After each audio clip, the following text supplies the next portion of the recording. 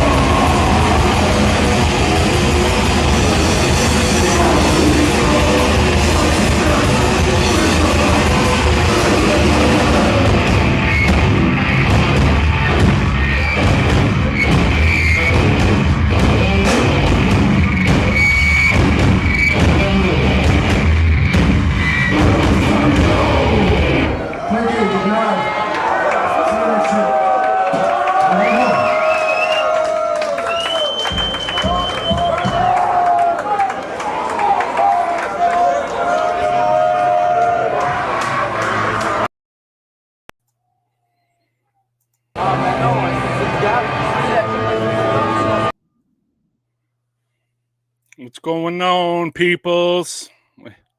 How's it going out there? Gotta kill this noise in my head.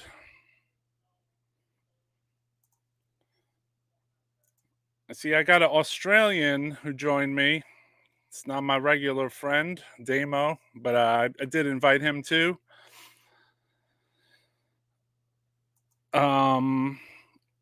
This guy literally jumped out of the bed and ready to go to work, or jumped out of the shower or something. So hopefully he doesn't show anything too profane. I'm gonna let him ride on. All right, let me turn off this Crayola. So thanks for tuning in to Death Metal Podcasts. Disorganized Hell. My name is Roy Fox. Basically, if you don't know me, I'm just trying to keep this underground death metal scene alive by, putting out news, talking to people, throwing up interviews with bands, talking some history stuff, inviting bands on, talking about old days stuff, and new bands, new death metal bands as well. I invited some younger dudes, some mid-aged dudes, I would call too, and obviously some older dudes like me, But so let me see. You got a guy. What's up, yo? Can you hear me, my man? What's up, yo? Can you hear me, my man? You got no photo. Yeah, Mike, can you hear me? Yeah, I can hear you good, but you got to put a photo up. Yeah, I can hear you good, but you got to put a Check that out, and then I'll be back. All right, yo. I heard him loud and clear too. Put a photo on your thing, and we'll be good, or your video or whatever, and turn down your sound in the background. So yeah, check it out, Death Metal Podcast. More death metal for you, everybody. Check it out.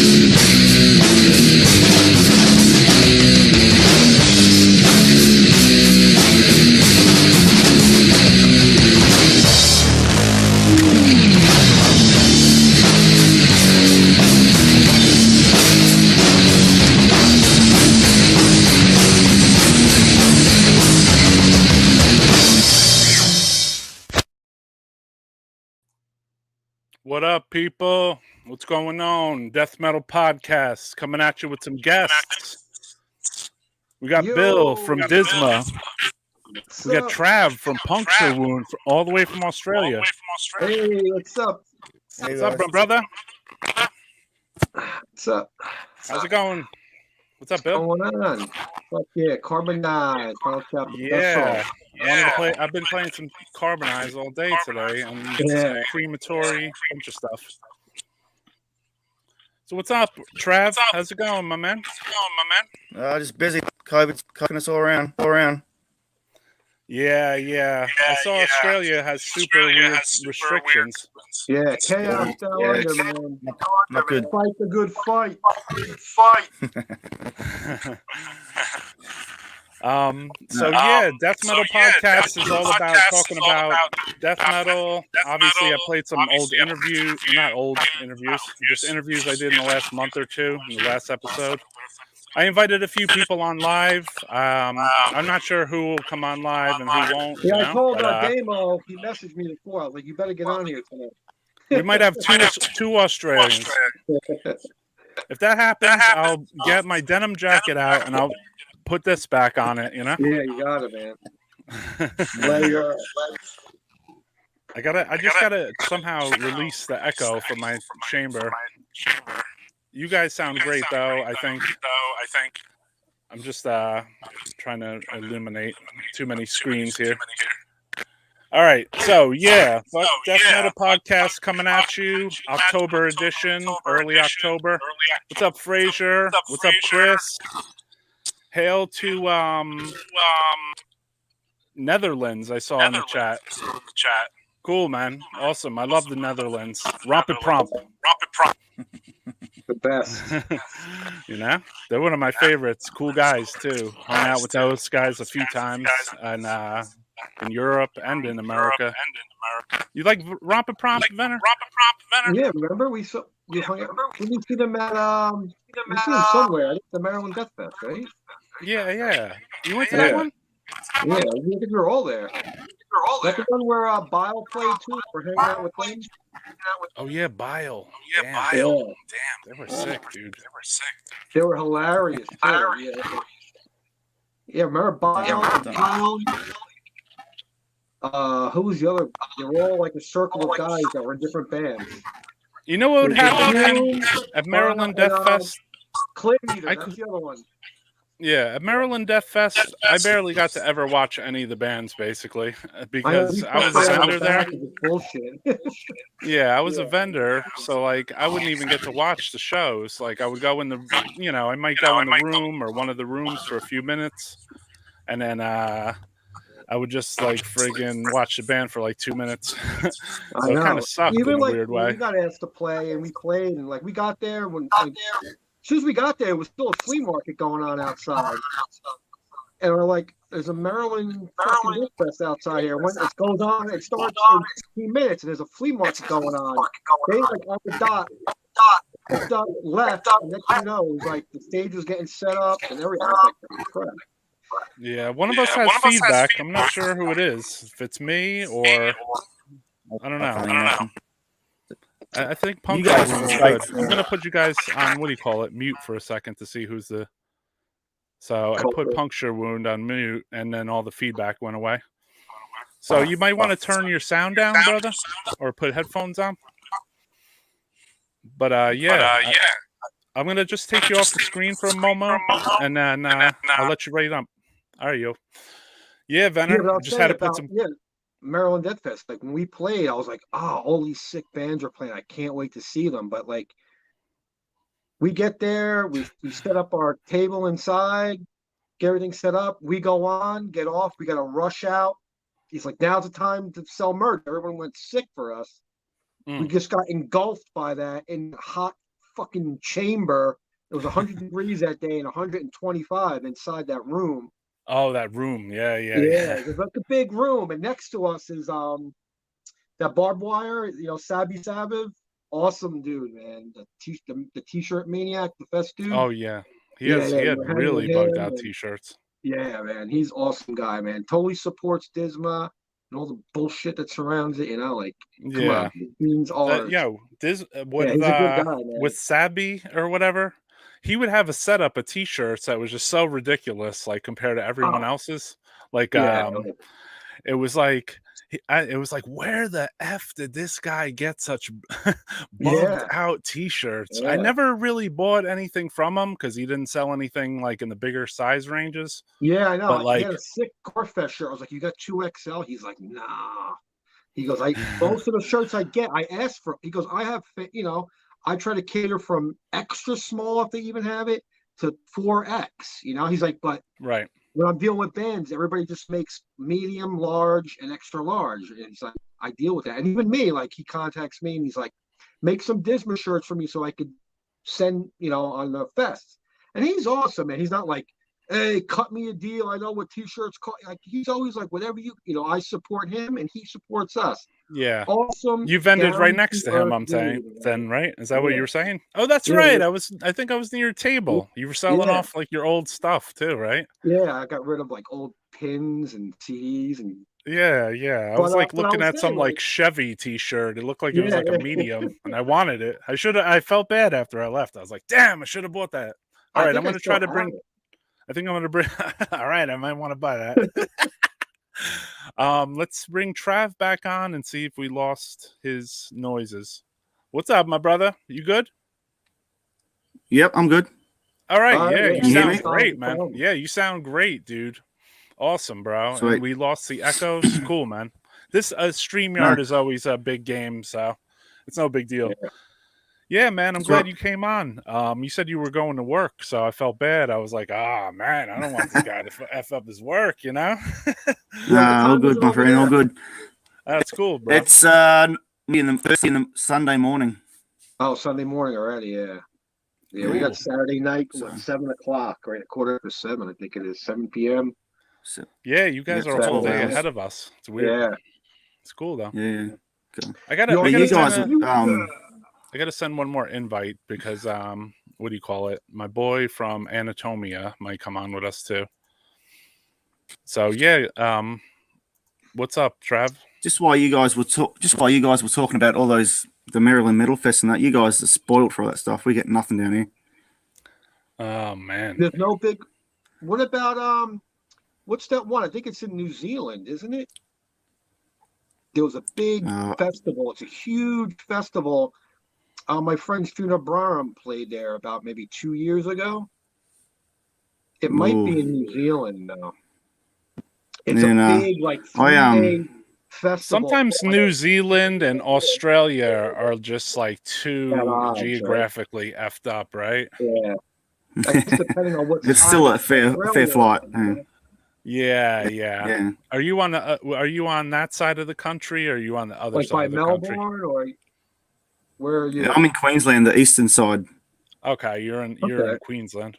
Cool. Yeah. What's been I'm going trying to on think with of the your name of band, the man? fest. What's been going on with your band, Trav?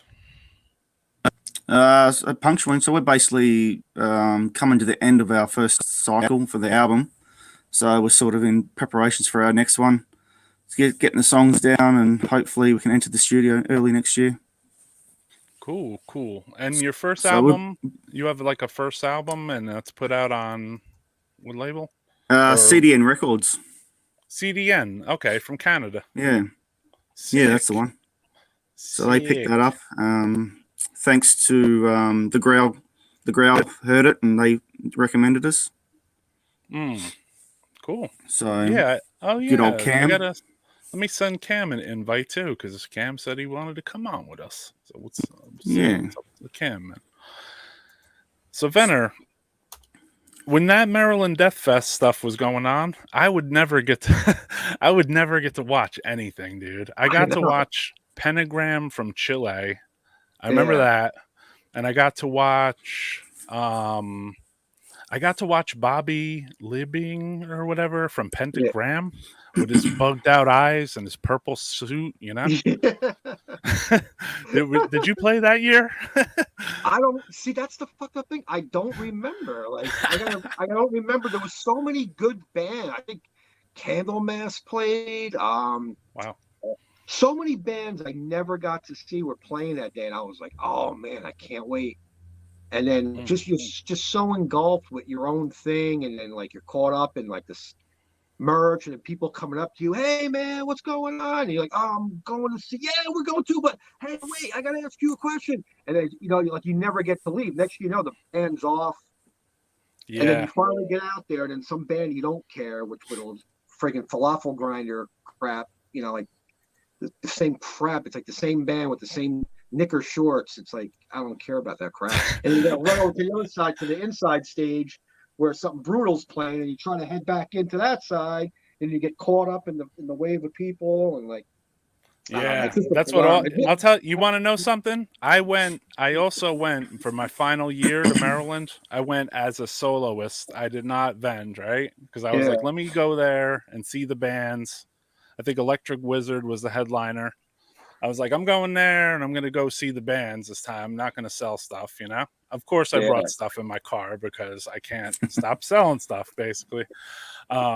Basically, have that extra money, Yeah, if somebody wanted to, I gave some stuff out, and I don't know what the hell I was doing. But anyway, we were going buck wild, obviously.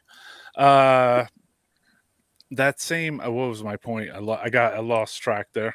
You went by yourself to avoid like dealing. I went by myself without vending, which was weird. You know what I mean? So like, I got to actually go and see some bands, right? And I'll tell you right now, that endurance test that you were just talking about, that's what the whole thing was. And I swear to God, dude, I was like, all right, they give you like schedules and all this stuff, and they're like, all right, here's all the bands, good luck. And you can't even, I couldn't even stick into it as a fan. And I was watching other fans like cattle herding towards like the bands and stuff because I was with them. So it was like completely ridiculous. I was like, they put too many bands on this, dude. You know what I mean?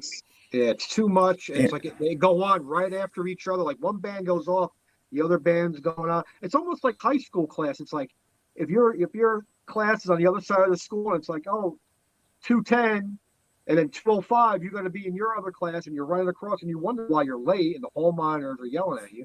It's like, hey, I don't know. You set the times up so close to each other, and it's not physically possible even. Yeah, and this year, did you see the lineup, the new line? Oh, yeah, Trev.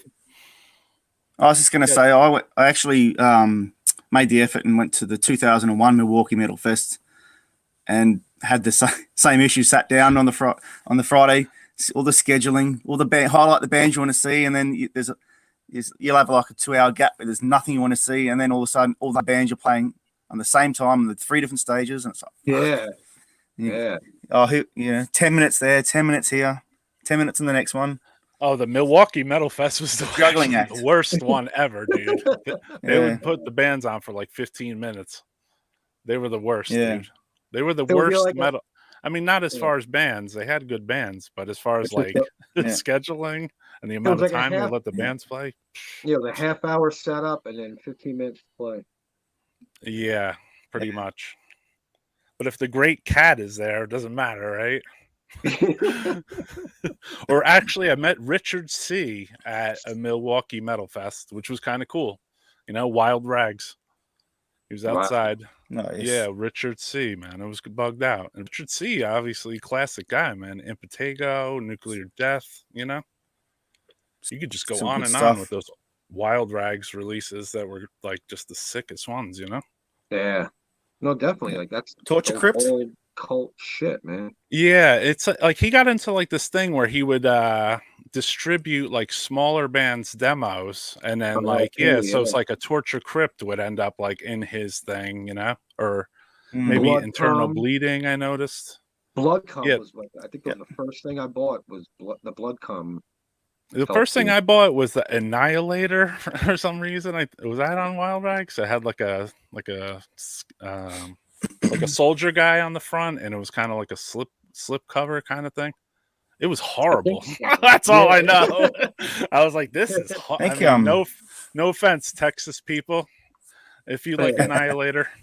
I got that record and I was like, wow, damn. I slipped there. There was some clunkers back in the day. First Internal Bleeding as well. They did an internal bleeding like demo, Invocation of Evil or something. So Yeah, they had that's some right. kind of works with Wild Rags back then, if I remember correctly. You know, Yeah. it was a bugged out time, man. You know, and the Wild Rags catalogs that they would send out, and yeah, it was Yeah. cool, man. He was a cool guy. Yeah. He's the father of someone else whose wife is in some other death metal band from Cali, which is cool. So he's, you know, like he's still like in the background, just like, you know, I asked about him at one of the fests, like, yeah, how is he, man? Because it's been like 20 Just years. disappeared, right? Yeah, it's like, okay, it's been like 25 years later, you know? Fuck, time just flies by. Yeah. And then some Yeah, people, man. they just back out of the scene. Like we were talking last time, right? Like people just don't, they do their thing and then they just grow up, so to speak, have kids, have a family, and they don't Yeah. want to be associated with it. They like, even some people I know like consider that like a dark part of their time when they maybe been into drugs or alcohol, and they associate that with the metal. They blame the metal. So it's like they just Yeah. totally leave that lifestyle behind. It's like, dude, you put out 6 zines, like, you know, you had a label, you know, you had a band even, and like you look at them and like they're like, You nah. got bloody in a field for your photos, but now Yeah. It's like the dude what like classic is like the dude from Necrovore. Who else? Who else we were talking about? dude from Necrovore is like Well, works for speaking of NASA. Necrovore, yeah, he's like a Sick. scientist or something. Yeah, that's You cool, know? man. But like, It they don't want figures nothing though. to do with it. Ronnie Those guys Ide are from Morbid scientists. Mag. You know, we mentioned that's another dude, Ronnie Ide. Like I messaged him, dude, what's up with Morbid Mag? He's like, no. I'm not even gonna talk about it. Oh You know, man, he's Yeah, he's like, like, he's I on know his, that one. you know, his put that Facebook, behind he's me. got a suit and tie on, you know, he's like, no. I don't do that no more. It's like, dude, if you put that zine out in a magazine, put all your, I don't know how many issues you are, you could probably pay 2 kids' college funds with that crap. You know, it's like, I Depends don't what know, he man. does now, you know? I Yeah. mean, it seems like, you know, if he's just into saunas and jogging, then no, you know, but if he's into, you know, making some money off Yeah. his old content, I mean, Morbid Mag was amazing, obviously. Yeah, that's one of my favorites, man. I I try to see search like online for people selling old copies, and like you never see any of that. nobody wants to give that one up, man. No, that was a good one. I Metalheads ordered are a lot of hoarders. demos from there. Yeah, you're right about that. Are you a hoarder too, bro? Mm. Like us? Fuck yeah. Oh Yeah. yeah. Yeah, metalheads I are just huge got boxes of hoarders. shit everywhere.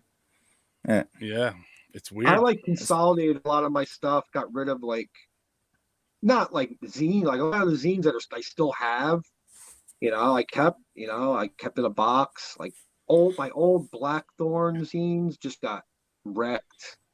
Mm. Like I don't think I have any of them. I Like the have a Death piece Vomit of one of your zine. zines, Bill. I Yeah, have I like think you do. a piece of one. The Blackthorn In with Tamarai on the cover. I don't That know one? which one it is, but It there's was. just a I remember piece of it. I used to leave it on my in my backyard on the picnic table above the grapevine, and the Mm. grapes would just drip on it, and like because back then that was like I You was didn't even about like care. using it, getting my full use of it. I wasn't thinking about saving that for 20 years later to talk about it. You know, we were living it. Like my Mhm. demos, those demos worth $500. They were in my boombox, covered in beer, fucking right next to the fire. They're like getting eaten, and we're like fucking pulling it and straddling each other with it, and then trying to put it back together in the morning. Like we didn't care. I know. There was somebody that talked to me about records, and they were talking about the bent record, and I was like, I moshed across my records, bro. You don't understand, man. I Yeah. was in my room thrashing, you know, and I probably just stepped on the damn record. I didn't even give a shit, you know? Like, Like you know, Beer it could have been stains on the someone else's covers. record. Yeah, we I never just, thought to yeah, the exactly. future. Because like when we were into the heavy shit, right? We were like early 90s, and it started sucking, and we thought it was Yeah. going away. We thought it was going away, never to return, because we didn't think of a Mm-hmm. resurgence of anything. It was just turning new metal and all that fucking, are you loco, Oh, yeah. bro? Like that shit took over, like right Yeah, away. yeah. Are you loco?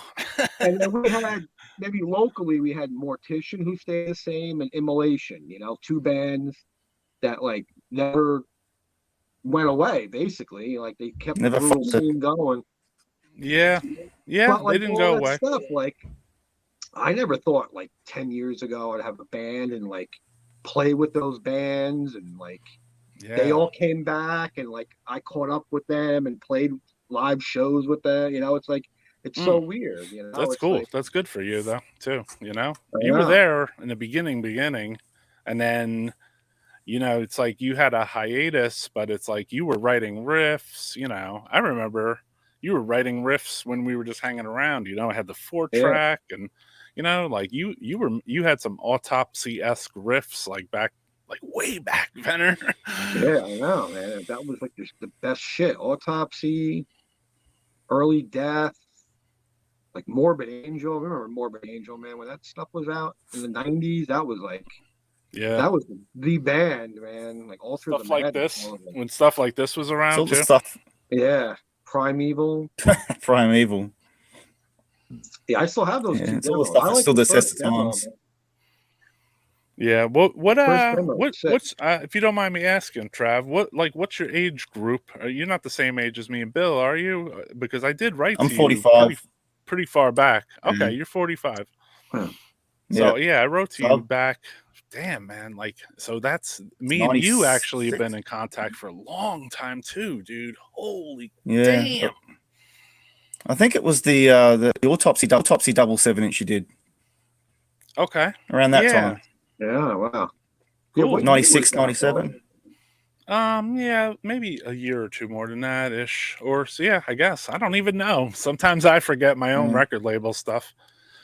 Bill drew a lot of that, which is kind of cool, Oh, yeah. He drew some of the back graphs on it, and he drew the front logo, the Tortured Moans of Agony, which is kind of cool, Oh yeah. Yeah. Very cool. Yeah, It's a yeah. Killer release. Yeah. Very well done. It came out really cool That's too. the one. Yeah, man. Yeah. So we've been in contact since I put that out. Yeah, that was a long time ago, dude. Damn. Yeah. I know. I wanted to put out vinyl before it was popular. Yeah. Like nobody was Same. putting out vinyl then. And I was like, you put out an early vinyl. And then we traded Yeah. vinyls. And I had your Yeah. band's 7-inch, the Jesus Anal Penetration. Yeah, That's I the remember one. that. I think I have a tape of that I got from Roy. Yeah, Roy, Yeah. man, there's no like date of anything. It's just like side A, side B, song titles. Yeah, That's it. yeah. I don't even think it says Necroharmonic on it. It doesn't say It doesn't. Necroharmonic on it. It's like, Full underground. it's It was on like the show just in '93. That's it. That's the only info you get. yeah. It's a pretty totally alias underground piece. cult.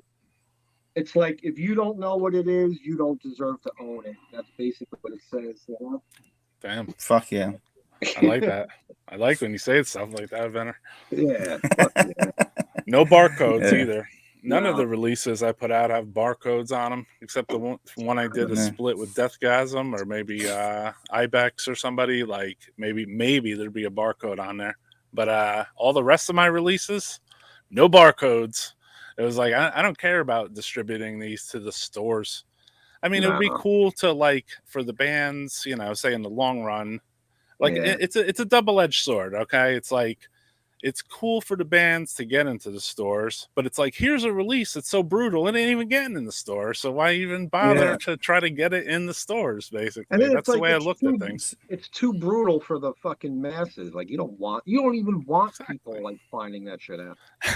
Like look I at mean, like, if look the at, music's- it's like a look at half and places half like thing. now, Walmart putting out like the Metallica releases in like 5 colors, all the LPs.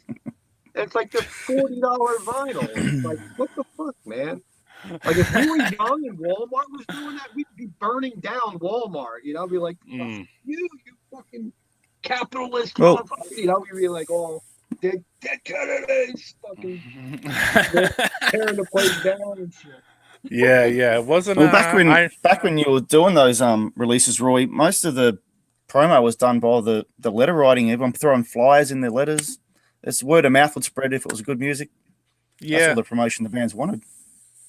yeah. Yeah. The letter writing was the only way to spread the metal. You know what I mean?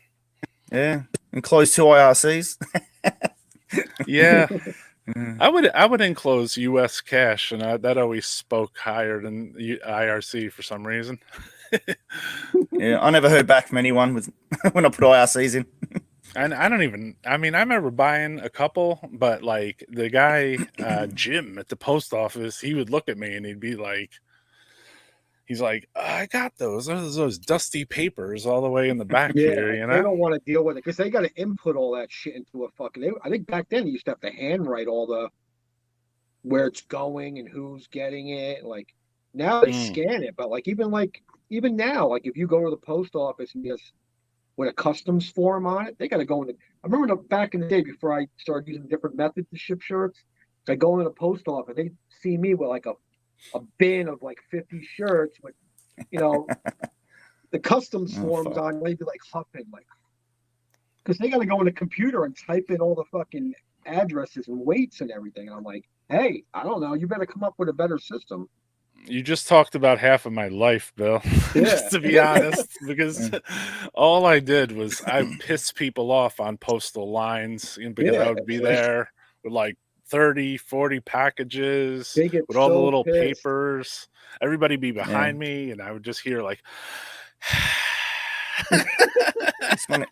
But Everyone like, wants to I'm get in and get the keeping fuck you in out. business, motherfucker. Yeah. I'm keeping you in business. I'm keeping your job. I have to come here because even now you can't drop them in the mailboxes anymore. It's just a slit for letters. I used to Yeah, load that that's so thing you up can't with throw a bomb in there, packages, you know? basically. You can't The bomb it United anymore. States is stupid like that. Oh fuck! Isn't Only in that the weird? States. Yeah, only in the States. We have to put a little slit in the mailbox so no one puts bombs in there, you know?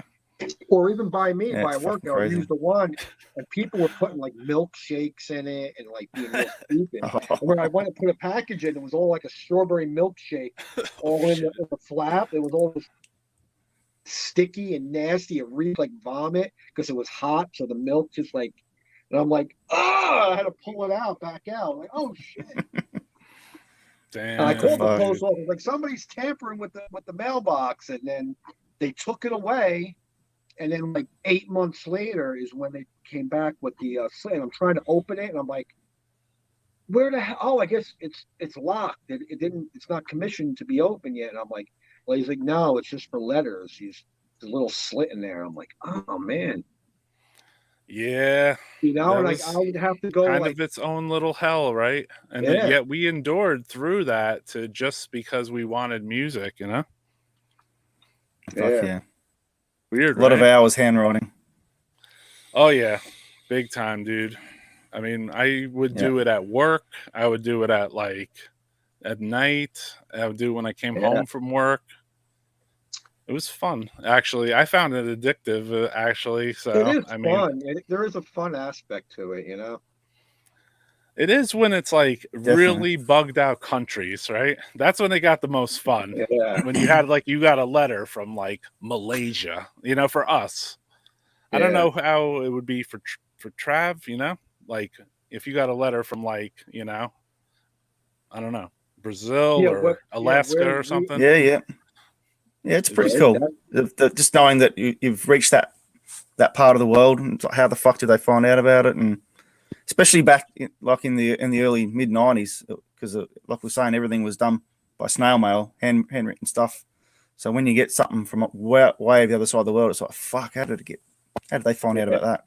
I know. It's like my flyer made it to that side of the world. Yeah. Or you get Those- that And I weird posted a lot of package, flyers. or you get that weird package, like a shirt or something from the other side of the world, and it looks like Indiana Jones had it in a satchel. It's like all dusty. Yeah. You could tell like part of it was wet at one time. You know, it was like this thing has been through hell. Like somebody where they picked it up, like probably drove in a jeep through like a jungle to get to the plane. You know, so it's like. You never. I had one of those once. Because you look at that package and you're like, wow, that doesn't I've look had like a lot it of came those. from Illinois. You know, it's like you've seen it with like a journey. Like this thing was like fucking. It's been through something. Because because I had to deliver some guy. He was in Brazil, and he's like he had to email me. He's like, my address. You don't understand. The post office will not know it. I had to put like latitude and longitude degrees in the message because he goes, it'll have to come by like a guy with a Jeep will ride up a dirt road into the mountain and collect and deliver the mail. Like, and I was like, oh, and it got to him. It did get to him. He's like, I did get it. It took like a month and a half, but the U.S. Postal for me, the weirdest I probably got was like I would have to like write the United States address on the Chinese letters, right? But then it would have to tape like a little thing where you had to cut out like their Chinese address or whatever. And right. Yeah, Just so it got there. Yeah, I used to sell to I got a guy in China with that. He print out all his info in Chinese, and I have to print it out and then stick it on the package. Because he's like, if you send it in English, they'll look at it and go, I don't know, and just dump it in a pile. And throw it in the garbage. Yeah. I got a lot of my mail returned back to me from my old band. You know, so I used to get to abbreviate to JAP for it to get through to customs, and otherwise it'd come back fucking all ripped open, and they're like, "What the fuck?" You know, because you were putting the full band's name on the outside. Yeah. Oh man, yeah. So I mean, that always was a problem. Like back in the day, like you're writing like someone in like Malaysia or somewhere, like your letter comes up and says "anal cunt." P.O. box, you know, it's like, what's in that package? Like we can kind of understand that, but like in a weird country that's like not used to that back in the day, you know, like now with the internet, it's different. But like just like the band names, like it wouldn't give an address; it would just give like a name. It would give the band name. So it's like nuclear destruction, and you mail a package to nuclear destruction, or you get a package from them, and like, you know, somebody was X-raying this thing, and like, what is that? Nuclear war now. Opened and swabbed. Yeah, nuclear war now. I always thought that was a crazy record label name, you know. It's like, doing all right, pretty weird. Yeah, they're doing all right. They like to raid other record labels, actually. That's why they're doing all right. Okay. Anyway, I'm gonna play some more music. I just remembered I was supposed to invite somebody else since we said the band name out loud. Actually, what do you call it? Let me see if I can send him an invite. Get some other nuts. Where's Sebastian? I sent Sebastian a link, actually. Yeah. Sebastian. He's been down. Sebastian is in Dripping, Trav, so I don't know if you ever heard them. I've heard of Dripping, but I haven't heard them. Yeah. They're from the same town as us. I think they were from the same street as Bill, if I'm not mistaken. Yeah, Sebastian was my next door neighbor for a little while. Oh wow, next door neighbor. Yeah. I know, that's such a small world, dude, right? It's like you have Disma and you have Dripping living right next door, you know? And then you go down the block and you have Evoken as well. Like back in the early 80s, we had Slaughterhouse and Rated X.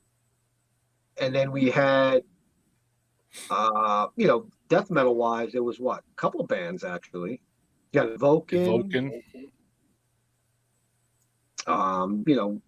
Matt Maduris was in. Was doing, yeah.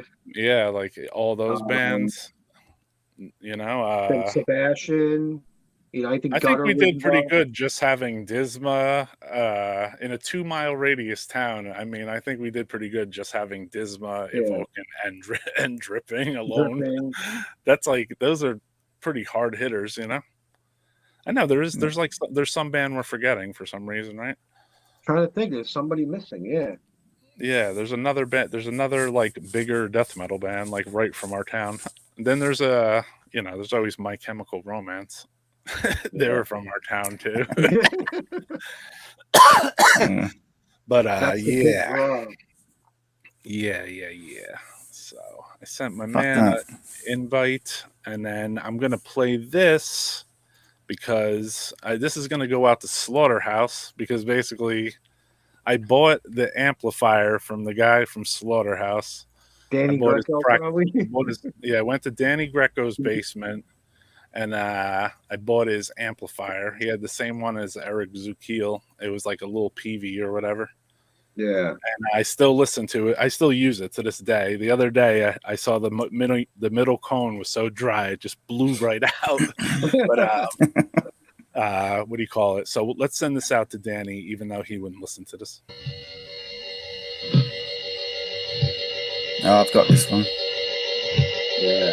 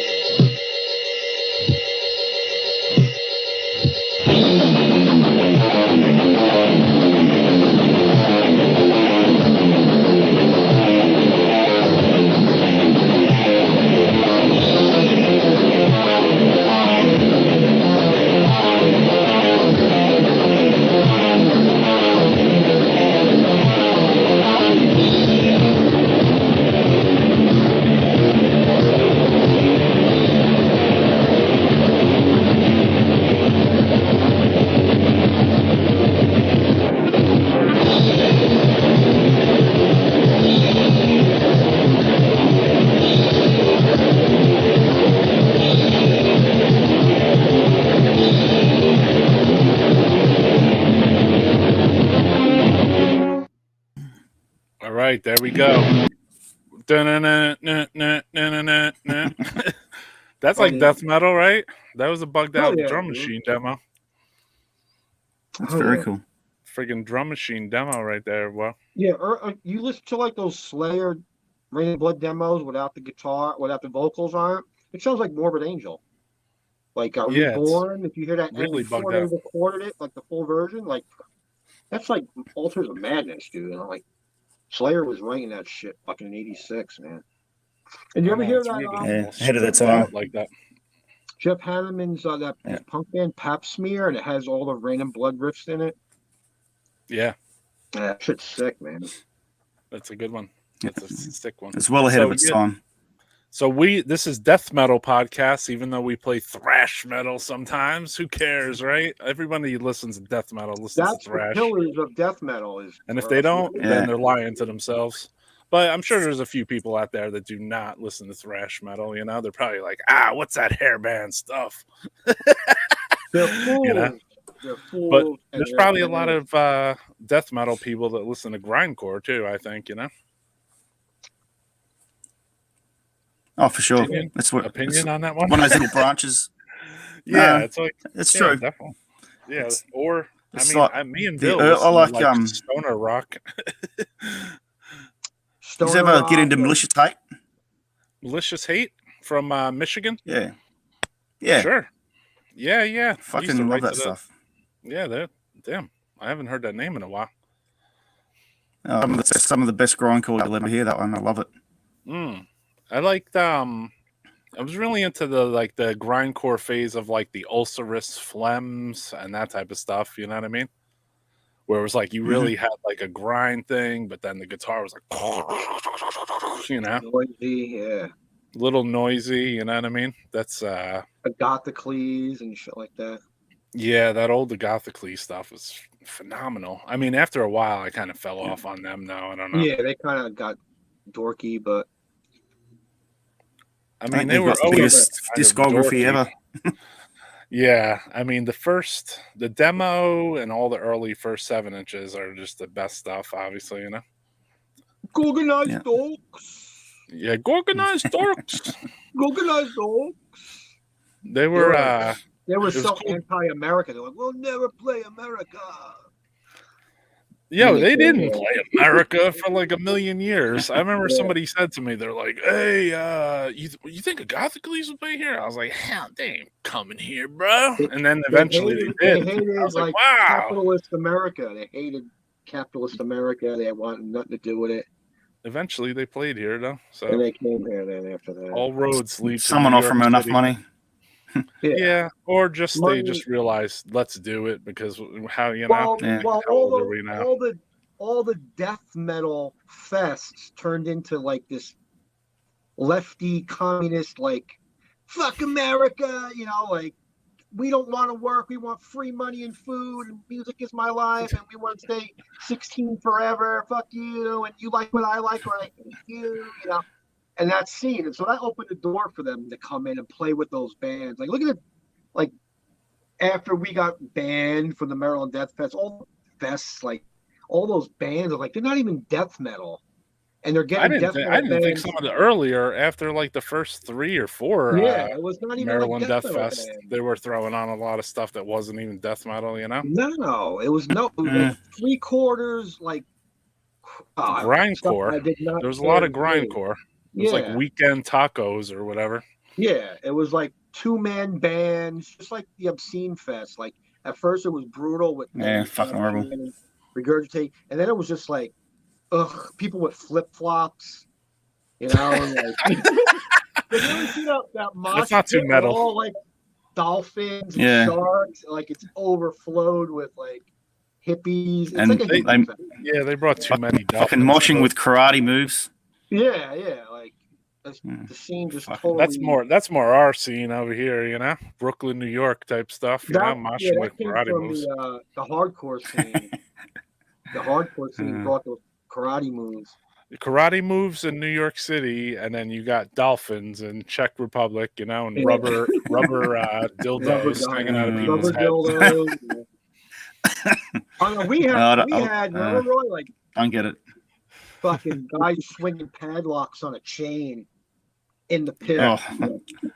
Yeah, Pulling a Mac 10 out of the fucking pulling a Mac 10 out of a duffel bag, like pointing it, spinning in the crowd, like not loaded. or like But you'd be at a show and like you all of a sudden like somebody would just like pass by you and like kind of bump you a little bit, and you're just like, "Who the fuck are you?" And then you'd look and you'd be like wearing like a Hell's Angels jacket. You're like, "Fuck, dude!" Like, damn, I'm in the wrong place. Like some of those bowels of Manhattan and like Queen, like there was some heavy hitting motherfuckers. They just smelled like blood. Like they smelled like dry blood. Like they they murdered somebody the night before, and they came to the show to like get their aggression out. It was like, ooh, you had to watch much. that. Yeah, it's a weird scene. Sick, man. No, we don't have no issues like that over here. Yeah, I was just gonna ask.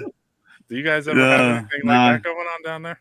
Come on, you gotta have Nah, some man, crazy it's- Australians, it's man. a You pretty guys are tight fucking community down here. nuts, man. I got you. Oh, Different think strokes for different folks. no. I know, like, I saw an early Bestial Waller show, and they used to spit blood out in the crowd and stuff, but people were loving that shit because they'd never seen it before. Yeah, so they were pretty destructive looking in general. Like they had like big ass armbands with like nails on them, kind of in a Slayer kind of thing going on. Right? I always imagined like the Australian team was like Mad Max in a room, like all those dudes with spikes and just jumping on each other and ripping each other apart. Yeah. No, they're very tame. It's very respectful. So it's a very tight scene down here because it's not that big, really. Right. So What most about people know most people. some of the bands that I like that always stuck out to me in Australia that are like death metal, but not, maybe I love Beast of Warloss, obviously. But like what about Yeah. like the day everything became nothing? Did you ever get to see those guys? No. Just even the name, I wouldn't even go and see it. I'm sorry. Well, yeah, that was the rule. Like anything over 2 words is considered fucking shit. But the day everything became nothing. Yeah. I was That's a just good- listening. Yeah, That's a right. good Invention, release. I've never Destruction. heard of it. Oh, that's a really good It's one. the guy from Blood Duster. Remember Blood Duster?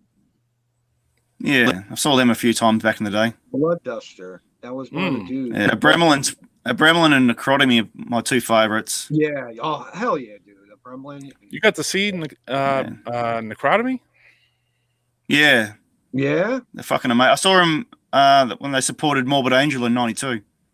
Oh, Holy okay. shit. Yeah, I have that that's sick. flyer actually. Yeah. Damn. What about Cool. Slaughter Yeah. Lord? Nah, that's a Lord little was bit probably before my time. that was like probably the first band I heard from Australia, underground. Like, Yeah, But I'm not pretty sure Armored they're from Angel? Sydney. So Not Armored Angel, bro? yeah, saw them lots of times. Yeah, Yeah, I was asking They're Benner good- though. Armored really Angel. good guys, Armored too. Angel, Slaughter Lord. yeah, but not like heavy, like Yeah, I know. like Just saying. That's the shit, first band I AC remember. or AC/DC, man. Fucking hell yeah, dude. The ultimate. I'm probably the only Aussie that hates them. Yeah. I bet you. I don't think you're the only one. No, there's gotta be hundreds of people. Some- that Or why are you on the No. rose tattoo side, or you just hate all that stuff? Yeah, it doesn't do anything for me. Yeah, So yeah, I understand. nah, I mean, sometimes people just, I don't know. The whole Nirvana movement didn't do much for me. I think now maybe I Me would neither. listen to something like that, but like back when it was happening, I was like, what is this crap? it took over. Yeah. Yeah, So, I hear you. I mean, Yeah. certain genres of music in general, even going back in rock, it's like there's like, did I mess with Leonard Skinner? No, like I was like, I ain't down with this at all, dude, But did I mess with Jethro Tull? Yes, for some reason, because it was like a little heavier, Well, that was heavy. That shit was heavy at point. Yeah, it was like heavier sounding. Like it was Motorhead of rock. That old progressive rock that like turned into metal. What was the Like- Bremelin like live? Oh, amazing! They're so heavy and tight. I think I saw him in '94 in Adelaide. They played with Necrotomy too, so they're just as Acheron back so then? amazing. Or, were they Acheron? No, that was a little back bit then? earlier. Okay. Yeah, no, it was a little bit earlier before my time. That was sort of When I first still started a writing young to them, teenager. Yeah, when I first started writing to them, they were Acheron, actually. Yeah. Yep. Yeah, and one of the They're good members dudes. sent me like photos or whatever of, But the Right. main They didn't person I turn into always a wrote Gremlin to. until they came out with a CD. That's that EP, that 4-song. Yeah, I think that's when they changed Transgressions the from Acheron. name. Yeah. Yeah, Right. Those fucking first so album, heavy that thing. the second album, the first album, like that's. But I heard they came out with other albums. I didn't know. Like, I Yeah, just found out like So not too that- long ago. There's like 4 or 5 albums. I'm like, really? Holy crap! I wonder if they're good. yeah. They just released a new album last year. Is it any good? Yeah. It's fucking amazing. Yeah. I gotta Yeah, like really look good. into it. Never They enough still playing snuff. out? They still playing out? Yeah. Oh, wow. Cool. So we're actually hoping to get jump on a bill with them when they come up to Queensland. Yeah, what's your band? That would be Like, you ultimate. guys jump on the old bill? Like, how long is, like, when you did the other band, was that Yep. band playing out? Yeah. That was back in. They were active from '96 till 2001. Okay. So we played obviously lots of home shows in Adelaide. Played Canberra. Played Melbourne. Played Melbourne about 2 or 3 times, and in that period of time. With And then like with who? Who were you playing with back then? so when we went Psychrist, we played with Anazal in Melbourne and Abominator. Mhm. Um, Shout out to they're probably Andrew. another great dude. Yeah. Cemetery Urn fucking rips. Yeah. Cemetery Urn. Andrew, cool dude. Abominator were cool. Yeah. Yeah, they're Encabulous. playing in Brooklyn. Encabulous. Yeah. You don't hear too much about that, man. Yeah, It's fucking almost another like their great. CD and their release just stayed in Australia, you know? Like Yeah. that's from a US point of view, you know what I mean? A Yeah. Bremelin, you might you might have seen it a couple years after it came out here. Not much though. And then No, that's like you had to be into the scene. Like that wouldn't you Yeah. wouldn't find that in the store. You had to like tell the store to order it, or you had to find it online. Like there was no stores. There was no online. I don't even think when that first stuff No. came out. Not the No, Bremelin. but like Yeah. now, like to try to find that, like you would I have know to look now. to know It's about weird. the band. Like the I know. biggest, Fucking, probably yeah, the it's- biggest band, like Blood Duster, probably, and then anything when black metal got big, then Australia blew up, I guess. Well, Blood Duster, they have something going on with Blood Duster, and our friend here could probably attest to it. Basically, Blood Duster, as years went on, became a really commercial type Yeah. band, even though they were still kind of, I guess, grinding. But I heard that they sold Blood Duster tracksuits at the merch booth, and they were sold out in like 2 seconds. And I'm like, really, Blood Duster? A tracksuit of Blood Duster? That sounds like completely bananas, bro. Yeah. Yeah. I went off them when I first heard that the demo. I was fucking a huge fan, and then the change from the demo to the Fisting the Dead was a big change. But I was like, yeah, I can handle this. And then Yeast came out, and I was like, yep. And then I just lost them after that. Yeah, I'm pretty much exactly. I was the same path as you, and I even got even more off them with the album. You know what I mean? The demo was just so phenomenal, and then the album came out. I was crazy. like, the album was more like it reminded me of more like Ass Suck Terrorizer, like that kind of style. They were tight. They were pulling the groove. Not as much the Carcass stuff, it was like it got more like grind. And then Blood Duster tracksuits. Let's put them on and go on the death metal podcast together. All of us. Were they yellow? I wonder. They were yellow with a black stripe, weren't they? Were they? I don't know. I never yellow saw with what black stripes down the legs. Yeah. Yeah, I think so. Making me angry. Like a bumblebee. Like a race car driver. They needed those. No, it was more interesting. Their intros, like their little joke skits they had in before. Yeah. Those were funny. Stolen from Mortician. Like, it starts off with a good riff, and then it got dumb. I was like, "What the fuck, man?" Yeah, they went through a lot of phases, right? I don't. Are they still around? No, they ended a few years ago. Okay. Yeah, they did their farewell stuff. What was your deal, Roy? You said one of the guys, his father owns a tire company or something, right? Yeah, something like that. Like his I'm father. not sure which guy. Like that's why they had all the money to do whatever they wanted, like they kind of pushed their way into the scene. I don't know. Maybe Trav knows more about that, but yeah, that's what I was told too. Like a tire company actually was behind him. I personally haven't had too much to do with Blood Duster. Yeah. And I didn't hear that until like 20 years later, Yeah. But yeah, I guess maybe they needed those. Maybe they went back to the tire company after they were done, and they had uniforms to wear there. We all got jobs. It was a pretty big change. There was a pretty big change when they went to Relapse too. Yeah. I remember when the guys from Relapse were first kind of getting into them because I used to hang out with those guys from Relapse when they were first starting out. So. You know what I mean? It was kind of like a little phase of like them getting into like that stuff. And you know what I mean? Remember Bill was really early on the DISMA stuff. Yeah, I mean, we were listening to it also too, Venner, with the 7-inch from Seraphic, And then it's like we were listening to that, and then Bill was talking to me about like their album, and I was writing to them, and they were sending me their album on tape. It wasn't even out and stuff. And then And then there was that demo Venner, right? That rare. Only me and Roy had Woodblock. it. They put It out was a that demo second, you know, after fucking first after magical demo. Yeah, that like was a little more brutal. I was just listening to that yesterday, actually. As a matter of fact. That's a bugged out one. I don't know if it's It's good. Zisma or Zizma. I mean, I I think it's still call I it think it's Zizma. Zizma. I call it Yeah. Zizma. Yeah, once you call one thing forever, it's Yeah, almost like where it just yeah. sticks in Right. your Didn't head. you say like somebody pronounced Agathocles like a correct way? Some European guy, Agathocles or something.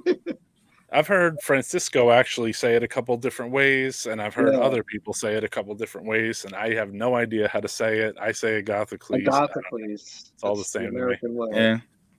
Yeah. Agathocles.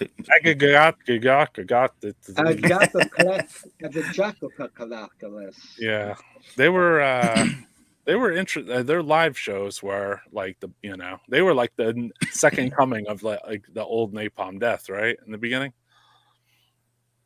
Pretty much. Mm. Okay, Napalm Death went death metal, 1989. Mental. What was that? Mentally murdered. Mentally murdered. No. Mentally murdered. Yeah. So it's like Yeah. Napalm Death starts going death metal, and then you have Agathocles like coming in right behind him, like, "Hey, what's up, bro? We'll take care of this." Like we're gonna play take over. Yeah, we're gonna play songs that sound like Scum, but maybe just a little shorter, and then maybe a way more political, I guess. Yeah. But you right. couldn't tell if it was political or not if they're like,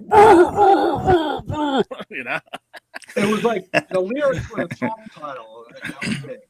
Like you got the gist of it from the song title, and like that was the topic of the song, and the that's all cover, you need to maybe. know. Yeah, and the cover, if they didn't use like a Roman figure on the cover or something, like they had that like release after release once they started putting like releases out, Their fucking discography is so long. Yeah, are you It's talking too about? many. They have that 3 CD discography that just goes across like all the stuff. It's like I couldn't even make it. I think I saw it at Metal Archives. It just kept going and going and going. Yeah, I think Nunslaughter might have them beat now, though. I have a feeling because I've seen a lot of Nunslaughter releases all of a sudden. So it's Yeah, like, those two have the most, I think. there might be a band that has them beat. Back in the day, Agathocles seemed like they were going to be the reigning champions of all I have releases. that theatrical symbolization of life comp CD. That has all the good shit on it. Like that stops at the end when they started tuning up and cleaning up their guitars, Yeah, It turned into that's like when I fell off too, when they were tuning up a little and playing a little too much. Yeah. You're a good band, though. I mean, I don't know. It's like, are they death metal? They're not death metal, but like death metal fans are appealed by them, I guess. Like I was, They remind me of a little bit of Pungent Stench too, like early Pungent Stench, Napalm. Yeah, sure. Definitely like that European. Definitely Napalm. Yeah. Definitely Napalm. I think Trav's cutting up a I body. find I've got a 7-inch somewhere. Oh yeah? I don't know Cool. where. Yeah, I think it's this. Yeah, I was trying to pull it out now. Disembowelment. We didn't talk about them. Bill Connolly. What's up, Bill Connolly? I think I sent you an invite. If you want to come on, I will. Get on here. Another Melbourne band. Here are we? This one here. Can you see that? Yeah. Which release is that? It's just an old 7-inch from Records. Sure, it's really old. It's one of the first ones I ever got.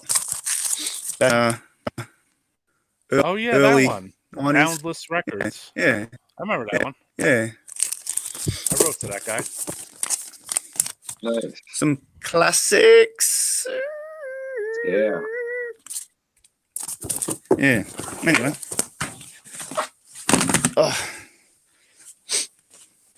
So. So where are we There's up a lot to? of people I invited. Sorry to interrupt you. No, it's cool, man. Definitely Australia definitely has a unique sound. You could tell when you hear like a band. Oh, what was the other band, Roy? Remember Very, Very Dead and Gory. Remember that Yeah. band? Not too much. I remember the name. I don't remember One the sound CD. though.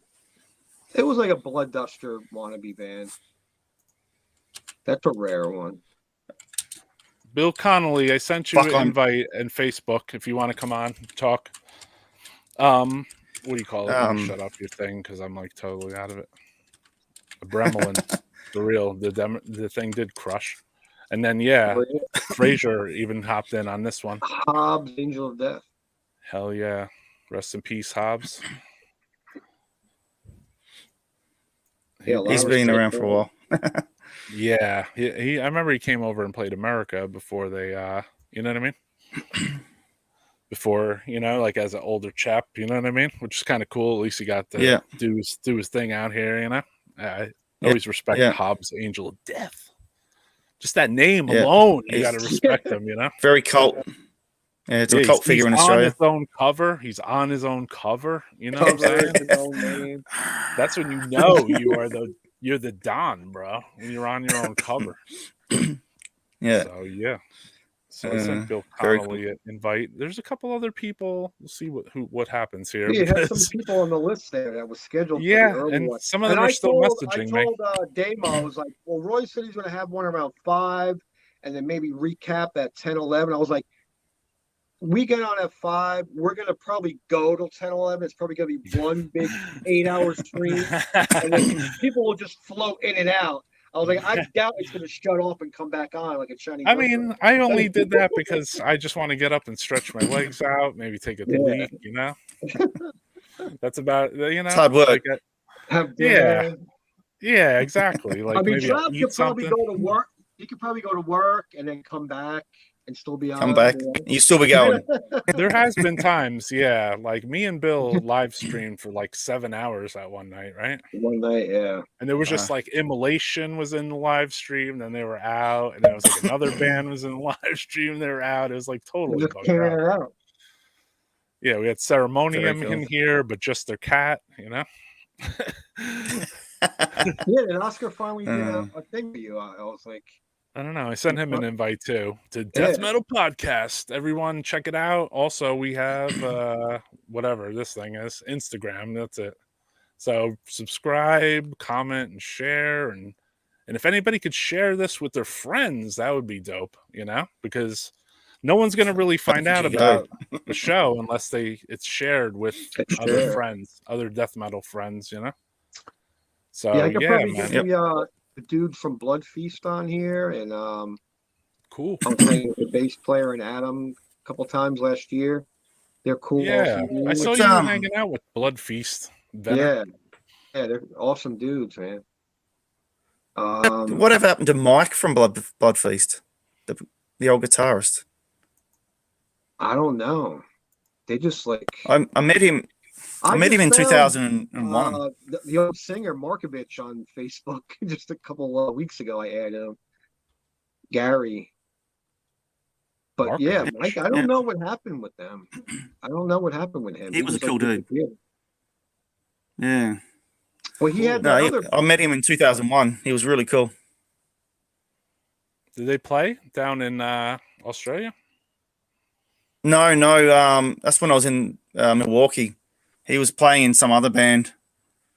Okay. Yeah, they seem like they played Milwaukee more than once, too. Was that the Milwaukee Fest with Sodom? Was that the one? The one with Sodom? No. 2001. I think it was Primal Fear or something. Oh. That's one of your bands. So, a lot of bands. Primal Fear. Primal Fear. A lot of the bands I wanted to see actually got pulled the week before. And I already had my fares booked, and so like Mortician got pulled, Flesh Growing got pulled, all these really good bands got pulled, and so they all still went because I met Rich and I met fucking Roger, but none of them played. Huh? Pretty wild. I didn't know they didn't play that one particular. Yeah. I went to I went to that fest. I went to the year that Deicide was the headliner, and it was the same year that Glenn Benton had a little lighter, and he kept lighting up, heating up a cross, and he kept sticking it in his head like over and over again. You would just see him like it's a little lighter. He'd stick the And he'd freaking stick cross it. in his head, and then he would Fuck, that's actually early. he would stand there and like he would go like this. He would take his hand off, and it would just stay. It would just stay up Stick there. there. Yeah, it was kind of cool. You know, it was like, wow, he's really doing that. He's branding an upside down cross into his head. All Yeah. right, death metal, bro. Yeah. He had like a whole Fuck, posse. that would have been behind him. early. I was wondering if they were all That going to would've get been it done. Early 90s, eh? Yeah, it was pretty early 90s. It was like 92. I think Flem Yeah, played. yeah. That was the same Richard C. year. I went there with Incantation. I think they played. I don't remember. Maybe we just went. It was cool, man. I remember eating breakfast with Sick of It All. You know, like there was a lot of, there's a lot of good memories from that fest. Not the show though, because the show was like like we talked about, like a marathon. It was like 15 minutes on, 15 minutes off. You know, it was that was almost not even tolerable. You know, yeah, it was weird. Yeah. It was like you felt like you missed bands, and then it was in a big echo chamber too. So it was like in this huge hall, and I don't know where you saw it, if it was at the same place, the Eagles Hall or whatever. But it was No, I don't think called that was it. the Eagles Hall. So it was like really, really big. So it made, because the place wasn't full, it made it like echoey. It made like the show echoey. And I hate when I go to a show like that. We had that problem though back in the day, right? Those venues where you couldn't even hear what the band was playing. Like when Entomb tried to play in America, it was just like a wall of noise. Like I you agree couldn't with even that. tell what song it was. Like it was just all, it was so raw. Like now everything's like hi-fi and everything's tuned to that kind of music. But Yeah, back in the day, like Morbid Angel was like, you couldn't tell what they were playing sometimes. It was just like, well, Entombed was way worse though. I remember the Entombed shows like through New York, like that Pungent Stench one they did, and yeah, there was like a wall of noise, and then you looked at the band too, and you're like, this ain't Entombed. Who is that? Yeah, and they're like, oh, the guitar player is singing. Got it. You know? Got it. You know, it's like there's only 4 guys up there. Where's the other guy? You know? Yeah. Yeah, it was kind of weird. Oh, so that was between the Left Hand Path clandestine era? Yeah. That's right. Yeah, it was right around that crawl, Left Hand Path, clandestine type thing. They came and played America. I think, and then, I think that the Crawl and the Dust singles are probably some of the best recordings they've done with them singing. I like the recordings. I mean, on Dusk, and Crawl especially on from Dusk. Nirvana 2002, but like he doesn't sound as good as in his own band. Like that Nirvana 2002 is fucking awesome. But like they got him to sing on Entombed, he's kind of like I don't know. He's like kind of raspy. Like I don't know. A little It's different. like you know, it is. You have Left Hand Path, which is probably one of the best death metal, like cover wise, sound wise, song wise, like mastering everything. You throw somebody else in there, it's like it's never gonna sound good ever. Especially the singer, dude. You change a singer, bro. It's like your band is almost. And then he came back and he started like sing talking. He goes, yeah, man, troubling around, and they're playing behind that. It's like those albums are just horrible. Rest in peace, LG. Yeah, rest in peace. All right, Bill Connolly is doing security at a football game, so I guess he could maybe join us later. He could join us at the football game. Hail to Bill Connolly. Who's winning? All right, should I play something else here? I was going to play some interviews for some of the people I invited too, but let me see here. I got something here, maybe. I don't know. People are trying to message me, but I don't want to talk to anybody. I'm going to play some metal. Let's see here. I was thinking about this demo too. I know this isn't a death metal demo, and I don't care. Enjoy.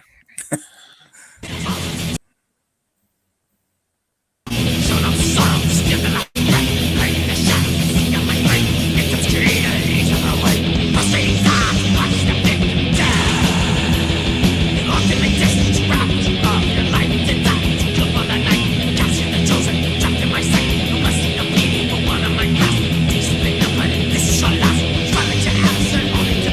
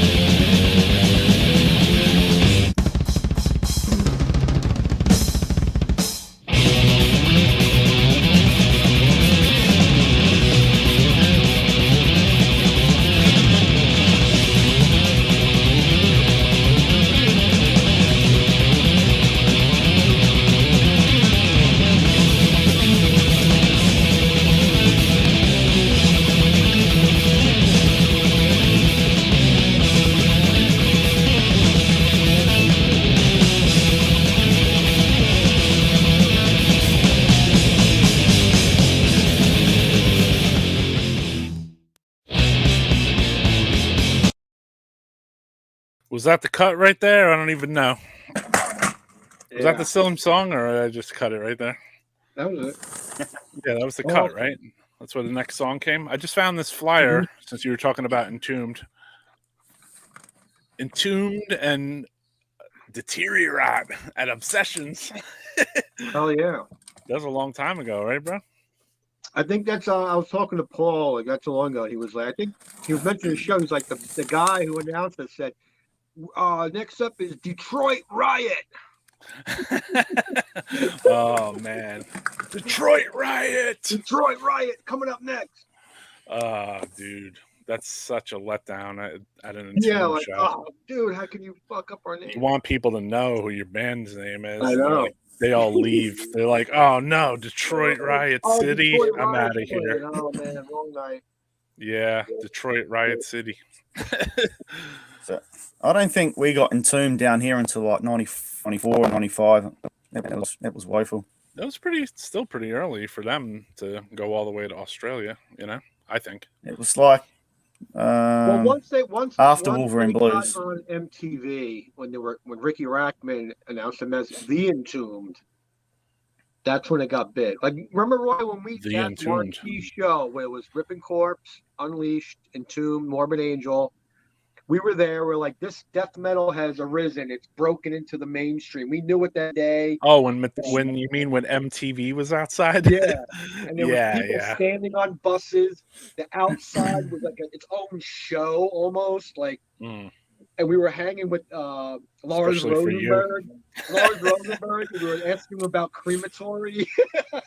Yeah. And what did he That was say? Like, my grandparents used to babysit crematory or some shit. yeah.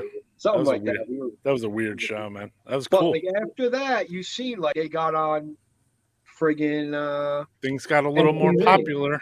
Death metal did. big time. Yeah, you might start seeing it in the stores, but there was still like underneath that was like a whole like surge of like gore grind, if in a way, right? Yeah.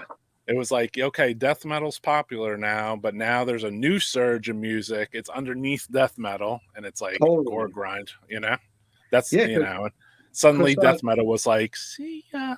Yeah. Because Craig at was telling that me, time. like when Incantation toured with Entombed, like Entombed, they were listening to Helmet. They would sit in the corner and like jam those Helmet riffs.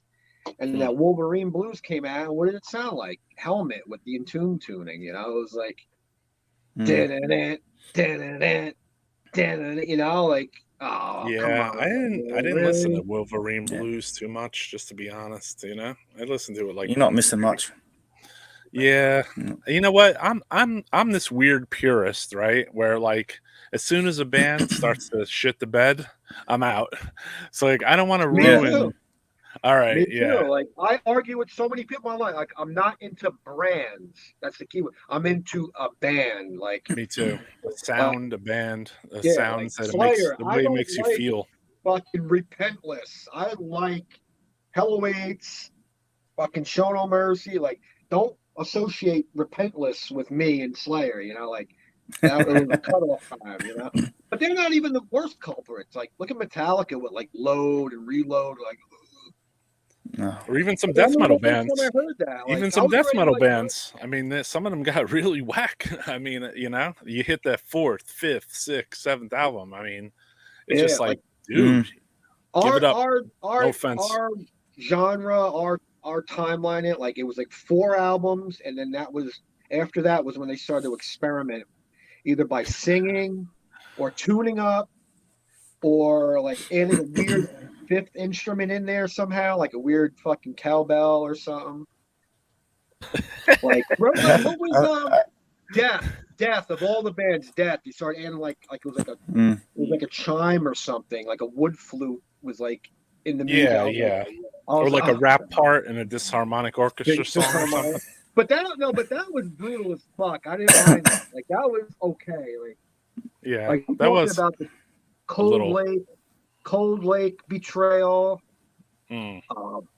Voivod, Angel Rat. I know people fucking, you're a fucking asshole. How can you say that? No. Listen to that album, the production. That's alternative music. That's alternative. That's not brutal. Yeah. You know, like the only person who would defend me in that was Tino. He'd be like, "Yeah, somebody told Snake he could sing. I'm with Bill. Fuck that. No way." You know, like there was so many bands. I never Slayer, heard that one. I never South heard. of Heaven, Slayer. They Oh, told South of Jeff, Heaven, yeah. You know, they told Rick Rubin told Tom Wright, try to sing some of that, and I'm like, oh, I was like, what a betrayal. Like That was a couple so albums cringy, after that, right? I like, you know, But like then Divine eventually you Intervention liked and it a stuff. little bit. I like South of Heaven a little bit. You know? Half of the album is Dissident awesome. Aggressor.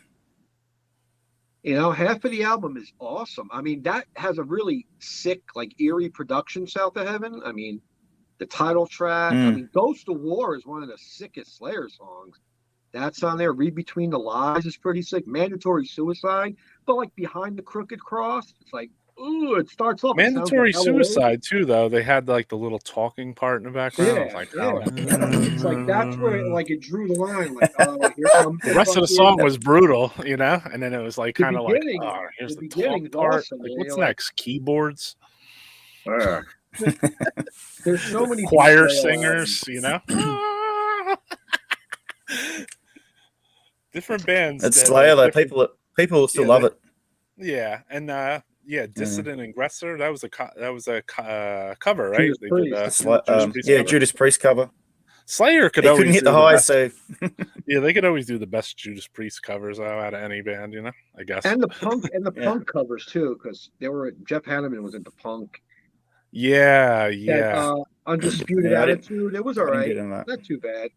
I went Yeah, to I the get it. punk No, tour, the problem man. with that album was like it was a little too like sharp sounding. They could have like punked out the guitar sound. They could have got the Rain and Blood guitar sound back. I didn't hear And that. they did The Undisputed Attitude. Is that the punk cover Yeah, album? yeah, Oh, they- it is. they I do, went to like, see Minor that tour with Threat. my cousin, and it was weird because like I was taking a whiz and like I heard someone go incantation behind me, and then I turned around and it was like Tom Araya.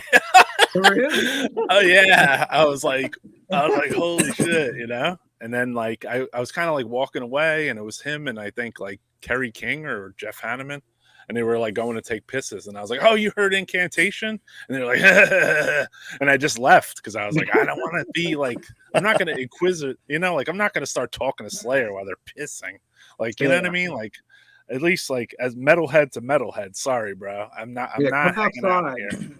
Yeah. And I'm not gonna stand outside the door and be like, hey, what's up, buddy? You know, like I'm just not that type of guy, you know. I don't want to autograph. I don't want nothing, you know. I just want to go up on the stage, play some songs, don't do too many sing-alongs, and I'm with you, you know. Yeah, I hated having to meet like the band members. I try to avoid them because if they turn into a dick, like it would totally change your opinion about the band. Like Yeah. oh, there they are standing over there. I don't want to know them. I love them that much. I'm not going to be a fanboy. You know, I did that early. I met Death and Sepultura when they first came to Streets. Like Sepultura came and Steimer's like, oh, Polo Jr. is my cousin. And he was talking to him in the bathroom. He was peeing and Steimer's right on him. I I'm remember. like, Steimer, you don't know him. That's my That was cousin. at L'Amour. Oh, was it the L'Amour show? Yeah, it was at the L'Amour show because we all made fun of Steimer afterwards. Like, you were talking to him while I was peeing. You got his pee on your shoe. But yeah, I remember you saw them. I didn't get to go to that earlier street show you The went street to. show. That was sick, man. Fuck. Mm. That and the Tour Death was- Leprosy. Those were like the two favorite. And that Napalm Death show was pretty sick too. That was Yeah, pretty yeah. sick. That was pretty cult. That was cult. It was like you had the Immolation, the Revenant, and the Napalm, you know. Yeah, with just Even though it Jesse was a lead Pintado organ. on guitar, you know, like But he grinded it out, you know. yeah, it was definitely an obscure version of Napalm Death for sure. Yeah. I mean, it became the version of Napalm that a lot of people, you know, because it's weird because for me and you, we were into Napalm, but then like all of a sudden, like I hear a lot of people say my favorite Napalm album is like Utopia Banished. That's And, like, not I wasn't even bad. listening to them. I listen back. Like, I don't listen to For Enslavement from Alliteration, Scum. I like Mentally Murdered, and then I like there's like a Harmony EP, like, Corruption. Harmony Corruption is my favorite. It was brutal when it Oh. came out, but I don't listen to that album. I I don't like think it was there's good at all. there's like an EP. It's got the song Pride Mass Assassin. Appeals Madness. Mass Appeal Madness. Mass Appeal That's Madness. pretty cool.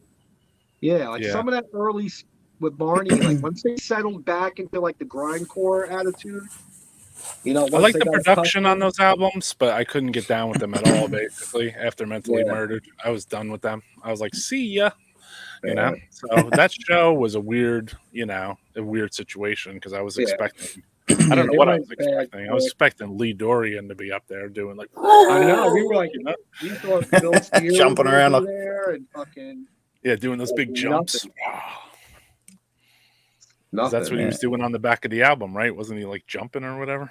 So you're like, oh, it's one of those jumping hardcore bands. Sick. we got the betrayal version. Yeah, and I mean, I'd say- and then if they didn't release Benediction, like No, it's I funny. might have man. had a No, it's funny. different opinion of Barney. Mick Harris just Yeah.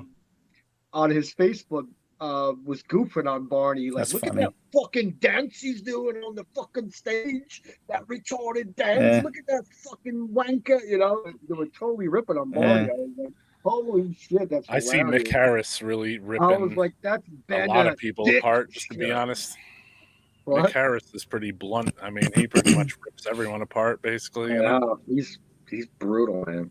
I mean, We if that's didn't. the way he We feels. didn't get napalm. So, we didn't get napalm down here till '95 on the fucking diatribes. That was the first time they came in. That's when Fucking they went disappointing or what? alternative. They When had was an the alternative. first time you saw a Napalm record and like the older ones or something, Trav? Like in I Australia? got the mentally murdered 7-inch back in probably '92 secondhand. It's the first time. Cool. Yeah. But obviously, before that, they had.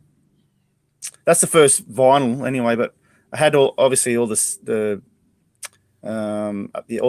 mainstream stuff like the Harmony Corruptions but nothing that interests me like the 7 inches and stuff. It was weird because like depending on your geographic Oh, you're being muted. location, like either if you were in Australia or you were in the United States or you were in Yeah, like Europe. when you got it. Yeah, when you got it, right? Because like if you lived in certain places, you might not get it. You know what I mean? It was weird. Yeah, even like Australia wide with AC/DC, like I'm like trying to remember. Oh, I was listening to that album. I was like, no, I didn't, because like we didn't get certain albums till after Back in Black came out with Bon Scott in America, and that was like a total confusion. Yeah. Like, who the fuck's the singer for AC/DC? Like, that wasn't like cleared up until like the mid '80s in America. It's like I know. we weren't getting the American version until like 2 years after Australia got it. Exactly. That's why I You had know? said, years ago. I mean, I was listening to some AC/DC, but yeah, it's like kind of like you thought it was the same singer, but then it wasn't, and like there was no news reports like Bon Scott died. You know, like that wasn't even a friggin' No. thing when he No. died. You know, I don't think MTV even existed then. You know. No, definitely not. And we're not that old either, so like we wouldn't have heard it through like the rumblings, you know. Yeah, I was like AC/DC 79 is like when he died. yeah, 79. AC/DC is I weird. was like 6, 7 years old. You know, like All right, I think we got Trav back. Technical difficulty party. So yeah, let me see here. Okay, Bill Connolly later. Yeah, you said I later. can't hear a thing. Yeah, maybe later he'll come on or something. We'll see what happens. Yeah, he messaged me. He's like, I heard my name was mentioned a lot on there. Hey, I thought Bill's I was cool. like, He yeah, went to a they're trying bunch of get me on shows. there, man. Yeah, Bill came to a bunch of shows with us. I mean, he seems like he went down the horror route, which I want to talk about that too on here because I love horror movies and it'd be just cool to, share similar death metal interests with other people too, Yeah. Like what does he think is good, like what's new that's good, what's What? what's good I with was like talking about Blu-rays. one of my friends yesterday. Like, what is a good horror movie in the last 10 years? Everything sucks. Visually, it doesn't look creepy. It's too high res. Everything's about a kid who sees something and the parents don't believe them. It's like where is the fucking old school creepiness? Where is Roy? You got to know of a movie. No, I don't even know, dude. I feel a little bit of the same way. I mean, there's just like There's one nothing. thing rolls past me, maybe every couple years, and then like it's Like, usually not. It's usually not new. It's old. It just No, rolls like- past me later. Like I Yeah. was over at my friend's house the other day, and I was like, we were watching The Omen, and like that part where they're in the cemetery and it starts getting windy and the dogs come and they're trying to open the coffin to find the jackal in there, and like, look at that atmosphere. That was creepy as fuck. Like no horror movies are like that. Like in 20 years, No. everything's a fucking video game ripoff. Like that movie Hereditary, or what's the other one? The sound of silence, the silent ones where they have to. Oh, A Quiet Place. The Quiet Place. That's a ripoff from a fucking video game from 10 years ago. Like that's not a original plot. That was already been done already. I seen it. When I stopped watching them is when they started ripping off the Japanese ones. So like I would watch like Ju-on, and then they turned it into like The Curse or whatever the hell it was, or the girl coming through the TV things or whatever, you know. The Ring. Yeah. Yeah, The Ring. That's what it was. So I kind of fell out of it around there. That was kind of creepy. That was probably the last creepy. That's what I mean. I kind of like that's where I like kind of fell out. But the thing is, I had already seen the Japanese version of it, so it's just like, okay, here's a U.S. homogenized version of the same movie I just saw already, and it doesn't look as creepy, you know. Yeah. I'm too fucking lazy to read subtitles, so I'll just wait for the American version. Oh, I was going in deep. I did the subtitles. I would watch the U.S. movie. It would be a U.S. movie, but there'd be like Greek subtitles moving across the bottoms, you know. So I was like kind of one of those friggin' weirdos, you know. Yeah, I mean that was a good time. Yeah, but no creepy. No, Roy, maybe you know. I was trying to ask King Fowley. He said a movie. I wrote it down, dude. It's in my phone, bro. You know the Is that what you're gonna ask? Yeah. There was a movie. Well, it was a movie where those guys mess around in a cemetery and a witch flies down. I don't know. on them. He spoke of some movie on a podcast, and I literally wrote it in my phone because I said, if King Fowley said this is good, and this is the most, it's got to be good. You know what I mean? I figured this has to be a good one. You know, I wrote it down. I don't remember the name of it though. Yeah. But that was the only movie that I've been interested, because the whole like Netflix movie generation, it's a bunch of crap, dude. Oh, they're painful. Yeah, they're horrible. Horrible. Like they're all the same, like you said. It's like house, lady, creepiness, CGI. End of the movie, you know. Everyone dies except the hero. In the movie. I don't want little kids in the movie. You know, like I don't want movies just shot in one house all the time. You know, it's just like kind of boring, you know, dude. All right, we got another guest. This is Andrew, who's a big fan. He got Wi-Fi just to be on with us. There he is. Hey, what's going on? Oh yeah, right. You got a banging connection finally, bro. Yeah, sorry if it's a bit dark in here. I should probably make some lighting on. You're good. You're good. That I got from you. Dope. You're good. At least this time we don't have to look at your sister's clothes in her closet, you know? So that's cool. Yeah, what's going on? It was so bad I had to move to my sister's room. Yeah. Did you see all those new Deceased albums they just announced today? Oh, yeah. There was the covers one and all that stuff. The Thrash Times at Ridgemont High. I can't wait for that. It looks like it's going to be. Yeah, I think they're covering Cyclone. What else are they covering? Blessed Death, I think they're covering too. I like the cover. I thought that was a good one. Thrash. What is it? Thrash Times at Ridgemont High. Times at Ridgemont High. Yeah, totally. Yeah, great, awesome fucking movie. Like good concept. Who's releasing that now? You know, I always thought it would be interesting. You know, to see what Deceased would sound like if they covered the bands that they didn't like Megadeth. Yeah, it'll probably never happen. It'll never happen because King Fowley sometimes, I love the man, but sometimes he has the wrong opinions. Well, King Fowley, you know, if he really wanted to cover all the stuff he really, really liked, he'd probably do like Blondie covers, you know what I mean? Which would be pretty interesting to see King up there doing the Blondie impersonation. Yeah. But yeah, King. I saw they I just put out a watched the series video, of releases. What's that band? Is it the Squeeze? Where Blondie's like one of the backup singers in the band? Did you ever see that? I think it's Squeeze, the band Squeeze. Oh, okay. And The old Blondie's band one of the from the girls UK? dancing like with the band, like being goofy with like another girl, like blonde girl. And it's pretty I don't know. good. It's like poppy punk, but it's like kind of they go into like a dark riff. I gotta find the track. I'll send it to you. It's The like Squeeze. It's on YouTube. They're from the UK, aren't they? From like Yeah. 81. Yeah. I know who that is. Yeah. I got some Squeeze records, bro. What the hell, man? Squeeze. You know, I don't just have cool records like this. pop punk was You ever very see this bugged out different. cover? Check out this bugged out cover. Oh, I've seen that. Slayer, slay them all. Original. Good idea. Say a pretty interesting and original idea. The one pretty interesting to see. Mustaine wrote them all. So what's You that seen that band, one? Drew? Which?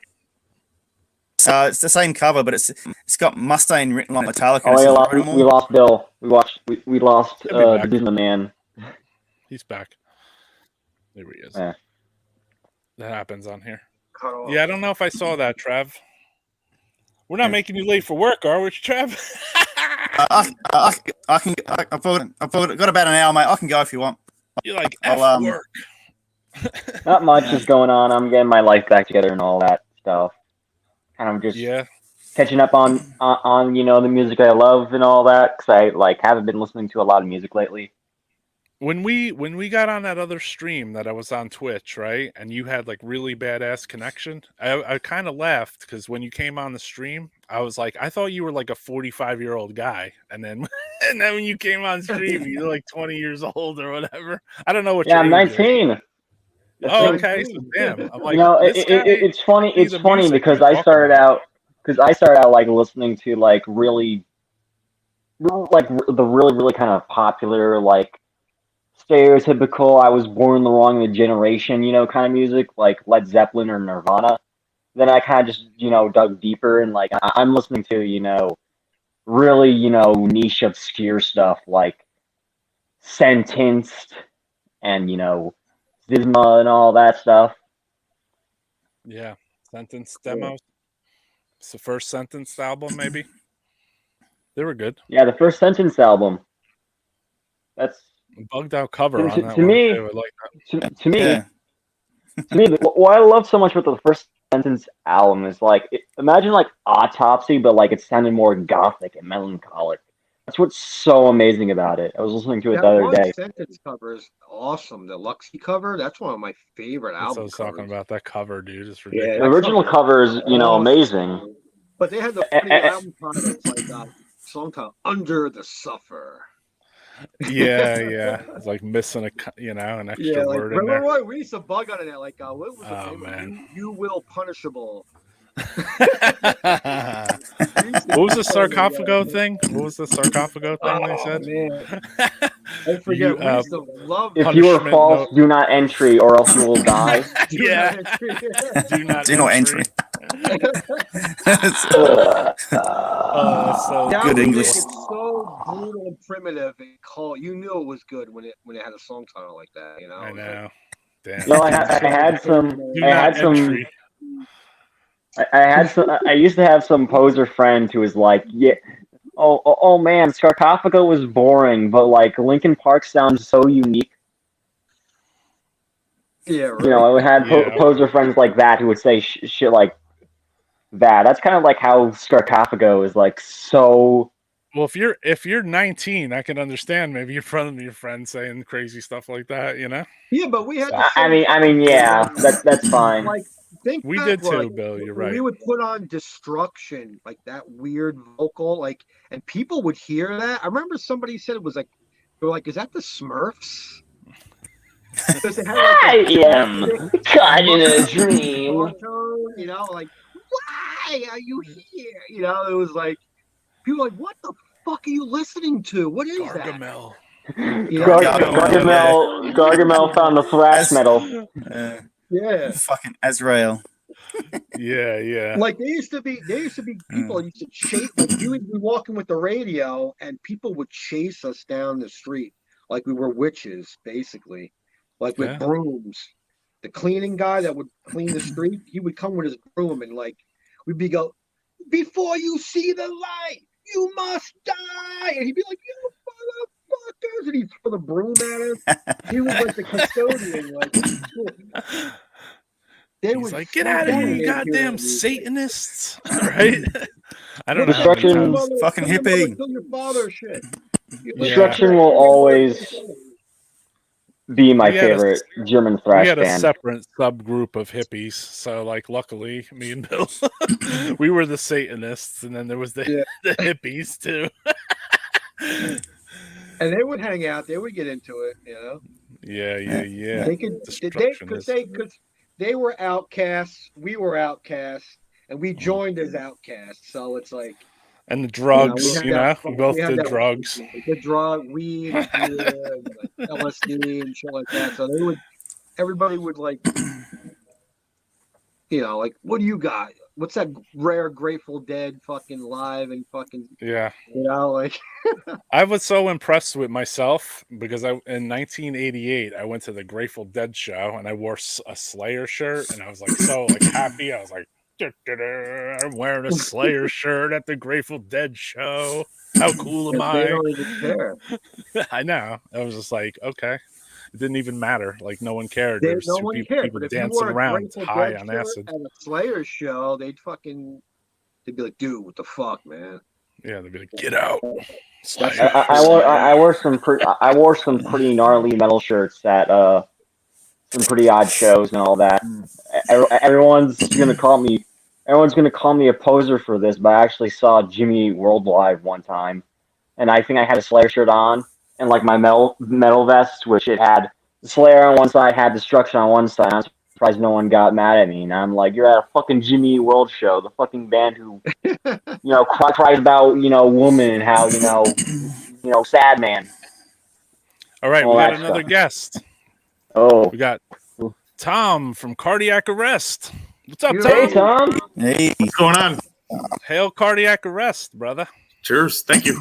Thanks for You having guys me. are going to play shows Metal. with Deceased. Oh, So we were just talking hey. about Deceased. Hey, Or did that Tom. happen already? What's up? you'll know this is me when I say this, but Release from Agony. That's the best Destruction album. I've warmed up to it over the years. Didn't like it, All right, that's good. but Oh, it's that's a fucking awesome album. it was too technical for me. Oh, There's no such thing as too technical unless you're like Rings of Saturn or something. Fuck that band. I was listening to that actually 2 Rings of days ago. Saturn. That's a sick album. Which one? It's weird. I have It's the poster definitely right weird. here. It's Oh, there definitely you go. the best album. that one? That's the I- yeah, Zango I- band from the I didn't last go for that Starfire. one either. That's the one I left. I guess that's the one I left in the dust. Oh, listen to it now. Sign of Listen to it fear. now. It's gotten better over the Yeah. years. For Yeah, sure. I was weird, like it's Mad weird. Butcher. I don't It's know. not Did they put an album Infernal after Mad Overkill. Butcher? I don't remember. It's not Infernal Overkill, that's for sure. yeah. Yeah, that's one- my favorite. It's not that album, but it's got it's well, I'll put it this way. It's better when they came back with Schmear and those garbage albums ever since with like fucking Oh, that new Destruction Doro, single, that was dog fucking shit. Garbage. It's so I weird hate because it. even though this is death metal podcast, all roads always lead back to thrash, like constantly. That's how great thrash metal is. Fucking Sodom, Venom, Destruction. Those Well, we were didn't- almost Yeah. like death metal bands, right? Back I mean, when, let's be honest. like I never had the like fucking zombie vocals. at least like here in Chicago, we never like considered. I don't know what we considered them. It wasn't death metal, but it definitely like wasn't thrash. It was just like the German stuff. All of it was like okay. It was like kind of borderline, but it still wasn't like because I always associate thrash with like Anthrax jumping around in their shorts and it's just Metallica, Slayer, The and happy Anthrax. stuff. No way. happy. We take no shit. Tom Did you like? Figgins. Did you like Cracked Brain? Yeah, From I like that. Destruction? That's the last good I one. never heard it. Yeah, I got it. The singer from Poltergeist. Cracked Brain. He actually did a good job. I think he did a good job. Yeah, I think so. Cracked Brain is super underrated. That album's very similar to Release from Agony. I think those two go together, definitely. Yeah. So to the eternal death. I love that's I the never one heard it. German band where I can say Yeah, not neither. good. Like Yeah, like a classic run is perfect. That's what Destruction will always be my favorite German thrash band. They were always very unique, always very tight, technical musicians, but they were very good songwriters. They never, threw good songwriting out of the window. I'd say that dude Mike wrote some of the sickest riffs. It's sad. I mean, I haven't followed their new stuff. I mean, we got to play with them in 06, I think it was. It was right when I joined Cardiac, so it was 06, 07. And it was I was kind of the one time I was kind of nervous because it was holy shit, I'm playing with Destruction, and Schmeier was super cool. Mike was always cool from what I heard, but I was a little hey, are we allowed to sell our stuff?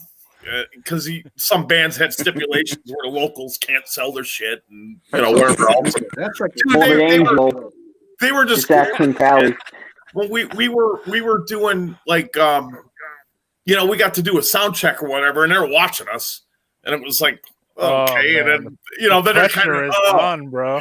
You guys are death metal, all right, and they're kind of throwing jokes back and forth. But I mean, it was cool. The pressure was on, dude. Yeah, they were super cool, and then we got to hear them do sound check, and they did Curse the Gods during sound check, and I was like, yeah, okay, I could go home now because that's one of their best songs. Your band goes in the back room and slides their equipment out real quietly. Sorry, bro.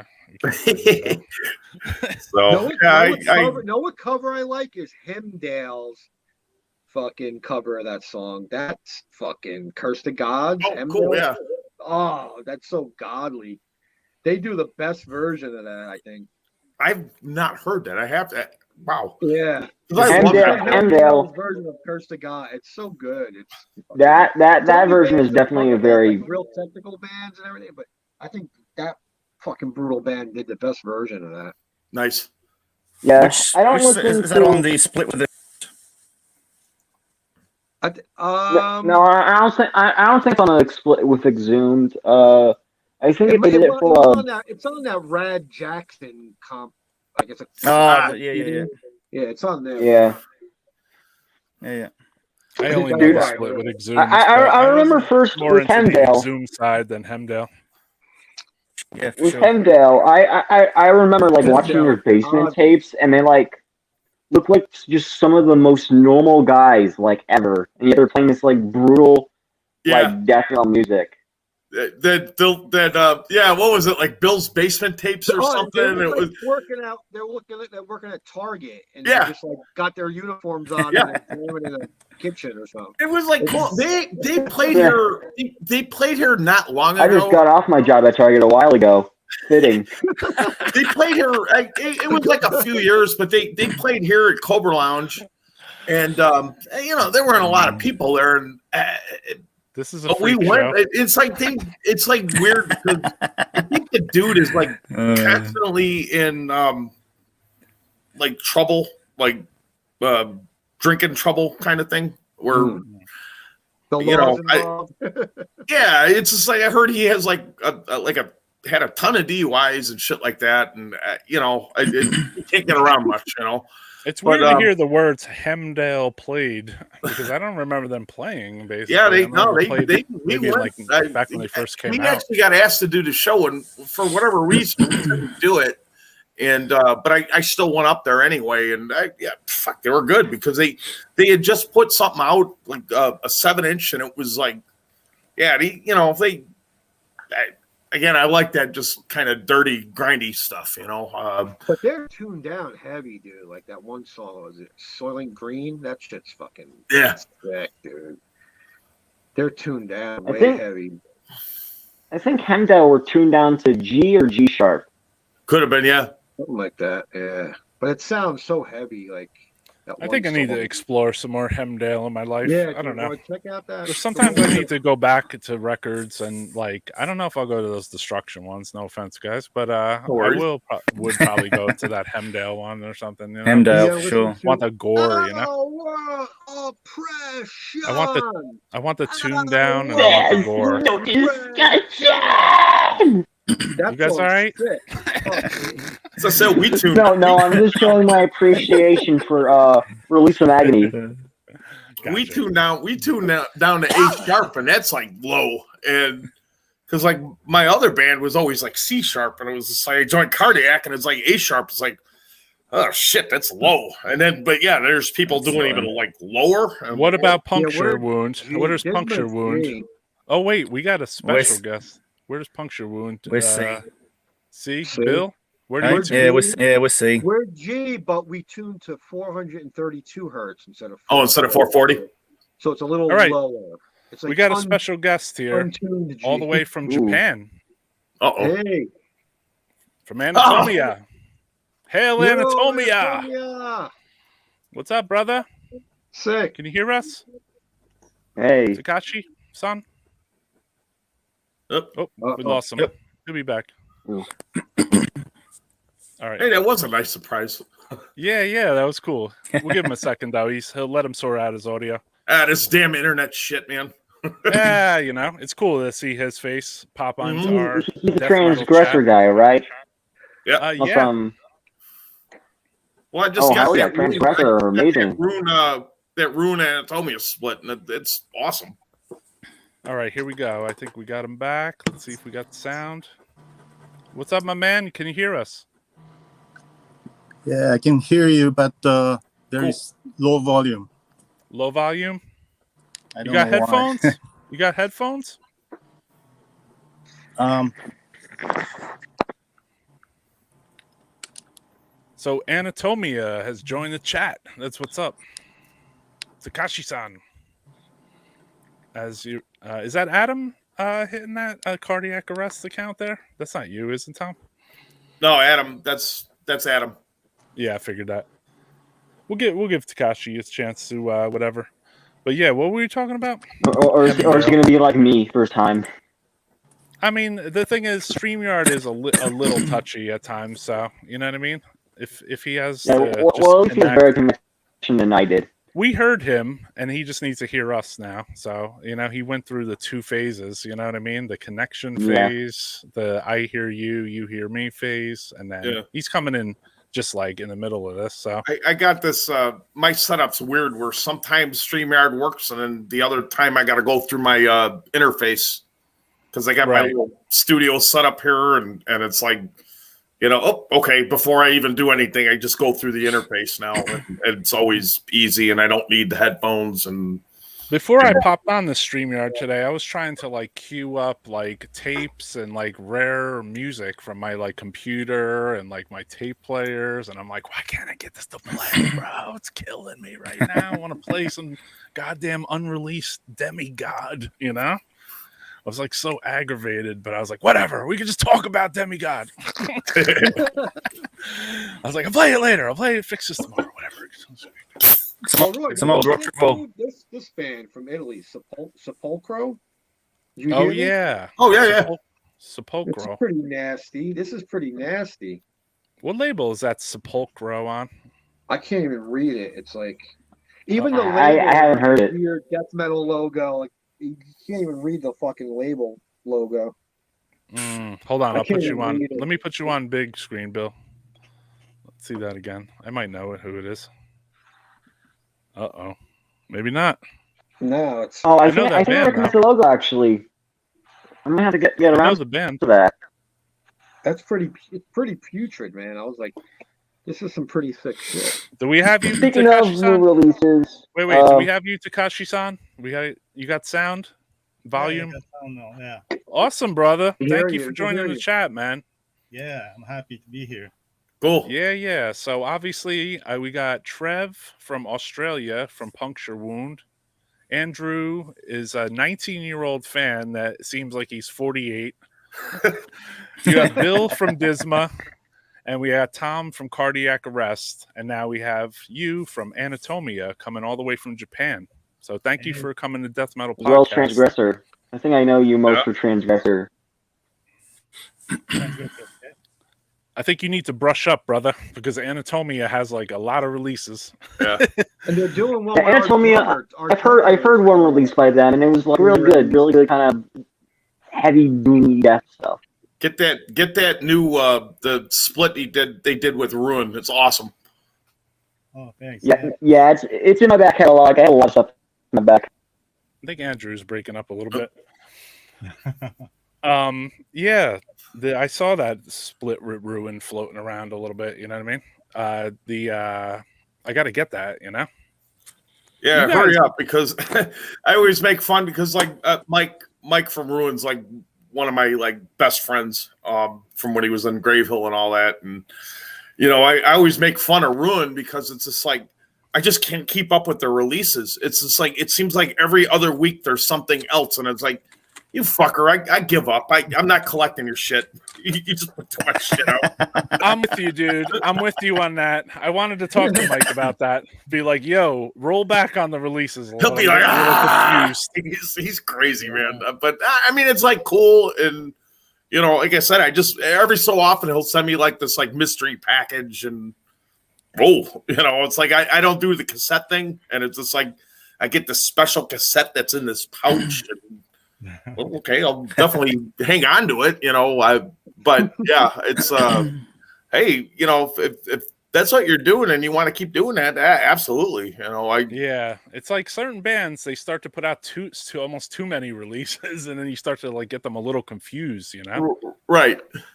Anatomia seems like they put out a lot of releases, but I don't feel confused by you guys for some reason. You put out a split, and then maybe, you know, X amount of months pass. And then what do you put out, an album maybe every like 3 years or so, Takashi? Yeah. Since we've been in pandemic, so we decided to keep releasing many stuffs. Yeah. And just say yes to every offer, and then we keep releasing it. Yeah. I mean, you guys really, over the last couple of years, I keep seeing your band in the younger circle of death metalers, which is kind of cool, because a lot of, it's like kind of like you have an older set of death metal fans, and then you have like a younger set of death metal fans, and like sometimes they do stay allegiant to their own like younger crowds. But I noticed that your band and some of your other side bands, it seems like you guys crossed over the boundary just a little bit, and like you have the younger fans, which I think is awesome. You know, it's good stuff. You know, it's cool. Yeah, my project band Warm Rhythm, you know, project with David from Undergang. Yeah, I wanted to release more stuff, Warm Rhythm, but it's been very slow. Yeah, I was to have David from Undergang on tonight, maybe, but we might do it next week with him. Yeah. So yeah, that would have been interesting if you were on and he was on at the same time. We would have had Wormrid in here. Are you in another band with him too? Was that? Are you in another band with him as well? No, just. Oh, okay. Okay, gotcha. Yeah, dude, David's awesome, man. Is he in another band besides Undergang and Wormridden? There's one other band, right? Some other bands. It's like Extremely Putrid or something. Extremely Rotten Records, or well, he does that, yeah. Extremely Rotten Productions, but Prenolith, is that? Prenolith, I think it's Prenolith. Okay, that's the one. I think, yeah. I didn't even know how to pronounce it. I seen the stuff floating around. You know, they played the U.S. several times. We played with them, and then when we did Europe, we played with them in Copenhagen. And yeah, he's just a great dude. You know, and they're a really good band. They get, you know, they deserve all the accolades they get. You know. Yeah. Oops, lost that guy again. Yeah, yeah. I asked David actually today. I said, because you mentioned something about him practicing and stuff, and I said, well, if you want, I mean, you can live stream it right on this, basically, if you wanted to. But there was a time differences. You know what I mean? So, and he said there's no internet where they practice. So he said maybe he'll record a little bit of the practice or whatever, and then we can put it on here. You know, which would be cool, man. I actually it'd be cool to have that with Anatomia too. Do you guys practice a lot, or do you? What's your Yeah. situation? Yeah, right now we don't have practice plan yet, but we start practicing end of this month, I think, because next show is coming up early next month, so we're practicing next end of this month. Cool. I saw that in Japan there's like a pretty goddamn active scene, dude, especially with Obliteration Records. Yeah. Because he's constantly like showing flyers of things that are going on, or maybe events that he's involved in. Are you close, or you live kind of in the same proximity as? Oh yeah, same area, and very close to him, and we very close to each other. We play so many shows, and so many bands here too. Yeah, especially grindcore and some hardcore scene is very big here. Hey, yeah. Is bathtub shitter still around? Is that Bathtub shitter? bathtub shitter? Yeah.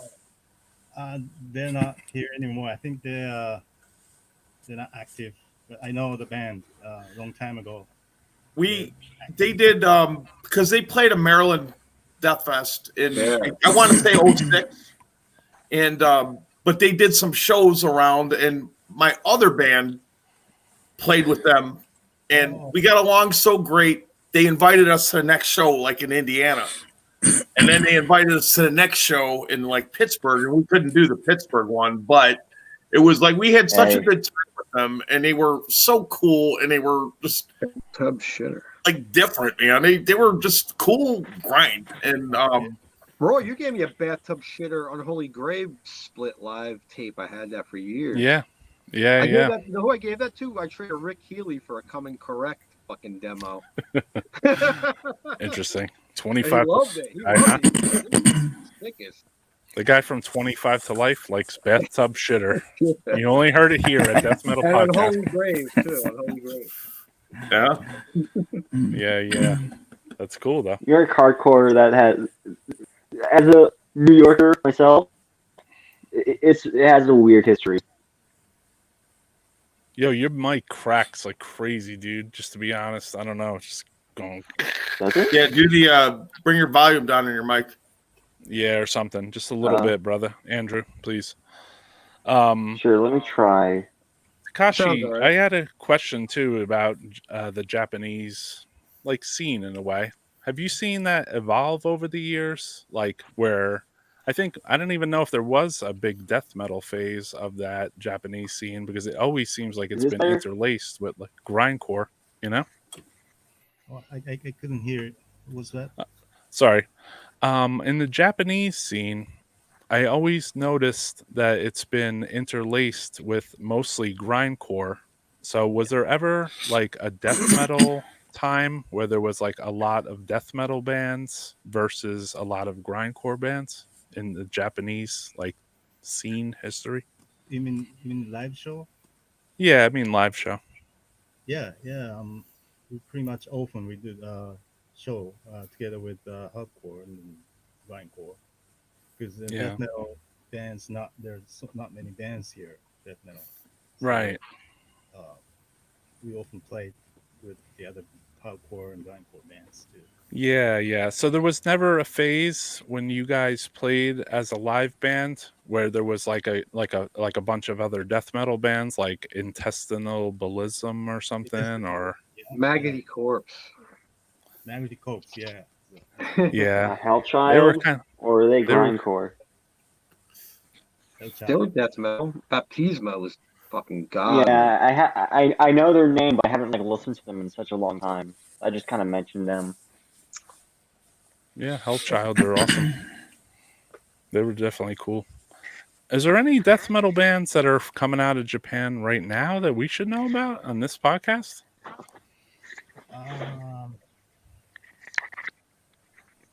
Well, You look like one of us. You're like, yeah, I don't know, no, Nothing good. no. Like Mark, I mean, You just reminded me of us. I love Coffins. remember. You know, Coffins is awesome. Of course, yeah. Yeah, coffins. But Coffins I don't know. You don't like hear much. Japanese. You don't hear much about it. That's why I asked about Bathtub.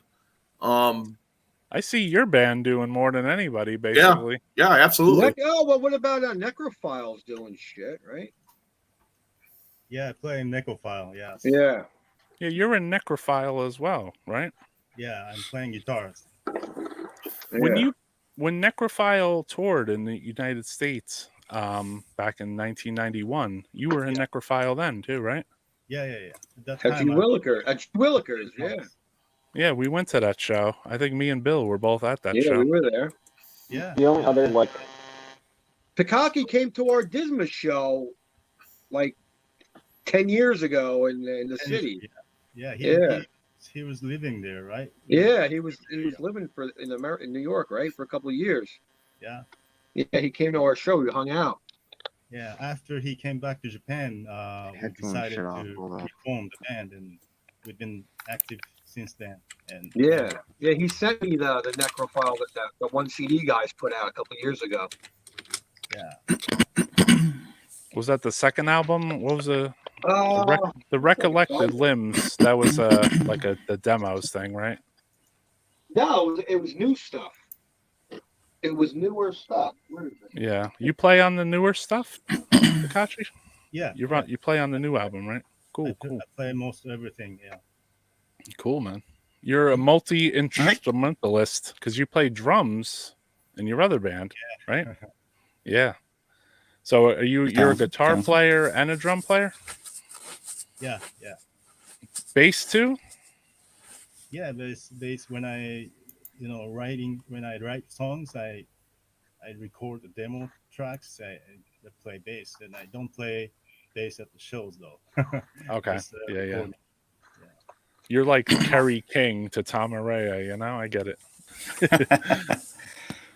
I Yeah, think it's cool, the only Japanese band though. Takaki said Vomit Remnants. this one, the fucking Necrophile Borer split. Oh, Cool. That's the old school one. Yeah. What were you saying about Vomit Remnants? Yeah, I know those guys too. Oh, Yeah, Yeah, I think that's like one of the only Japanese bands I really know of, unfortunately. Yeah, they're really cool guys, man. They came and played a show Yeah. for me with Tripping actually in Jersey. They're nice guys. Mm. They were good. Well, for a while too. Their drums were wild because they sounded like a typewriter. It was like The triggers on the drums. Yeah. really, like Who was the other band that played First album. Roy at Hartley's? I'm what at the Vomit Remnant show. like there's like That was that Morgue- Connections when and Morgue Morgue. came to me, when Morgue I got from up there, France I was drunk played. with Will and we tried to do Mortician. What was the other band that came with the I don't know. Some of those Hartley shows a little bit drowning for me because the guitar paid strings me in were like beer. barbed wire. The guitar strings were like barbed wire. Like you couldn't even like put your fingers on it. It was so raw. Oh God. What was Hey, that? didn't, fucking band? Morgue- Holy shit. I Didn't can't remember. Morgue end up moving to America? Are you talking Morgue? One stage, weren't they living in America at one stage? I'm not sure. There was a Morgue from France that toured with Vomit Remnants. It Yeah, was- then that's we got the same- Morgue from here more like they're with Brad. not. Tom has a I Morgue. thought that they by him. when they Well, signed to that unique like Morgue. Or that doesn't matter. Yo, Andrew, I gotta kick you off the chat because you're making way too much noise, bro. Sorry, dude. Yeah, Sorry, brother. I think No, I think we when Your internet was better today. in though. the Absconder, Morgue from Brad. France. Then I think they signed to Ablated Records, didn't they? Yeah. Yeah, I Brian think Baxter. around that time. I think they're pretty sure around that time they moved to America, and they were trying to get the kickstarting in America. Oh, I think I remember reading something about it. I didn't know that. Intestine Velisum is amazing. Yes, it is. Yeah. They were like almost like Dismember a little bit. Dismember. Whew. All right, Roy, I'm going to say goodbye, guys. I'm going to get ready for work. Yeah, you got to go to work. man. Where do you work, brother? Just a government job. Oh, a government job. Okay, cool, brother. Yeah. Go get that government cheese. All right, guys. Hey, nice to meet you. I will take it. Yeah, man. Thanks, guys. Been Cheers. interesting. Cheers. Take care, brother. Be safe in See Australia, you guys. brother. Bye. Will do. Bye. He's out of here. Cool, man. That was awesome. So we have an international festival going on here.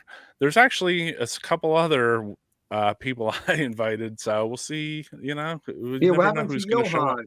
What happened to Johan? He didn't. Johan didn't even respond, so No. that would have been cool, though. Yeah, Johan from Interment, if he came on with us, especially Yeah. late at night. You know, stick a bunch of beers in him.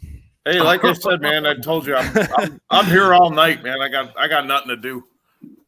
That's right, Fraser, We're- transgressor. We're moving back to my parents tomorrow, but we got like all the packing done. Aaron from Mulder just left. He helped me like move all the shit down to the basement and stuff. But so my house got hit by a tornado back in June, and now they're finally repairing it. Oh So man. we got to be out of here. So yeah, it's like Roy asked me. He was like, "Hey, you want to do this?" I'm like, I'm not sure if I could, but yeah, we figured it out. My wife I was did just most like, of the work. I hope his house is still like part like there. Yeah. You know what I mean? Oh no, yeah, we're fine. I mean, we took about 80 grand in damage, and insurance covers it. And it's gonna be fixed. It took a long time to get to this point. Yeah. So, you know, we didn't really lose any like none of our like TVs or important documents got like sucked out through the roof. We lost our bed because the tree came through the roof and cracked the ceiling, and water came in and just like soaked our bed. But it's all exterior damage. But we're gonna get, you know, new ceilings, new siding, new roof, new, you know, garage is gonna get all sided, and you know we had a Luckily, lot. you didn't have any like children that like blew out the hole in your No, roof or yeah, anything. You know? No, but you know what? My dog still freaked out. That our dog is our kid, and Yeah. he's still a little bit freaked out by it. Oh, I bet, dude. Pets are family. You know, pets are family. So I mean, you know, I have many cats here, and they're like family, obviously. Yeah. I have 3 sons now to go with my 3 daughters. Like the Brady Bunch, you know. So yeah, man, this is The a good sleazy meeting bunch. for us. Yeah, this is a nice meeting of multiple different bands. I'm trying to do death metal podcasts, not only to bring bands together, but also to bring fans together to check out some of the people that come on, and then, you know, some of the conversations that we talk about old bands. Like earlier, you guys were talking about Hemdale. I haven't heard, you know, anyone talking about Hemdale in a long time. And the Hemdale release, I thought was really good. You know, is there anything anybody else has listened to new? That's like 96 too. It's like, well, Tom was just saying that Hemdale played shows recently. I'm like, I mean, it recently to me is like in the last like few years. So I mean, I don't. but even I don't- still, like that's they Yeah, were from like 97, if I remember correctly. Yeah. yeah. I mean, they were Later. around in that like I don't want to say like golden age, but I mean, all of us have No, been around. They were like a shining gem in the fucking pile of shit. You Right. know? Like, they were like the only brutal band. They were like old school, you know? Like, Mhm. there was like a couple bands who kept going, or they were like, hey, this sounds pretty good. Like, During And those that was years, the in a only weird way, shit. Bill, you Yeah. are kind of right, dude. There You was know, like it was a like- period of time between like 1996, Yeah. Oh And yeah. maybe, like, back in the day, like people mid 2000s, where death like metal on- was a on- little like weird. on Facebook, I'm part of like some. I don't join them all because I live there. I don't need to be in every like vintage flyer page and vintage metal page. But Right. like you see those old ads where everything is brutal, like everything. And then Oh yeah. 94, 95 is when shit was like, all right, 4 out of the 7 are good, and then 1 out of the 10 are good. You know, it was like, It doesn't go back to days like this where you had just like benediction and like pungent stench. You know what I mean? Like yeah, it's Yeah. like amazing at the time. I mean, nuclear blast, obviously. So like, they- everything was good. I Like saw those like old catalogs. when was it? 90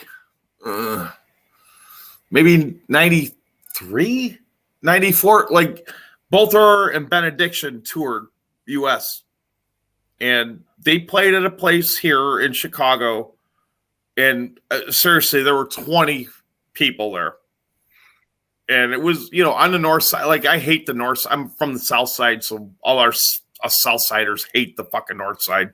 It's a pain in the ass to park. It just sucks. But yeah, it was like, you know, both were tried, you know, because they were on Metal Blade after Earache, and Metal Blade didn't or couldn't bring them over here, but they didn't want to come over here because every time like I saw them twice. I saw them at that show, and then I think it was a year prior, like War Master came out.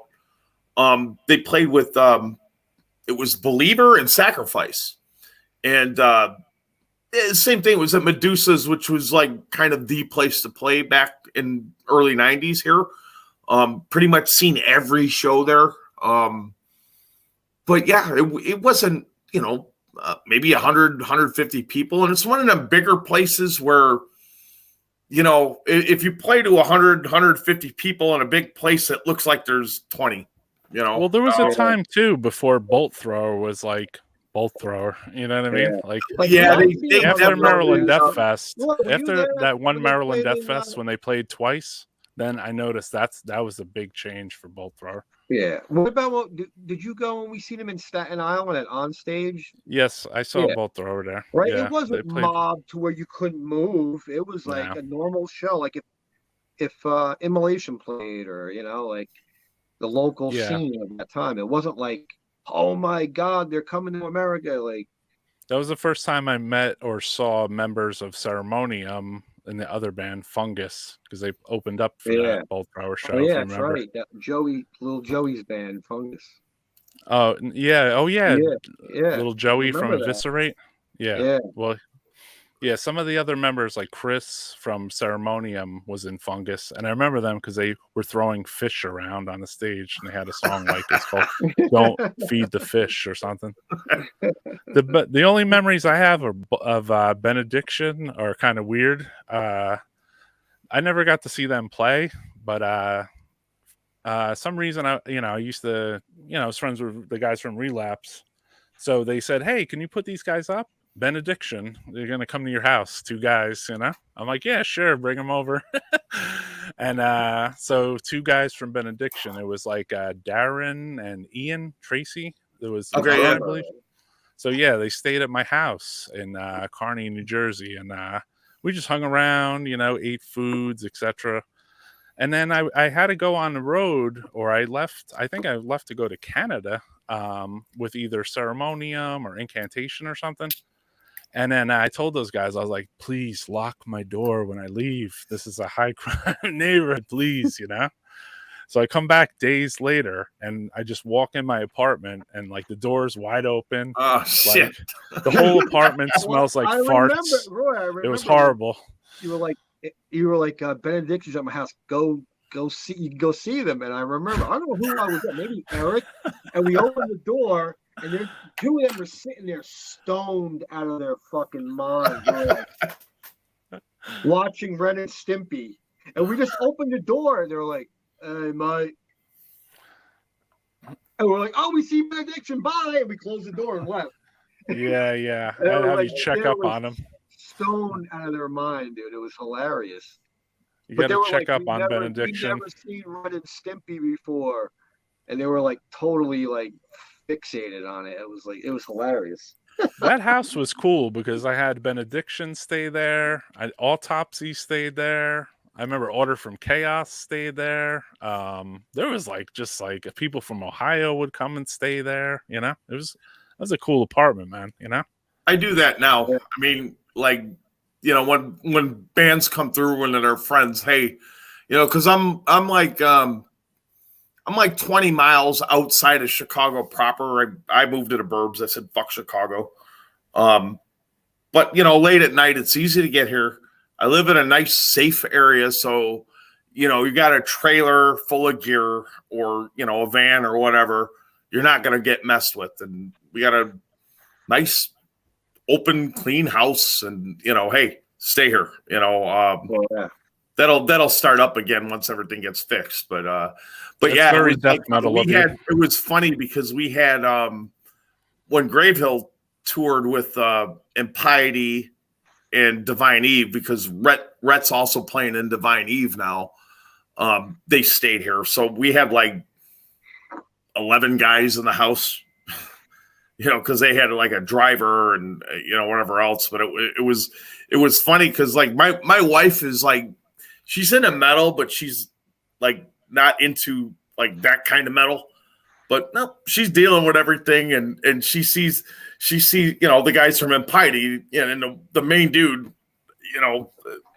big fucking dude, long ass fucking black hair, and he's in the morning, he's in our kitchen and he's drinking coffee, and it's just she comes out and she's like, "Where's my dog?" And he's all proper, he's "Oh, Freddie." Oh, he just stepped outside. she still talks about that. She's this evil guy is wearing this upside down cross, and he's just all, "Oh yes, Freely, you just stepped outside." Yeah, so, my wife. Cool my wife has also had to deal with me and some bands staying at my house. But I remember some bands stayed at my house, and she made them all pancakes. Yeah, that's what we do. We cook, get on the road.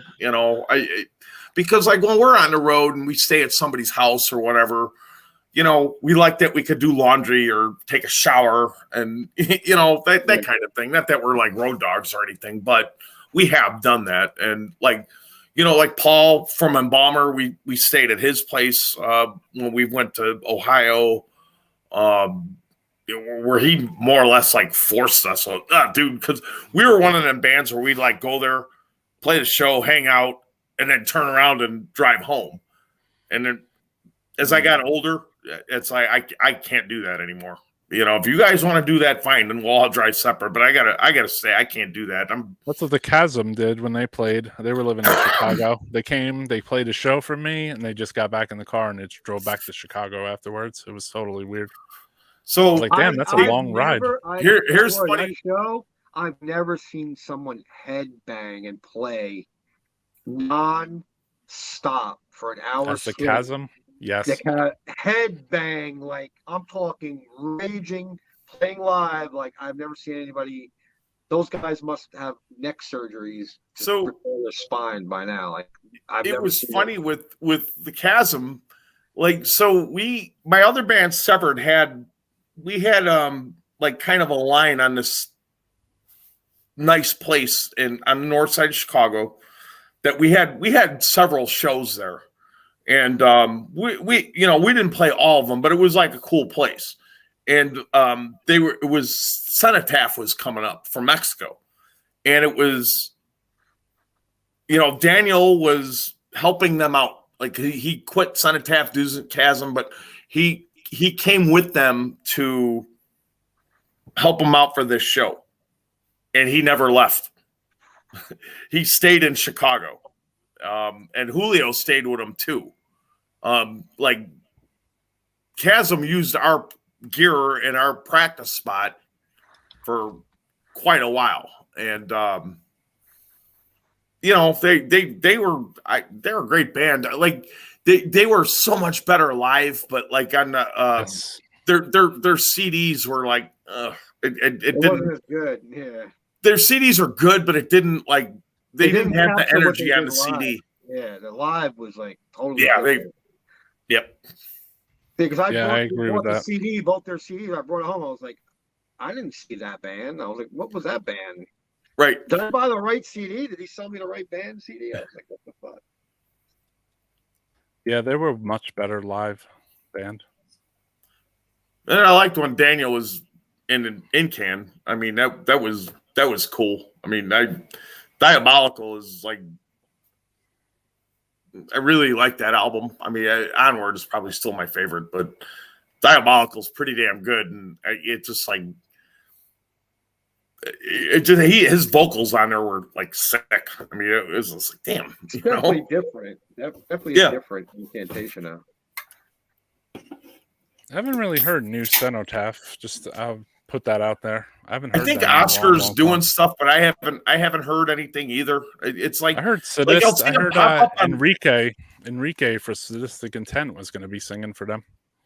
Yeah, I mean, I see things pop up every now and again on like Facebook from Oscar, but then I don't see anything for a while, so I don't know. Yeah, it would be cool to see Enrique singing for Cenotaph for some reason. It seems like a good fit, right? Oh yeah, I love Cenotaph, dude. Yeah.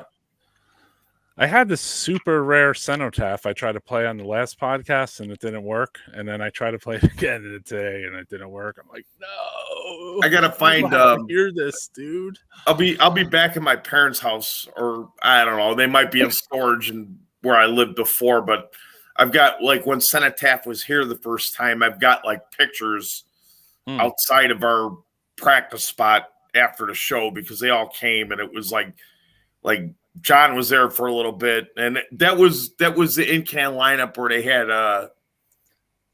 Nate Rossi and some dude from Kevin Donnelly, I think his name was. I've never seen Cenotaph in real life, only in letters, only in mystery. Yeah.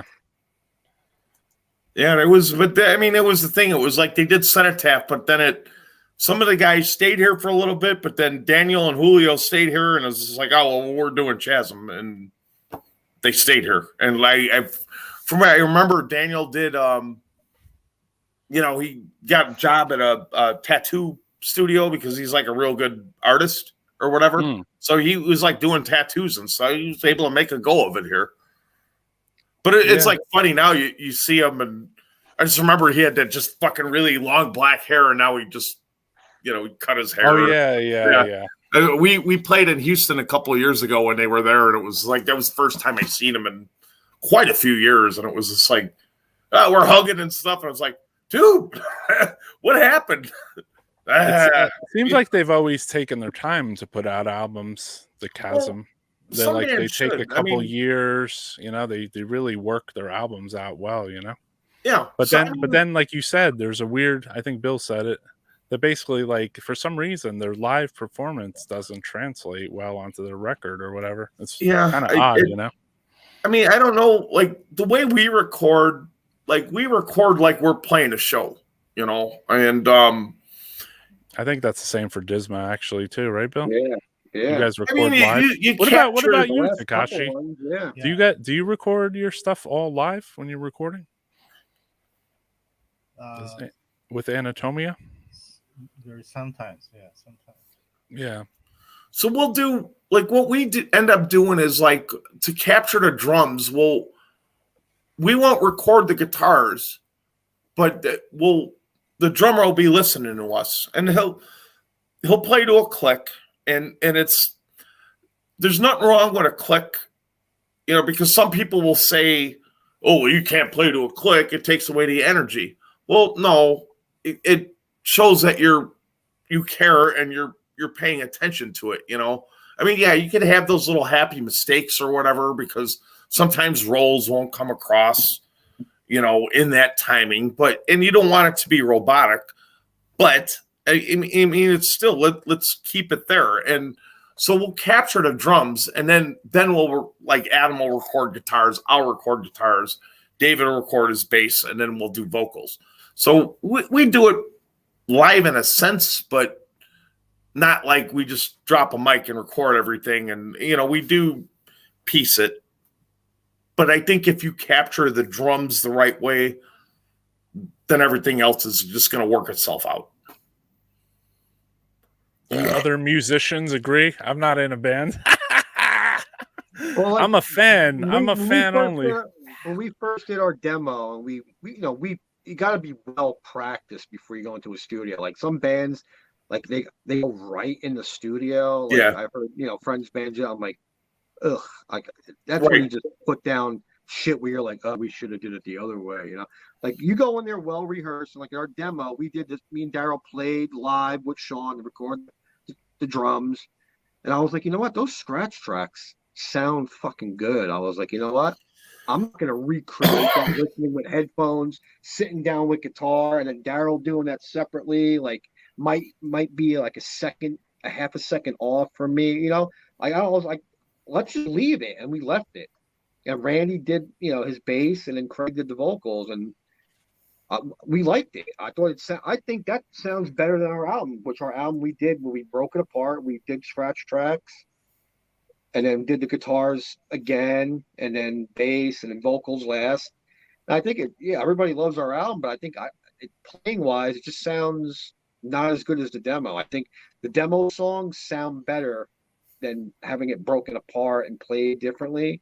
Yeah. So then we did The Gravest Remains. We played live. Like I had my guitar, bass. Craig was in an isolation booth, and he did the vocals live to every take, to the point where, like, guys, let's get it right. My fucking voice is getting fucking hoarse. Like we didn't wait till like him doing it after. We did it like we were playing live. So that And you had recording, Craig those two tracks, Smilowski from Agoraphobia and Immolation playing on that one like, too, right? That recording is like almost like a live show, basically, because we did it live. And same with Jim, with the last recording, we played with Chris, and Craig did his vocals afterwards, and Randy did his vocals. So it was never like I played my guitar and that was it. I never came back and did anything else except for like harmonies and like other parts. But the bass tracks were when the drums were recorded all at the same time. How often do you guys play? Like practice? Back before Once the a album, week, I with the remember. old lineup, we were practicing 3 to 4 times a week, because like Wow. 4 out of 5 of us were working. Like nobody was working. I was unemployed. Sean was unemployed. Daryl was working from home. Randy was unemployed. I think Craig was the only one working. So we would practice 3 to 4 times a week. Now, every Sunday, if we can, give or take. If we can't practice Sunday, we'll try to do it Saturday, or it's like. But lately, like the past 5 years, just every Sunday. Yeah, we're once a week. Every Thursday, and sometimes we practice here at my house, and sometimes because of my work, because I travel a lot for work, sometimes I'm not here, but they'll play. But yeah, we are one of those, because like nowadays there's bands that to me, being in a band is getting together and practicing. And a lot of bands don't do that anymore. I understand there's, we're not like, in our teens anymore, and we all have responsibilities. Who's not in their teens? I'm in my teens. Yeah, mentally I'm in my teens still. But but I like that because like some people say, well, you guys put out a lot of stuff, and it's like, well, we put out pretty much a full length every 2 years, but that's the thing. Adam is like this riff machine, because he sits at home, after work and whatever, and he writes stuff, and I come up with stuff when we get together. That's the way I like to write, just with everybody there. And if it works, it works. And if it doesn't, then okay. Have you guys been the same team for a while? All the same members? Adam, David, and I have been together for 15 years now. Wow. And Nick is the new guy, and he's been in for 10. He's the drummer.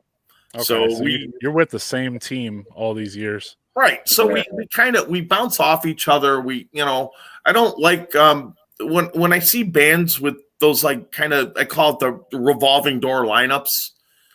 Come on. and especially like the older guy.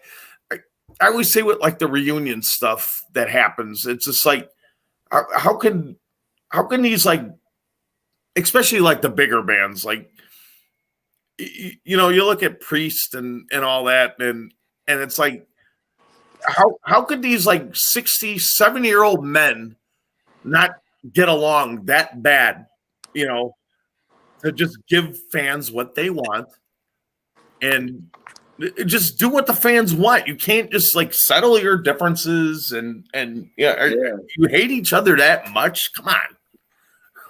I know. Right. Especially like when it's all about money at that point. Like they're tired of playing those songs.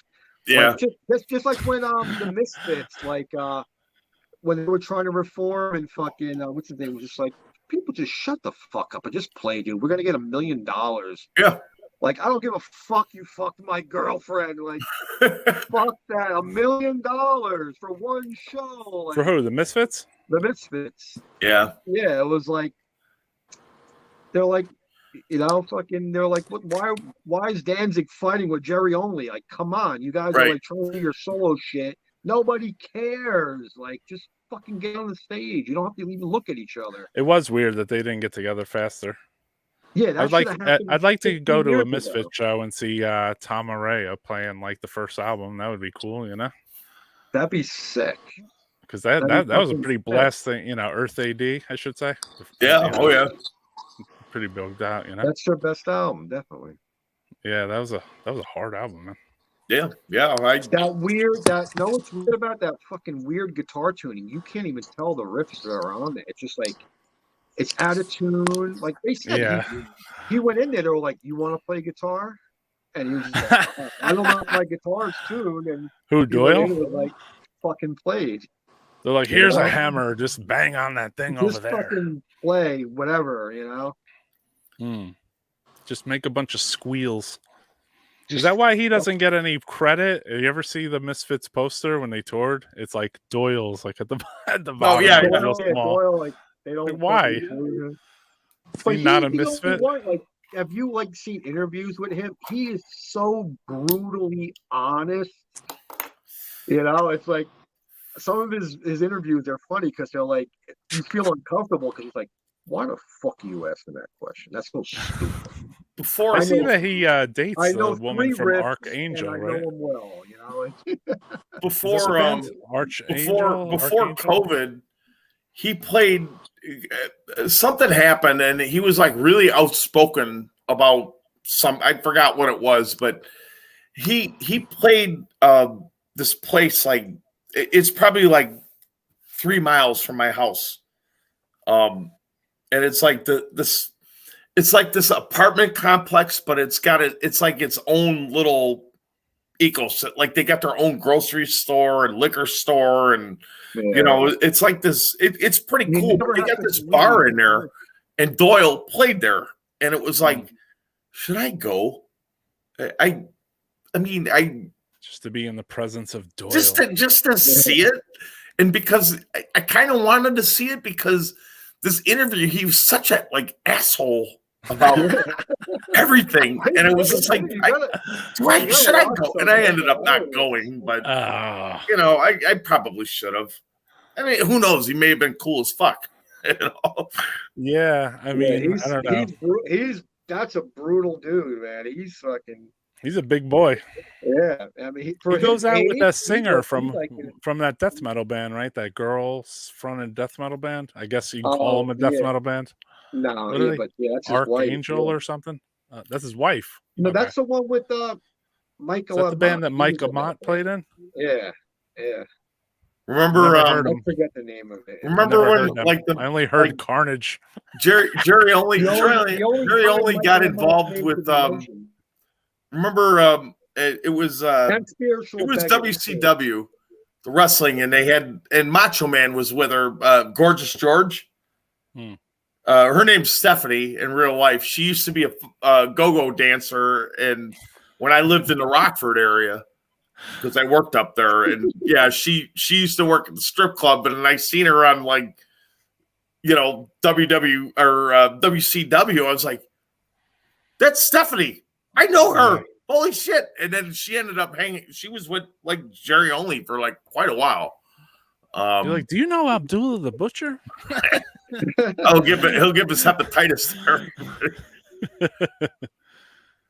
So, Takashi-san, like, Yeah. we have to get back to you too, my man. Yeah, Because sorry, you're so quiet. in our mouths. Yeah. How's as right before COVID, Anatomia seemed like you guys were starting to get around and play shows in like other countries and stuff, right? Yeah. You did a couple small European tours, right? Yeah. We played in Europe for the first time. It was Town Deathfest, 2010, Mm. and we did a short tour with Undergang after the festival. It's just like 2 or 3 shows after the festival. Oh, And, okay. that was the first time in Europe. We played in Copenhagen in Germany. And after that, we keep getting some offers from the promoters and organizers, and we luckily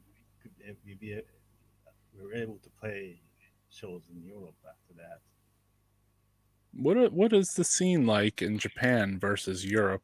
Do you think the scene in Europe when I went there was the people are completely into it? There's so many of them are into it compared to the United States. Europe rules. I love it. Is it the same in Japan? Is it a pretty small scene? And then when you went to Europe, you're like, whoa, you know? Yeah, that's right. And Japan is very, very small, and Right. it's totally different, I think. And what's up with the Japanese scene? When Daryl went to, he mentioned he went to go play with Citizens Arrest over there. Like the Yakuza like runs the venues. Some of the venues, he said, guys in suits were like, they were like armed guys, like paying them, and like the Yakuza, like they're like, that's the Yakuza. They're like running the venues out here. I was like, really? He's like, yeah, have this whale. They were like feeding them whale. They're like, you better eat it or you'll be disrespectful. And they were like, oh, okay. Yeah. You know, like. I actually don't really know about why they say about that, but I was told every time when I would play a show at the venue, like its venue is very small, like Yeah. like house and something like that, and very small place, And after the show, we always hang out outside and talk loud, and then the people at the venue told me that don't speak loud because the Yakuza come out and they'll kick you out. Interesting. So That's interesting. I never knew that. Yeah, that's an interesting situation. That's my dream, to go there and play, and just we got offered to play in Japan. Yeah, we got offered that fest at Osaka, and a couple of years prior to COVID, but it was like he couldn't do nothing for us. We're never gonna, like, we don't.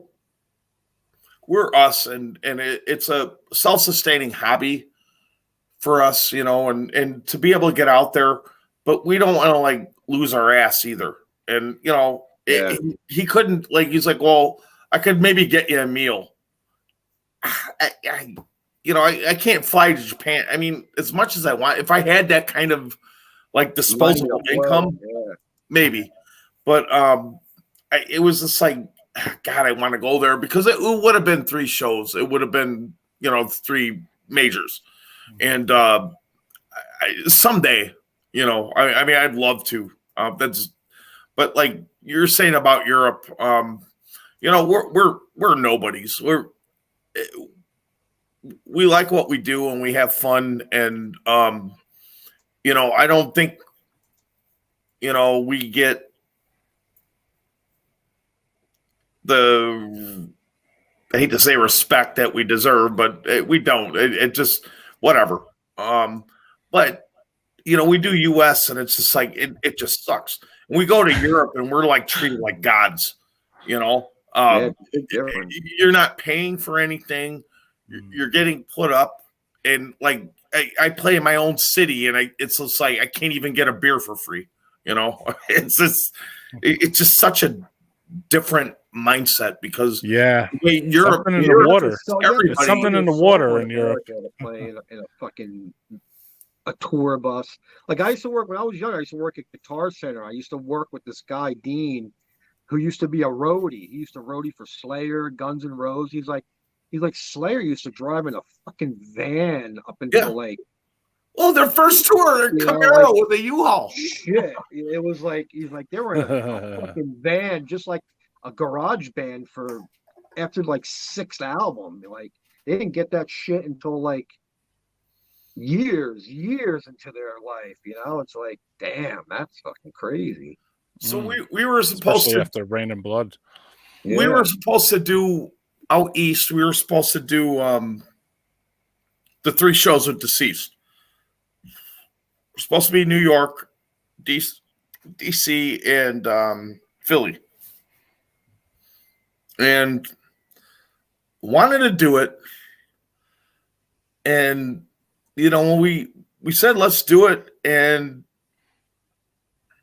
as time went on, it was like, okay, New York pulls their shit where it's just like, well, you got to be vaxxed to go anywhere. Fuck that. You know what? I'm not political. I have a blood condition where it's just like I don't want to get vaxxed. My wife got it, and my parents got it and stuff, but like right now it's not for me. And I'm a mission critical worker. So when everybody was like working from home, hiding out, I was out there with the police, with fire departments, with, all this other stuff. So, and I never, as far as I know, I never got it. But to go and play a show and have to prove that, no, sorry. It's ridiculous. It's ridiculous. Right. And it was like, so that was a thing where it's like, King's like, we said we can't do New York because of their rules. And then I said, we're going to drop off because DC is going to do the same thing because it's all them blue big cities, right?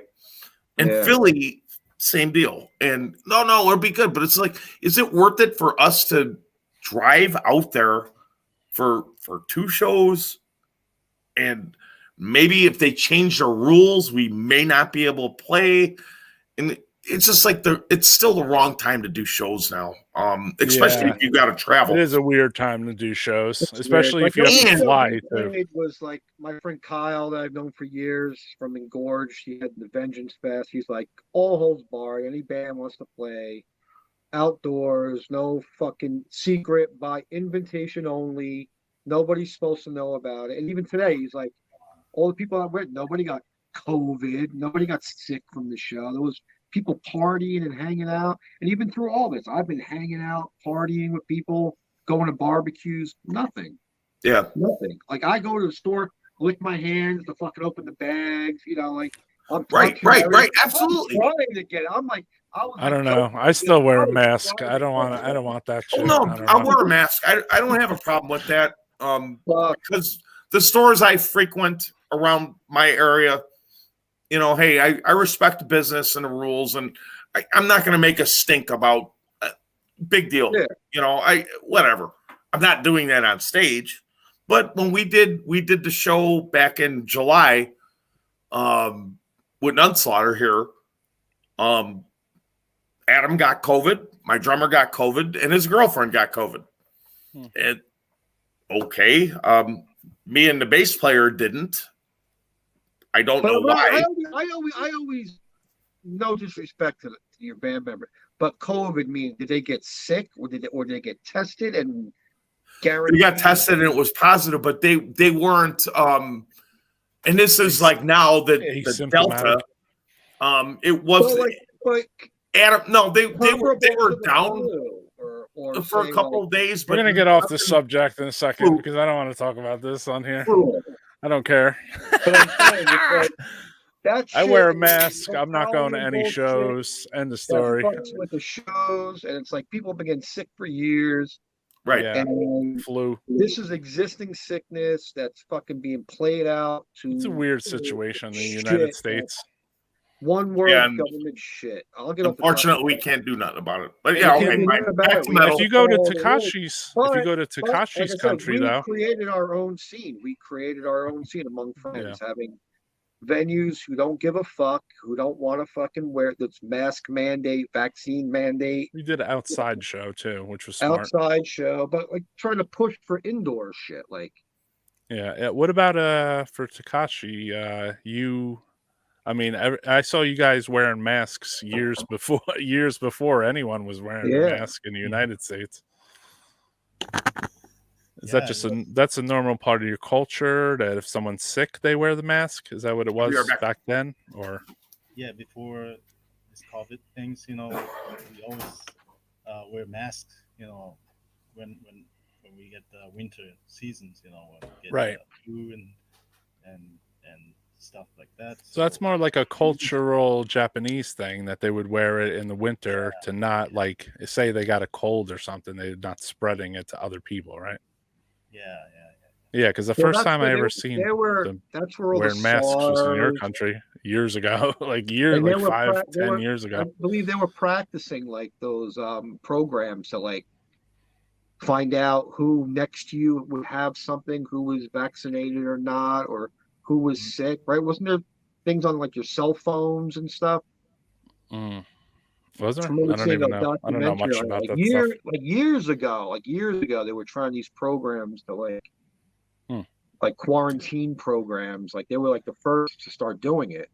All I know is my wife is a nurse, so I have to wear a mask basically, and I will wear a mask because she studied infectious disease, and she doesn't, she's like, be careful, basically, you know what I mean? I don't go out. I mean, after my youngest daughter had cancer, like we couldn't bring anything into the house in a way, like flu or any kind of thing, because it could have literally killed her. So like back then, like I was like with the hand sanitizer. Yeah, if we would go to the hospital, sometimes we would have to wear masks. So like I was already like, when this COVID thing came, I was like already ready for it. It was weird. Like all my kids were used to it. My daughter obviously still used to, if she's like, oh, she just put the mask on, like, she went through a couple of years of that treatment. So it like wipes out all your cells, and then, you know what I mean? Like, so I felt like I'm a recluse too. Like people say like, oh, I'm a hermit, but it's like, you want to meet a hermit, dude? Meet me, because basically I don't do anything at all. I just work on my record label. I go to the post office and I go back home, and that's it, dude. I don't do anything. I'm kind of the same. I go to work and I hang out with my wife, and I'll go to a show here and there, but I don't even go to a show anymore. I mean, I used to go to shows. When friends come through, especially. But I'm not like one of those where it's like, I'm like. Well, I don't have any hang-ups about not going to shows personally, because I just got bored. I got bored of going to shows because I realized I'm at the show, right? I go to these shows. The last time I remember that this was like the nail in the coffin. There was a show, I think it was Dead Congregation. It was like the Martyrdom Fest in New York City. Benny's. And it was like Dead Congregation, Black Witchery, bunch of really good bands. Evoking, I don't know. I don't even remember who played. There's a lot of really good bands. I noticed that I wasn't hanging out inside at all. I was outside at the falafel truck. I was talking with Black Witchery, you know what I mean? And then I was like, why am I even at this show, dude? Why am I going to shows? I don't even understand anymore. Like what shows now have turned into are. I drove 5 hours to get here, like shows have turned into like photo ops, where it's just like, oh, we're all hanging out, we're at the show, but they're outside, not watching the band. There's no pictures of the band at all, Right, and and then shows have gotten like too big. Where, dude, I'm sorry, I'm I'll be 48, and I've been doing this shit since I've been 14. And when it gets like 10 o'clock, 11 o'clock at night, I can't hang anymore. Yeah, I don't want to do that shit. And it's just like when you had these, like, every show now turns into, I call them fests, because when it's more than 5 bands, it is officially a fest. 2 o'clock. I thought you were gonna say every show turns into like you gotta leave because it's your bedtime. Yeah, 10, like when we were, 10 o'clock, bro. I gotta go, man. And Craig and Randy be like, "Oh, they want us to headline." Well, tell them we go on at 9 o'clock. I'm not going on no 11. I'm not deadlining. Like, I gotta go to work tomorrow. Like, fuck that. Yeah, it's like, but that's nothing, Roy. Because remember I was saying, like, L'Amour's, you go to a show, the headliner would go on at 3 o'clock. 3 in the morning. Yeah. It was like, oh fuck, you were in there a good 12 hours, like. Yeah, but when we were young, now forget it. Like, yeah. I said I like 4-band shows. That's all you need. I prefer 3, but 4 okay. That's actually, when I threw shows, I threw only 4-band shows because I thought that's all a person really needs to consume, just 4 bands. It's good enough. You can appreciate. You're not your ears aren't ringing. You're not like so wasted by the fucking 4th band that you don't care anymore. It's like, well, that, and then as a band, we're, okay. Like I always, like, with friends, hey, yeah, use my gear. It's cool. Especially if they get a hold of me ahead of time. When promoter expects you to everybody use the gear, it's like, well, then I want more money. Yeah. Because you could go rent the shit. I mean, dude, I'm sorry. I'm not trying to tell you how to run your business, but fine. They'll make everything run smoother or whatever, but I don't know. Just throw the whole show around Tom's gear. I'm sorry, bro. I use Marshalls, and I have old Marshalls, and I don't want anybody fucking up my shit unless I trust them. And or even if you trust them, it's like you got to worry about the fans. When we played in Canada, like, I got my pedal board. I'm looking at my pedals. It's $1,000 worth of pedals per se, and I have it at the tip of the stage by the sound monitor. I'm playing, and there's a kid. I'm watching him hanging with a cup of beer, like, right over it, and I'm trying to put my foot there, like, back the fuck up, motherfucker. And he's not getting it. He's like, yeah, and he's got this big topped off cup of beer, and he's like right over it to the point where I kicked him, like, with my foot. And kicked the beer all over him, and he was like, oh, he went away. But then he came back with another one. I was like, motherfucker. Like, I'm trying to pull it back with my foot. Yeah, like, all night Bill just keeps punting beers off the stage. No, seriously, show respect. I don't have like a big elaborate setup, but what's on the floor in front of me, like, stay out of my space. Yeah, like, because, like, usually, like, when I play, I'll have beers in front of me, so I could just grab them.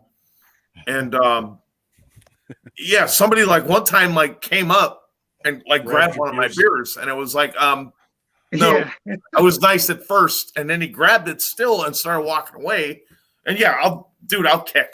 And you come by my gear, I'll kick. I'm sorry, it's metal. I'm not here for your feelings. Yeah, fuck that. They don't respect your shit. They get drunk.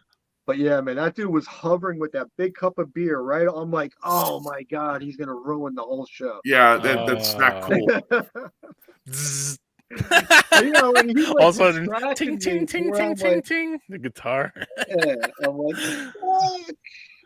Oh, but man. After we went off, he came over, he was hugging me. Oh my god, you guys are so great. Yeah, next time, stay away with that beer. Yeah, get the fuck out of my way with that beer, bro. Yeah, dude. I was like, disaster waiting to happen, man. Yeah. What about like a lot of the shows in Japan? I noticed that Naru sets up a lot of shows. Are those shows? Do they run late at night? They look like a lot of them are during the daytime or something. Yeah, now it's changed. We play earlier, like starting from like 3 p.m. Okay. and we finish playing like 6 or 7. Oh wow. And no alcohol and stuff. Right. So Us and the cyanide guys always say it's just like we need to bring matinees back. So we're all home by like 8 o'clock at night. Yeah, CBGBs. I do miss, I have to say, CBGB matinees. They were cool. I am old. We all are, man. Little That's bit. it, man. I like all of us doing this kind of stuff. Just I like talking cool. about It's this like stuff. I like talking about the old days. You know, some of the younger guys are because they missed out on it or whatever. And I invited some younger guys on tonight. Really a good time. I mean, you know what? I invited some younger guys and some younger labels to come on tonight because I wanted to talk with them too, bro. I don't care. Like they're death metal peeps to me, so I feel like what's know, your perspective? join the crowd, bro. Join these old dudes. You know. I like outdoor fests in the afternoon. Those are like good. I like that. Yeah, it seems like you got to play a few of those, Bill, for some weird reason. DISMA outside was weird. Right? Outdoors. Hey, are you guys still getting? Takashi had a question for Bill. Wait, what? Takashi had a question for Bill. Oh, I saw DISMA show recently. You play outside, was it? Outside, yeah. Yeah. Yeah, it was out in it was like an old biker venue where they had like bike rallies and car shows. And they actually built the stage that day. Like they didn't have a real stage. There was like a outdoor not like a tent, but it was like a wooden structure for like barbecues and stuff. Oh, the pavilion. They put the beer truck right there. So the band had to play out on the left side. So they built the stage, and then they had like a van with a really good sound system. Like the sound that was for the show, I was like better than like most indoor venues. Like outside, pretty good sound. Outside, like I love playing outside when it's done right. Yeah. Because if you do it wrong, it can be like disastrous. You got to have the right like sound system. You need a good PA. Definitely the PA. Yeah. That's the hurting. Like amps, you can crank an amp and get your tone, but like once the singer, you can't hear the singer, and the drum, you can't hear the drums. You'll hear that delay from like you'll have the drums in the monitor or whatever, but then like I always like listen to our drummer because he plays hard enough where I could hear it. Yeah. But then it was like I hear him, but then I hear it coming out of the monitor, and it's like we were in it was somewhere in Netherlands, and it was an outdoor show. It was like on like probably one of the biggest stages I ever played on. It's just like I don't know how we're here, but whatever. But it was just very like strange, and it was cool, but it was like it was like that thing where it wasn't synced right or something because I heard him, but then I heard him here, and it was like. Yeah, like for me, monitors. I just real musician problems here on Death Metal Podcast. The other guitar, just the snare and kick drum. Yeah, I don't want to hear the bass. I could feel the bass on the stage because our bass player plays loud, and I don't want to hear vocals because Craig sings off the beat, so he could throw me off. Right. I just want to hear the other guitar or the bass. That's it on the monitors. I don't want to hear anybody else. I need Adam's guitar just a little bit in my monitor, just like kind of as reference, just okay. And then usually I like to hear. I don't like hearing kick drums, but snare is kind of where I go off of. Yeah. Okay, cool.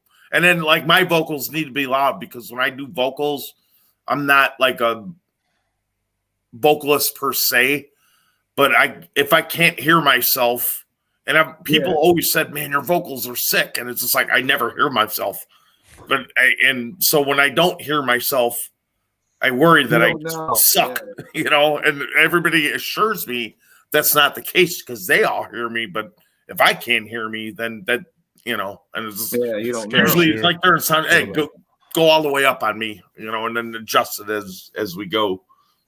But are you Adam is your singer, right? Adam he's main. I mean, I do, I do a song here and there. I kind of got away from that because I don't like with Severed. I was like, after our singer quit and then he passed away, but I took over on vocals, and Severed was a little different because it's death metal, but it was like kind of that Abscess style death metal. It was like kind of that death and punk kind of push. And the way we were tuned, for some reason, my vocals on C sharp works, but like on A sharp, it doesn't. I got to really work at it, and I try, but there's certain songs where it's like, if I write it and I have something in mind for it, I'll say, well, I'll do this.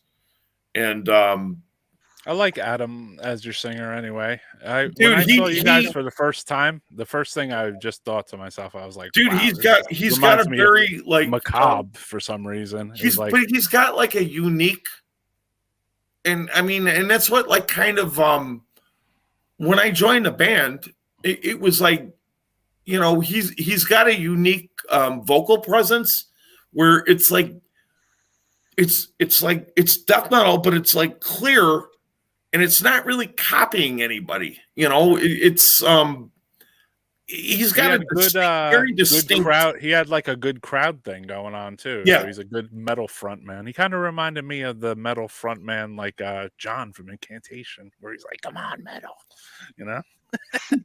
in between the songs, he's like, yeah, dude, he's trying to rear the crowd up. I like that. Yeah, I said, man, he'd probably go over well in Europe, in Germany, especially. Oh yeah, I mean, dude, we did really well over there. I mean, it was. You play a NRW? Yeah, dude, that was. Yeah, we did that. We did that. Did we do that for? No, we did that the second time we were there. I'm trying to get a Wormelskirchen podcast basically, and get a bunch of Germans on here that I know, because they have that, the NRW, the NRW, the club, and yeah, maybe Takashi. It was a really great time, and not yet. No, yeah, everything was like just like cheap, and they put us up and warm beer. Oh, I don't. Yeah, that's the way they do it there. Yeah, that was confusing to me, but whatever. Warm beer it is. Bill, are you guys still getting canceled, or is that cleared up? I mean, we haven't really played any shows. I mean, we haven't really like reached out to anybody for a show. I mean, people are starting to not care about that stuff, bro. In my opinion, it's getting to the point where it's like so ridiculous. We were just like you could just, even people like not involved in the scene were like, you just put your arm the wrong way. They're like, look at that guy came from the show. You got the wrong shirt on. You make the wrong comment. Like it was like, and people the wrong comment. And it was like, and it's like fucking like, oh, Antifa is shutting your show. Like, no, actually, Antifa never. It was just people outside of the scene, just like writing on Facebook, like saying shit, like making up lies. Like I was telling, it's like the alternate reality. Websites putting our Bravest Remains album, like, look at the bigotry in the lyrics of this album. I'm like, I had to write the editor. I'm like, what are you talking about? Yeah, we're talking about a fucking graveyard. What are you talking? Oh, sorry. I'm like, yeah, but you're putting that on the internet for people to see. Like, you don't realize what you're doing. Like, you're just following a bandwagon, and Clickbait. it's going on and on, and like Just clickbait, bro. it's just You know clickbait that. bullshit. And it's like, It's weird. but it was Yeah, like, I never. because when we played in Canada, the promoters like, oh, Antifa's coming to the show. I'm like, oh, they're gonna give a shit. He's like, no, it's 3 members from Montreal. Antifa, they want to come see Disma. They don't want to be advertised though, so I'm not going to tell you who they are, but they're going to be here. They'll probably be in the front. And that's what he told me. I was like, really? He's like, yeah, they don't give a shit about that. Like, it's like that. There's a whole. I mean, I'm sure there's some people in that scene, protest bands, but That it's are like radical. The radicals. we're not like what The United Disney States show is so since the stupid right beginning, now. It's has there unbelievable. been any like controversy? Like you don't see Craig like trying to recruit people into some fucking, like people at the door with a fucking. Craig is the landing goddamn. iron and Craig walk is the through friggin' and- incantation master, bro. Onward to Golgotha, dude. You know Right. what I mean? I mean, that's what like bothered me about this whole thing, where it was like, It's a witch hunt, bro. yeah, what it is. and it's just like then you're Another gonna modern fucking day like witch hunt. what? But So you're yeah, not you gonna can witch put hunt anything? a small band. You can witch hunt a small band, but like, can we have Cannibal Corpse who sings about like death, raping kids, dismemberment, Yeah. and, yeah, or whatever, or say there's like all these brutal death metal bands, with the crazy covers and all that. It's like those bands aren't like whatever censored, or I don't even know. No. Like That's what it's so but weird I used because to- in a weird way, the whole like censoring and canceling and all that crap that goes it makes around it. people like I it don't more. care a damn thing about it. Like Yeah. this has no bearing to me. It's just Like to me, like when we had that early scene, it was you tried to be the most extreme, brutal. Like Satan was overused. Who could Right, be more Satan. brutal? Satan Like, always. what could you do to like be more shocking? And that's all it was. Nobody was living that lifestyle. Nobody was trying to fucking recruit anybody. Like there was Yeah. nobody holding people down at a show. No. Like all of our shows that we had before all this bullshit came out, I'm like, look at all of them. Everybody had a great time. Yeah. And even this supposed racist festival, we were playing the Vengeance Fest. Me and Kyle were like, I put my arm around, I was like, look at all these fucking races at the racist fest. It was black people, Right, white right. people, Jewish people, Indian people, Asian people, all at this supposed white power festival. Like, what the fuck is like? Where do people get this shit from? The You know internet. what's funny, though, Only when they you- live through the goddamn internet. They're idiots. when you brought up the like, and that was like the funny thing because I don't sad. like that whole brutal gore grind Yeah, stuff. I was just never into it, right? And so that's the thing. It's just like, yeah, they do the most like disgusting artwork and whatever, but yeah, we're gonna play this show, and oh yeah, you're so extreme, and I would always just like, yeah, G.G. Allen, motherfucker. yeah. It's like you want to be Shove a extreme. drumstick up do your that. ass and lick it, You got to motherfucker. throw That's crap what at this. Yeah. Yeah, you got to throw poop at the show. I said I love Gigi. That's like I'll never much like do that you kind love of him? stuff. But He probably would have loved you back. no, I met him. He lived in Chicago for a while, and I was younger. Yeah, And I he think I was remember actually like he was different off stage than he was on stage, of course. It's like you see, like I love seeing like when Murder Junkies come around. It's always a good time, and they're not. The most extreme you're gonna get is Dino, the drummer, plays naked, and at the end of the show, he's gonna stick a drumstick up his ass and then throw it out in the crowd. That's Right. about it. That's standard fare at a Murder Junkie show. That Yeah, happens like but every they're time. fun, and they're a Don't catch good that band. drumstick either, right? Yeah, Don't When we catch played that at the drumstick. show, the Bloody Apostles played with fucking Paul Ledney in that Yeah, band. Paul Ledney. Oh, yeah, Is yeah. that members of Murder Junkies Yeah. and Profanatica? Yeah. And It that is, was right? supposed to be with G.G. Allen, that interview that Paul Ledney gave on Francisco's show. He's like, he was trying to do that shit with G.G. Allen back in the day, and it fell out. And it finally came to fruition years later, and they played the show. And then they did some Profanatica tunes after, but Cool. that was pretty sick. Yeah, I don't know why I didn't go to that show. Like, part of me wanted to go, and the other part of me was like, I guess Nope. I'm just a hermit, you know? There's just work to do, and just like, I Definitely don't know. cool, you know? I mean, I don't Like live the in New first Jersey anymore couple, either, so that's the probably a first big couple of difference. shows went on, like bands went on, and then it rained, and then Mm. we had to stop the show, but people just kept drinking, and then we just continued the next day, and they crushed all the bands into the fucking second Sunday afternoon. That's when we wind up playing. Gotcha. But Yeah, I saw that Paul Ledney was playing that show. I thought a Profanatica was playing for some weird reason, but I guess not. But they did in a weird. They played a yeah, bunch they of did Profanatica songs. they did like the demo tracks, the fucking brutal shit. Damn. Yeah, it was sick. It sounded awesome too. Yeah, they're sick. I love Profanatica. Yeah, they're always cool. There's something else, especially when they have their clothes on. They're cool, you know. Yeah, but you know what? That was fucking extreme. I mean, Yeah, especially back Yes. then. You know, Probably pretty cold. I mean that was aside from like ESI, like that was the most like blasphemous shit you were playing like in 1990. Like the Yeah. shit he was saying, like Yeah, maybe and Sarcophago. his vocals to this day are like the best black metal vocals. Fucking, I don't know, man. I disagree with, like you said, Deicide. I was never a fan. but like you know what I'm saying, not, I get you. An Angel didn't like the outwardly like say. I don't think Bill. I don't think Bill was a fan of Deicide anyway. No. Dude, the first album I like. Lunatic of God's Creation, I think, is like one of the best death metal songs ever. Yeah.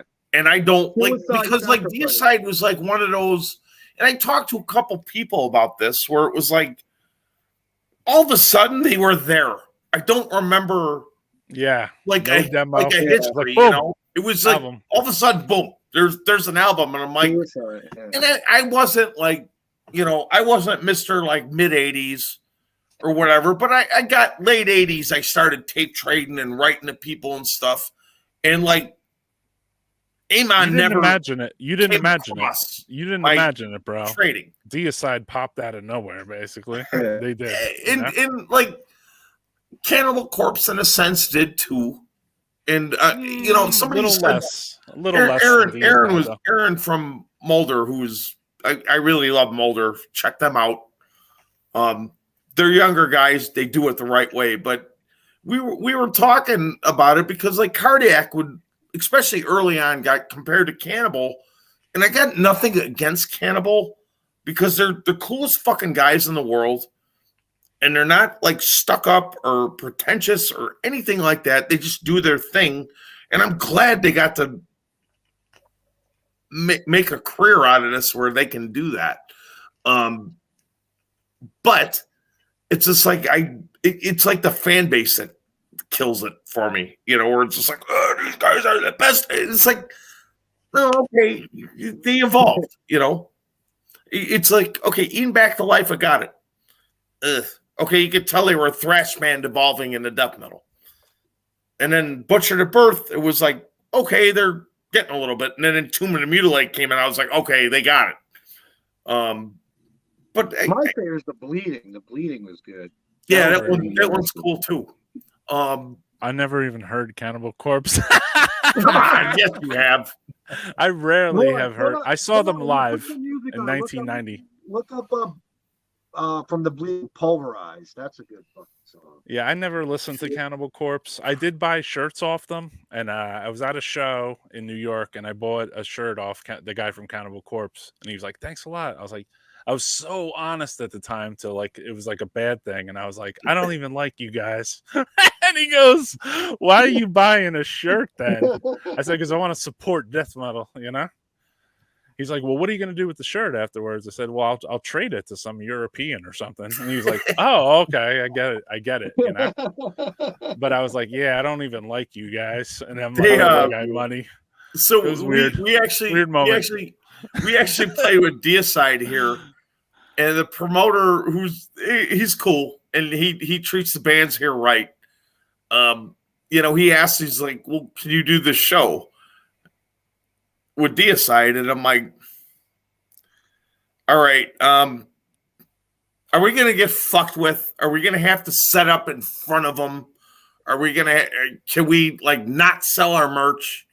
Yeah, You know, I've heard horror Bullshit. stories about Glenn, and he's like, no, don't worry about all. He's chilled out on that shit. And you know what? It was cool. It was a good show. And it was the thing. Like I seen Glenn like outside, and I was just like, "Hey, Glenn, how you doing?" And he's, "Hey, how you doing? Good to meet you." You know, and that was the extent of it. And we all had a good show, and there was no. I didn't have to go like 2 miles away to sell our shit. You know, but they're just it's not. It's just not the same. I mean that first Deicide album was really good. And Legion was probably good too. I remember a couple songs off that, but I was just never into them. You know, it was they kind of came after. Me neither. Just the first album for a few minutes, and that was it. Like the Poor Brothers, like Morbid Angel. Like Morbid Angel was the shit, and like that was like the all right, these guys too. You know, like and it never took off for me. You know. I never even heard Legion. Again, I always cut the band off right where I like them. You know what I mean? I'm like, all right, this is the band I like. I'll listen to that release. And then as soon as they put out another release, sometimes I just listen to other people and they're like, oh, that's horrible. And I'm like, all right, I'm not even going to listen to it, dude. So, you know, or I'll just listen to just one song. I won't buy it. And I'll just listen to one song and just determine like if I like it or, you know, like 1 or 2 songs maybe just to check it out. Because I'm not just going to take someone's opinion. Right. But at the same time, if someone valid, if this guy right here, Bill, is telling me, "Yo, the new album sucks, dude," then I'm probably gonna listen to him. You know, I haven't heard Deicide, man, and like, God damn, dude, like with 18. with Carcass, you know, Carcass, Carcass. The big Symphonies is like they're. I love Symphonies that they will never ever. No way, bro! New album. New album's the best one. People love that. I'm like, what? But here's the thing. I'll try and give something a chance. But so like everybody like loves necroticism, and the way when you know we were all there when that stuff was coming out, and when necroticism came out, while it wasn't bad, it was like, oh, they're turning. They're getting ready to do something else. Bill, you got to say what you said about the show and the more. Oh remember? yeah, when we went to see Carcass play at G. Willikers when they were they still a 3-piece when they played? No, they were with Michael Amott came. But when we heard like they got the guy from fucking Carnage coming to play, like. Oh my God, this is going to be the sickest. And then that album comes out, and we're like, the next album. We were expecting like the most insane Carcass album because you had Carnage, you had Symphony of Sickness together. Carnage with fucking Carcass at Symphonies, like that was like a match made in hell. Like that was like holy shit. Like this is going to be the best death metal band in the world. Like, and then we were like, don't. You know, it was like Bill must have heard that album. Like you fucking, you know, a rip off of something you did better, like a more technical, cleaner version.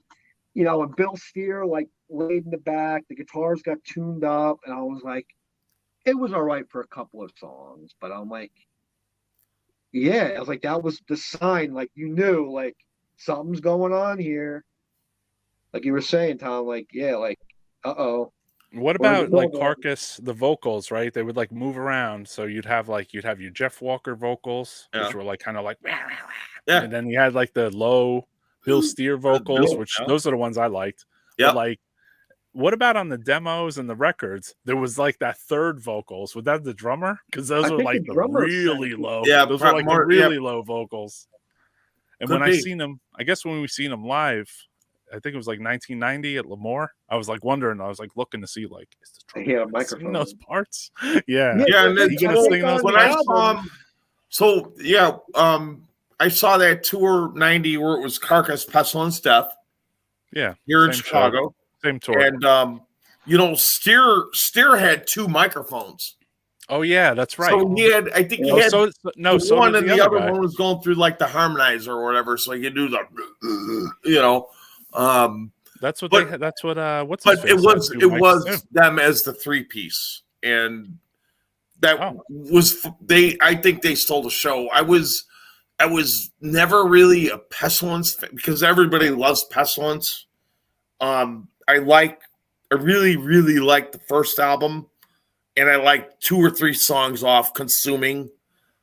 But once Van Drunen was gone, I was like, yeah, and they got too technical, and Yeah, they you know, changed nowadays that main dude now, the Patrick, he like sent me an email because I made a comment on something, and it was just like, you know, I'm gonna kill your mother, and I'm like, dude, Yeah, what's going on with that? are you fucking like that unhinged where you can't take criticism? It was because it was like I said something about Testimonies, which is not a bad album, but I thought like all the like interludes between the songs where they did those like keyboard things, it like just interrupted the flow of the Too album. long. Yeah, it was like too much. I And it never was even just heard like- that album either. And it was I just never like heard he was just Testimonies. like he was just like so. Should I really it's be just doing like, a death metal podcast? dude, what are you like? What are you like? 14 years old? I mean, you know, He oh, gets my angry. dad could beat your dad up. You know, it I was switched like, to Asphyx and the Rack after Yeah, he Consuming left. He Impulse. followed I was yeah, like, that- all right.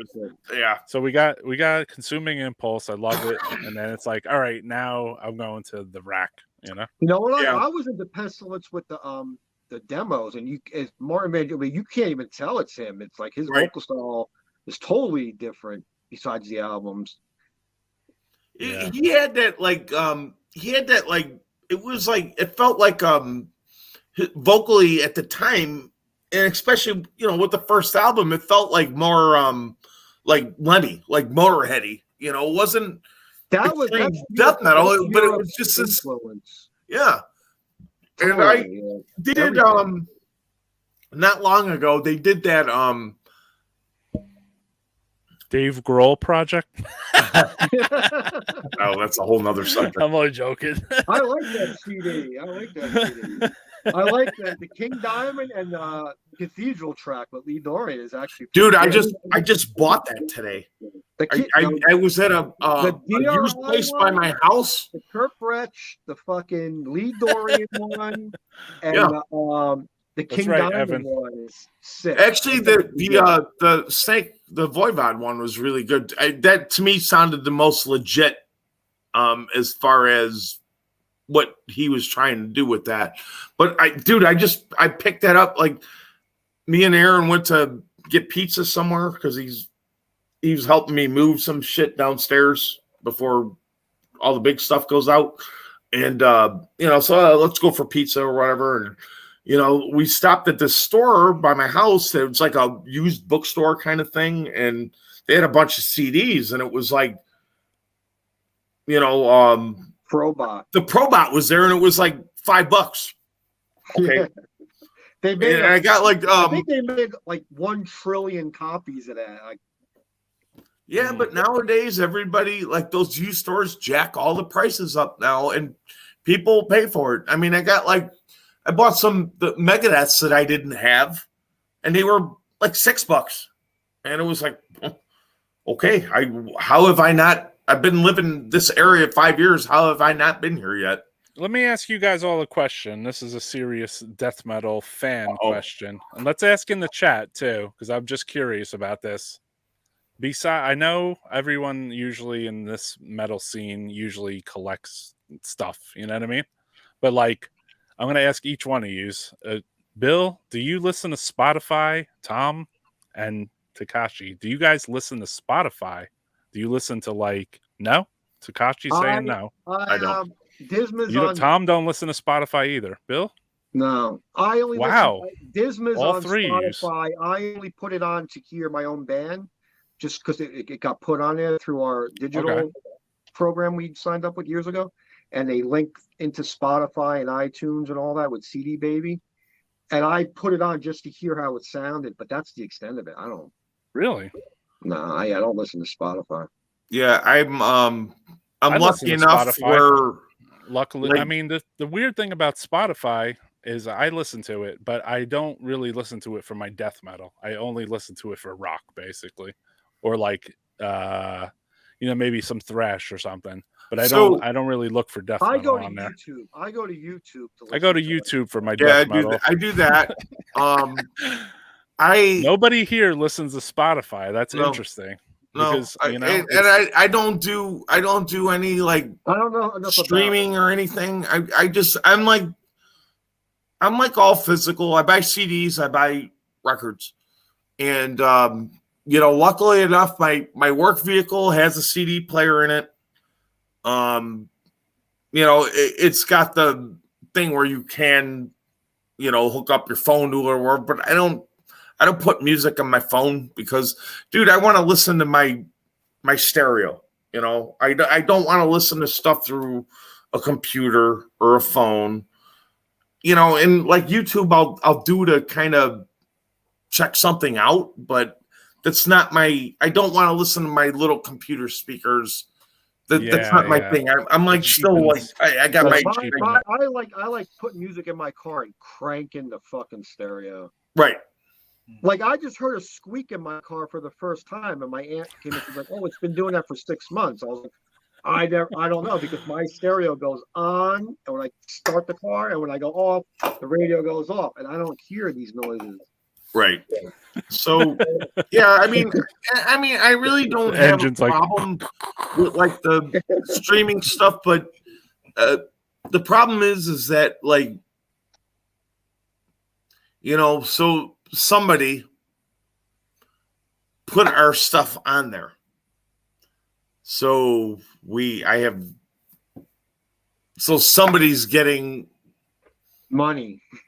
Right, and probably not a lot, but 0.01 like there's people are like, hey, I find you on iTunes, should I buy it? I'm like, well, we didn't put it on there. I know who did, but whatever. I only play music when I'm at the laundromat. There you go. I mean, but when I'm at home, I listen to like, I mean, you guys, like, we're all friends on Facebook and shit. And I post records, and every so often I'm listening to some death metal, but most of the time I'm like listening to like 70s rock and, just shit that nobody ever got a chance to hear, This guy's on point, and he's kind of in my wheelhouse a little, because I don't listen to Spotify for death metal, but nope, not that guy. Yeah, he's cool too, though. Fraser rules. Bandcamp is good for listening to stuff nowadays. You know what I mean? Like if you want to check out some death metal stuff and buy the music. That's if you know the band to look it up. That's what I like about YouTube. You'll put in something. Yeah, the random. All the what this person likes this, and they'll give like choices like, oh, let me check out that band, and then that'll link to another subgroup of thrash or black or death or grind or even sometimes hard rock, or they'll throw a rap tune in there, out of nowhere. Yeah. It's like that's how I found Dr. Octagon, Roy. I was looking up something, and it popped in like, oh, you like spooky shit? Here's some spooky rap, So I mean, I could deal with some of the rap stuff. Some of it's okay. I think YouTube's good for that, But it's like if I play a Funebre demo on YouTube, which I probably won't, like there's probably going to be something that pops in the corner that's maybe like from Finland, you know what I mean? And it's like I probably listen to every band there, but every once in a while you see that one band in there, and you're just like, who's that?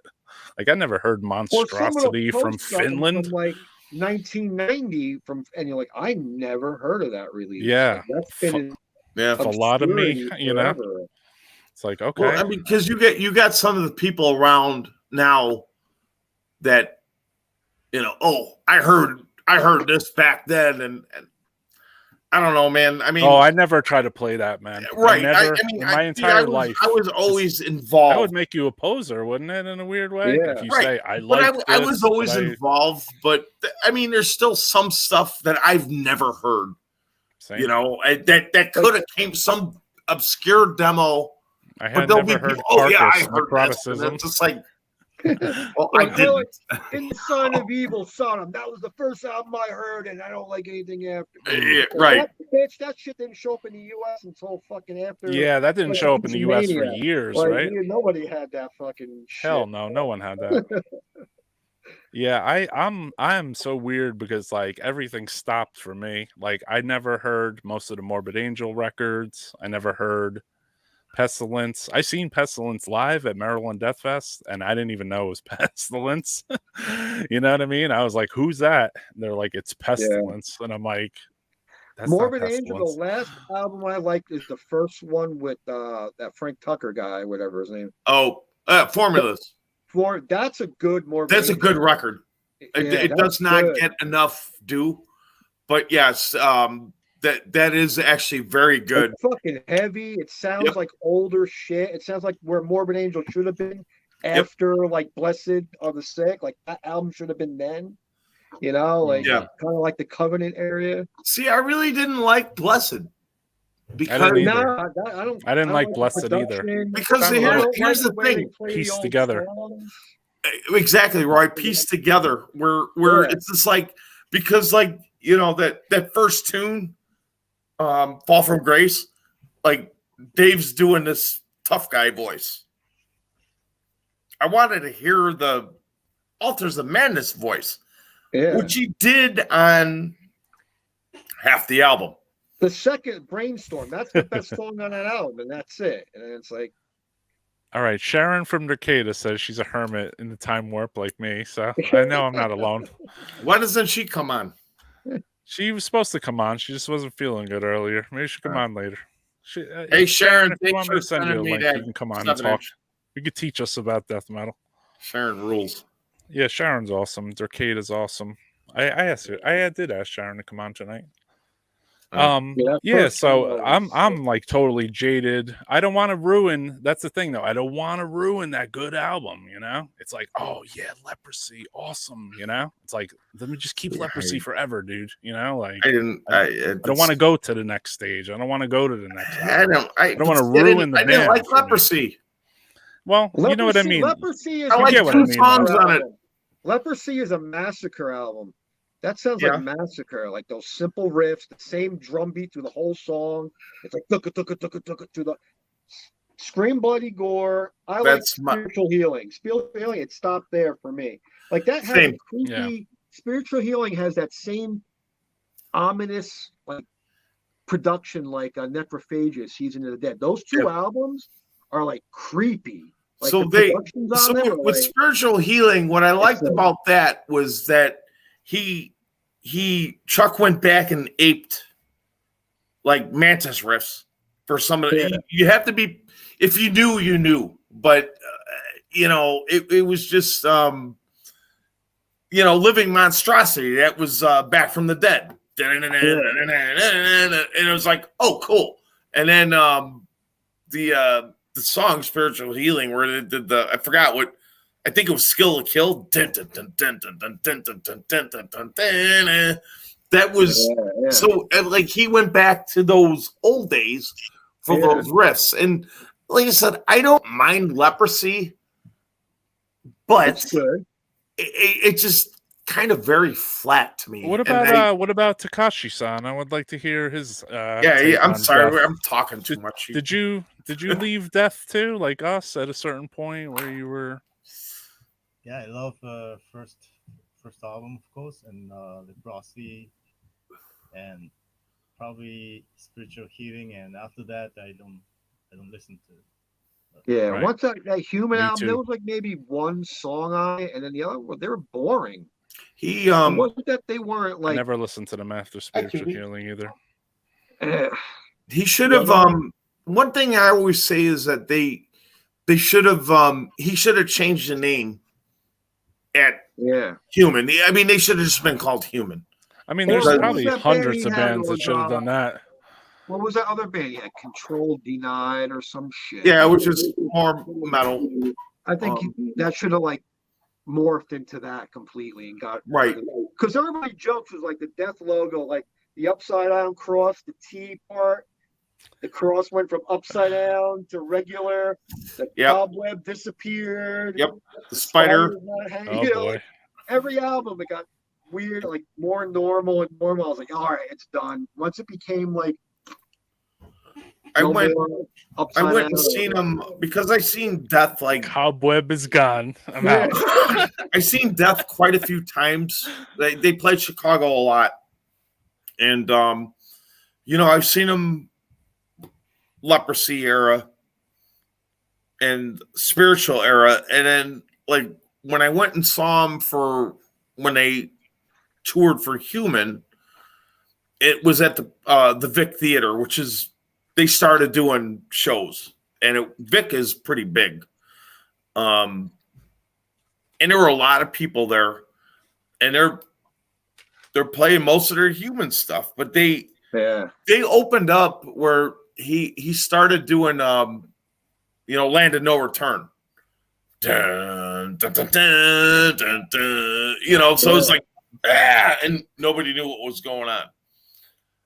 When they encored, they did Mutilation and Zombie Ritual. And I'm like going nuts, headbanging.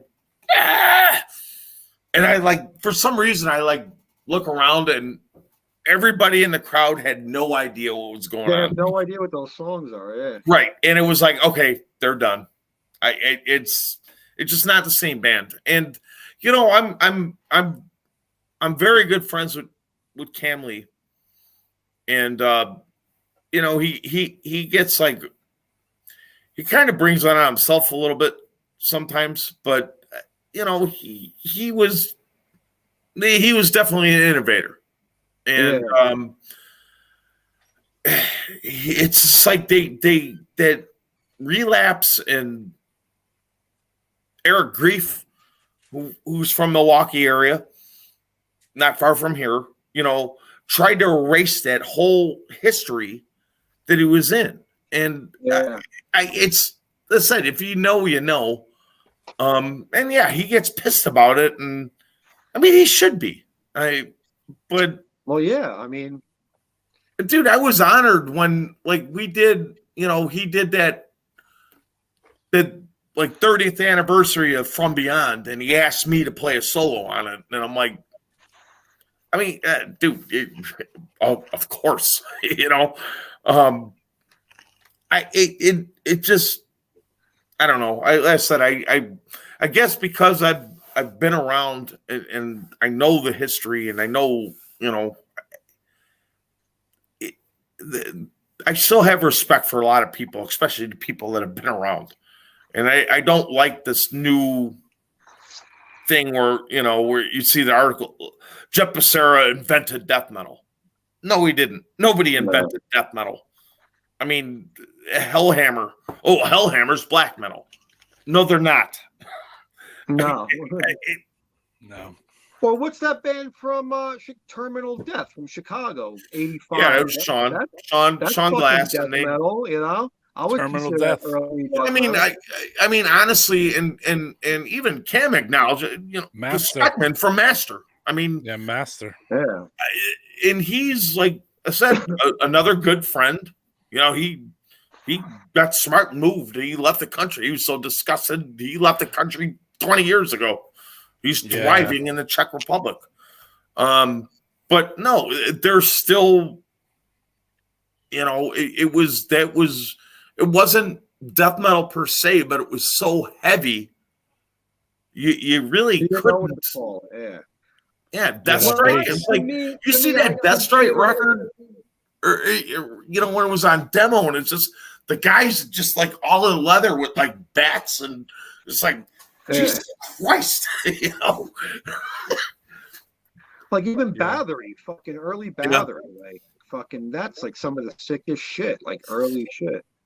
But to me, when Scream Bloody Gore came out, I remember I took the Path Trade over to Bleecker Bob's. They were going to get an advanced copy because I've learned about that band from my friend Phil Ferrero, who got me into the underground. He's the one who showed me about tape trading and going to the city to get the real imports and demos and stuff. So he found out. He was like, "Oh, Bleecker Bob's going to get like an advanced copy of Scream Bloody Gore. I'll go over there and get 2 copies." And they only had 1 copy, but I duped it for him. But when I heard that, because I heard he let me hear like some of those demos, I was like, "This is sick." But it was like Bathory, like kind of that same realm. It wasn't there yet. Right. But that Right. when I You heard still that, you still had a thrash ear, right? yeah. Yeah. But like when you heard that First album, death metal I was like, stuff was a little like, all right, this is something different. Like the way the riffs were played, the lyrics, the it tuning. wasn't like Possessed. All right, they had a couple songs that were death metal, and the rest was thrash or Motorhead almost. Like this was the whole album was death metal. The first song to the end, there was no like, oh, this is their punk tune, this is their Motorhead tune. No, it was all death metal. So And my then also with argument, Mantis, yeah, I think you were talking about Mantis or Massacre before, right? With Mantis and Massacre, though, their music didn't get out there. Let's be honest, right? No. That stuff did not get out there. Nobody Like there knew were about sick that. bands, they made awesome demos, Massacre demos, everything. But like the my music, argument- just for some reason, just didn't get out there. my Death argument got with out there, Possessed was like because Possessed got out there, because they were well on they combat. did, and here's why. And nothing against Jeff, because I've met Jeff several times and he's cool as fuck. And the internet turns this stuff into, oh, Jeff Becerra invented death metal.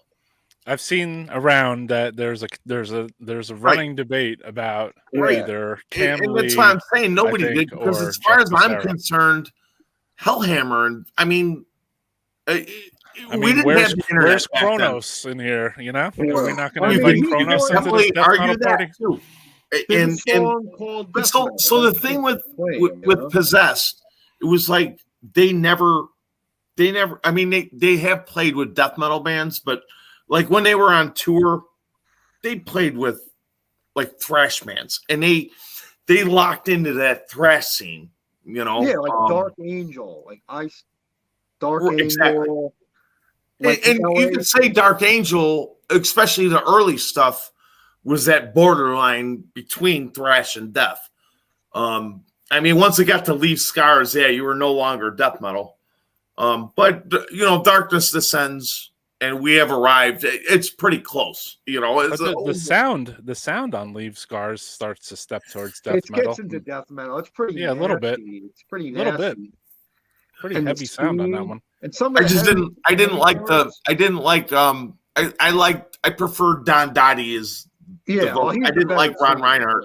I thought that was the American creator. I consider they're the American creator. Like those vocals, like nobody in America was singing like that. That was like German style vocals, Yeah. Totally. Darren's right. The internet's confused. I mean, I don't like. Do we really have to have a godfather of certain music? Like, no, this is the I mean guy, because everybody's opinion. Does he get extra like benefits at the end of the year? Anybody's opinion is an going to extra be different depending on where they are and where they're from. True. Yeah, like where was Europe in all this? You know what I mean? You had Bathory, you know what I mean? Like Bathory was like 83, right? And what I was saying earlier about like Sodom and Creator and Destruction, when we got them here, it was like, now everybody says, oh, they're all thrash. And it's just like, well, we didn't label them. It was just like, this is like heavy stuff. And they'll call, In the Sign of Evil black metal. Well, no, it's not. It's sloppy death metal. I think all that music would have been stayed darker and heavier if it wasn't for Metallica. Like even like the early Bay Area scene. I was watching a lot of those videos with Zetro. He had that show he was writing people on from the early Bay Area. Yeah, and he told a lot of early stories of that scene, how that all happened. Like Possessed was like the big band, like the early Bay Area scene. You think it's all fluff and the Toxic Waltz and all that shit, but early Exodus, Possessed, even like Violence and Heathen, like all their intros were all like creepy music. Yeah. Like if you listen to those early demos, the intros and the themes, that was like an evil scene they had going. And then when Metallica got up there, everything got a little more technical and What about little there's a bit of band we're singing not going mentioning on, that's from less Takashi's shouting, country you know? that I want to bring into the mix? What about Sabat? They were Sabat. very early. yeah. Yeah. Yeah. How old is that band? Long time. Long time, like 85, something. Yeah, they're really early on the. I don't know if they were 84 or earlier or something, but 85, yeah. They were like a black metal band in 85, dude, And they never really changed away from being a black metal band either, right? The whole Right. entire career, they just either did like a heavy metal style or like a black metal style. This, it's like they got like left out of the history books a little bit, I think, Yeah, I agree. Yeah. Yeah. And they were I wasn't there, but The British They, thrash band took the name, yeah, the that name UK became one. popular. They Kind of, Yeah, the left them UK in the band shadows a little bit. stole them and left them in the shadows. Playing with Sabat. well, Yeah. it was like the same thing with okay, there's two solstices. Solstice. There's the Florida one, the death metal one, but then there's the one from England, which is like that epic doom. And that's Rich Walker, who was, in Sore Throat and several other bands. But the Solstice, I love it. I mean, it's The just Doom like version? it's like one of those like things you put on and you just kind of take it in. It's just great. But so Solstice from Florida like sent them like a cease and desist letter saying we got this name, you can't use it. And Rich Walker, if you know him, he's like the coolest fucking guy in the world, but if you're against him, yeah, he's a motherfucker. But I guess they sent them this letter, and yeah, he basically like wiped his ass with this fucking desist letter and sent it back to him. It's like Sabat. It's like Sabat from Japan got overshadowed because Metal Forces was pushing Sabat from England, right? It's so hard. So And they made that album. They made Sabat from England seem like they were so brutal, but in reality, they weren't brutal at all, dude. Sabat played here. The Japanese one, they played here some years ago, and it was like kind of a fest. And my drummer from Severed was in another band, Malas, and they were on the same fest, and it was like very nice. But they're here, and you know who Usurper is, right? Yeah, Usurper, Chicago. right? Hell yeah. Yeah, well, they're kind of Usurper. Yeah, they're kind of rock stars, and they had their own dressing room and didn't let Sabat come in there, and they're like sitting out in the hallway. Oh, and I guess Danny, my drummer, fucking raged in a usurp. Fuck you! You're giving them beer. You're letting them stay in here. Certain Chicago bands are not so cool. But yeah, you come here Probably from like that in Japan, every scene, and I to me, don't know. you should be like treated royalty. Yeah, if you came from another country. Yeah. Like, yeah, you it's gotta kinda host messed them. up. You gotta host them.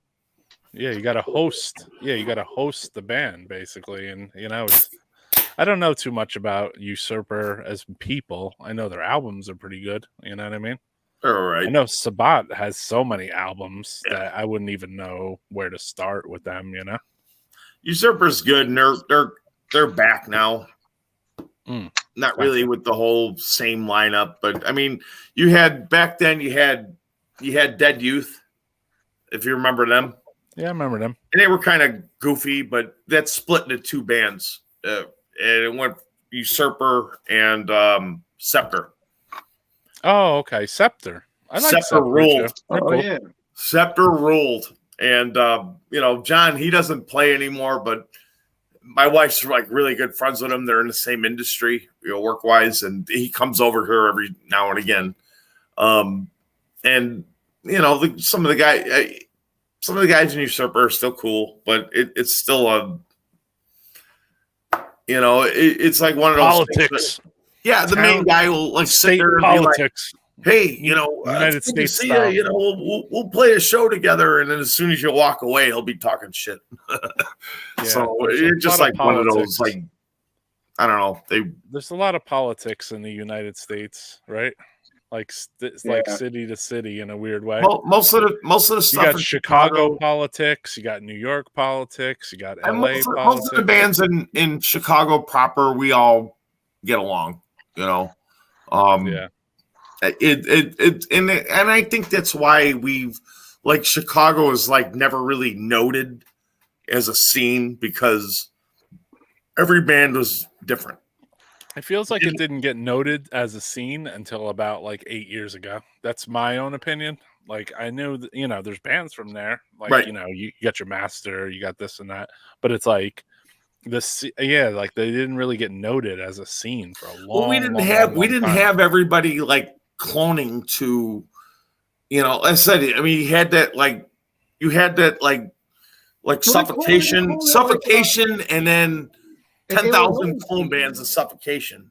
But that was the New York sound. And then you had Florida, and it was, we didn't have that here. Every band was somewhat different, and there was like no competition. Everybody got along, Well, in New York, they you didn't never have said just suffocation Chicago. clone bands. Well, no, there weren't, but generally, like the masses, I think, look at it that way. I'm sure. Yeah. I'm sure. You got, I mean, I get it. I mean, I know. Similar. But like I was saying, like you have New York scene, Pittsburgh scene, Tampa scene, LA scene. It was always the Illinois scene. It was never the Chicago. It was always like Right. Illinois. Like when you were referred to those bands, they never said Chicago. Like, oh, from Illinois, this band, Illinois scene, In Patego. Illinois. Yeah. Yeah, it was never Chicago, like it wasn't landmarked in that way, like New York, Pittsburgh, LA, like See, the funny thing is like Impetigo was never huge until like 15 years after they were broke up. Yeah. I mean, that was, and like I said, man, I like Mark and Steve-O are some of my like really great friends where I see Mark quite a bit. He comes up for shows and stuff. But yeah, Impetigo, they had their own vision of what they were doing, and it got like kind of too big for them, and they stopped. And it was simple as that. I mean, there were other reasons, but generally it was like, yeah, I mean, nobody paid attention to them. And they were like, when you did mail, it was like you would send them mail, you would send them a letter, and then 2 days you're getting it back.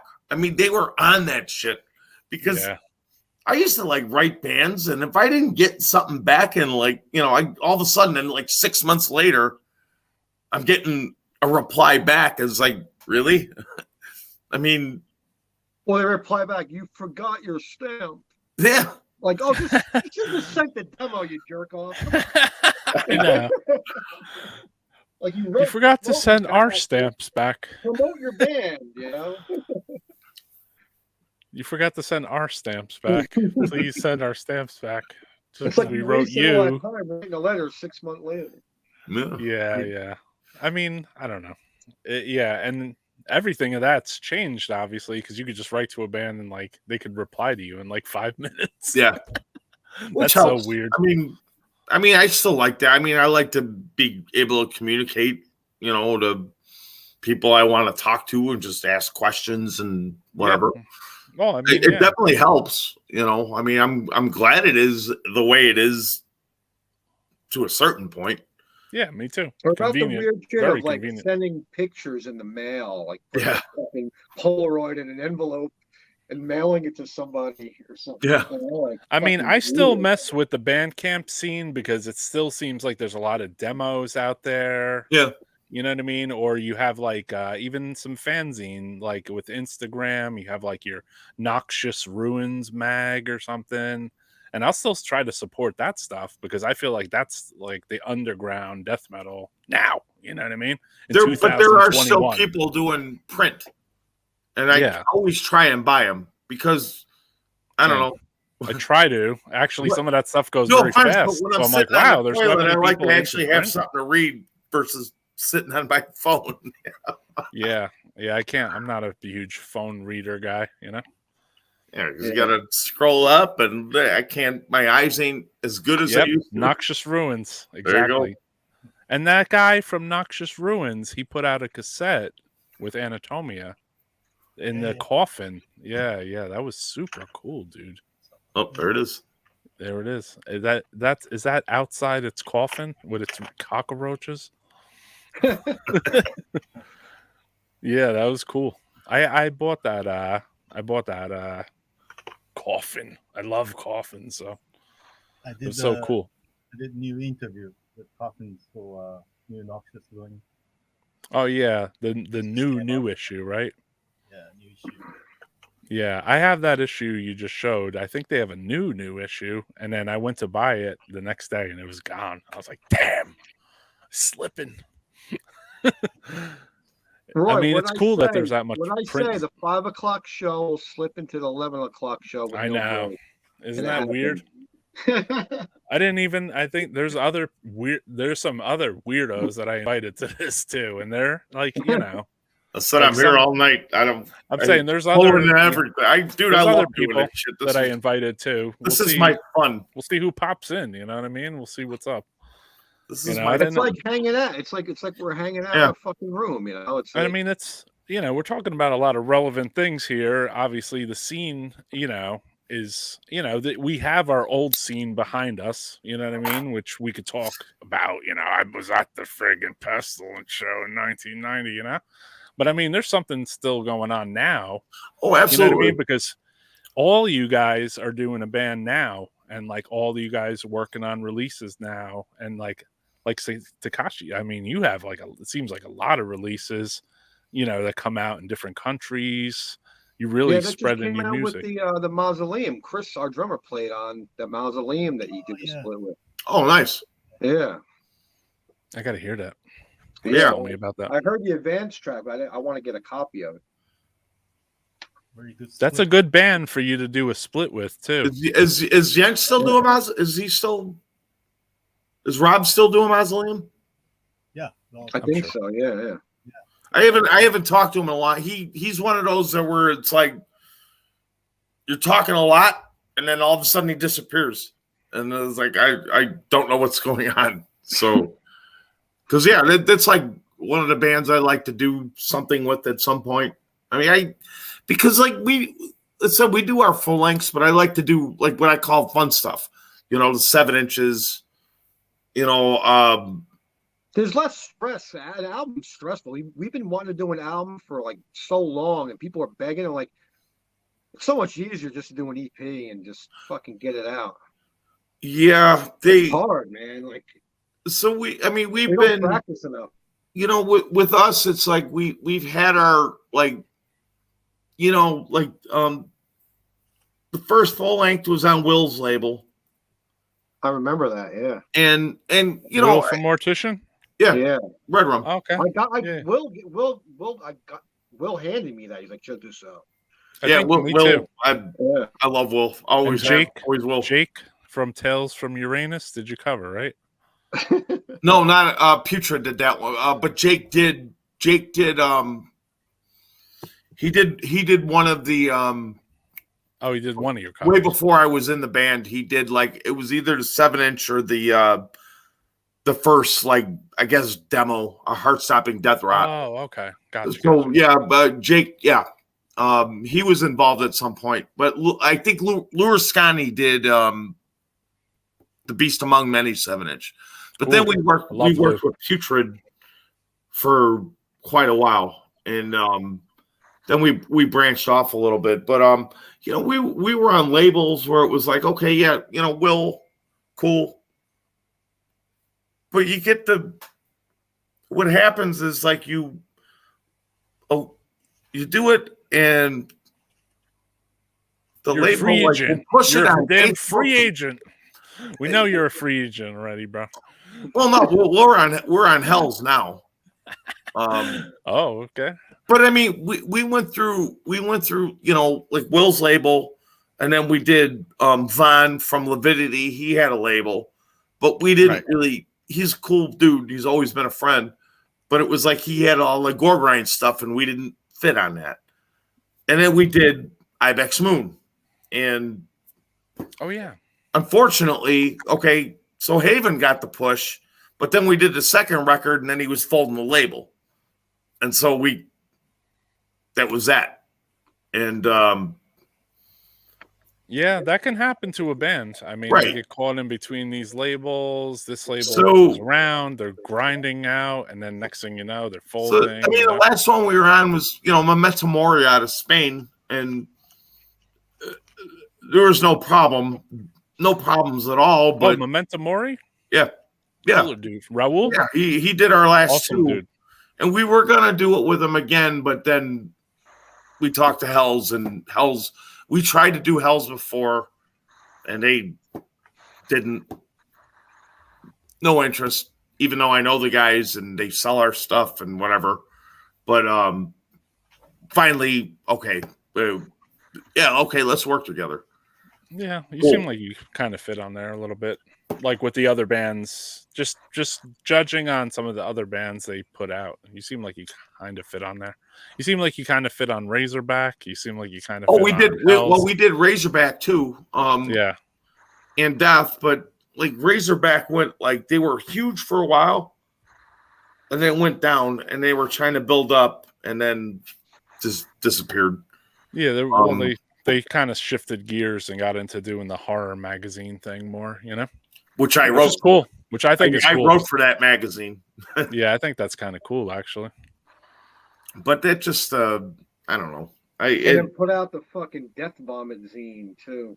Yeah, that's right. He did that whole. Yeah, I got a copy of that. I got that right here, man. I told him, I was like, please do it in color, like the yellow, red page. He's like, oh, no one will be able to read that shit. Yeah, he likes the black and white. Yeah, it would have been. Here it is, right here. Color. I got my copy. There you go. This is a killer. You know what? The unreleased the unreleased section in here is really like where the gems are. You know what I mean? Because they don't.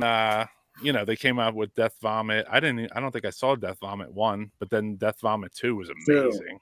Yeah, and then there's like a Death Vomit 3 in that book, which is like, whoa, and all the bands are super relevant for the time. It's like Demigod, Interment from Finland, like a bunch of like, whoa. That was our Bible, man. That was our Bible. That was our fucking. I wrote to every band in Death Vomit, basically, I believe. Like I went through every review and every interview and wrote to like everybody in the entire zine, dude. Even like After Dark and like whoever was in there, man. There was like those couple. That's how you learned. That's how you learned about stuff, that was a Bible, like Bill said, and it created, it helped turn me into who I am.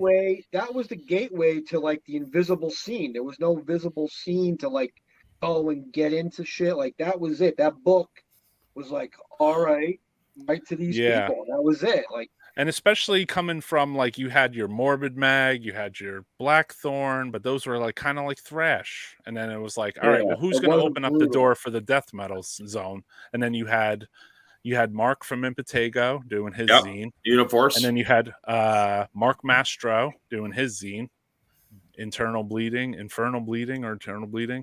So you had those, and then you had like who the hell else? Well, there was like obviously like Book of Armageddon for New York, and then Death Vomit was like, whoa, that was like that's when it really was like, whoa. He had Bloodshed out of Maryland was a good zine. Oh, Bloodshed, yeah, they're from Connecticut, I believe. Chain Letter was cool. Chain Letters from Maryland, yeah, that's where Corpse Grinder came about. Yep. He was in Corpse Grinder.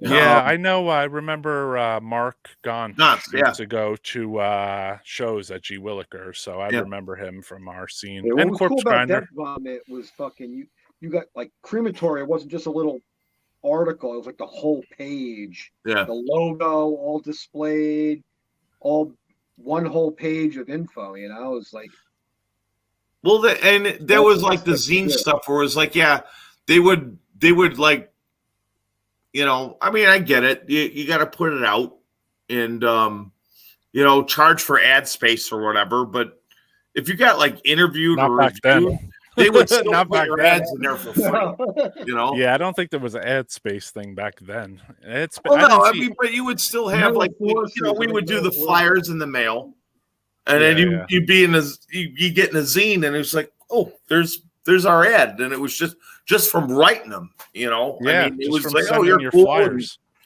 and, you know, and that's the way. That's the way. I like when, because there's certain people who'll still do it when, like, I'll order something online or whatever, and, you know, buy a record or whatever, and every so often, certain bands will send me a note, you know, thanking me or, you know, whatever, cheers. And most times, 9 times out of 10, you're just, here's what you ordered. And Or you have somebody like Paul from Embalmer. When he sends you a package, the thing is just loaded with, like, you know, all these. well, Roy, ads you do that too.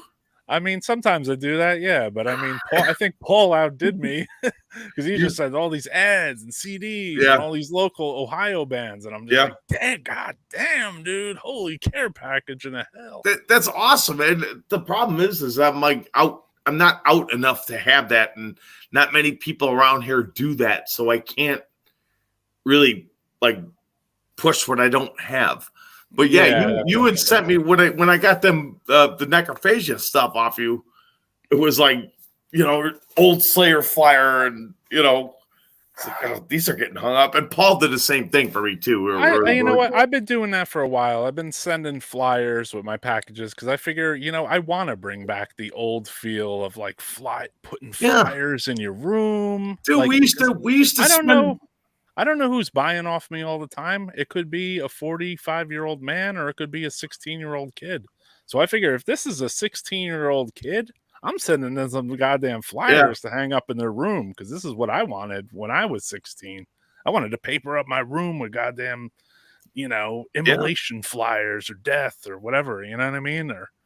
So it's like, that's kind of why I do that. Yeah, I think it's, you know, I think it's pretty logical to do that. You know, I mean, I have a lot of flyers in my collection. It's just, all it takes is just my goddamn printer to blow them off, and then here you go. You know, like here's some flyers with your mail, and then that way they hang it up, and it's cool, man. I think I think it kind of helps revive, you know, because then they could look at the flyer and be like, wow, an old show with like Demigod and Eternal Darkness. God damn.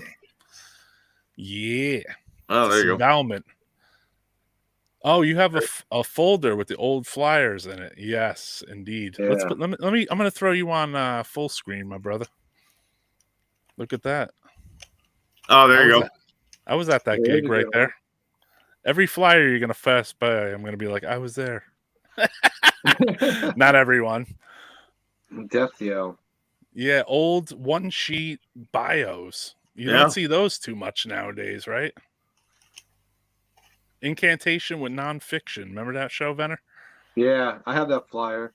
That's nonfiction, was Members of Hades. Yeah. Your show, right? Yeah, that was my show. That was the last death metal show at CBGB's. I threw the last death metal show, and they closed like. Oh, dude, I would have, because was that 06? Yes. Yeah, because we played with Splatterhouse in Chicago here, and I played both in Severed and Cardiac, and that show came to better. That about Demolition from LA. Dude, I was like, I wanted, like, because I love Mashitazo, and it was like they weren't on that show. It was just Splatterhouse. I was like, damn it. You got all the old one sheets. Yeah, Morbid Angel with Dark Rain. So that's an old Texas looking flyer. Oh, shit. I see Altar on there. Yeah, Severance. Yeah. Mortuary. That's some crazy stuff. That Dark Rain just came out on cassette on Aaron's label. I can't Goat Throne Records, I believe. Oh yeah. Yeah, they just put that out. I think that might even be Carl. I don't know. I'm not sure if Carl from Hot is in there. We're Maybe gonna have Carl on eventually too. Ooh, Carl. yeah, Carl's another one of them. yeah. Chemikill. Salt That of the looks earth, like one of dude. yours, Venner. Chemikill. Yeah, right. Oh God, yeah. Venner like that stuff. Old school thrash. Yeah, yeah. Core. That reminds me of trading with Venner, seeing that Chemikill. A Bremelin. Yeah. Brilliant. Oh God yeah, damn, dude. a Gremlin. Go back. Acheron. Yeah. Acheron and the Bremelin and Mass Confusion in Australia. And then the other page, yeah, you have Damaged and Corpse Molestation and Necrotomy and Spectral Birth. Wow. That's a crazy one. I've never seen that. God damn. These are brutal, man. Super brutal. Bolt thrower. Oh, look at an autopsy. Holy fuck. You're killing us, bro. Yeah, Goat Lord. It's done by Putrid, Matt. Yeah, yeah. I said Autopsy is my number one favorite band of all. Them and Repulsion. Those are. Hell yeah. And just getting to play with Autopsy a couple of times, like we've done, and Eric using my stuff, and Hold on. It's like a dork thing for me. Okay, Necrophile and yeah. Is this from the U.S.? Yeah. Playing in Oh, LA. and Sadistic Intent. Wow. No. Super and Holy shit. Sarcastic and Death Shit. I know all these bands. Yeah. Wow. That was at the Waters Club where Autopsy recorded that live album thing. Cool. $4. That's even cooler. Yeah, $4. Now that show would be 40. Yeah. Wow. Sadistic Intent live. I would love to see that. I don't know if I ever got to see that. I'd love to hear their full length. Yeah, the yeah, I Michigan remember that. Deathfest. Is that part 2 or 3? Yeah, I believe. that's the second one. Or second or Yeah. third. My mom wouldn't let me go to the first one. I was like too young or whatever. Yeah, me too. I was a little kid. Oh shit! Look at that. Damn, I haven't seen that in a while, actually. Damn, dude. Right, with the full page color. Yeah, I know. We had a full page. I had a full page ad there. That's pretty crazy. I have not even seen that ad in since for 15 years or so. Very cool, man. Yeah, it's cool. I mean, I have, geez, you don't even know, man. I have just stacks of flyers. I could just reach behind me and just pull out an archive of 20 years of flyers here. I put a few things aside, once we were talking about Torture Crypt, I was like, oh, here's some Torture Crypt flyers within reach. It's so weird because I just keep all my stuff around me and I'm just constantly just I don't know. I need to be a little more organized with it because there's just boxes and boxes of it. The 7-inch, the song titles I drew up. Oh, nice. Whoa. That's the original drawings from the 7-inch. Some of them. Yeah. Oh, yeah. It looks like some of them are a little enhanced, Bill. Yeah. Was that Shit Eater underneath? Shit Eater. Shit Eater. Hey, Bill, I don't know if I still have the incantation things on here. Do you think? No? I think maybe we should show those, right? If you want. I don't know if I showed those officially on any podcast. Old Autopsy fucking. Nice. Yeah, when you wrote to Autopsy, that's what they sent you, I believe. That's when Ken Sorvari was the bass player. Yeah. And he wrote back. He's like, our album's coming out in 2 months, man. Super sick, dude. Oh yeah, he wrote on the back of this one. They were playing a show. Fucking Autopsy. Yeah. Whoa, I never saw that one at the Omni. Look at that. What is it? So those are lyrics, right? That's a weird one, dude. Yeah. I've never seen that. Bill, you just took the cake with that flyer, yo. I've never seen that one, dude. Yeah, that's where he wrote back. Ken Sorori wrote back on the back of that. He wrote, "Look out for our new album. Thanks for ordering the demo." So that was Yeah, I the guess whole Chris fucking- Chris was kicking down some of the mail. Yeah, I guess Chris was kicking down some of the mail to him. You know. Yeah. You know, Chris still And then has he was that. probably talking Chris to still them has when that they same PO box. Yeah. I know. Benicia, 2257, California. Benicia, California. Probably, dude. I tried to listen to Chris's radio show yesterday, but it made me want to sign up and pay for it or something. And I was Oh, like, yeah. really? I was like, I want to just listen to Chris's show, dude. I don't want to pay right now. Gimme Metal. But I want to give a shout out to Chris and Gimme Metal because Chris rules no matter what, you know? Yeah. I just here's wasn't in the mode to pay for a I agree. podcast. I mean, I don't know. We were You talking about fucking when Napalm Death came to the street. Here's the flyer from the week show before. I ripped it off the wall. We're like, we gotta go November 18th. Yep. And there it is. That came off the wall of streets from the previous show that we went to. Oh, that's where you got that? I got one Yeah. sent to me in the mail by Ross from street Immolation. flyers are the ones I grabbed off the mirrors or the wall hanging. I was like, ooh. Because that's how you found out about a show. They weren't in the Rocker or not or the Aquarian. You had to like that New York shit. You had to like find out from somebody. Yeah, here's one for you, Bill. This will remind you of the old days. Actually, there's a letter from Veg from Revenant on the back of this one too. So, yeah. Revenant, yeah, Mucky Pup, and Resurrection. That Resurrection, the New Jersey one, you know. And yeah, here's a letter. Here's a letter from Revenant on the back. Something about the 7-inch, you know. Dude, I got because I haven't been doing international, like buying international, and you know, David's doing you know, those extreme the 10 inches of metal or whatever. Oh yeah. And I'm friends with Veg, and like a while back I just like emailed him. I'm like, do you happen to have that 10-inch that you did? If it not, it's no big deal, but you know, I'd like to get it. And I didn't hear nothing back, and it was like, because he's like with his fishing and his job and stuff, you know.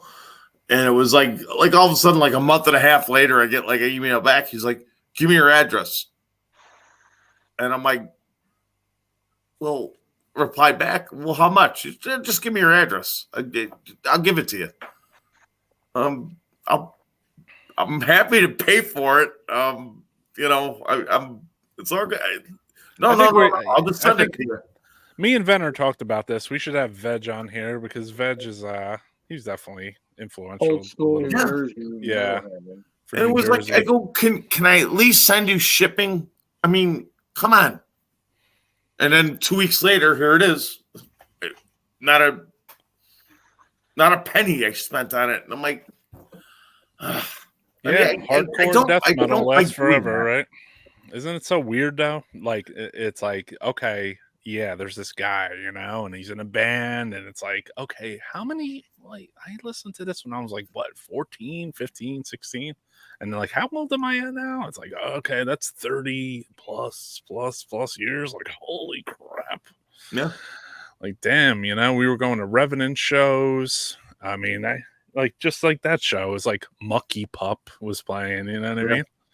It was, you know, you know, Mucky Pup and Revenant.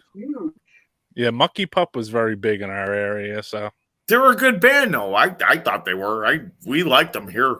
Yeah, they were good live, and they did pretty big shows here, actually, you know. And they were a change from like going to like a hardcore show where there was like that element of like violence and like skinheads and maniacs. Yeah, that was like the happy hardcore. Oh yeah, that's on Rage Records, right? Yeah. Yeah, we're gonna bring Ed Farsley on here soon enough. Yeah. Ed's the G. He's a good guy. Ed rules. I've been to a couple of barbecues at his place. Fucking. Oh damn, a barbecue at Ed's house. I would like to do that. Metal fucking party, dude. Yeah. Ed's a hardcore. I mean, between Ed and Joe Pupo or whatever that did that Rage of Violence scene, I think I bought that at Mickey Music, basically, Venner, for like $2 or $3. Right? And I just wrote to every band in there, man, at the time, you know? It was helpful, you know? I think I might have touched base with, like, I think you showed me Primeval, but then I got their address from there, you know what I mean? And then I just, like, wrote to them and bought their shirts and stuff like that, you know what I mean? Because, yeah, Primeval was a big thing for us out here in New York. Or They were, you know. Primeval ruled. They were like it was like New Jersey, like the opening band was like Ripping Corpse when the and then Primeval was the New York opening band for when shit came into New York. It was like that was. It was either them. spot. Well, at Lemoore, it was either them or it was who was that other band that it was like every show. It was like not Injustice, not Necro's brothers band, but there was another band too, First Order. Oh, remember that? First Order? Yeah, like every show it's like First Order opening up. We now, did. You don't hear anything about First Order anymore. We did like one demo. We did quite a few Buffalo shows for Brian Pattison. Yeah, and you know, always treated us well. It was a cool dude, and you know, he always had Primeval on the shows, and you know, they were just, again, just one of those great bands where, like, the Buffalo scene is weird because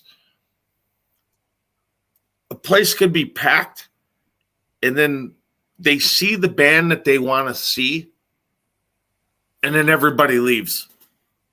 And then here's like the last 2 or 3 bands playing to nobody. Yet, you know what? That sounds exactly like the Day of Death. Because at the Day of Death, the exact same thing happened. It was like the place was packed. You had Cannibal Corpse play. Yep. And then when Autopsy was going to play, there was people sleeping on the floor, literally. Yeah. And then they started playing, and which was funny because they were playing like, they started playing like In the Grip of Winter and new songs back then. And they were like so slow that everybody was like, holy shit. You know, they were like, they weren't ready. They were ready for Autopsy. They're like, Autopsy, I'm all psyched up, you know. And then they're like,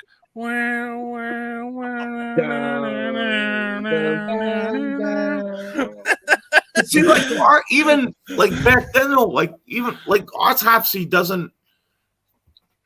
It was like kind of the same with, you know, Impetigo. They didn't get the notice that they should have got when they were. Yeah, I mean, they were on a foreign label, so you have the aspect of Peaceville being an import. So, but like we still all got it.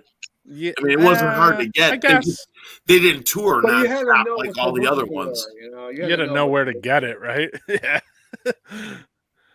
I got them all. I know where to get it. Still got all my OG. I mean, I said Autopsy is my favorite band, but I think Takashi can say the same thing. Autopsy, definitely, bro. Big time. Yeah, your band. The first time you sent me that demo, or you know, I was just like that CDCR. Roy gave me that. He's like, dude, you got to hear this shit, and I was like. And thank you for releasing the first album with Necroharmonic, man. That was super cool, dude. Awesome. I love the album to this day. I could listen to it all. You know, I'd listen to it like 1,000 times, dude. You know? It's just so brutal, man. I'm glad that we got to collaborate like that. That was cool. Yeah, dude. I'm so happy about that. Because we were writing letters to each other as far back as like 1990. Yeah. So yeah, I wrote to you for the NECROPHILE, Roy, Transgressor demo. You draw a logo for Anatomia, and I drew that. Yes. Oh, yeah. Remember that? Holy crap. That was my right. Anatomia logo. I was going to submit. Wow. We haven't seen that in a while, Bill. I want to use it someday. Yeah. Oh, there you go. We got to put out an old school release with the fucking the old logo. Yeah, wow, I haven't seen that one in a while, dude. Yeah. Damn, Venner. That was really pulling out the friggin' chops right there, dude. Yeah. Yeah, that was weird, dude. Can you scan it again? You got a scanner, Bill? I don't have a scan. What I could probably do is like take a high res picture and then send it to Facebook maybe, Mm. or email you, or I'll contact you and I'll figure out how to send it to you like in a good quality. Yeah. That was a cool one, man. Yeah, that logo was pretty cool too. Yeah, it's so bugged out, dude. It's such a small world, man. Death metal in general is just such a small world, dude. You know, just bugs me out like daily. You know, just like damn, dude. Like you're writing to someone in Japan. You know, you're friends with people in Australia. You know, it's just so much. Right out. It's just so cool, dude. You know, and those letters that come from people, like I'm sure even for you, Bill, when you wrote to like Vigilant or you wrote to like Yeah. Ron Eady Oh, I or couldn't wait till something came in the mail, like especially if it was from overseas. Like that was like, because you would write and then you would forget about it, and all of a sudden you have a package with like these weird stamps on it. You know, you're like, the hell are these? Like, oh fuck, this came from Japan or fucking the Netherlands or Australia or Germany. You're like, oh shit, I remember that. I didn't think they were gonna strange write it addiction. back. Yeah, It's a strange addictive habit too, in a weird yeah, way, right? And it's like it's a good habit though, because it's like you could get into drugs, you can get into like, you know what I mean? Like I don't have tattoos. I know that's a weird habit for a lot of people, but you know, like the whole demo thing and the writing the bands, and then like the cooler thing is once everybody started to slowly just trickle into like social media and Facebook, and it's like, oh wow, I wrote to that guy like 30 years ago. Oh, there's Shouse Fred from the apocalyptic Oh, dude. When that day you told me you apocalyptic. found him on Facebook, Roy, you're like, dude, remember? Yeah, I'm like, dude, I found Shouse Fred from Apocalyptic Things. I I was got like, the tape right holy here, dude. shit. This was a classic, dude. Let me see here. Bring it on big. You gotta put that on CD, all those tracks on CD. What's This on had there? this What's on had there? okay, yeah, dude. If this guy was a label A&R at the time, he would have been like Nuclear Blast, basically. So it's like Sadistic Intent, Cadaver, Deranged, Agathocles, Mayhem, Grave, Deadhead, Entombed, Samael, Immolation, Benediction. That's just side one, dude. You know, I could go on and Yeah. on here, bro. Like, if this guy was a label A&R back in the day, so yeah, I'll just Yeah. show it inside too. You guys could check it out. And there was a little photo in there too. Reminds me Yeah, of it's some like like a whole, it's no joke. It was like set up nice too. yeah, he looks like he puts like he almost put Work. like a Slayer mag type little thing in there Yeah. too with his own like Arnie Bob. Bugged out. Shouse Fred, number one. We're gonna have Shouse Fred on here as a guest, Yeah, hopefully. you gotta get Shouse Fred on here. Yeah, we already have Shouse Fred on here. Do He's you? on right now. Yeah, he's on right now. He's No, but you you. gotta get him on here. That's somehow that became Bill's nickname, you know.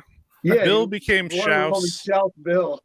and my nickname became Wah because when I called Bill's house, his grandmother would answer the phone and she didn't hear so good, or maybe Wow. she was, and she said, "Wah called." What?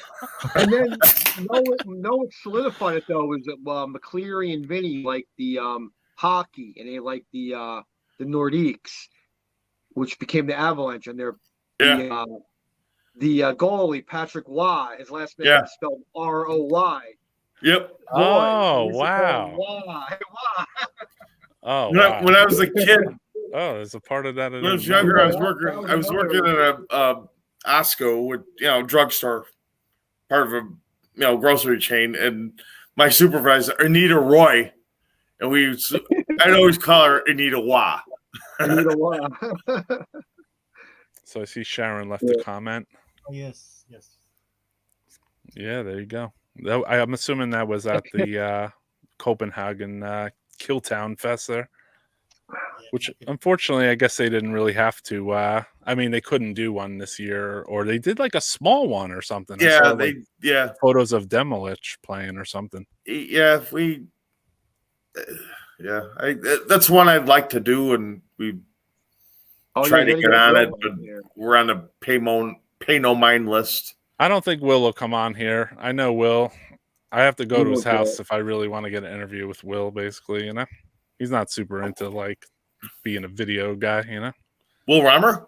Yeah. Yeah, he's very. I would like to get Will on here. I wanted to get Roger on here. He bought me this mic right here. Oh, He wanted to shit. podcast with me, and Raj, Roger and Iris did the first DISMA interview with me when I was holding Dave's prosthetic head. They came to the old house. That thing. Yeah. And Roger and Iris interviewed me, and somehow that got lost. It was like a video interview. Oh, I was interviewed for that too, I think. Was it that dude with the big umbrellas? That guy? Yeah. Yeah. They came up here and interviewed me too, bro. And then that just disappeared, bro. Disappeared. That guy disappeared. That's why. Yeah, he had some band like Kedris or some weird name. Yeah. That guy Dude, disappeared. Dude, I love pronouns a little bit. Fucking we played one of like Gutter's shows, and Will was there with his distro, and Will's distro. But that whole NYDM thing, holy fuck. It was like, so I'm like behind, me and Will haven't seen each other in a while. We're like hugging and just fucking hanging out. And like all of a sudden, all the like minions like started surrounding the table. Who is this guy? You know?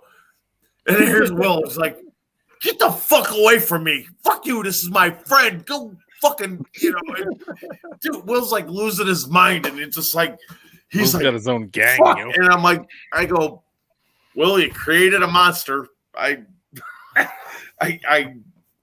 get it, but I don't. But it's just Will is like one of the most brutal people. He's like James Brown to these guys, where you know he'll kneel down and they'll put the robe on. Will you know is what? the fixture of death metal for the cult. Like he really is.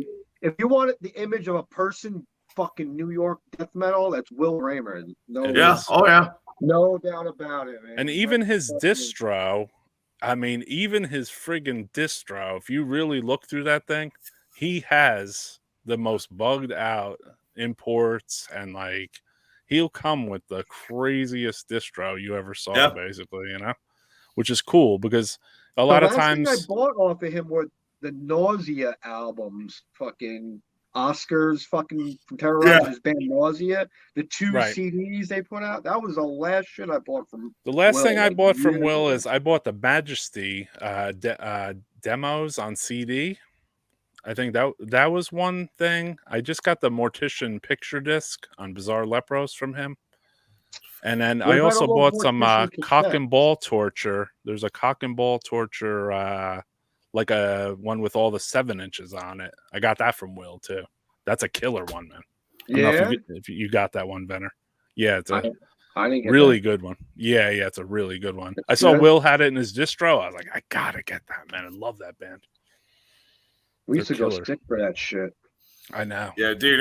Anytime Mortician came to Chicago, we were always there, right? And me and Roy were at the fucking early show, man, and we were blown away. We went to we did that. We actually did do that Vegas Deathfest, and it's like right when Roger like moved out there, and we should give a shout out to Roger because next weekend they're doing the Vegas Deathfest. Yes, Mortician is headlining. Okay. And then you also have something very unique going to happen next weekend with Mortician headlining. They're playing with the drum machine. Yeah. For the first time ever, they're playing a Mortician show with the drum machine. That is so bugged out, dude. I really wish I could go to that, you know, but I don't know. I'm out of my mind, you know. It's too hard it's difficult to do things right now with rules and everything rules. is like 10 times. For me, there's time and family, and there's things I got to do here. So going to shows, you know, I kind of if it was 10 years ago, I probably would have been like, oh, there, you know. But now it's like not so much. I do want to go out there anyway and visit Roger's store and everything. Yeah.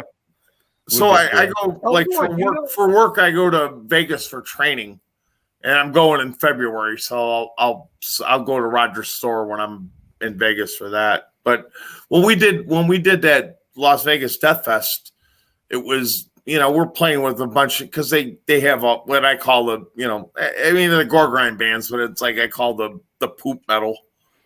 We're gonna out extreme everybody, and we're gonna throw beach balls around and stuff. And then, the sound guy was like kind of fucking with us, and we opened with one of our slow songs, and it was like, oh shit, they're trying to dial shit in because it wasn't the same as what was going on before.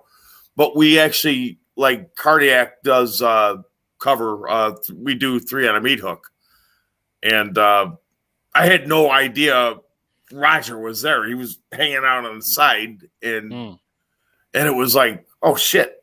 And then when we did that New Jersey show, when Will was there, we were trying to get him to come up and do vocals, and he maybe, and he wouldn't give us a hand. But we did it anyway, and he packed everything up and left her.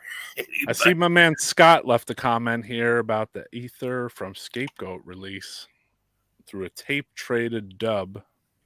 Interesting. Oh yeah, it's a band before Transgressor. Gamvetta?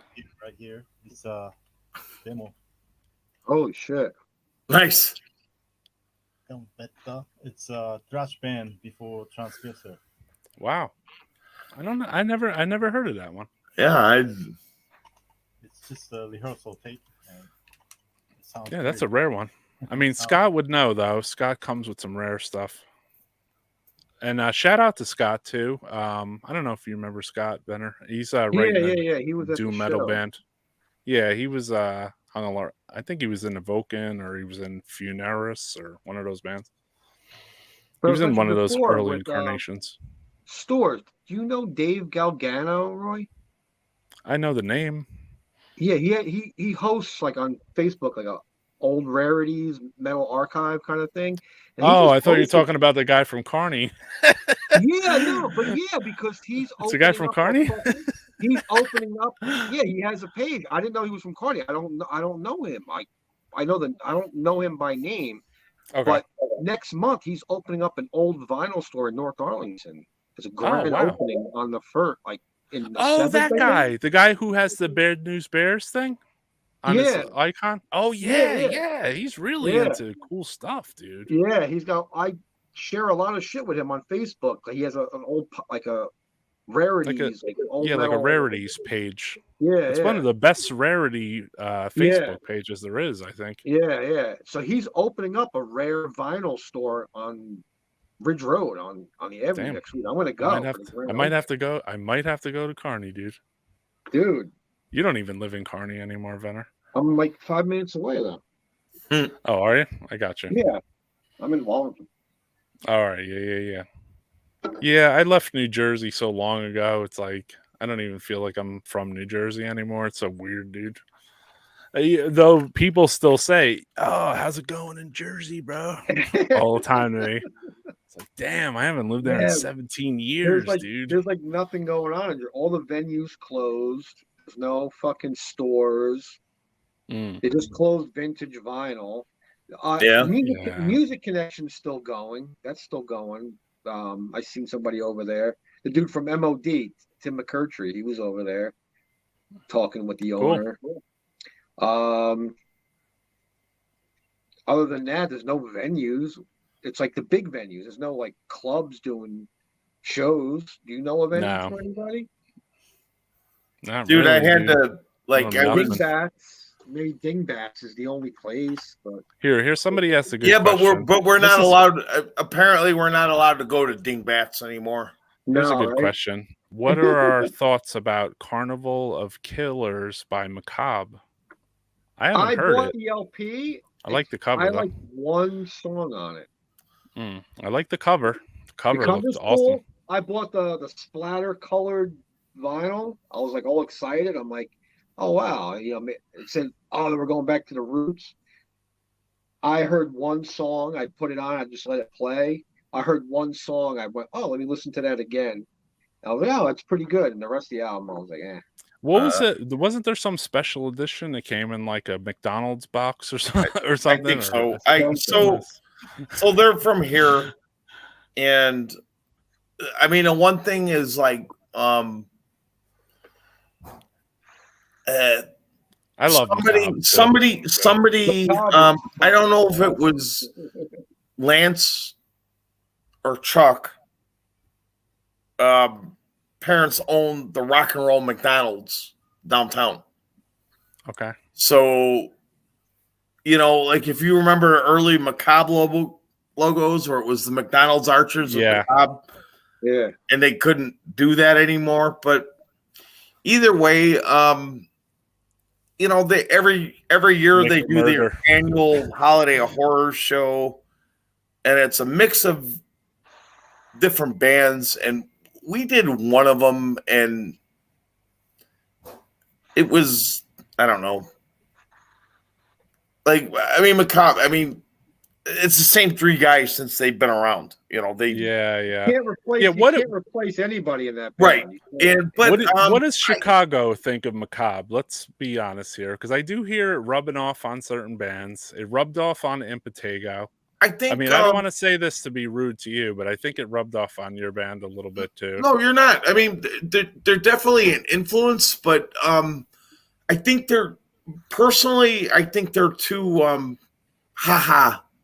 you know, jokey, and they could be kind of their shtick, which always was kind of there, but yeah, some of their stuff is just like this new one. I bought it, and it didn't. And I'm not being like a snob, like where it's just like, oh, I want glue. No, because I like Sinister Slaughter a real lot. That's one of the best albums ever created. That album. Yeah. Sinister Slaughter. Album, yeah, I think that was the best one too. Yeah. But even in like crazy music that we listen to, that's so unique. Like the drums on that. They're very talented. Lyrics, I mean, it's.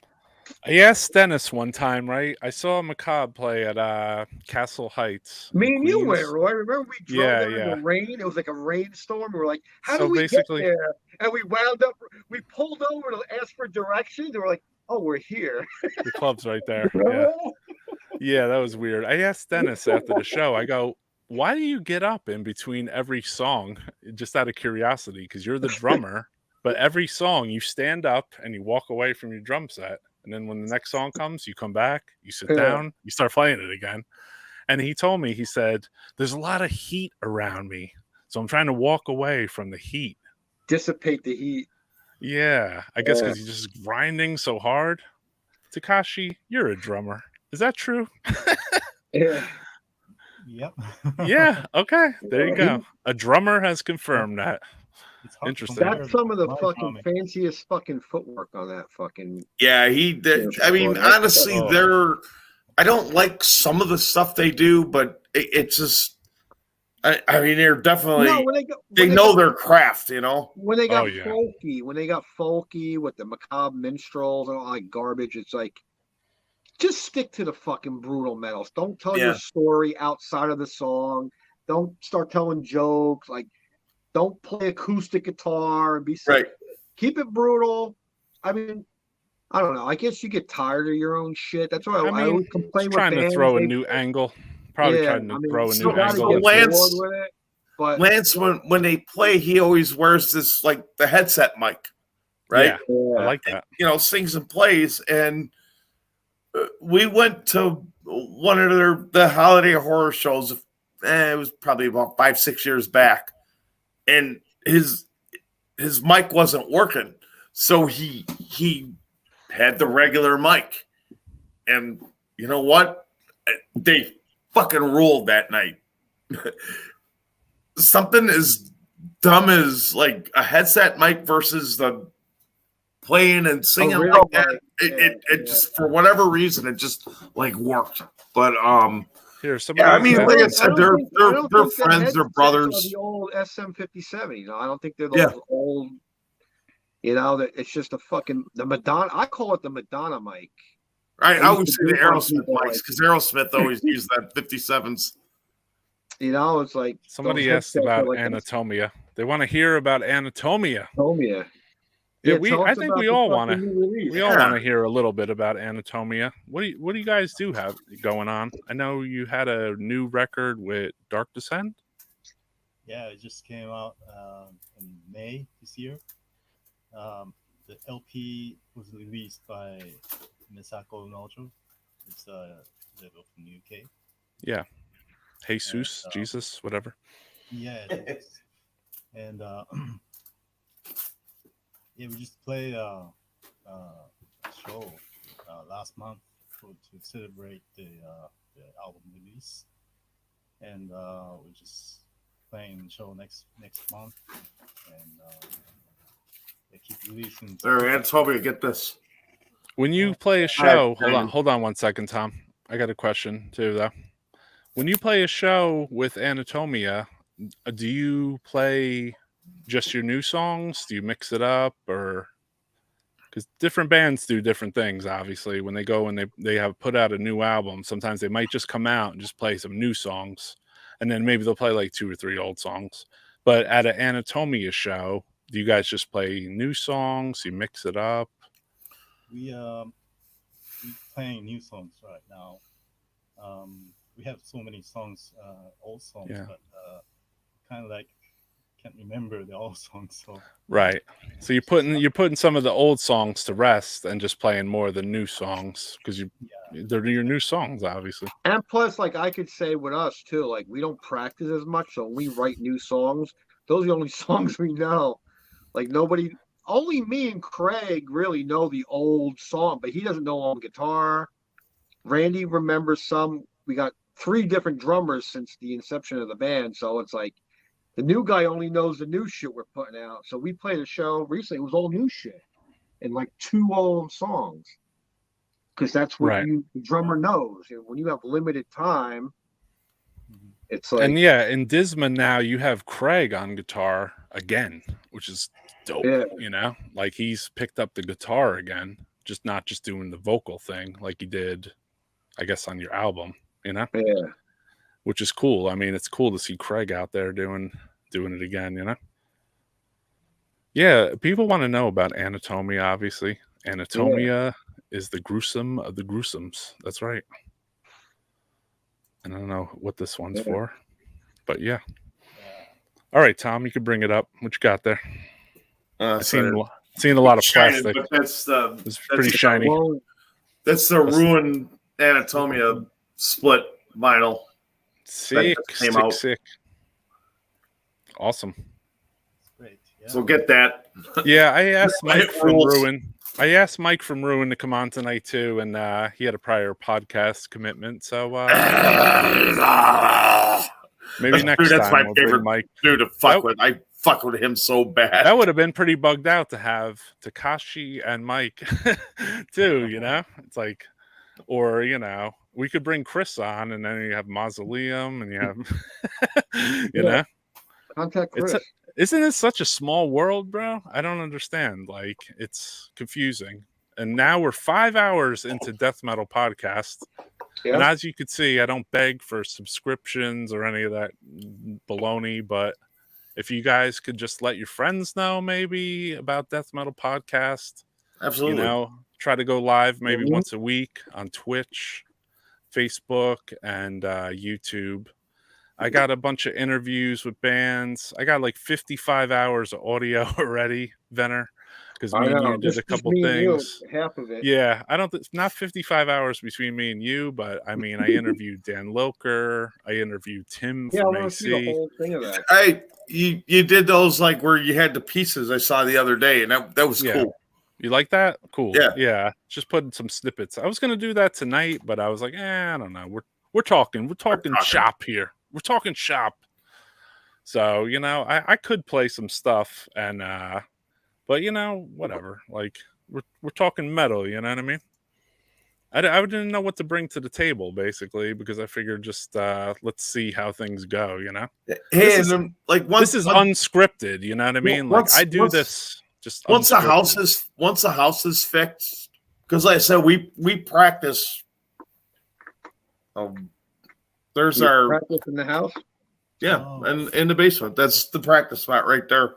But once everything like a gets club. settled and the upstairs is all fixed, we'll do like a live thing or whatever.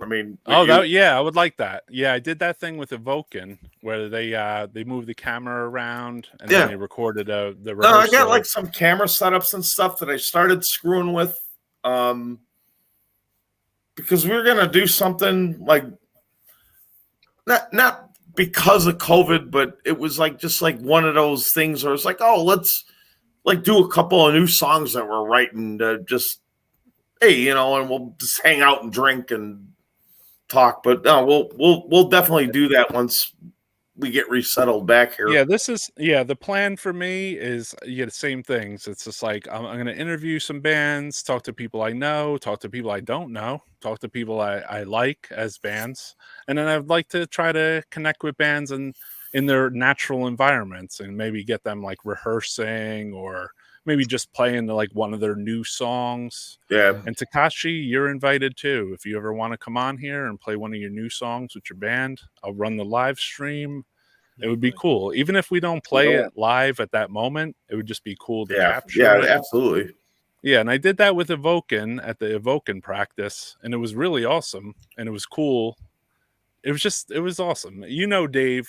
Bill knows Dave from Evoken. Yeah. So basically, Dave just moved the camera around for us a little bit. We just took a one camera angle, and it was great, dude. It was just like they played a series of like all their different albums. They were warming up for a show in DC, and it was cool, man. It was awesome. I'd like to have more of that. But Randy and Craig like, I don't want to be on camera, man. No, I noticed that already. Camera shy, like there's a lot of people that are super camera shy because there's a lot of people I've talked to that I'm like, come on the podcast with me, buddy. I tell them guys, and they're like, I don't know, man. I don't want to be on camera, dude. At the recording, and then I'll go to pull the phone. Oh no. I want to say what's up to everybody in the chat too. Chris Herrera, Laura, Squirrel, Sharon. I see Frazier. I see Tom. I see Sam Biles is here now too. Sam Mangalis. So what's up to everybody? Anyone I didn't mention too. I don't know who's gonna hold. Putragan, Putragon. Come on, join the party. That dude's awesome too. But yeah, I mean, I don't know if anybody could keep up with us. Old school, you phone in and you call on those hotlines. Remember, you would fucking party line, the party chat. Takashi said, "Screw this, 5 hours, I'm out." 5 hours, fuck that. So Sharon had something to say, which was interesting. To help remember the old songs, you warm up with 4 old songs and then move on. Something new. Maybe you need to do that, Venner. Yeah. That's what we try to do. He's back. You got to echo, Takashi. Yeah, it's what's this here? 5 hours. Holy. Oh, that ain't nothing. We're gonna go till 3 in the morning, man. So we know Dehumanized. I knew Rich from Dehumanized. I remember Dehumanized. Yeah, I saw Dehumanized at Castle Heights, probably like twice. Let's see. I don't know what they're talking about here. Oh, Begotten. So that's a Dercada song. Gotcha. Cool. Yeah, thank you, Chris, for checking us out, brother. That's right. That's right. Putragan Hasni. Sorry if I said it wrong. I'm really bad with names. I could look at them on paper, but I'm horrible at anything else, So what do we got here too? Any plans for a channel Halloween night? Maybe. Who knows? Yeah. I might, because I don't know what Halloween even entails anymore. You know what I mean? With the the way this whatever is going on in the world, I don't. So Halloween will be every metal band in existence doing a show.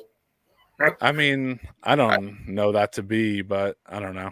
We've done that before. We've done like those Halloween shows, and I would do horror trivia like in between because I'm like a big horror. Oh, you know that. For me right now, Halloween Slayer beer, Reigning Equilibrium. Let's get the close up of that. Oh yeah. Wow. Is it any good? It's an IPA, like 8.5%. These things fuck you up. I don't like IPAs. Man, I don't even drink beer anymore. I'm like my sours. Like plain dude. Sours, and I drink my redneck trash beer. Probably an hour south of you, Roy. Oh yeah. Yeah, I see you guys just chugging beers. And me and Takashi over here, we're like straight edgers. That's what I do. I like beer too, but I drink beer and I smoke cigarettes. That's all I do. Nothing else. The only time I drink at home is when I come on this shit. Like, yeah. I mean, I drive to practice or my friend's house. I don't drink. I smoked some hash before the podcast, but that's about it. I don't drink anymore for some weird. It just I'm not the same guy when I drink, so I kind of chilled out on that. Unless you're going out somewhere with friends, like I won't drink alone. Straight never. Edge. Fuck no. Fuck no, hey Holzer. Like we like drinking beer over here, eh? Yeah, I smoke marijuana and hashish. That's my whatever. I'm not against it. I never was, but like the job I work, even though, so I work for Motorola. Drug testing, but they don't drug test anymore. But DMT, there are times where I have to work for other companies that do it. Oh, I got you. It's just not worth it to me. Hey Venner, I did an interview with Matt Harshner, and we barely just glazed on like what that crew really was into. I heard. What they were into. Yeah. I didn't talk about it too much. No, you can't. That's like yeah. And then also he had a police car chase situation that was something like pretty big, I don't think we went over that either. He said he wants to come on again with me, which would be cool. It was bugged out for me to interview him, right? Because of all people, Matt Harshner, dude, like God talking damn, about old mortician and gotta get Jeff on here. You gotta get Jeff Wolf. We're gonna get Jeff. Yeah, what I wanted to do like a Spring Valley thing where we get like we get Sam from Morpheus and Morpheus Descends. We get like Jeff Wolf. We get some Spring Valley guys like Mike Simmons. That would be cool. You get Matt Harshner. You know what I mean? Like all these old people that we went to shows with, or let some other people tell their stories, bro. You know what I mean? There's like half of those fucking guys are dead too up there. Is Sam not playing with Mortician anymore? I don't. I think there's just some issue for this show. I think or something. I'm not sure. Okay. So I'm gonna say when Sam played. I'm gonna say no. I'm gonna say. Yes, he is still playing with Mortician. So, but I don't know what's going on with this particular show. Or something. When they played Central Illinois Metal Fest with when Ibatago did their one and only reunion, right? Sam played the drums, and dude, Sam's like one of the nicest people I've ever met in my life. Oh yeah, him and his wife. I mean, like after the show, they like, hey, well, if you want to like come up before you go home, we'll take you out to like get a beef sandwich or whatever. And they took me up on it. And shout every out to time Sam I and see Cherie. Sam play, whether it's like been Mortician or Morpheus, he played a Mausoleum, like, I think. Dude, maybe. He's just like so like into it and just like happy playing. Yeah, he's a good guy. And That's what I said when you talked about the drum machine for the Vegas thing. I was like, oh, okay, because I know Sam's like a truck driver or whatever. So yeah, that's schedule. It's yeah, Sam is driving samples around or something for COVID samples. So oh he's shit, been yeah, pretty busy. You know what I mean? yeah, no doubt. So I think that might be part of it. You know what I mean? So But yeah, I don't know. I don't want to talk about people's personal business. I don't know sure. nothing. So But no, I mean he's just don't he's even just know. such a solid fucking drummer. Oh, he's solid dude, man. And it just, you know, again, good person. Just, you know, I said I like when I see people enjoy what they're doing when they're playing live, because a lot of people nowadays, it's like they're there and Sam's awesome because you have with Sam, you have Morpheus. He's Yeah. in Morpheus Descends. You know what I mean? Awesome band. They still do things. They have like an album or two worth of material or something, which I got to hear a little bit when I went to Sam's studio. Then he's in Mortician, you know. Eventually Mortician will do some kind of studio album with Sam besides the final Bloodbath one, you know. So, you know, it's so yeah, Sam and Cherie. Shout out to Sam and Cherie, his wife. Super duper cool people. Yep. Awesome, you know. Sam had a son probably about 5 years ago. Yeah. So, you know, he took the fatherhood route, and I'm proud and I'm happy, you know. Also, shout out to Alex and his new child, Alex from Immolation Agoraphobia. Yeah, I haven't Really got to see him in quite a while, other than watching when he was last on and whatever. Yeah. But like we like me and him, like we knew each other over the years, but then when he was at NCAN, you know, we played quite a few shows when NCAN came here and stuff, and it's always like, you know, like Adam would go to a show when NCAN played here and I couldn't go, or when Immolation, like I couldn't go or whatever, and Alex would be like, "Where's Tom?" Yeah, I could make it, you know. But and also I haven't seen Alex in like forever, and yeah, Alex has two new side projects, or I don't know if they're side projects, but he has Shadows, which is like kind of like a doom band. And that one I have not heard. Then he has the other one I think I have. Yeah, Plague of Tyranny with Jim Rowe and Paul Speckman. No, what's the other? He's got. He also has that one I have. I got the record. Yeah, that's with a dude. And what's bugged out about that? Again, Kearney, New Jersey. There's a guy from Kearney in that band. It's so weird. Well, you want to know what? Why is there so many people from our little tiny town, Bill, that are in these bands? It's so confusing. We know how Ruinous came about. Like, maybe I should be the one to tell the story, but that was when Alex and Sean were in Funebrarum, and they had that little stint. They did the tour and stuff, and they were writing music for the next Funebrarum, and Daryl didn't care for it, or Dave wasn't involved, so it wasn't going to happen. So they went and took that and created Ruinous. Right. So that's how you have Matt, who was in the band, Alex was in the band, and Sean.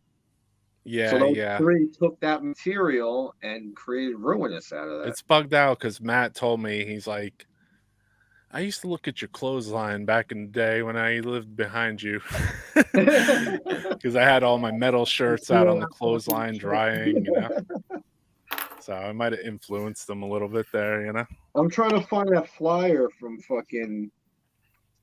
that Philly flyer Alex took us to. Remember, Roy? Biohazard played. I didn't go to that with you. That was the first time you told me about Alex, actually, though. No, I didn't go to that, though. I didn't go to the Biohazard show. I heard about it from you a lot, though. It was like a week later, though, me and you were hanging out with Alex again. I thought you told me. No. I think just you and John McEntee. It was an outside show. It was outside I didn't go. in the field on trailer hitches. You told me about it, and you said people were getting damnability for getting tattoos or whatever, or dominance or something. No, there was a wet t-shirt contest, and the guy went to go grab the microphone. He got electrocuted. He goes, so next coming up, and he grabbed it, and they had to like push him off from it. Damn. Because he was sorting the girls down. But Biohazard played. This was before the album. Yeah. Faith or Fear, Dominance. Oh, Wow, God, Faith or Fear. Oh. I haven't heard that title Yeah, since like it was Ultimate fucking Revenge. different. But that's the show where fucking Alex came up. He's like, dude, check out this tape. And it was Autopsy playing Destined Defester live for the first time. And that was the first time I heard that. And I was like, whoa, that's like the sickest shit I've ever heard in my life. Like that live recording. I don't think anybody ever put that on CD. Did you never? I asked, but That has to be put on like CD, that first live version.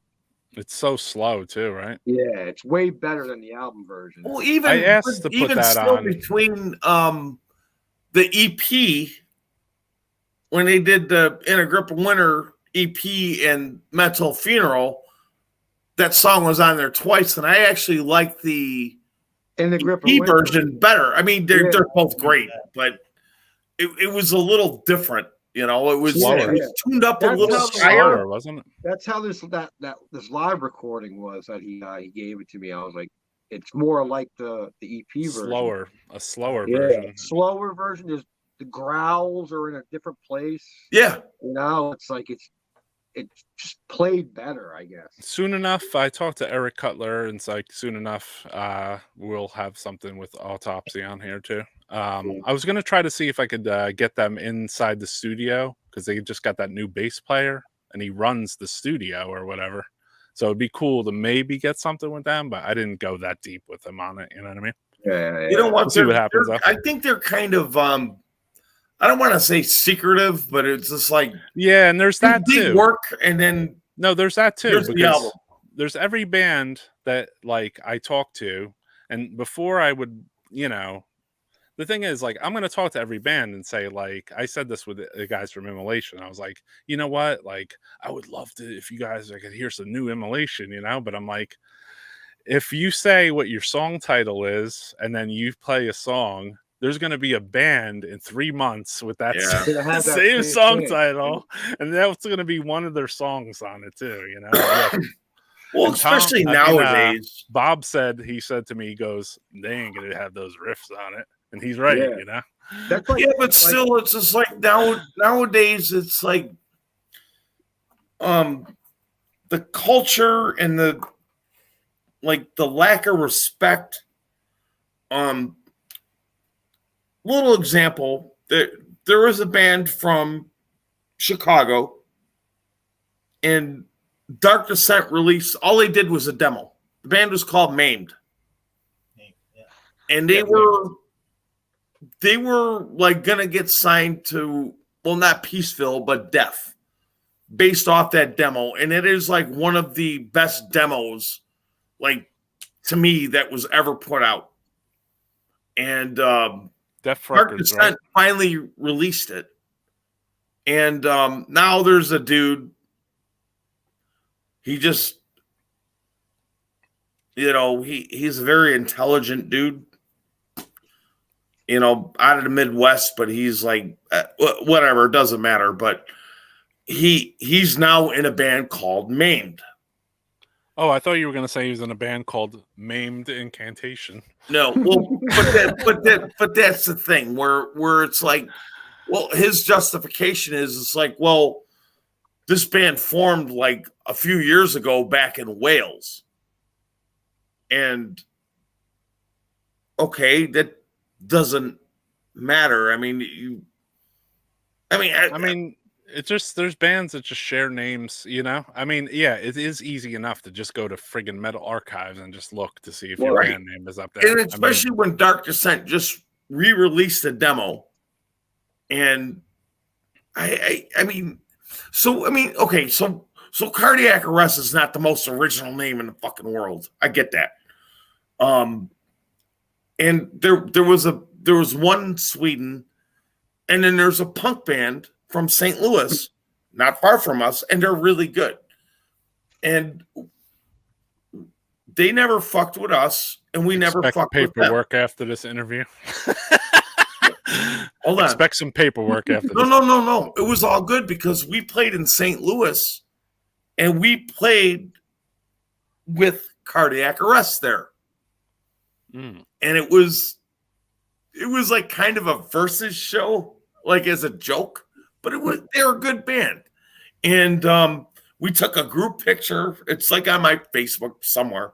But we took a group picture and we were going to do a split, because it's just like, why not? Because a little bit of different style.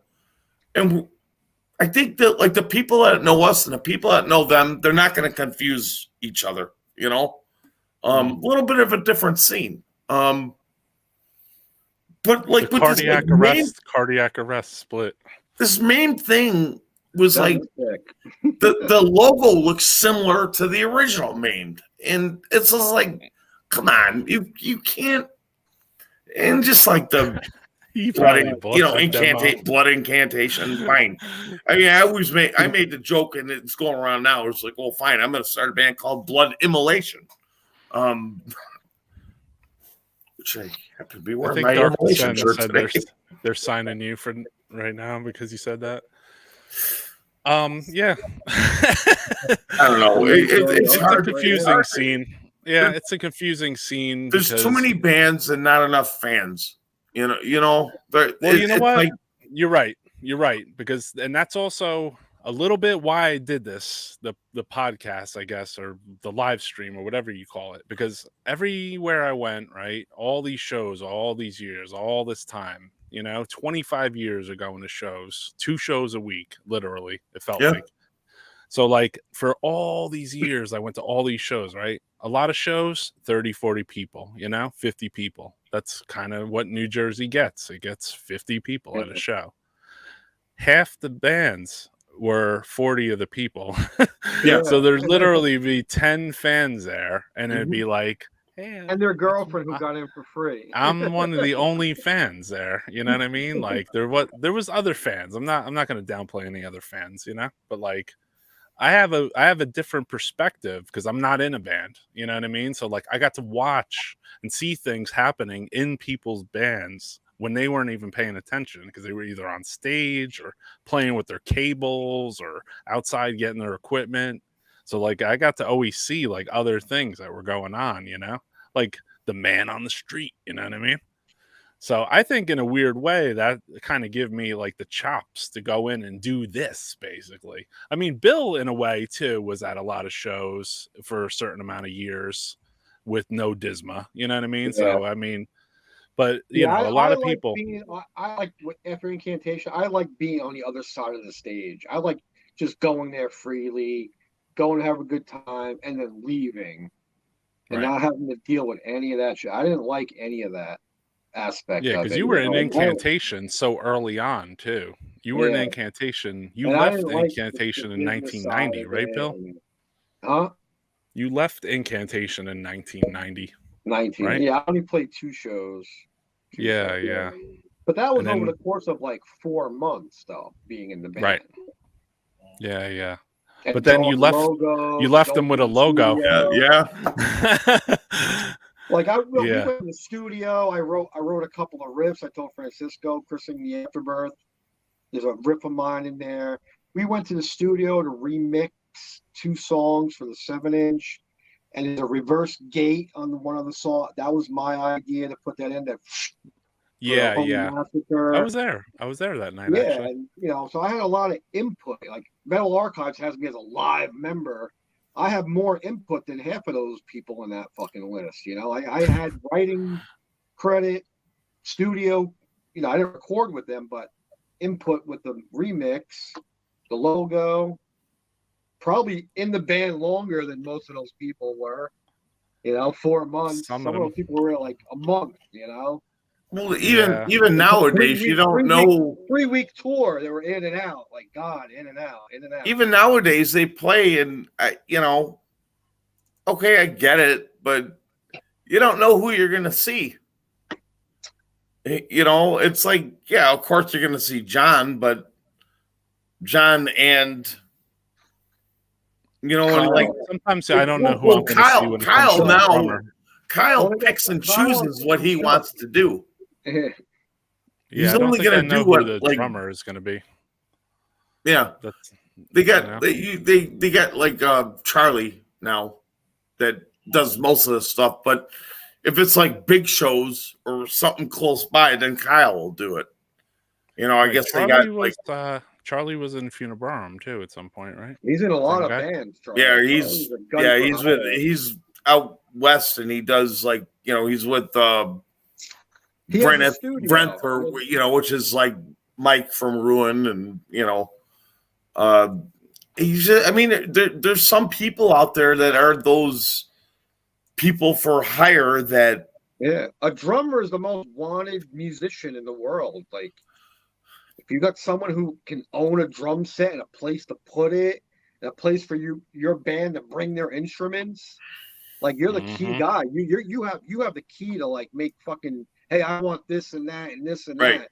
Like guitar player, oh, you come and go. Singer, bass player, oh, fucking my sister can play bass. Yeah. The drummer is like the key guy. Like, And that's always been, especially in metal, it's like, always look at you, been. Tom, you have a basement with your drum kit. Like, you come to me, motherfuckers. Yeah. You want to jam? I'm not fucking driving nowhere, man. I'm rolling out of bed and fucking jamming. Yeah. You're the king of the castle. Yeah. Yeah, absolutely. I mean, and drummers for metal is always hard to find. You know, Yeah. you know, I And mean, they're we've They're been the lucky. biggest whores. They're the biggest whores. They will be in 20 bands if they could. Yeah, well, if that's what, because like, well, nowadays, like with some of the younger guys that they think they're gonna make it, so they're gonna do, you know, 5 bands or whatever, and be on a road. One of them will make it. I can't do that anymore. You know, You're not a drummer. unfortunately, I grew up too fast, and like I said, I'm going to be 48, and yeah, I don't. My time is past for that. I'll do the right things, but I'm not.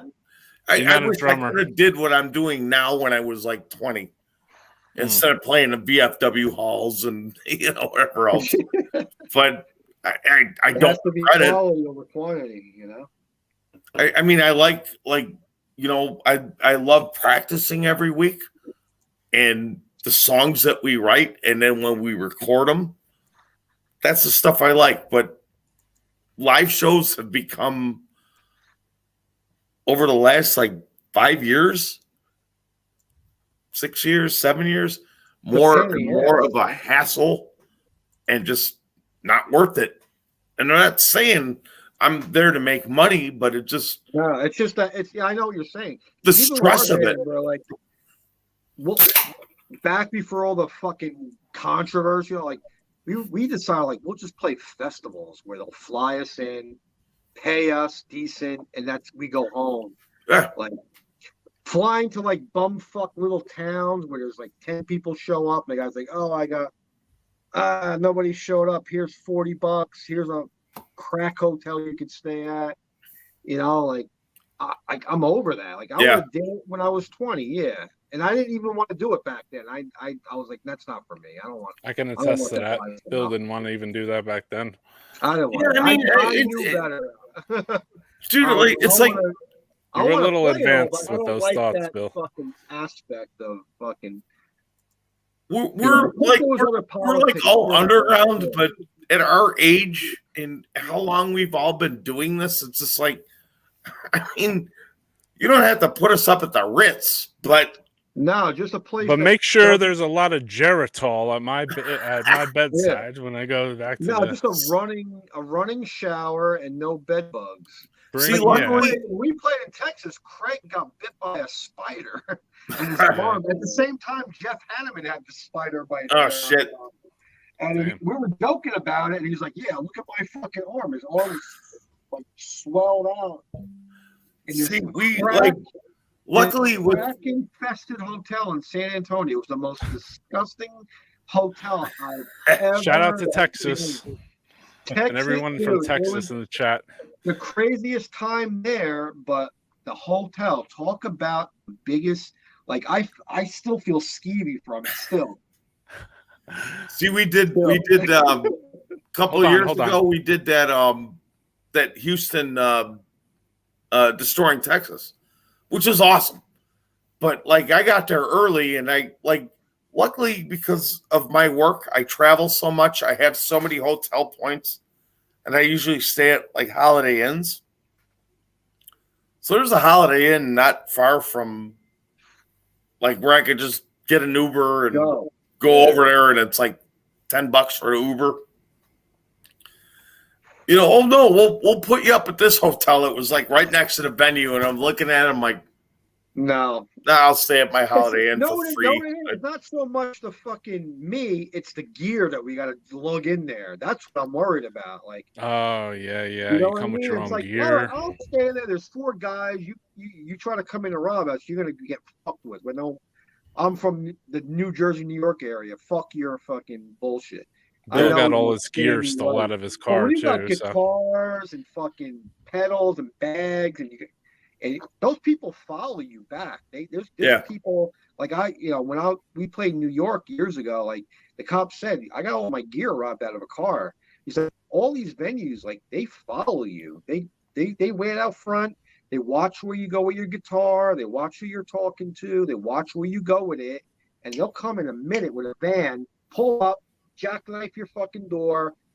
2 seconds, that shit's on its way to the West Coast. It's not going to wind up in a porn store and down the block. It's going 2,000 miles away to be sold without anybody looking for it, you know? And that's why, like, anytime, like, we, like, did tours and stuff, it's just like, welcome to the USA. You can't be, you got to be in, like, inconspicuous vehicles, because, like, we did that tour at Gravehill, and they used a trailer from a promoter in LA, which had band stickers like all over it. It's like, way to invite attention. You know. Hold on, we got a question for Takashi here from my friend here. So here we go. Talking over him. Takashi, how were transgressor shows in 1990s? Yeah, we did many times back in the days. Yeah. And, a couple other bands like Hellchild and Satanic Health Slaughter. It's a band from Hokkaido. And so many bands there back in the days. He was asking about Multiplex. Did you ever play with Multiplex? Yeah, Multiplex. Yes. Yeah, it was sick. Oh, they were badass. Taki from Necrophile. He was doing the vocal in the band. So yeah, they were amazing, man. They had that 7-inch out on the US label, and then they had like those comp tracks on that other release. Those are like my favorite like things from them, you know. They seem like they took a shift in style a little bit. They were like Power Violence style. That Is that kind of when they switched to the name World or whatever? Yeah. It's the same members, right? Same member, yeah. Yeah, I thought so. That wasn't too sure. Uncanny Complex. Is that the song, Roy? Oh yeah, Uncanny Complex. Yeah, exactly. That's the sickest fucking Multiplex. Yeah, it's one of the best songs, dude. I love Multiplex. They don't get enough love. Shout out to Multiplex. They were amazing, dude. You know? I don't know why. I just, it just ends up the band just fades into a little bit of obscurity. Takashi, what about Dissecting Table? Oh, is it the Zigoku? Right? That fucking album, Zigoku, is fucking. That's the sickest shit, man. Yeah. I really don't know about the band. They were like a noise band, kind of, but they have a really dark edge to them. You know what I mean? The guys from visual show, like he would show videos of like autopsies, and he would wear a suit and like hack shit up on a table. He would bang on it. No, he'd bang on a piece of metal, and that was part of like the music. Yeah. It was like not Merzbow. It wasn't as noisy as like a Merzbow or a Masana, because it had like a really deep kind of undercurrent of like a horror. Like a horror soundtrack. The guys from Pain Eater actually tipped me off to them, and because they were into like a lot of diverse stuff. And then Bob from Pain Eater gave me a tape, and he said, "Here, check this band out, Dissecting Table." And I was like, "Whoa, dude, this is really good stuff," you know. Then they have a couple very noisy releases, but then they have like 3 or 4 releases that are very just like, you know, deep. The vocals are actually kind of crazy too, right, Venner? Yeah, the They're Zico screaming. album is probably the best release. And then there's I'm into ultimate psychological description personally, but yeah. Yeah, what that one song, Transfer the Object to the something. There's that one track is probably their sickest song. Yeah, I like their first album. They have a first album. It's called Ultimate Psychological Description or something. That's like my favorite. More primitive, I guess. It's more primitive. A little bit. Yeah, it's less soundtracky, more like music, I guess. I remember when I moved in with Oscar from Ceremonium, Steve, Sean Conroy, and we would listen to that. And I took a bunch of acid and just hung out and listened to that record like all night. It was pretty intense, bro. You know. All right, yeah. So we got somebody talking about Multiplex and Hellchild played in the U.S. in '96. Wow. They played in Detroit. Not in New Jersey. Yes, Pain Eater does rule, bro. You're right. Oh, Dissecting Table via Relapse. Yeah, Relapse had some Dissecting Table in their Yeah, they're pretty Where's obscure. this Laura Squirrel? She's a big AC fan. She follows AC and she knows good music. Yeah, I'm like impressed. That's awesome. There are a lot of. And then I see Detroit, and I just like worked in Detroit like last year, and it was like I had to be like escorted. Like I was working a radio site. It was in such a bad neighborhood. I had the cops sitting out in front of the site that I was working on, and I mean, I live in Chicago. Chicago's rough too, especially now. Yeah, man. But damn, dude, rough city, man. I never had to have a cop like sit out and just sit there and make sure I'm safe while I'm doing this stuff. Holy fuck! Yeah. Let's see. We got a release that got me into death metal was Human Waste by Suffocation. I got to see Suffocation play Human Waste songs for the first time, basically, at G. Willikers. Forgotten, and then that first demo, even though it's more thrash, that's their best shit. Oh, Suffocations? Yeah, the first. Yeah, it was re-cremated, right? The 3 song.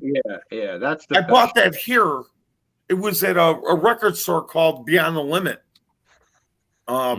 It's by Rolling Stone Records. It's like a block down. And I bought that, and it was because I didn't like Effigy. That's the one everybody. One of their best album. Like, I don't like it. I don't like them. I've never liked the Morse sound. It was too clean. It was, the blast beats he was doing was not. I don't know. It just didn't work. Because I heard that 3-song demo, and it was like, this is cool. And then Effigy comes out, but Human Waste was done before Effigy, right? But it came out after Effigy. I think, and Human Waste was like way better. But yeah, I was just never into that more sound. I mean, the only band I think that was good in more sound was Terrorizer. That Terrorizer World Downfall. Everything else was like them click drums, and no, it didn't work for me. Yeah, well, there was like a time when G. Willikers was new, and Suffocation would come down there and play for some of their first shows. So it was weird. I got to see like some of the Human Waste songs for the first time played ever, which is bugged out. That was cool. So I see a couple people in the chat. Volta Membros rules. You're right. There's a band, Fast Kill, from the thrash band from Japan. Definitely, Yeah. I love Fast Oh Kill. yeah, Fast Kill, sick. Yeah, Yeah, I haven't heard anything about them the last couple a years. long time.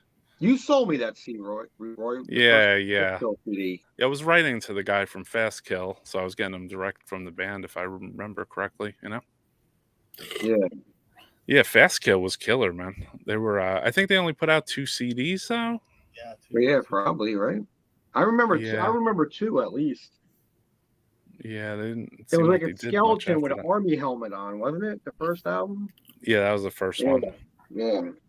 They were killer, man. They were like they were bringing back the thrash, kind of like that was missing. Yeah. Kind of like we were talking in the other day, like we were talking about like Inferno, and we were talking about like Aura Noir. Oh yeah, hell yeah! You know what I mean? Inferno and R Noir is fucking sick. Yeah, R&Rs, yeah. Yeah, that. It said it was that violent thrash, not the happy. It said the Headbangers Against Disco, those 2 7-inch fucking compilations, the 2 R Noir tracks. That's the best shit. All right, we have another guest. She's going to talk about. We got Laura Squirrel on the show today. Hey, nice. What's up? What's up? How's it going? Hey. All right, she got good sound too. Oh, good. I was worried about about a little bit of that. echo though. Little echo. You got Shit. headphones? Unfortunately, I do not. All right. I don't hear echo. I don't hear echo. You don't. So it's just on Roy's end. Yeah, I'm good. Okay, well I can turn my monitors down. Yeah, just a little piece, and then we're good. You said you wanted to talk about some shows that you had set up. Was that with Hellchild or something? No, I wish. I wish. Fuck no, Hellwitch. No, some shows with Hellwitch. Actually, there's a whole backstory with that. I had always wanted to set up shows and shit since I was like 16. I'm 44 now, and I'd always wanted to set up shows and stuff. But I live in the middle of bumfuck nowhere in Indiana. This town called Columbus. There's nothing here at all. And I would try to book shows at the couple of bars that would book rock bands. And they're like, well, we don't know, they just want to book cover bands. So people would drink. Yeah. And I'm like, fuck. Same I'm like, old well, story. I'm like, if you bring them in, how much do you pay for them? Because I didn't know. This was all foreign to me. I'm just a fan. And they're like, well, usually if it's a cover band, we'll pay them $400. If it's an original band, it's $200. We're talking like 1998, 1999. And I was like, fuck. And I'm like, well, I'll see what I can do. And it just kind of went away because I was an alcoholic and I was a pothead. So wasn't very good at saving up money. And then fast forward to 2011. Actually, it was when Seth Putnam died. That was kind of my impetus for getting shit together because I was like, I'm not gonna lie, I was so fucking bummed out the day Seth died. I was depressed as fuck because I tried to see them like 5 times and it always fell through. I actually tried booking them here in my shithole podunk town, and I booked shows and shit. The National Guard would have probably came if AC came here. That or he would have wrote a song about your. Did you say National Guard? The National Guard would have probably came and shut the show. That's funny. We have an armory. We have a fucking branch of the armory near us. They have a big ass tank out front. Yeah, they would have definitely came because they. But I booked the shows before I wrote to Seth. I booked the shows before I wrote to Seth, and I fucking gave the bars fake names because this town is redneck as fuck. And if I'm like, I'm gonna book this band named Anal Cunt, they're gonna be like, oh, we ain't gonna book no fag band. That's what they'd think. That's how this town is. Yeah. So I made up names off the top of my head, and I was gonna have them play at this club called Ziggy's, which was a country bar, and I was gonna have AC play an unplugged set. And this was going to be the first of the 2 shows. They were going to play an unplugged set at Ziggy's. Then we'd go down the street to a bar named Champs. It was a blues bar. And they were going to play an electric set. And I guarantee you, they never would have made it to the second show because they would have started off just like I've got an acoustic set from they played in New York. Roy might have been there. This was March. Let me think. March 12th. No, fuck. May 12th, 1995. They played a show. It was like Immolation and Morpheus Descends. There was like 4 or 5 bands that played besides them. AC played an unplugged set in the beginning and played an electric set later that night. I've never been able to find the electric set though. But I used to have a pinup. I used to have a pinup of it though, because it got a little blurb written about it in Metal Maniacs, where like half the crowd was like with them and the other half was pissed off because Seth was doing like rock star poses and shit. And like half the crowd's like, yeah, and the other half's like, fuck you, fag. And I just thought that was hilarious. But listen, I got something special I'm going to bring here, and I didn't show this to anybody, and you'll like this, Laura, too. Check this out, everybody. I'm just going to move into it. I don't know where it's going to be. I already asked him if I could play this. He was actually supposed to hit me up tonight, but check this out. Tim Morris. Yes. Just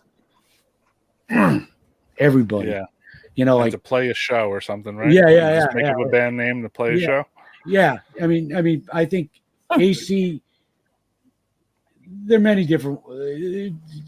AC kind of came together because he met Fred, who at a Satan's Warrior show, and they were the Monsters of Shit. No. This is way before that. Another show. Oh no, this is before AC started, and he pretty much, they were having a battle of who had the worst band name, and he said, I got this band and it's called Anal Cunt, and we don't even have songs, we just go nuts.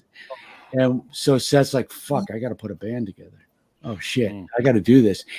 And I didn't know Seth very well at that time. I was when I was a little kid, I was this really goofy, like pudgy, I was a roadie for my friend's like punk rock hardcore band. And I was like, I was just a dingbat. I was just like running around a spaz. And I mean, Seth couldn't tolerate that. He hated that stuff. Like, the more outgoing and like, I wouldn't say charismatic, but just dumb you were. He just got right under his craw. And so the first time he met me, he couldn't stand me, which I couldn't stand myself either. So it didn't really matter. But what did you make of him at the time? You were like, I was completely intimidated. Are you a maniac? Was he being normal? Well, no, I mean, what was he? When I met him, what was the young Seth like? Well, when I met him, he wasn't like this lunatic, like jumping up. But he was also like really, really thin. He was like, he looked like a mop pole with a huge like mop on it, because he had this really long hair. And what was I going to say with that? But he was but I met him this band I roadie for played a show, and they were running late, and I was spazzing out at the show. There was nobody there. And then he just thought I was a total goof. But he was also very good friends with our first guitar player, Mike. They grew up together, and they went to high school. And I'm 3 years younger than them, so the first time I actually had a real conversation with Seth, Mike and him picked me up, and we went to go hang out. It was like a Sunday evening. It was like summertime, and we went and hung out downtown in Boston. And it was the first time Seth met me like one-on-one. And he's a very cordial, friendly person. He was not this, freak or whatever. I remember we went to this all-night diner, and I didn't have any money or anything. We were just hanging out, doing stuff. And he bought this, I remember he bought this big plate of steak tips, and he was sitting there. He goes, "Oh, why don't you have some?" I'm like, "I don't have any money." He's like, "No, just take some of mine. Don't worry about it." And I mean, That's a person I don't think very many people see of him. You know. It's cool stuff, right? Fuck yeah, dude. That's the first time I I've got ever seen like him. That's the I got first time like Seth I got Rogen, hours man. of that. He, Yeah, I got a couple You hours post worth that of shit. Tim. That's the first time I've ever seen a video image of Tim with fucking any facial hair. but like they played here a lot of times in Chicago, and always like just hanging out with him. But he just quiet. It was like kind of like how they make. Well, we all know Gigi was extreme, but if you knew like Gigi outside of the show, he was a pretty. I mean, he's a goof, but he's not. I heard he like, would get naked, and then after the show, he would just put a bathrobe on and just sit by the just hang out, and by the bar and just be like, "How you doing?" If you look at my Facebook, I got Like, several. I'm not going going to to shake your hand, bro. here, and I'll it's just tell you like that. he was just like you said, he just quiet, just a nice guy. But when you get on stage, that's a whole different thing. I was looking, I couldn't find it. It's back in there, but like when he was in Executioner, right? Not Obituary, but from how he played bass. It's just like funny because, like you said, he had long ass hair. So Sharon left a pretty good comment here. I went with Seth and Josh, and they were invited to play acoustic love songs at a wedding in Cleveland. And it was the weirdest thing ever, with more elderly family members in attendance. Oh my god! I wonder if they played any Dave Buskin covers. They never cease to amaze me. A Satan's Warriors barbecue apron that Seth gave you. Very cool. Wow. Awesome, bro. Do you wear that, Sam? Sam will just crunch through it like the Hulk, All right, Laura, you can go back to your story. Sorry. I figured you'd like that. It's okay, man. That was fucking cool. I'm so glad you played that. That's great. I can't wait to see all that. And I can't wait to see the Dan Lilker shit too, man. Tim was supposed to pop in tonight. For some reason, we just didn't catch up, I guess. It's all good, Yeah. But, I actually used to talk to Tim on Facebook and shit, and then that one shit went down when he was with that other band. He kind of drifted off of Facebook. I was okay. Things happen in life. Tim is the man, just to be honest. What I did is I did a couple interviews with Tim that were pretty long, actually. The first interview I had done, by the time we were done with it, I realized I didn't even make it past 1990 with AC that interview. I was like, God damn, dude. And it was like a 3.5 hour interview. So then I went back and we did another interview and we covered more stuff, which is cool, It would have been cool to have Tim on too. He's a cool dude. I mean, Seth was a living legend, obviously. I could tell Venner this too. I went to a show with Craig Pillard, and it was an AC show at Webster Hall. And it was like with Daedra was there, and Craig Pillard, and a bunch of maniacs. And there was a ladder next to the stage. It was closed, right? And it was an upstairs room at Webster Hall, okay? So, like, I don't know why they decided to leave a ladder out at an AC show. It was probably like the worst thing they could have ever done. Because I remember Craig, literally, they opened up the ladder, right? And they were just throwing it across the pit, and then sometimes it would get thrown into AC's like stage thing. And then they would throw it back at the crowd. There wasn't that many people there, but it was like, that was the worst idea you could have ever thought of, to bring leave a ladder next to the AC stage. Because that ladder got thrown around for like 20 minutes. Like it was a crowd stage diver or something, It was pretty crazy. I never really shared that with anybody, so I figured I'd just let you know. I just remember Craig holding the ladder. And he was like, it was so cool. I want to mention that to him tomorrow when I see him. Yeah, you got to ask him. Say, do you remember that AC show when we had that ladder out? All right. Yeah. So yeah, you were There were- talking about booking shows in 2001 or something. 2011 after AC. Well, yeah, that was the impetus for it. And then it just took forever to find anything because there's nothing here. Fucking nothing. Every damn place I could find where I could potentially book a show, they're like, nope, nope, nope. I'm like, fuck. So what? I'm like- what Indiana, right? because I'm gotta take a whiz, Chicago, and we played Indianapolis a couple of times. Where are you close to? Like The story eventually leads to Indianapolis because of that. Because I'm like 50 miles from fucking Indianapolis. I'm like probably 50 miles from Bloomington. Probably about an hour and a half from Louisville. Right. You know, I'm in the middle of fucking nowhere.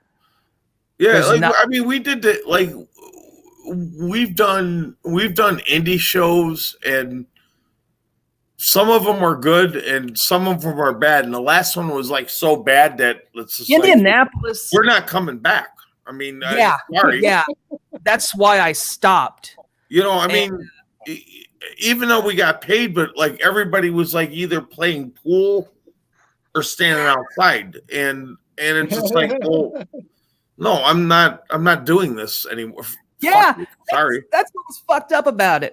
But what led up to It was this like the established place. It was that it was a place that used to be the I know you'll know it. It was like right off of 70. It used to be like a school or a gym or something. What the fuck was that called? Are you talking about the Fifth Quarter Lounge? Yes. I booked. See, this is where the story leads to, because eventually, after all the bars shut me down, I'm like, "Fuck you! I'm not giving up on my fucking idea here. God damn it! I'm still gonna do this." And so, one of my aunts had held a wedding reception out at the 4-H fairgrounds. They had rented a fucking building. They had this dirt road, and they had several buildings you could rent for varying prices. And I rented one of them. I can't remember what the hell they called it. Doesn't matter. And but the first show that I did, it wasn't a metal show. It was a bunch of weird noise bands. Not like anal cunt noise. It was like weird noise. Yeah. Harsh noise, experimental shit, weird shit. And because I was on a noise guide forum, and I just put a thing in the forum, and I said, "Hey man, I'm booking the show in Indiana." I said, "Anybody wants to come out?" I said, "I don't know how much I can pay you, but I'll try." So I was dipping my toe in the water. I'd never dealt with this. And it was kind of a struggle because the fucking people that owned the property, that owned the fairgrounds, they wanted $700 to rent the building. And then I had to pay $100 for insurance. And it gave me the number to some fucking place in like Iowa. And I called this guy, and I'm talking to him, and he's asking what sort of bands they're playing. And I said, well, it's like a bunch of electronic music. That's what I told. I'm like, I'm not going to explain the intricacies of noise to some fucking pencil pusher. Right. We'd had a few of us in the bands had an idea for doing an AC noise band called Empire Sandwich Shop. And I told him we were going to do a metal band. He says, "Oh, we can't cover that if you have metal bands." I said, "What?" I said, "Fuck you, dude." I said, "You're a fucking pencil pusher." I said, "You fucking don't even live in the same state." I said, "I paid for the building. I paid for insurance. It's my fucking problem. Let me deal with it." And then finally I told him, "Fuck you. I'll take them off the bill, blah, blah, blah." And then when everybody showed up, I explained the situation, but I told them, "Fuck you. We're going to do what we want." And the show went down. We had one fucking person show up that was not affiliated with the bands. That was it. But the people that came with the bands that were like their merch people, they went ahead and paid me for the ticket because they're like, "Damn, you're losing your shirt." I'm like, "Yeah, I know." But I didn't fucking care because I was like, I want to do this. And we had a good time and we did all that. And I said, "Fuck it, I'm going to do it again next year." And fucking what happened was the next year I was going to book the same building. And what was it? Oh, and when I did it the next year, it was going to be a death metal show. It wasn't going to be a noise show. It was going to be let's see, who was it? It was going to be Macabre, Incantation, Deceased, Hemdale, and fuck. There you go, Roy. Hemdale. Hemdale. It all leads back to Hemdale. Fuck. Incantation, Macabre, Bill's Deceased, Hemdale, and Hell Witch. Macabre.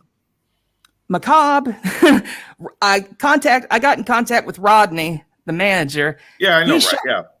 He shot me down real quick. Because he's like, how much are you paying us? I said, 400. Because again, I'm having to pay rent for the building, and also I had to find a company to rent sound equipment from. And I'm like, because fuck, I'm just a fan trying to get shit together. And so Rodney's like, well, that's not enough money. And I'm like, well, yeah, they're Macabre even here is like local. They're north of 15 to play. That doesn't surprise me. They actually we did. So at fifth quarter, they were supposed to headline this fest that somebody put on, and they dropped off it, and they asked us. It was like last minute, and we don't play in winter, but it happened to be a nice weekend. And we didn't get Macabre money, but we got close to it. It's like, yeah, well, fine. And like November's Doom was supposed to be the headliner, but they started like, oh, well, a couple of the guys got to go to work tomorrow, so we didn't want a headline. And I was like, I don't know, there was like, at one time, there was like a day and age where, if you were a headliner, that's like, you made it, you're proud, and now nobody wants to do that anymore. And I was just like, I want to play in the middle of the show. We'll headline. We'll headline. Even though I'm older and fuck it, we're here, whatever. Be a pussy. I don't care. And but yeah, I mean, they did play down there prior to that, and they like Macabre was like they, had to park in front of the venue. They made people move their cars. I mean, it's just like, really? I mean, it was evil. I mean, again, they're friends of mine, and I'm not trying to talk bad about them, but it's cool like, guys. Come on. Well, God say it like it is. Let's get back to the subject here. Oh, yeah. So I just got something here too, which I thought was pretty cool. My man Sam from Hideous sent this. This is him wearing his Satan Warriors. Oh yeah. He has a Satan Warriors apron on, and it looks like he's having a barbecue with Paul Ramirez from Splatteria. And I think that's Thad Strike, if I'm not mistaken, from Pennsylvania. What a group of maniacs. So I just wanted to show that because Sam sent that. Yeah, Satan's Warriors. Yeah, I saw that. So, I mean, did you book any death metal shows? I mean, in the long run? Well, ultimately, with all the stuff you're talking about, like I remember going through all the same bull crap. I remember who the book other was this and that. Murderous. That I was supposed to book that day. I remember who the other one was. I couldn't think of it. It was Brutal Truth. But finally, basically, it just came down to Macabre wouldn't do it. Deceased were basically on hiatus. Incantation, I think they were going over to Europe. Hemdale strung me along for a while, then they said no. Like, all right, fine. Brutal Truth, I was getting ready to contact their dude at their booker at Relapse, and then that day I saw on Metal Archives there was a link to a store that said they were splitting up. They'd already booked their farewell tour, and I was like, damn it, because Brutal Truth would have been cast, and so Hell Witch ended up being the last ones. And I had wrote to Pat since like 97. So, I actually knew him to an extent. And he says, okay, how much do you want? And I said, I'll pay $7. He says, okay, great. And then some stuff happened, and their drummer Joe was leaving. And then they Joe Witch. had a problem. Yep, Joe Witch. Joe Schnitzel Kravitz Witch. If you've seen the rehearsals from 04, you'd get that. I've known Pat forever. Yeah. Yeah, Pat's a great So did guy. the show go down? Did the show go down? Eventually, yes. Sorry, I'm fucking talking too much. So eventually it did go down, yeah, because I said, fuck it. You know, Hellwitch was the only band out of the list that I was able to do it with. And I said, well, I'll just ask all these dudes from this fucking noise thing that I did last year if they want to come back, because I didn't want to book a bunch of bands that I didn't like or didn't know just to fill up space. So I said, fuck it, I'll have those guys come and I can pay them a little better. And then Hellwitch ended up in a problem where what was it? One of the dudes, it was either JP or Craig, their vehicle that had a trailer hitch, something happened to it. And so they couldn't rent a U-Haul trailer. So they were just bringing like amp heads and breakables from a drum kit. And I had to find a band to help them out. And so I was looking around. I saw that Radiation Sickness had reformed. Yeah. And I'm like, okay, Radiation Sickness. I remember them from back in the day. Mm-hmm. And so I contacted Doug Palmer, and those guys came down. Shout out to Doug. But they were kind of standoffish. On heroin. We did a split with them. Yeah. And Doug mentions you guys during the show, Matt, as a matter of fact, because Pat filmed the one noise set that I did out of all the noise bands. He was able to film my set, and then Radiation Sickness played after I played, and then Hellwitch played. And Doug mentions you guys. And I was like, I'll have to check them out afterwards. And I did. I was like, cool. Yeah, when like I still talk to Byron. Mm-hmm. You know, like Doug, nice guy, but yeah, drugs. Yeah, he's like my wife. My wife, when she met him, she's like, he reminds me of Ozzy. Well, he's like all like. I thought he was on drugs, possibly. He sent a very bizarre message to me. The crazy thing about that, you said that, Roy. He was walking around asking everybody for drugs, and he didn't know any of these fucking people. And I was like, "Wow." And seeing like like I know Tom, a little the too much, guitarist, dude, he was awesome, and it was like. I mean, they did a good show. Coolest fucking dude, and he seemed like so level. And then all of a sudden, he fucking killed him. He went to a hotel and killed himself. Damn. And shout out to Radiation Sickness though, because I mean, there's Wait, I think we're still around, right? No, not Doug. Tom Ball. Oh, Tom. Okay, yeah, I remember them talking about him. And then his wife, like, carried on, but then like a year later, she died, and I don't know what happened there, but it was like, what the fuck, you know? Shout out to Radiation Sickness though, because they were on the first Michigan Deathfest, and they were on the day of Deathfest. So yeah, obviously they've been around quite a long time. And they were great, and they also played that show with Impetigo and Repulsion in Indianapolis in '91. Yeah. Yep, I used to have that. Impetigo didn't do too many shows. To get it back together again. Okay. Yeah, I saw Repulsion in '92 at Michigan, I think, with it was like a fest. It was like a fest of some sort, you know what I mean? Scott. We played with him in LA.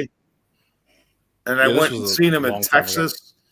But it was like Scott was living here in Chicago for a while. He worked at the Alley. And the Alley was on the north side, but the Alley opened up a store in the mall by my house. And I'm like, 92 or whatever, I like walk in there and I'm like, I see him. I'm like, dude, you're Scott Carlson. What's up, man? Real nice. And it was like I said, Repulsion's like one of my favorite. Autopsy and Repulsion. That's why I play what I play. And Right on. you Sounds know, like a new band name. hey, are you gonna be here for a little bit? Yeah, I went home and I grabbed because we just put out our demo, and I went and brought it back to him. And this is when I was in Doggott, and whatever he was listening, we took it off and put it in. We're listening to the and it's just like Scott Carlson's listening to my demo, and he was like, this is good, and we still talk, it's, we played shows together, and, it's again, it's a Midwest thing, Yeah, and Scott Carlson also really early on the whole. I mean, I guess it was Dave Grave though, right? He was the grinder. Yeah. I hung out with Dave Grave in his camper one time at the festival. It was cool, man. He's a good guy. Weird. Scott Carlson, definitely cool guy. Bugged out, that like Repulsion had such an echo on like all the earache scene and everything, and you think about like Napalm. Well, the Carcass guys stole that record basically. They Horrified was a demo, and that Necrosis label, which was a sub label of Earache, Necrosis, that was Bill Steer. Oh yeah, I have that. And it was it was not supposed to be a full length, but they put it out as. Was there like, this is something somebody was talking to me about the other day too. Is there a straight up Necrosis version of this record without Earache's words on it, like their logo? So I guess there is, because I see Tom moving towards his collection, or either that or he's going to check, because I've been curious about this. Earache on it. Yeah, mine said Earache too. Mine looks like yours, Bill. I got it on CD. Yeah. But was there a record of just straight up Necrosis? No Earache. Everything was Earache, right? Yeah, LP version. that's what I mean. The Repulsion demo, man, that thing echoed across like all the scene, dude, back in the day, It's so bugged out because everyone's like looking in their little hidey hole. They're like, let me get out my Repulsion. Let me get out my Repulsion signed guitar picks. It just bugs me out that they a band like even like Master, Repulsion, you know what I mean? They just echoed through like all the grindcore scene, the early death metal scene. They were the original grinders. So here's my original. Okay. Still with the sticker on it. All right, we need to see the back. I think that's where it's the answer lies. Okay, so it's Necro 02, marketed by Earache. Okay. Marketed by Earache, but Earache's logo is on there. So it seems as if I answered my own question. There is no Necrosis version of this record. But I could be wrong now. I don't know. Somebody was just talking about it the other day. They said that they spent a lot of money on it or something. I'd like to see what Necro 001 is, because this is 002. Yeah, that's a good question. I mean, maybe it was like no, because the Carnage or Cadaver was after this. Oh yeah, they had the Carnage and Cadaver thing. I don't have that. I got I have a boot of the Carnage, but I got the split CD. Where it was I happen to have the CD only, but I mean, as far as I know, this is the only. I mean, I know Relapse reissued it and whatever else. Yeah, I was more curious if there was a straight up Necrosis version of it and no Earache at all on it. So actually, you know what? This is really bugged out, but I got this, and I'm looking at it right now. No, this is Necro 3-4, they call it. But on the back, you have this, which is kind of bugged out. Oh, yeah. No Earache at all. Huh. Okay, let me look at mine. And this was the early version, obviously, because I got this when it came out, This is one of the most insane records there ever was, right? I mean, this is the most death metal record there ever was, right? Can we get a general consensus here on that one? I don't know. The mastering, especially. So What do you yeah, think, Takashi-san? The mastering on this one? mine is just pure On the necrosis. Carnage? Yeah, the No, mastering, the dude. Gorefest. The Gorefest. Mine lost. The Gorefest mastering you thought was better? Yeah, mine lost. The drumming is weird on that. Like, remember I told Mind you, loss. Oh yeah, mind loss. I thought you were the talking about the mine second loss album. is fucking. Yeah, I thought he was right. talking about the second album. I was like, what? Mind loss? 3/4. Yeah. And no earache. No earache whatsoever. Yeah. On this one either. So I wonder if they made a necrosis version on record. That'd be bugged out. I'm gonna have to search through discogs.com to figure it out. You know what I mean? Oh God, go in there and find some fucker selling it for $800.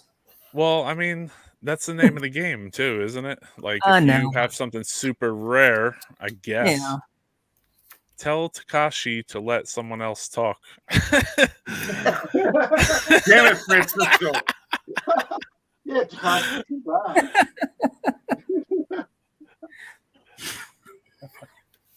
Yeah, that's Francisco from Jamming Out All Badass podcast. He's awesome. So Fuck you're yeah. awesome, brother. If you want to come on too, Francisco, you can talk to Takashi. I think you should. I know you and Venner are a good team too. And we got Tom here tonight, so it's weird, you know. And special guest Laura. Yes. Yeah, some dork. Who's always been following up on Jamming Out All Badass. And I see Texas in the chat too, pretty hard, which is dope. I don't know why Texas is so brutal. Sorry. It's all good. I know. I don't want to talk over you though. You're good. I came across that when he did that Steve-O one. Yeah. That's how I found out about it. I was like, hell yeah. Fine. I did his second one ever. I don't know if I ever did watching that I heard one. you mention a band name, Tom, that I think I copped something from your band. What the hell is it, Doc? What, Doggone? Yeah. Yeah, Aaron, my friend Aaron from Mulder. I didn't know you were in this band. Yeah. I drew that logo, everything. Oh, I got that one. Yeah, I bought this from Caustic Tapes. Yeah, we're I'm looking for more stuff in my parents' basement when I move there, when I move back. But I have like stuff that I found, but there's more stuff that I know are there. Like I have like original like Riddick art when Mark first started doing art. And we're gonna do like the CD, and it's gonna have that demo. And it's the only demo that we ever did, but we have a couple of live shows that we pulled off of VHS, so just the audio, but we had a lot of songs. And it's stuff that nobody's ever heard before unless you were at the shows or practices or whatever. But I'm just looking for like trying to make like the CD thing like worthwhile, you know. I gotta ask a question now too to this little chat group right here, including you, Venner. But I think I know your answer already. Is anyone here? And you can answer by me because see all those tapes? Those are just my new tapes. Those are not my real tape collection is upstairs. So like you might see a couple tape racks here, but this is nothing, man. This is just my new tapes. So I'll start with Tom, and then we'll just go around in the circle, kind of like Francisco style. Do you still mess with tapes or buy tapes? No. No. So my opinion, like I was like kind of against tapes because I seen like when I like real big into horror movies and stuff, and like some years ago, like VHS tapes all of a sudden came back because it was like the younger people missed out on that, and now they wanted to be part of it. So they're like scourging, you know, and they're paying like money hand over fist for these VHS tapes. And it's just like, it's a bad format. And I'm kind of the same way with cassette tapes. they served their purpose. It was great to do demos back when because it was a cheap way to do it. But like now, no. All right. So okay, next though, let's go to Takashi-san. Are you into cassette tape and cassette tape collecting nowadays? Yeah, I love tapes. I keep collecting tapes, and I got so many tapes now. Still collecting new ones, you know, the new bands, new releases, and I still have old ones. So I haven't counted yet, but I still have so many tapes. Yeah. I don't never counted my stuff either. You know what I mean? But yeah, you still collect new tapes. I figured you did. All right, let's go to Laura. What about you, Laura? You mess with the cassette revolution? It depends. The death metal cassette revolution. I still have tapes from back in the day, but it's dwindled just as time has went on, just because of the nature of tapes. You know, I've got some tapes that are fucking 25 years old. I got some that died after 10 years because I played the hell out of them. But I have bought a few tapes recently, but emphasis on only a few, just because there's not much out there that inspires me to buy stuff. Like, I remember I came across a tape. I can't remember what the label that put it out, but they'd put out all the Carcass Grinder vinyl stuff on a compilation tape. And I was like, oh, fuck, I got to have that because I haven't had a stereo for years. And I had some Carcass Grinder vinyl and I had to sell it off because I was like, fuck it, I don't have a stereo. I can't play this stuff. And I got a couple of Final Exit tapes too. That's probably about it. Yeah, Carcass Grinder. They were good. Oh, fuck yeah. And Final Exit. I got something I'm going to show before Bill answers his question. I got a tape in the mail today. Oh, no, that's not what I thought it was. So I can't show that. I thought it was something else. So, Bill, what about you, brother? Are you into tapes and tape buying today? Yeah, I'll buy a tape. You still mess with tapes a little bit?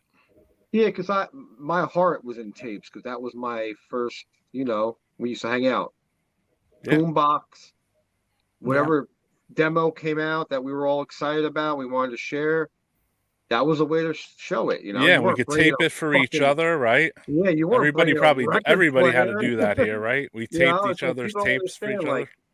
We had a record player or a tape player. That was it. So like that was, and then you know the tape.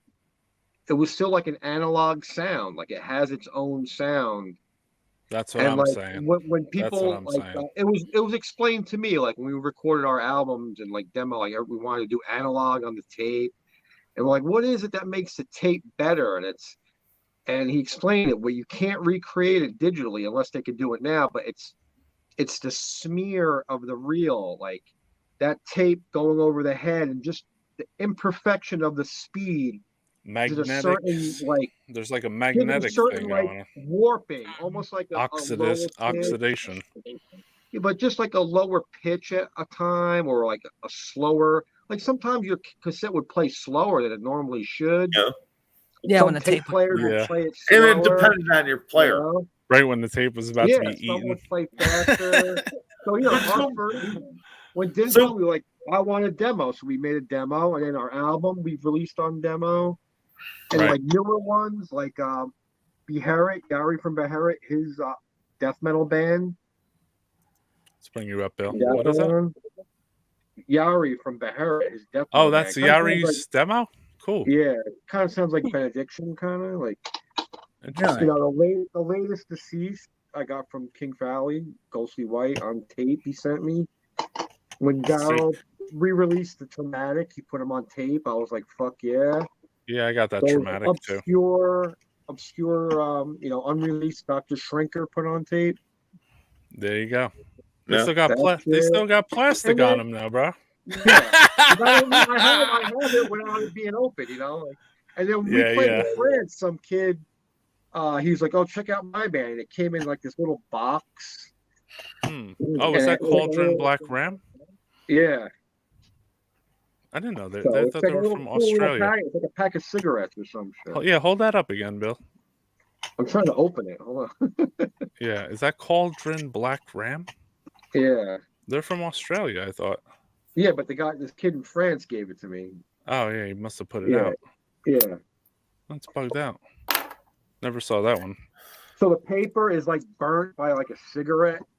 He told me he burnt the edges. So Interesting. it has like real fucking. There's like a whole edge. culture of people making like designer cassettes in a way Yeah. too. Yeah, and which is here's cool. the thing. Like I said, I don't have a problem with it per se, but like, so when I started doing Severed in '95, kind of a bad year to be, because Doggone stopped in '94, and then me and a couple of dudes did Severed, and we recorded a demo on tape. And we're sending it to zines, and zines are sending it back because nobody's doing cassettes anymore. They wanted CDs, and CDs were at the time expensive to make. So What year was this? You did the demo on cassette because it was cheap, and that's why I'm like, now, like I said, like we never released our shit on cassette. And then we finally started doing it because people were asking for it.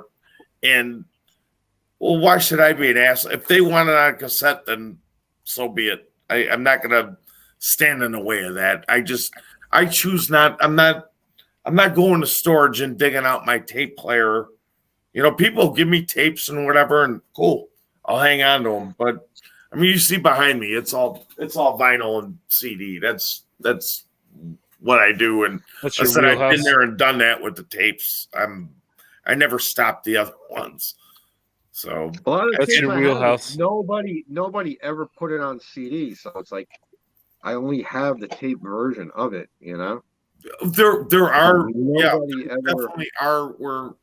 So when I was a kid, I had a lot of records, and then CD comes out, and it was like, okay, I sold a bunch of my records to the used store because it'll come in on CD, and for a long time, some of the shit that I sold never came out on CD, and it was like, And those first CD recordings, I don't know if it was the CD themselves or the players, they sound like shit. yeah, There was no bass. The tapes still sounded way better. And Yeah. even the record sound, but those early CDs, they were horrible. I remember I'm all about the tapes, theory- yo.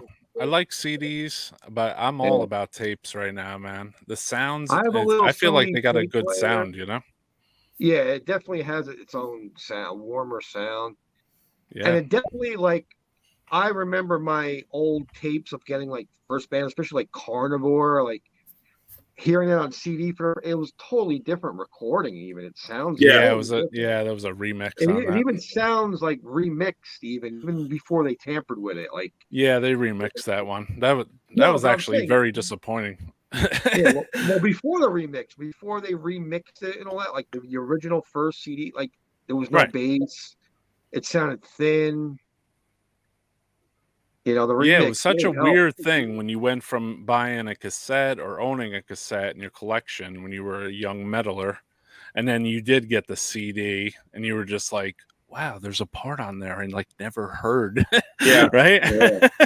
It's like, wow, that's a weird little part. I like never heard that part. I think It's kind of weird. the first we were at Mickey Music. I think the first he had a little stack of 5 metal CDs, and one of them was Hello Waits. That was probably the first underground CD I seen was Hello Waits. I think there Yeah, was like Mark- an AC/DC, a Scorpions, couple CDs. Like the first CDs that came in, Hello Waits was one of them. I was like, wow. Yeah, I Mark, wanted it, I was a like- dude from our old town, Mark Beneducci. His Yeah. father was a preacher. So one day I was in like auto shop class, and he just came up to me and he handed me Slayer, Rain and Blood on CD. And at the time I had heard it, I just had a dub of it basically. He goes, "Here, you got to take this." And I said, why? Like, why are you giving me this? And I was like, I don't even have a CD player at the time, I was like, I don't even have a CD player. I don't even know what the hell that is. Yeah, no, I was looking at it like, oh, thanks, He's like, yeah, my father, I don't know, he's a preacher, so I can't have this. Can't have it. And I'm just like thinking, like, why did you have it to begin with, bro? Like, did you just buy it just to piss him off? Did he confiscate it from one of the parishioners? Like, where the hell did this goddamn CD come from? Probably I from still me have and Larry. Yeah, I still have it, which is from weird. Larry. Oh, okay. Maybe And I Larry think it was was one of from his us. parishioners, and he's like, "Give me that." For you. Yeah. That's I think interesting. I'm laughing because I was raised Catholic, so See, I wasn't raised Catholic. My parents weren't religious. I didn't have to deal with that. What, No, what I about in Catholic. Japan? I'm- What about I- in Japan? I got My no What do they- problem. family with never. My family never cared about the music I listened. They always supported me with my music. Like my mother Right. never said, "Don't listen to that shit." Like No, They were- I they was were the always same. into it. As long They as were I didn't always act into like it. a weirdo, I was allowed to watch horror movies and even at a young age and listen to because I started out. Kiss got me. That's what started me was Kiss, and I think everybody. Kiss is not like a Yo, a parent's. Oh, this is okay for no, but I was allowed, and Fraser's. yeah, What's up, like I had- Francisco? How you doing, man? You look like Sal today for some reason. Dude, When you shave. dude, I'm fucking tired. I'm actually You're tired. We've been here about for 7 fucking hours. 6 hours. Well, hold on. Let me finish. So I'm on my way to Alabama, and I was driving for about 7 hours. I'm in Hattiesburg, Mississippi right now in a hotel. Oh, okay. So Interesting. there you go. And you shave too. And my internet sucks. Yeah, your internet's a little spotty. That's all right. Yeah, though. hotel I see- internet It looks sucks. it looks like you shaved, brother. At least it Yeah, works. The man is here, Francisco. My internet sucks. Fraser asked me, Sorry. okay, Roy, what is the first cassette you ever got? Damn, dude, that's a hard Oh one. God, I don't even want to say that. Answer to my I answer. was like to this. Beatles, maybe. Like I don't Fuck even yeah. know, dude. Something really old and rock, definitely. Kiss you know? Alive 2. Kiss Alive You 2 know? was mine. Double cassette. Maybe At a REO garage sale. Speedwagon. How about you, Takashi? First cassette. Can't remember. I have a rough cut, Oh, we lost Francisco. Rough Cut. Oh, yeah. That band rocks, man. Yeah, hair metal. Hair metal rough cut. Understood. How about you, Laura? You really remember? Yes. Bring God, it. mine was fucking Bon Jovi, "Slippery When Wet." Fuck you! Don't laugh. And Bill, what was yours? I Which? I don't know. I want to say like REO Speedwagon or something weird like that. Yeah, Dude, yeah. everything you guys have said, I have. Seriously, I am like a closet fucking poser. Well, I'm not a closet poser, but Well, REO Speedwagon and Beatles is a lot better than fucking Bon Jovi. I've got Early third, Bon first Jovi's three. heavy though. No, First it's- three, and I'm Second Bon Jovi. unapologetic about it because What's the second they're one? good songs. The one before Slippery and Wet. I don't know because all I 7800 ever knew was 7800 Fahrenheit. Hey, You they, really- man, you guys are the Jersey boys. That they're I don't know. We didn't know. We didn't give a Like No, I was we only didn't- into that like, shit by that was default. South Jersey stuff. yeah, that was It was South Jersey too. Jersey. So If we the Jersey boys, like we weren't into Bruce Springsteen or Bon Jovi. Basically, we didn't give a crap No, they about were that like- stuff. They were down south. Like, I was that down with Led pretty- Zeppelin, bro. You know what I mean? yeah, Hmm. of course. Who wouldn't be? That would probably be one of my Like earliest our cassettes. neighborhood was split. It was like Led Zeppelin, AC/DC, and the other side was U2 fans, and whatever like early alternative, like Duran Duran, Madonna. We had like like a big soccer. I just bought Like a Virgin today on CD for like. No one mentioned Michael Jackson here. That's crazy. Everybody I like Michael Jackson. Everybody had the Thriller album. Yeah. Everybody had Led that. Zeppelin. This man knows. Dude, Bill bringing up Michael Jackson and Thriller. When I was a kid in school, I don't know what grade I would have been in, probably third grade.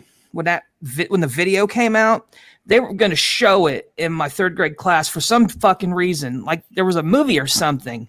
Yeah, that Thriller video was supposed to be like an epic event. Yeah. And they were like, if your parents don't allow you to watch this, raise your hands. And I was like, I know my parents don't care, but I don't want to watch this. So I'm like, yeah. My parents won't let me. John Landis directed that video. Story. And it was like a little mini movie, and it was cool Michael Jackson, Night of the Living Dead. The Thriller album was it's a very 0.1 album. And I watched the video recently. I can't wait until the Michael Jackson AC split record comes out. You know that Death Metal Podcast, and we're talking about fucking Michael Jackson, number one. Dude, you gotta watch a video. You gotta look up Todd Rundgren from Toto. He was the guitar player on the Michael Jackson albums. And you hear the interview of like, it was funny because he calls up, he's like, oh, Michael wants to hire you to play guitar on the album. He's like, he's gonna give you a call. So he's like, I get a call, he's like, hello. He's like, oh, get the fuck out of here, man. Stop calling my phone. Like 5 times. And then the manager called, he goes, dude, Michael Jackson's been trying to call you and you keep hanging up on him. So then Eddie Van Halen did the lead on Beat It. Paul McCartney. He goes, so he shows up. He goes, I see Eddie Van Halen, Paul McCartney, and they were like, we're gonna do a record together. Tom Araya. With this fucking Michael Jackson guy. Tom Araya was there as well. Tom Araya was there. Everybody. He did a solo too, But there he is. Kerry King did a solo on it, he did the. I didn't know that Todd Rundgren. Yeah. Todd Rundgren. Wow. Metal just took a spin towards a weird direction. It's pretty funny. Frankie, okay, don't do it. Don't do it, Fraser. Fraser fucks up everything. Franklin goes to Hollywood. Depeche Mode. Frankie. Fuck Depeche Mode. Play some Elton John. So let's ask Francisco this. Did we get to ask him? What was Francisco's first cassette? Is my internet better? Yes. Yeah, it's much better. I don't know what happened. I'm still in the You got to beat Bill's REO Speedwagon at this stage. Well, first cassette that I bought or what? Yeah, kind of like the first one. It was like yours. One. Yeah, the one that was yours, basically. I think it was Kill 'Em All. My older brother took me to I don't know if you guys had Sam Goody stores. Yeah. Okay, well, he took me to a Sam Goody and I bought Kill 'Em All. Wait, no, I take that back. I'm wrong. I'm completely wrong. I think it was Who Made Who by AC/DC, actually. Actually, yeah. Yeah, it was. I worshipped AC/DC as a kid, and I still do. I still do. But I remember having that Who Made Who tape, and then I remember buying like a bootleg, like flea market Who Made Who T-shirt my dad bought me. Nice. So I was like 11. I just hit you with the 6.666 question there. There you go. Hey, Francisco, I just today wait a minute. About and I found it may not be a great one, but I found Ball Breaker on CD for like $4 at a used store. It's like, So I don't see this run. I'm grabbing every it. one of these death metal podcasts go back to the same exact spot. They either go back to Killjoy, they go back to Voivod, or they go back to AC/DC for some strange reason. I don't understand what the algorithm is on that, but it's alive too. Yeah, that doesn't. I mean, I'm sure about this. No, and there was early in Kiss. my. Man. I had I know, Kiss me neither. records. I just didn't have cassettes. We had an 8-track in our car, so that's probably why I didn't have cassettes. Kiss was more about the imagery. The music did not fit the imagery. Yeah, No musically, way. I mean, they're heavier than. I don't know. I'm biased, but I always thought Kiss was like critics looked at them as a joke band, and they could play, you know. They had the makeup or whatever, but they could play. Weren't like the metal you expected them. Like there was other bands I need beers that had a harder, crunchier edge to them. Like those early Kiss those guitars are so thin. It's almost like it's like ding ding ding ding ding ding ding ding. You know, it's like there's nothing heavy about them at all. It's like you expected so much more. When I first seen Kiss and then put that together with the music, it didn't compute. You know, like I heard Black Sabbath it did look more. already. It looked like a black metal record back in the day. There's other bands around that time. Queen sounded more like how Kiss should sound. You know, look, you know what I mean? Yeah. Like, yeah. They were heavier. Hey, Roy. What's up, Francisco? Hey, has anybody asked Takashi about Messiah Death? No. Bring it on. Hi, Takashi. I met him in 2012 in San Antonio when Anatomia played with Cyanide and who else played? But I remember he had a Messiah Death shirt. I was like, I want that fucking shirt. But I was never able to get it. So did you get to see Messiah Death live, or did they play live very much? They didn't play much, but we played together one time. Oh shit! Transgressor and Necrophile. There was one show back in '91. It was Messiah Death, Transgressor, Necrophile all together. Wow, damn, dude, that's brutal. They had that demo. What was the demo called? Unholy something, Invocation or something. Yeah. They had like 3 demos. 3 demos. Yeah, the third demo. I'm thinking. Yeah, the one that was in Death Vomit. Unholy. Invocated Unholy Souls. Unholy Invocated something souls, right? Yeah. Invocated Unholy Souls. Yeah, that's right. They were that's great. cool. And then that sounds like a crazy lineup. Actually, my buddy from Italy, Pesh, recently, you were talking about tapes. I don't really buy tapes anymore, but he put out the Criminal Christ, which was pre-Messiah Death on cassette recently. Yeah. And that shit is sick. Yeah, I got the tape here. There you go. He's going to go get it. The man's got it. I heard of that Criminal Christ, too. I was curious about that. It's sick, yeah. That's it. Really good shit. That's cool. That's a new release? Newer-ish? Yeah, Pesh from Unholy Domain Records reissued that. That's like the second pressing he's done of that. Oh, Unholy Domain, right. Yeah, dude. Pesh. Sick. Damn, I didn't know they released that one. Did anyone ever release the Messiah Death on cassettes? Those ones? No, just that album, I think. Yeah, that third demo was sick. Yeah, they were great, dude.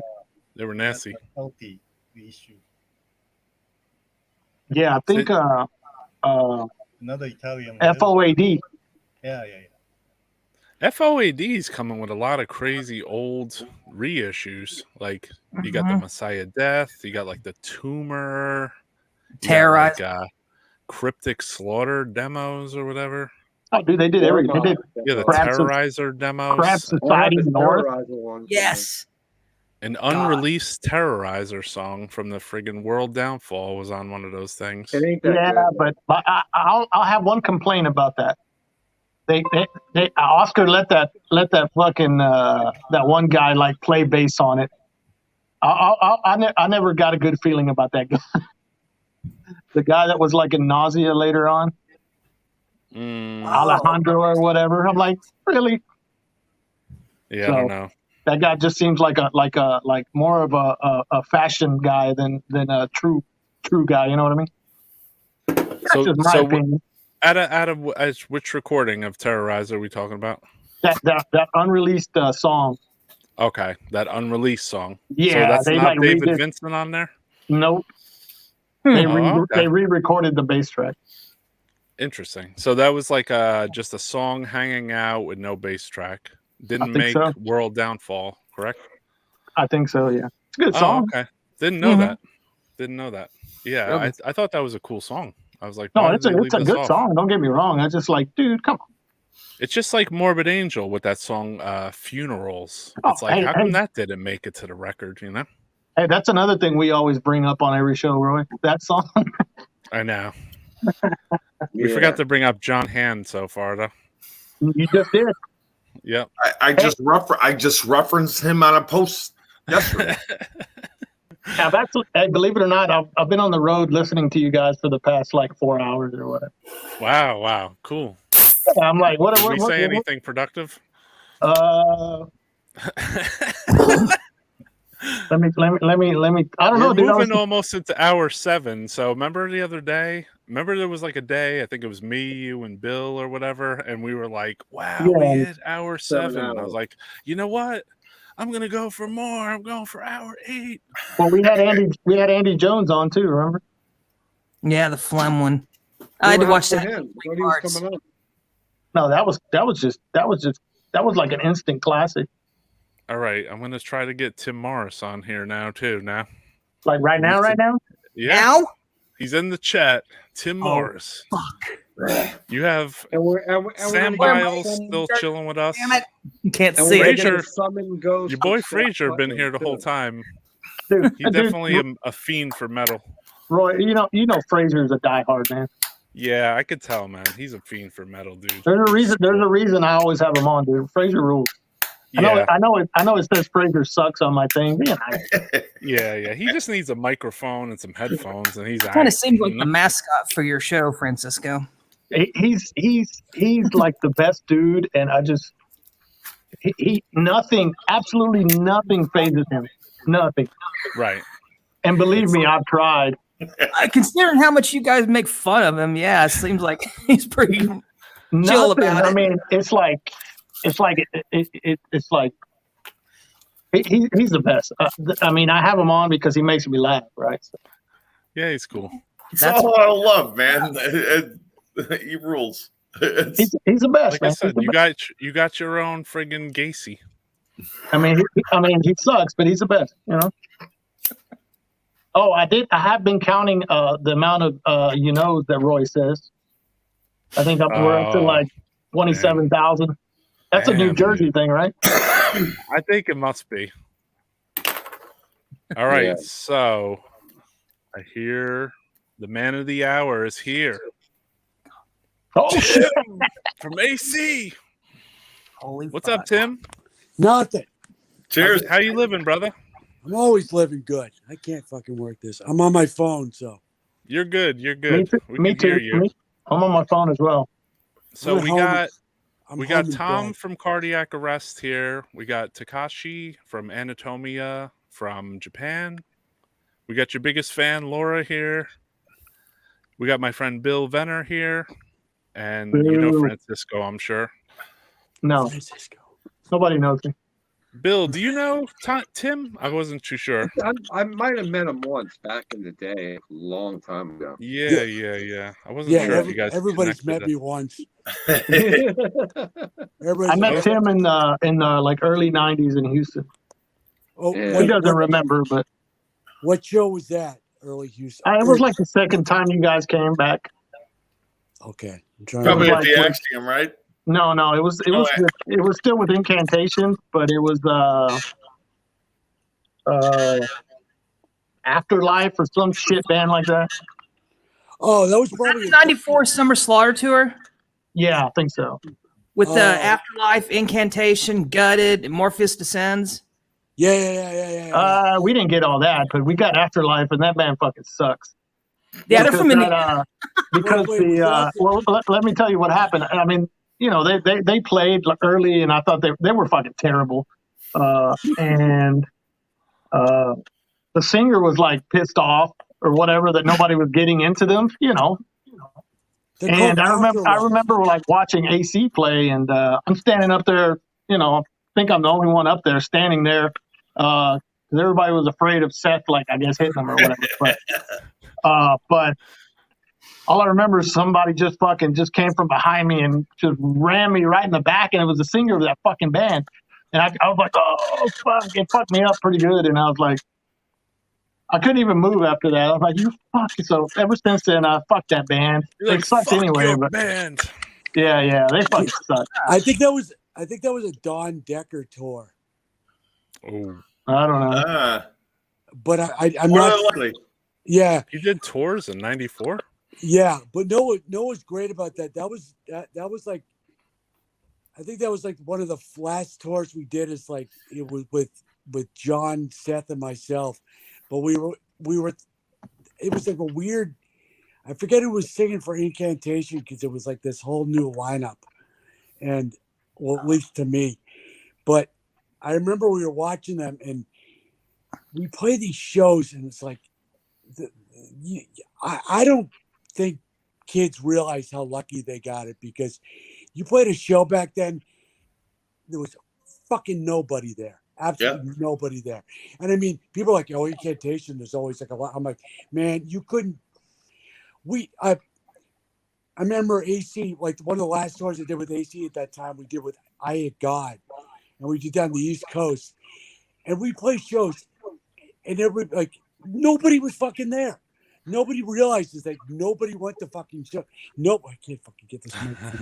But what I want to try to say about, we played the show somewhere down in I think it was in Georgia, and Incantation were playing, and there was a backstage, like you could look behind the back curtain, and I was with Seth and John.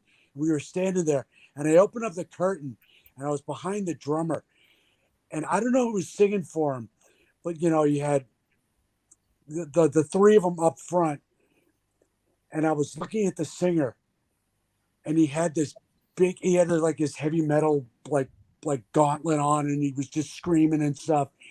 And right in his back pocket, he had this huge fucking hairbrush sticking out of his back pocket. And I was fucking puking laughing. And Seth's like, what's so funny? We're looking. And there's the three of us. And there are all these kids like, yeah, it's the heaviest band ever. And they stop. I'm like, you got a hairbrush in your pocket, you fucking loser. Oh God, it's such a He was playing drums with a hairbrush in his pocket? No, he's singing. It was the singer. I forget who it was. He probably had like a mirror in his front pocket too. Oh my God, it was so bad. It was so bad. So which band was this? Afterlife? No, right? No, this was Incantation. This was Incantation. What? Wow. What? You can't keep track of how many people have been in. Especially well, that era like of later. Incantation, it had to be, I would say, either Mike Sayers. No, I could be totally off on this. I never, Mike Sayers was brutal. So whoever came after Craig, I guess. There was a couple people, right? Yeah, I don't even know, dude. Yeah, I lost. We losing you, Venner? track. You look sleepy, brother. Who, me? No, Venner. Yeah, he hasn't. Venner hasn't said a word since I've been on. Bill, you've been there for like what, 6 hours now? 6 hours, over 6 hours. I know. This was supposed to be 2 podcasts, and Sharon. I'm gonna do one at 5 and then one at around 10, 11. I was like, you gotta start. Yeah, and it just blended together. I would take a nap between 2.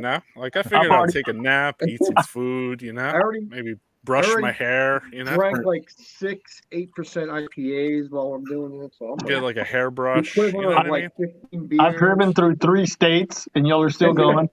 Yeah, that's pretty. Where the hell were you? I'm actually on my way to Alabama for work, and I'm in Hattiesburg, Mississippi right now in a hotel. Oh, you're in Hattiesburg. Yes. Yeah, I got some relatives that used to live down there. Oh man, brutal. They said it's very brutal. Yeah, I mean, I try to just like. You didn't go out and I check don't wanna out the go anywhere. nightlife? Yeah. You just went right to the hotel. You're like, no stop, hotel, see you Well, later. dude, I literally drove for like 2 hours looking for a room, you know?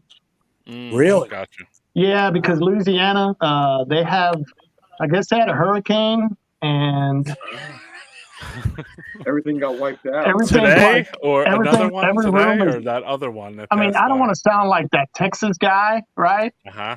But I'm going to. It's like, dude, come on, fucking move on already. You know what I mean? Do something. I mean, it's like I guess it's they been had like a it's hurricane. been a month and a half, and you're still fucking like not doing anything about it. Come on, man. Yeah. Where I come from, destruction creates jobs.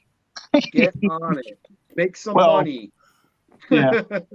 Tom Yeah, got to move out of so- his house tomorrow to friggin' Yeah, because I'm weather. going to my parents while my Well, house I mean- gets fixed. It's funny because the further east I go, like the less fucking redneck I sound. You know? Oh, you've been hanging around with us, Francisco. So Yeah. we're getting your thing and you're getting ours. Yeah, I'm gonna be basically. like, hey, you know, whoa, yeah, Hey, you know. Yeah, so I know. like Aaron from Mulder and another buddy of mine like helped because like the company's coming this week to move like all the big furniture and store it. But yeah, all the upstairs is you know more or less getting gutted. So it was like I've been on this like work project where you know Jill's been handling like everything, like all the phone calls and all the people coming over here and. You know, it's like, okay, now we got to go to the south side of Chicago, and I don't want to be there. And just like, I just hope they go faster than they said they're gonna be, because I just want to be back here. So yeah, this is my like kind of last hurrah. Right We're now. sorry that you got whatever damage, brother. Nobody we're wants all to see safe. that for anybody. That's the important thing. I mean, all the other shit that'll be replaced. It's just inconvenience right now. Hey, Tim. That just proves my point. Tom's like fucking done shit and is working towards getting his shit taken care of. He's not just fucking sitting around in a fucking hotel waiting for somebody to take care of his shit. You know what I mean? So Hey Tim, earlier I played a little bit of snippet of you and I the interview. shit. Mostly Yeah. it's just revolved mostly about just the naming of AC or something. You know what I mean? Would you mind if I played another little piece of this or no? yeah, I wanna Sure, hear go it. ahead. I didn't All see right, it. let's do this. I Ready? didn't see it either.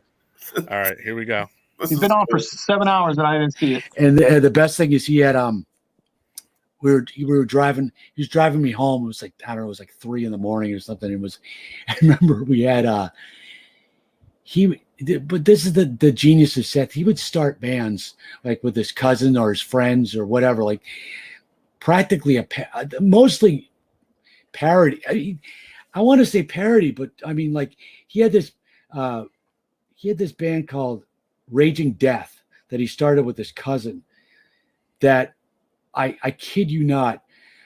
I mean, they sounded more like Hellhammer than Hellhammer did, and they recorded it live on like a cassette player, and he played the drums. Was not a drum set on this demo tape. It was, remember those huge plastic banks you used to be able to get, like in the 70s. They're like 4 feet tall, and they'd be like a superhero. It was a thing. It was of the like comic book character Thing, and it was the Thing bank, and he was playing it with drumsticks. So it was like, and his cousin was playing guitar, and they made this demo for this band Raging Death, and it was. I wish I still had it, because I mean, honest to God, if you like tape traded around people with no fucking idea that there was any like.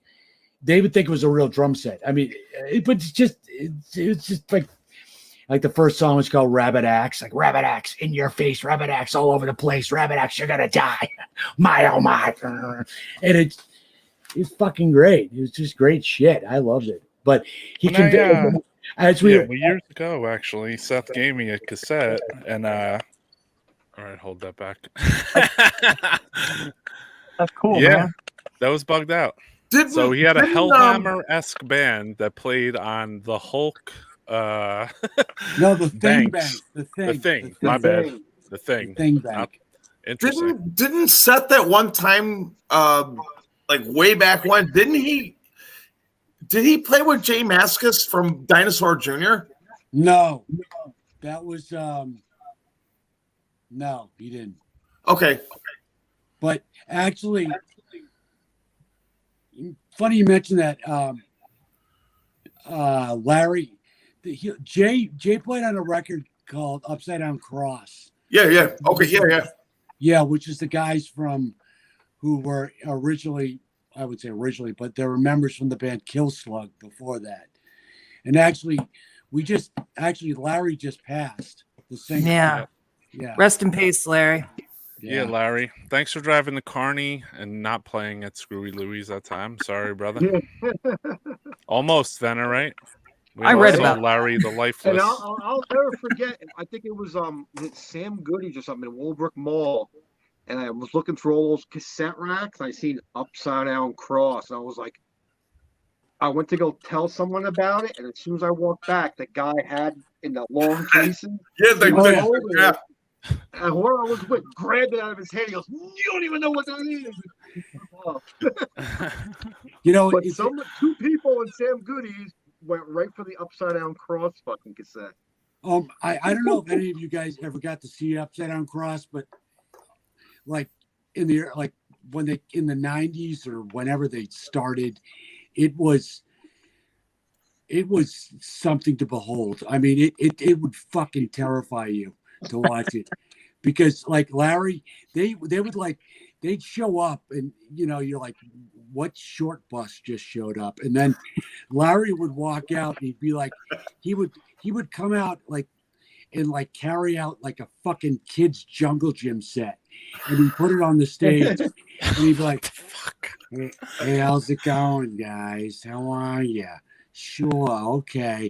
And then have a smoke machine that would just cover the fucking room, and all you'd hear is Larry just going, it's like fucking Peter Griffin. Those are vocals. And this those are the sickest. And this Dude, those are vocals, though.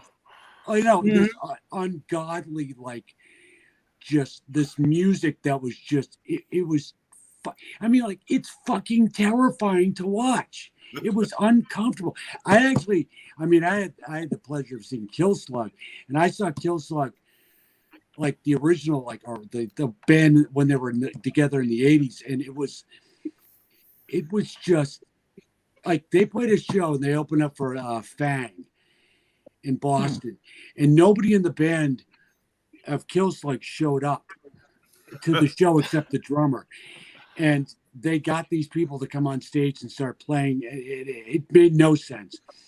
Larry walked in at the last moment, holding a bag of groceries, smoking a cigar, and grabbed them off his head, and he died and threw it on the floor and walked out. I mean, that's the fucking, and this is not planned shit. This is how these people are.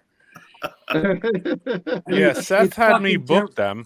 Seth had me book them with AC at a club right across the street from my house, and like his pitch was like, he's like, "Oh, could you book my friend's band? They're called Upside Down Cross." I was like, cool name, I was like, what do they sound like? He's like, yeah, the singer sounds like. And I'm like, all right. Just because Seth said he's like, yeah, they're kind of like doomy and weird, and the singer sounds like and then I just thought at the time, just kind of went over my head. I was like, yeah, whatever, they could play. They come down, a riot breaks out at the show. Friggin' Craig Pillard is fighting Chris Kincaid in the corner. We have to end the show. This was during AC set, obviously, and then Of course. Upside Down Cross is outside, and the guy from the club, his father, is like, "This show's over. There's a goddamn riot in here." So basically, I have to go outside and tell Upside Down Cross, "Bro, you can't play. I'm sorry, you know." And he's like, "We can't play." And I'm like, "Oh God, this really is his voice, you know." He's like, "Here, take this record." I was like, "All right, thanks," you know. So I go home, whatever, you know. We're drunk. I didn't listen to the record that night. The next day, I put on the record. I'm like, it's like, "Witchcraft is a serious crime." I'm like, I was like, Seth hit the nail right on the head, dude. The I music was like, is this godly, vocal is the most horrible thing I have ever heard. I As don't know. far as like, I wish I would have heard him. I never heard. like, He's horrible, The thing but he's is, fucking great at the same picture, time. yeah, I Oh, don't yeah. know. Like, I It's like it frightening. now. It's frightening. It's just, I don't know. I like it now, but at that very moment, I was just like, this sounds like Bob Dylan just got stabbed, basically. So like no life in it at all, you know. I saw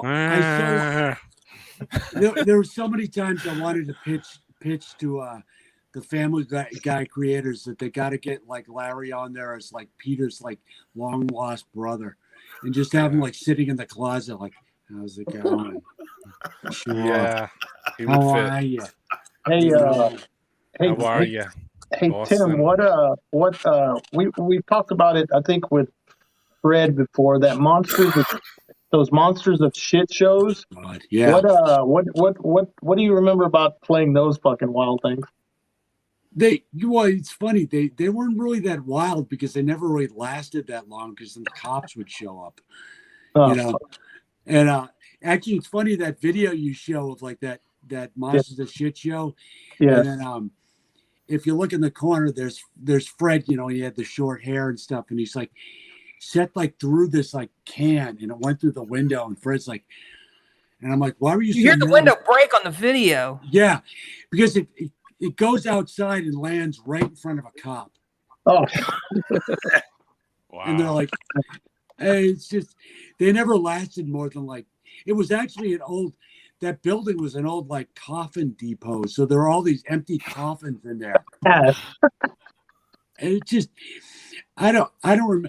I remember why. I think that show we did, he had this band called Cytalysis play, who sounded like a cross between Cryptic Slaughter and early Die Kreutzen, which is great. Yeah. But they played for about an hour and a half. Oh, fuck. Damn. And they did that song great for the first 5 minutes, and then they just kept playing it. And it was like, They only played one song for an hour and a half. well, no, I mean that one song they did that sounded like Die Kreutzen and Cryptic Slaughter was great, but it just was the same goddamn song over and over again. There was no real like switching it up, and it was bad. But Yeah, whatever. the best part is whenever, well, there's a lot of that, the whole video is great, but whenever you get on the mic and you're like screaming at those girls on the side of the, Yeah, he just walks right up to their face and goes, "Ah!" Oh yeah, it was oh god, those days. at the beginning. Actually, you know what's great is Tony from Vital Remains, I think probably one of his first bands he ever had. I don't know if it's for fact, but he had a band called Testicle Death, and they played. And I always love saying that when we played with AC in like, I think it was like 2000, sometime around 2010, or I don't know, sometime around that time. We did this tour. It was us and that band Fuck the Facts from Canada. Yeah. And the other band that we played with on this tour was Easy Action, which is yeah, and which made no sense, but it was great. But we played this like heavy metal, this big metal fest. I don't know. Everything was a blur, but we got there, we played, and Vital Remains were on after us, and we went on and we were our dysfunctional alcoholic selves and just like making the audience go nuts. And I walked up the stage and I saw Tony, who I hadn't seen in ages. And I was like, "Dude, you got served." And he's like, "Yeah, I did." Yeah. So. Interesting. Man, what's up with Vital Remains getting heckled? Andy Jones said Flem used to heckle the shit out of them too when they first started playing shows or whatever. Oh, they always got heckled. They always back then, but that was because they were kind of had a theatric, you know, like the original. Is that singer because would Flem was heckling them? Well, who didn't heckle Flem?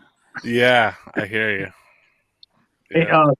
I don't mean to take over, but Tim, I got to know about your blast. I mean, whenever you first started, I mean, the early AC, you're already going like, you know, a million miles an hour. It's like a lot of bands usually kind of gradually the Move drummer gets into it. faster You're and like, faster. You like jump right in, and Well, so I had no choice because I had the drill sergeant Putnam next to me going, "You're not fast enough. What the fuck?" And I honestly had been playing drums for maybe a year, and I was like trying to learn rudiments, and I was trying to be all professional. And then I was just like, no, fuck that. I had too much ADD. I can't fucking do this. Then I meet Seth, and I got a broken cymbal and a snare. He's like, "Play faster, I'll beat you." I'm like, "Okay, let's do it." beat you? now where did all the? I mean, did you guys like collectively like because. One of the best things about the early AC days was the live shows where you guys were just like, you know, like you said, you had a cymbal and a snare and a floor tom at the most. Maybe. Maybe. Yeah. Some on a good night, right? Yeah. And a floor and tom like a floor tom that was the Or they'd bass start out pedal. with a full set, and Tim would just kick the fucking bass drum Oh, away. I kick it all over. Yeah.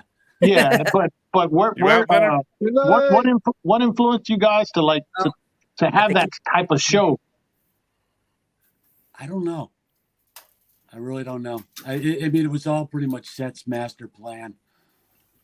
He was like, throw the drums at the crowd. Yeah, it's like part.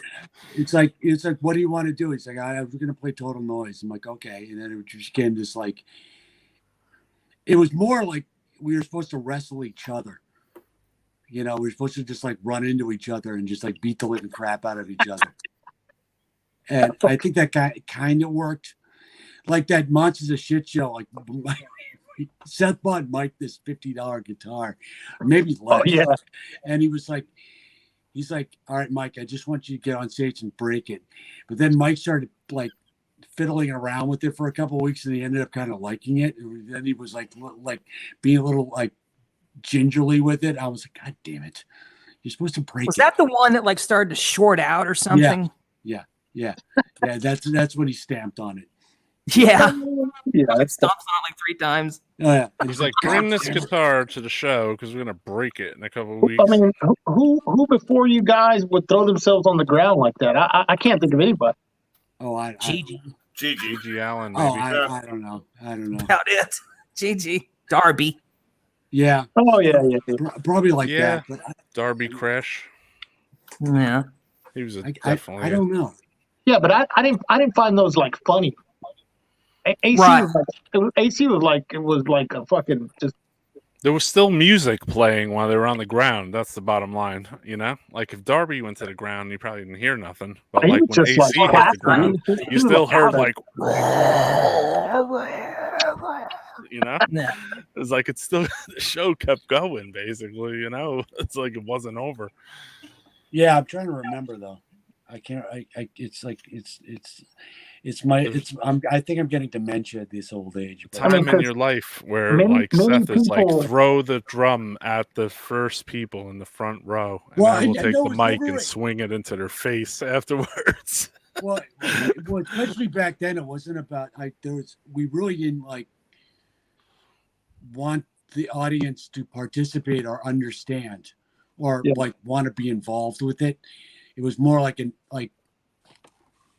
we were playing for ourselves, so we were just doing it. So like if the audience, we wanted, it was an unconscious thing that we wanted to make them even more confused because we weren't talking to them. So like, what the fuck are they? What is wrong with them? You know, I mean, like that first it worked, bro. The 88 song EP's got. I can attest to that. Oh yeah, that it worked, dude. Even though, not to interrupt, but I have to mention this because it's funny. Back when I first started collecting bootlegs, I had one of the first AC shows I had was the infamous, due to YouTube, the infamous Brandywine show. And I was playing the tape out in my parents' family room. I was still living with my parents at the time. I just graduated high school. And my Uncle Dennis, he got me into playing guitar. And like he'd hear like death metal bands and shit. And he's like, oh, the music's all right, but I don't understand the vocals. But so musically, he'd get it, you know? Yeah. But then I'm watching this fucking show. And I was just in awe because I was like, one, I'm not going to lie, Tim, I fucking adore you fucking guys, man. I wanted to hear what AC was doing as far back as 1989. When I got into fucking like Anthrax and Halloween and Metallica, I was like, I wish there was a band that took the idea of playing fast to such an extreme that was just no music, crazy fucking vocals, and just beating the drums to death. And everybody went, why the fuck would you want to hear that? That doesn't make any fucking sense. And I was like, but that would be amazing. But I was a little kid buying tapes in department stores. I didn't know about tape trading. I didn't know about the underground. I was in like fucking 5th grade. Yeah. And so when I finally heard Everyone Should No Wait, it was 3 tracks on the Corporate Death compilation, Rape, Unbelievable, and Chump Change. It was Friday, May 13th, 1994. You guys were in Detroit. You guys were in Detroit playing at the IROC.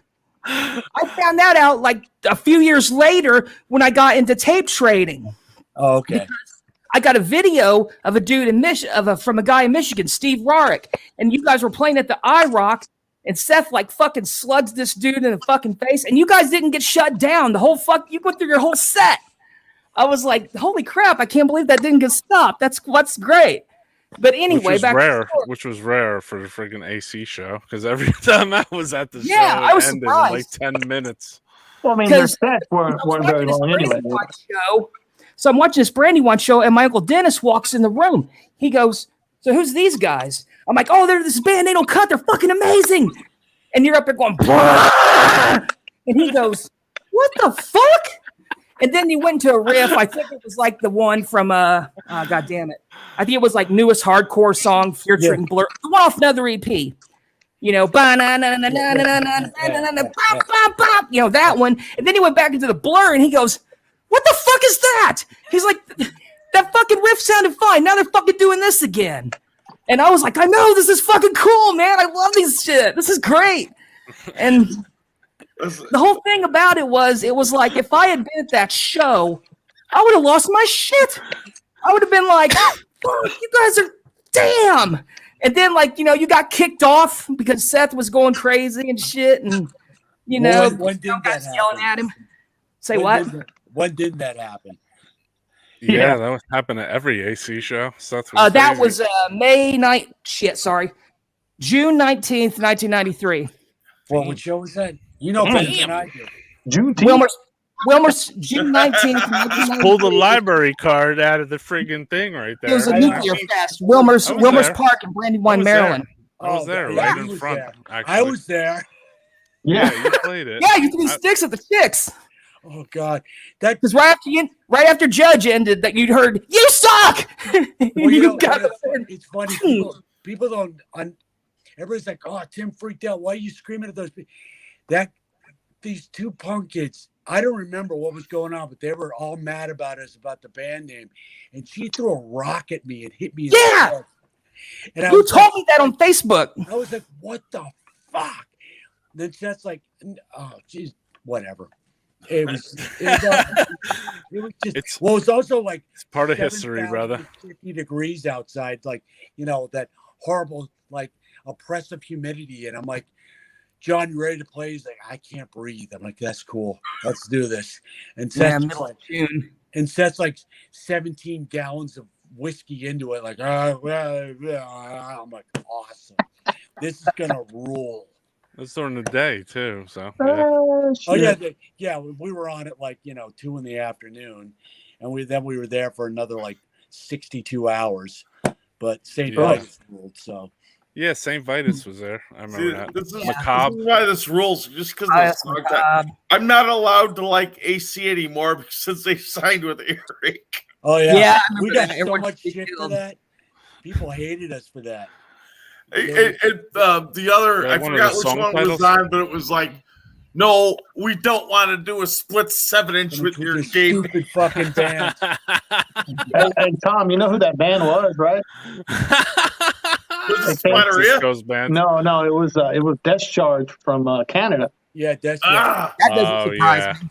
Because remember on the previous record, they had Discharger a bunch of fucking losers. ah.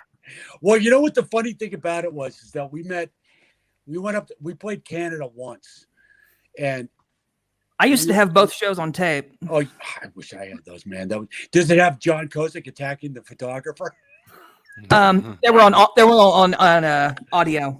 We played this show, and these Canadian kids we brought our friend Yasu with us, and Yasu was taking pictures of us, and all these Canadian punk kids were mad that he was taking pictures, so they started like beating, like they started like punching our buddy Yas, and so like John, who's always the mild-mannered guy, just fucking loses his shit and jumps off the stage and like piggybacks this kid with his guitar. He's like, you know who that is? Wait a minute. Was this when you were in Canada? Yeah. Sick. Because the two shows that I had was a show in Quebec City and a show in Montreal. And the Quebec City, a fight does happen. That's it. Holy fuck! I thought it was just some random drunk people. No. Well, there's always that random drunk people, but Well, yeah, it's a bar. Always AC involved in the fight. Yeah, I never knew Come on, that. this That's is an crazy. AC show we're talking about here. I don't know if, when we played Montreal, Montreal, you played like 45 minutes. Oh yeah, but the promoter put these flyers together for the show, and there's it's a holiday like Bon Saint Jean, I think it is. I don't know what it's about, but they took the Quebec flag, and then they put the "Everyone Should Be Killed" album cover over it. So they superimposed like the guy punching the other guy. It was in the fucking news because they flashed it all over the city, and the entire there were people like gonna like protest the show, and they were like, "We had no fucking idea. We're just stupid Americans." Like, "Hey, what's up, man? How's it going?" And they're like, people like, "We're gonna kill you." I'm like, "Man, this is better than the Sex Pistols." Fucking A, man. You know, That'd be fucking insane if like some news clip showed up on YouTube of that someday. Oh my god, it was like, AC goes to Canada and almost shuts it down. I'm like, They're like, we want to kill you as soon as you get there to fucking play your show. You're like, uh-oh. This is a little bit. We're in a little bit of trouble here. That's pretty interesting stories, Tim. well, I this Historian story, of every AC date ever. Here's the story. Yeah. There was one thing though She that pulled I the wanted to index ask. card out, and she's like, April 13th, 1630. Here we go. Lauren. I just have a memory for shit like that, man. If it's fucking shit that I'm really into, I can just mean, rattle March shit off. 3rd, I- 1989. You guys were at Seth's mom's house, right? Yeah, Hey, well, she is wearing an anal cunt shirt. So. yeah, I know. I Yeah. saw. That's awesome. What? Maybe a little subtitle popped at the that one like rehearsal video at Seth's house or whatever, when you guys are like rolling around in the attic or whatever, So Our it's like first show was it's like a date for like a second. The one by the washing machine. No, that was my house. That was my basement. Oh, okay. No, I mean, for all of Connecticut it. show? What's Were that? you giving Minch some like hints early on? You're like, hey, look over there. You would think. Oh, actually, It's gonna love be your Minch. drum set later. Yeah, no shit. Roy, I told you about my first band, Post Office Massacre. Yeah, and I opened this package here because it came from the UK. Because I was like, oh shit, I'm gonna show this live on the air, and I was like, Did you get it?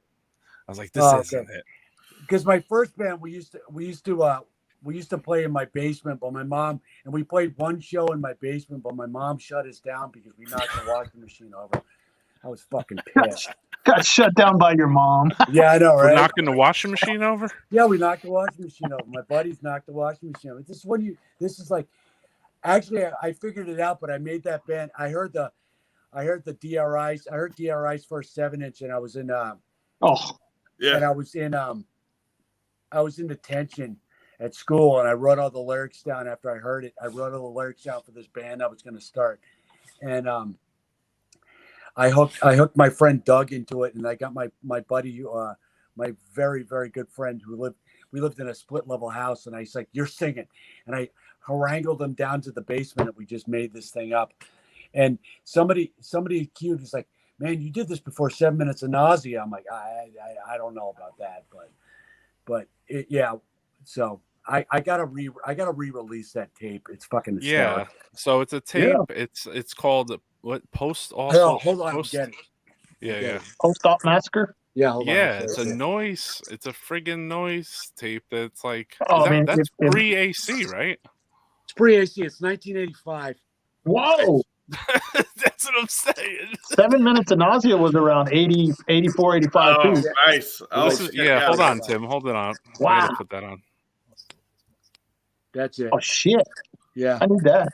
Yeah. It's so appropriate for the time too, because that was when the fucking mail carriers are going nuts. Oh yeah.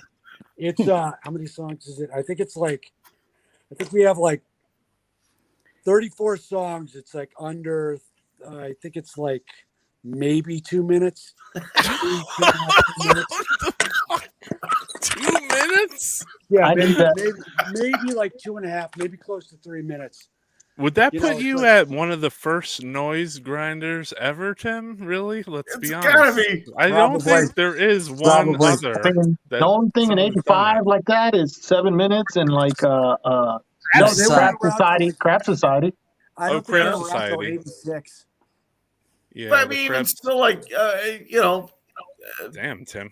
Napalm or 2 minutes. They're real 40 short. song Napalm demo. wasn't playing like that in '85 though. Napalm made Napalm, they would do like a They were like 20-minute a narco album, punk. like 20 songs though, but not like a 22-minute album. Yeah, but you 40 suffer. I songs. mean, that. Wait, hold on. You need to hear this demo. I'm gonna try. Napalm had one you suffer. I got a copy of that Hatred Surge demo from '85, and they don't sound nothing like they did in '86. No. God. Well, Hey, Tim, did you ever play in Japan? That way we can get Takashi involved. yes, here. we did. Yes. Did you? Yeah. What was it, Takashi, did you see Anal Cunt? Yeah, we played there in '95. Oh, really?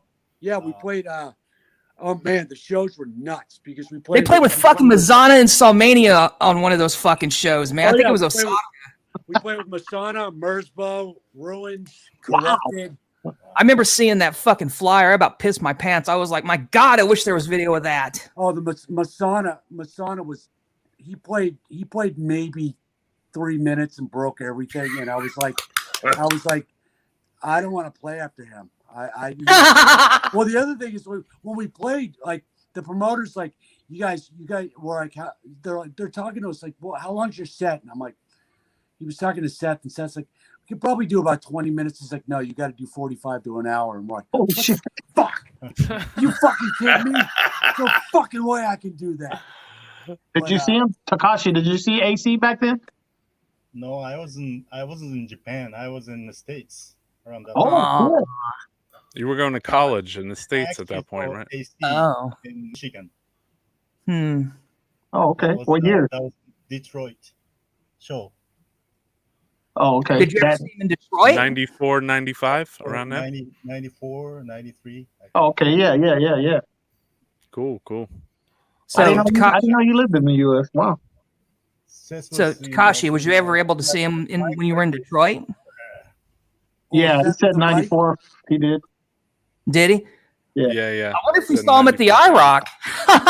That would be funny if it was. What venue? I look. Yes. You saw the IROC? Yeah. Oh shit! Oh shit! You were at the IROC. Oh, that's great. That's what cool. a small fucking world, dude. That is so fucking funny. That's hilarious. Why is death metal such a small goddamn ecosphere? I don't know. Mind blowing to me, dude. You know that is crazy. Well, because it's down to earth, cool people doing it. It's just so weird, dude. Every day something happens. I'm just like, is this? Yeah, it's happening. Okay, that's so cool. Oh yeah. We're all old fucks now, so you know. It's like King Diamond is hanging out right there. Yeah. That's true. You know, like it's some weird thing that just happens. You know, and just like, okay. Hey, I told you about King Diamond and Leo. Leo met King Diamond in a hospital, right? Remember when he was having flyer for it? Hold on, here we go. Oh, there it is. Look at it. Oh wow. Oh, I remember that show. God damn. Man, that show was nuts. All those bands I can't read. All the AC, time. Internal Bleeding, Transgressor, which is Takashi's band. Yeah. Wait, you played that, Joe? Yeah, but I remember AC didn't play it. Wait, what was there? Where? Wait, I can't even see that. Yeah, me either. We didn't Where play is that, that? Joe? It's the Immortal Minority Fest 1 with AC. I can't see the He headliner said AC thing. didn't play. We didn't Internal play? Bleeding. No, that's what he Yeah. said. Transgressor. Something about Oxbow at the bottom. Then there's some logos I just can't see too good. That's awesome though, dude. Wow. That's the show that you're talking about? It was no, this is another show. I was Okay. This is a show that Transgressor played. Transgressor played. One Okay. time Sick. in the States, and Awesome. this is very small bar, like very very little place, countryside of Detroit, I think, and this is a time around the Milwaukee Metal Fest was taking place. Okay, yeah. I remember that I heard that the AC couldn't play because you guys played in Milwaukee Metal Fest. Oh, You played there, right? Oh, yeah. Well, yeah, we played the 94. Yeah. 94. Yeah, I used to have that. I used to have that on VHS. Seth was throwing the chairs out in the audience and shit. Oh, yeah. That was oh my God. Yo, Jack God. Cossack. Yeah, but like Don Decker booked because like okay, so Jack Koshik, he would get the bands that were suckers enough to like pay him Mm-hmm. play Yeah. that show, but then you had Don Decker who would, hey, play this. You got to come up and do this. Yeah. And it's just like, well, we're not paid. And he'd laugh and he's like, no, you're getting paid. You're with me. You're okay. And the Milwaukee Metal Fest, I mean, that was actually the first of the fests. All the fests that you have now, Milwaukee was the first one. And I don't know. I think Monsters of Shit was the first one. Yeah. What's that? No. Well, the first Milwaukee Metal Fest, that was 87, right? Yeah. And yeah, that's the one with death and all that. Yeah. But it was like that was the place to be. And eventually fell through. Koshik ripped off enough people where it got bad. And we actually played the very last one. He tried to bring it back, and it really like blew. But he brought it to New Jersey, right? He brings because the fest to New Jersey, right? And then because the word in the crowd is that I think he did a California version too. Yeah, so the word in the crowd, or maybe the guy on stage said it himself. He goes, he just got up there, one guy alone, right? He goes, I paid $1,000 to play this show, and the rest of my band backed out. So I'm still gonna play the show. I'm the vocalist, and I'm doing this. Are you ready? It was like a huge room. He's like, are you ready? Everybody's like, yeah, right? And then he's like, then he just stood there, and he's like,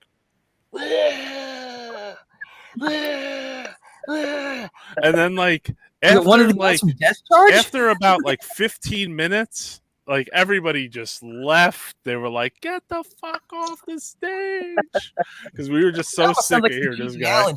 He's like, roar, that last there was no band. It was so bugged out. He goes, the last one we did, there were some of these like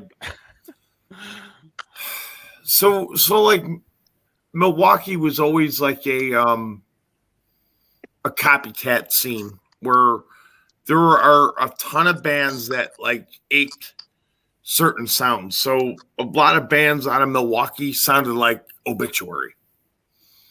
And Koshik had ties with all those. And but when we played that very last one, and this was like probably 08, I'm gonna say. you know, it's like we got paid for it because of Don, and but all these other bands that were there, it was all them. They're wearing a camo cutoff shorts, and they got the long goatee, and they're playing Dean guitars. They were all like these Pantera worship. They were original bands, but it was like this Pantera worship stuff, and it was like, oh, how the mighty have fallen with this fest, because this fest I saw original Venom there, that was like a big thing, when King Diamond played there, when Autopsy. early on, and you know what, nobody, and see, the problem is like we talked about this earlier, like Autopsy is like one of my favorite fucking bands ever. And the thing is, when they were out, nobody gave a fuck. I mean, there were some of us, but nobody, no, Deicide, Cannibal Corpse, that's all fine and good. But the band that actually like was like really fucking good, now of course they're getting what they deserve finally, but it shouldn't have took this long for it, Same in Patago, same deal. And I wish I would have seen them, when they reunited, and it's probably not going to happen again. It might, I don't know. They're very good friends of mine, always have been. Francisco's on his way to get Steve-O right now, so it's going to happen. Steve-O rules again. He's in Mississippi, so he Steve-O- just has to head over to Steve-O's next. Yeah, now if it ever happens, he's going to come to Texas, and we're gonna do a show or whatever. But There you go. that's about it. Not in Patago. Hey, what? I just noticed the vendor's gone. Where the hell did he go? Venner was sleep. He fell was sleepy. asleep. He was fucking. He's not though. He was rocking. He rocked like 25 IPAs. He said, "You gotta go." So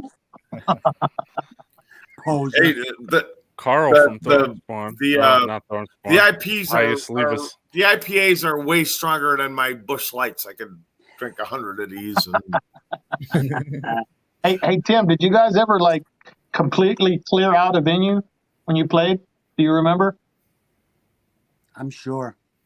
It's there are a lot of moments, things would start going. You gotta, I'm behind the drum set. I had to duck for cover. I was just like, all right, I gotta put my head He's like, down. oh shit, there's a flying broom Well, on fire. That one show we were at. I can tell you that John better duck. and I had a meticulous way of like getting on stage and moving every heavy object off before Seth could get there, because it was like, it's like, oh, there's I have no what happened where, it's like, I swear, I don't know. It was bad. It could get bad at times. So like maybe when you first got there and AC was like going on the stage, like there's a bunch of people and they're all standing up front and they're kind of like waiting for a band, hanging out and everything. And then like you guys start playing and everyone just like backs up real quick because like, Oh yeah. and then because Seth did that thing with the microphone too, where he would just like swirl it around like wherever that thing was going, you just waited for it to just hit someone in the face, basically, Actually, a buddy, somebody put up this video of us like down in like Virginia, and I think it was a tour we did with I Hate God. It was like the last tour we did is like the Morbid Florist lineup with John and myself and Seth, and it was way past that. It was like, I don't know, it was probably like it's like 95. And I might have that on audio. Yeah, but it's fucking hysterical moment at that because there's nobody in the audience. It's the middle of the week, and we're playing this show. Seth finds a vacuum cleaner, and he has somebody plug it in, and he starts vacuuming the floor while we play. Oh, that's Chapel Hill, North Carolina. Oh, that's North Carolina. That's what it is. Yeah. December 11th, 95. When you were, I Hate God tour. Yeah, it's just like. Yeah, because you're playing. It's right when they start playing. When you and Tim, who the fuck am I talking about? You and John start playing fucking the A-Team theme. Oh yeah, and Seth walks to the back, Yeah. and fucking comes back with a bunch of fucking like brooms and shit and a vacuum cleaner. I went to the Starts like went to the house storage cleaning. closet. He's like, like, he's trying to clean the place Is that up. part of the show? Yeah. Was he singing during that? No. He was also vacuuming that up? video. You know, Yeah. so I also get extremely pissed off when I watch that video because, like, and if you let Seth borrow anything, it was immediately destroyed within seconds. And he's wearing this flannel shirt. It was my favorite flannel shirt. He said, "Can I borrow that for a second?" He's like, "Can I just borrow that? It's really, it's. I was like, yeah." He walked because we all lived together at the time. He walked out of my room. I shut the door. He comes back 2 minutes later and it was torn. I'm like, what the fuck did you do? He's like, well, I don't know. I'm like, God. Friggin' vacuum cleaner. I'm lucky, somebody at that show could have that vacuum cleaner shoved up their ass, man. Well, yeah. Roy over here, though, like the live EP we do, which like the Miami version of that, the side B of that, Roy and those buffoons are over in the corner lighting brooms on fire, throwing them into the audience of like straight edge kids. I don't know. I didn't think one of those like mind numbing early days of like death metal and grind when like you book a tour, you play these shows, and you'd be like the opening, like you play this like venue in like the middle of the afternoon, and like I remember that show. There was like the opening acts were like these like emo like straight edge bands, and then it was like out front was this Hare Krishna selling merchandise, and then like then Phlegm go on, and then like then we go on and like clear the room of like the 11 bands that played plus the four friends that showed up, and like Roy's lighting brooms on fire and hucking them in the audience. Like set that was the tour of Phlegm, and said that it's like he had this magnet towards Tom from Phlegm because he was small enough he could pick him up and throw him as an object. And Tom was always drunk enough to be like, all right, that's cool, man. Yeah, Tom was. What's that? So you used Tom as a projectile? Yeah, you would see it was easy enough. You'd be like, yeah, that's cool, man, whatever. And then you got Fred's very quiet, and then you got, Jim was like, totally fucking sucks and shit. Nobody's at the fucking show. What the fuck? Right. The Rhode Island accent is like this bastardized version of New England and New York. So you just sound fucking crazy. I can't really like. You were pretty close there. Yeah, I remember that show too because Ass Suck was supposed to play and they canceled. They got disappointed. They got scared. That's exactly what I was disappointed. I was like, "Oh shit! I get to see Ass Suck in Florida. How awesome is that?" And that was like right after the 7-inch, maybe. Or Roy, whatever. you're saying that wrong. That's a souk. Oh, sorry, my bad. No, well, fuck, I've been saying it wrong all these years too. Then, Roy. Yeah, I've been saying. Well, yeah. Wrong. Here's my okay. I just got to say this. I love that band. I love their music, but I remember in 1988 we fucking played down in Florida. We played this show with this, like there were only like we did that tour. Well, we played these shows. I can't say it was a tour, but we did these shows, and we played the first show where it actually seemed to be real was we played in Georgia with a metal band from like Tennessee called Fucked Forever on Gratical Cornical Testiculation, who sound like Voivod Jr. because as Roy will say, my life always goes back to Voivod because it's the greatest band ever. That being said, then we also played with this band called Transgression from Indianapolis who fucking ruled. But that was like where like we played there and like people actually reacted to us in a positive way. They're like, this is the best. So we played Florida. We played Florida, the death metal capital of the world at that time. And we played with this band called Meat Wagon, and then it was us. But I can swear, like, these kids were yelling, like, Napalm Death, Electro Hippies. I'm like, whoa, these people know. And I kid you not, I swear the guys from from Ass Suck were there. Like one of the, which would not surprise me, but no sooner after that did Seth get like they mailed his. I believe it was them that mailed the first Ass Suck demo to him, and the first thing starts with like some porno like, "Come on, baby, suck my ass," and then it goes, you know. But then like no sooner after that they put out their 7 inches like Slave State and said, "No, that's a souk." I'm like, "Oh, dude, stop it! Come on." Really? Who said that? Who said it? The band? Yeah, Probably Paul. Yeah, but then you Oh, also get like out of here. they'd be I like, never heard that.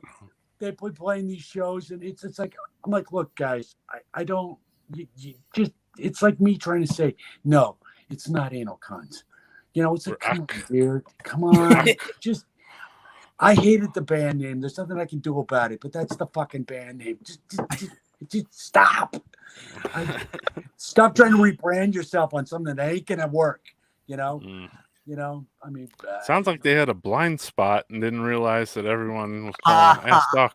Listen, man. They're just a slave. It's just a slave state. There's nothing we can do about it. Yeah, it's just a slave state at this point. Big ass fish factory. They live under a misery index. So yeah, it's true.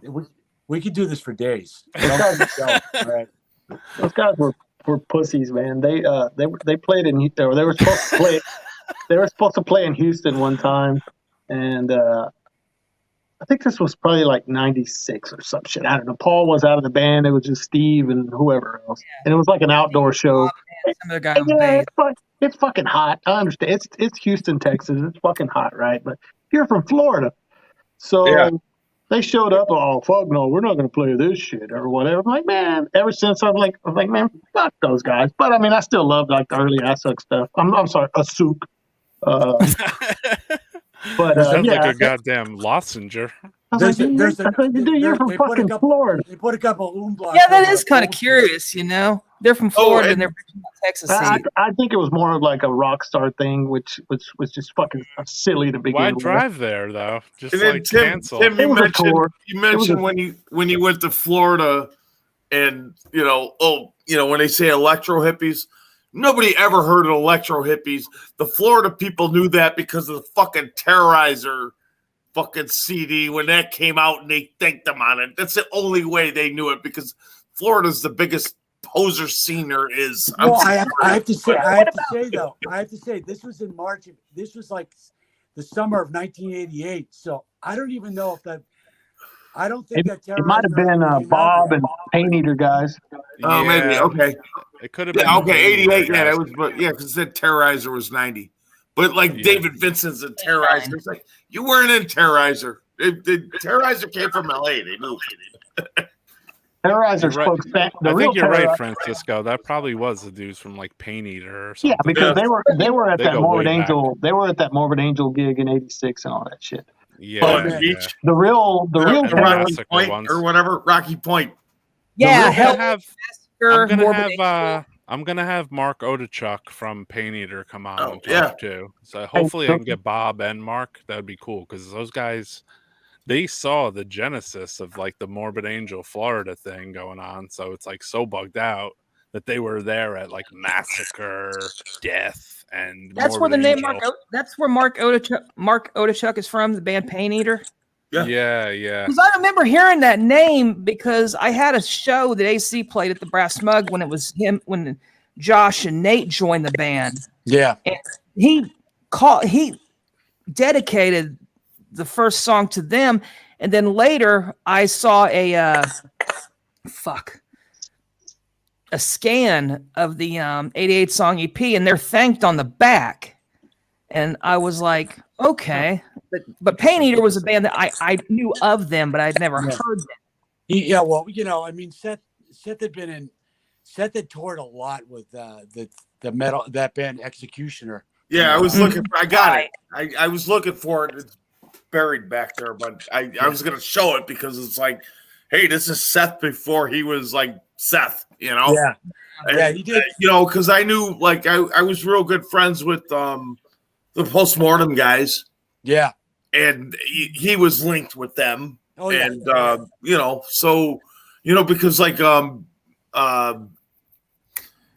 John mastered 2 of our CDs, and he Oh, just okay, did it okay. as like a hobby, you know. Yeah. And but then he like we were always in touch, and then like I don't know, maybe like 6-7 years ago, he just like dropped off the face of the earth. Like nobody could find him anymore. Well, that's not a surprise with all those guys. They do that a lot. Right. You know, and the other, you know, the singer, you know, passed away. Yeah. And that was like, whoa, you know, but the other John was just like, again, we're always in touch, and it was just like gone. Yeah, John Alexander. Yeah. Yeah. And you know, like the Cyanide guys, same deal, where they were always in touch with them, and now they don't. It's just like when you talk about Executioner too, I had when I interviewed Dan Loker, I had brought this up because I was assuming that the show was near. I assumed this show was in Mass, and so did he. But I think when me and you talked, Tim, that this might have been in California or some shit. Let me see if I bring it up. Yeah, Fenders is Long Beach. That's Fenders. Yeah, Long Beach. Yeah. So that's Yeah, Seth. That's Seth's Executioner, right? Correct. And what year is that? It doesn't say, That's but probably like I think that's like 87. Oh no. Yeah, that's the tour I saw. That's the first tour I saw Voivod on. look at that lineup, dude. I know, Yeah, because like that, I know Voivod Creator were here. I was like I couldn't go to the show. I was too young, you know. But I remember because I had friends who had, you know, Voivod and Creator did a shirt together, you know, and so the logos were on the back. Yeah, you know, with the dates on it, and I want to say that was like 87. That was 87 because that's a Killer Technology tour because I saw that when they played Boston. St. Vitus wasn't on that. St. Vitus and Nuclear Assault weren't on it, but they played Boston and they played Boston. What's that? They played. It was Executioner, Voivod, and Creator, and Execution. The place was so fucking small. Away couldn't set up his drum set because it wouldn't fit on the stage, so he had to borrow. What was the drummer's name? Creator. Ventor. Ventor. Yeah, and the other thing is the venue was a shithole. They didn't have any way to play their backing track because they opened up with the intro to open the Killing Technology. Yeah, we are connected. Yeah. So Snake just comes out and says, "We are connected." Beep beep beep. Boys the way around it. Hey, Tim, are you one of those Voivod fans that likes everything they do? I used to be, but now I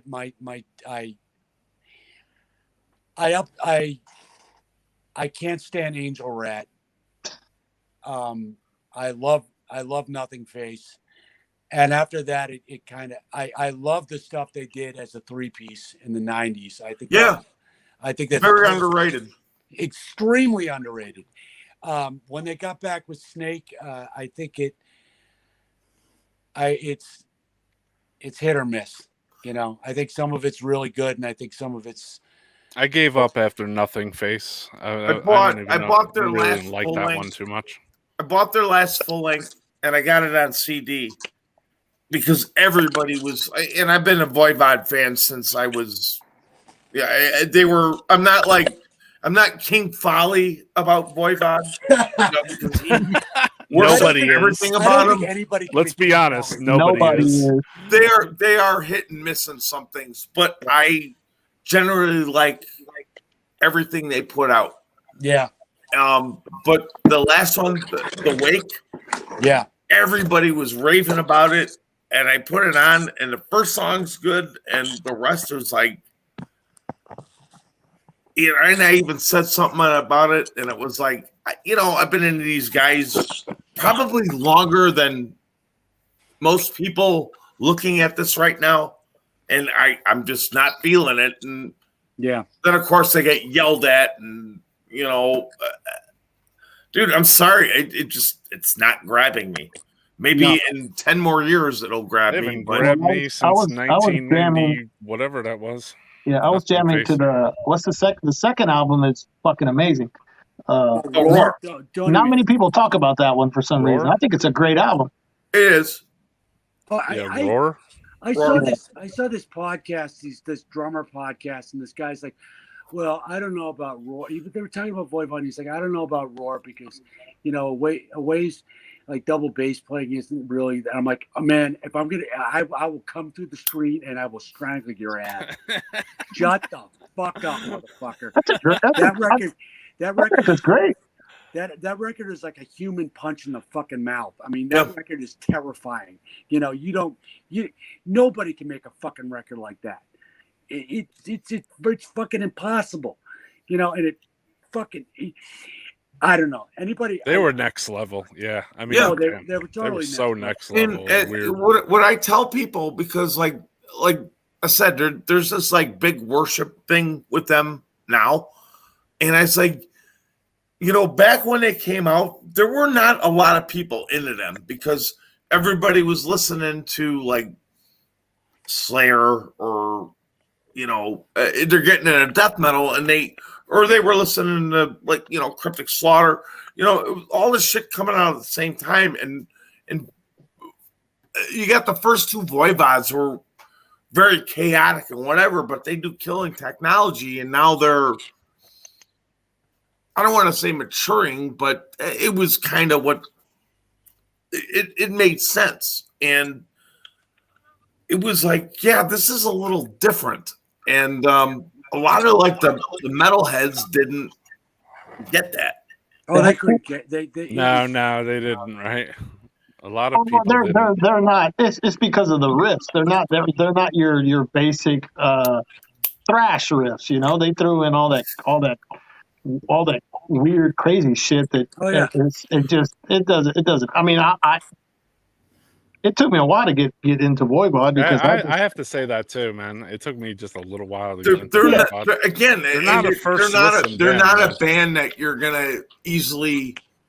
I heard your Cockroaches. First two albums, song you I probably, heard if you're a Cockroaches, thrasher, you're gonna I think. get into that. But once they started progressing a little bit, yeah, it's a little out there. And I wasn't happy with like Dimension Hatros. It was like, okay, that I like it more now than I did then. They had cool videos though. What's that? They had cool videos for like what was it? Tribal Convictions and what was the one off Killing Technology? Ravenous Medicine. Ravenous Medicine. Oh that's man. it. Oh man, I remember they played that on. Oh my god, I remember they played that on Headbangers Ball when it first started. That came out, and I immediately got fucking taken off because nobody understood what it was about. Yeah, and you just see Snake getting shot up with AIDS, and they're like, "What does this mean?" I'm like, "You're not." Fuck you, you stupid fucking people! You don't get it. You're not. Voivod.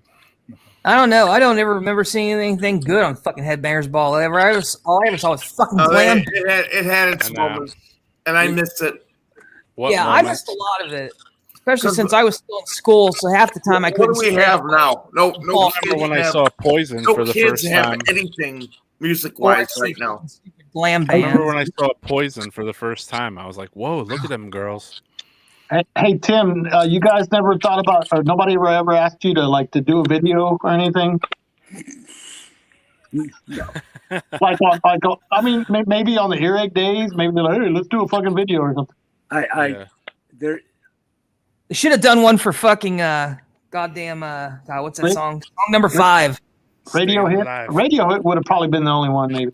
Radio Hit. Oh my god. Yeah, Radio Hit possibly. But I guess maybe they said like AC could have went to a radio station and they're like beating the fuck out of DJs or something. What about Staying Alive, and then you get like the Village People in there too? Yeah. You know what I mean? That would be real.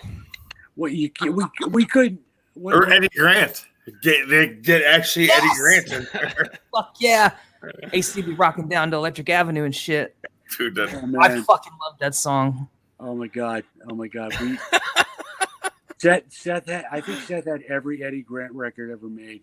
He like all of a sudden one day he's just like he went and then he's like, well, actually when Eddie had his studio in Bermuda and he was recording the Rolling Stones, I'm like, why do you know this? Whoa.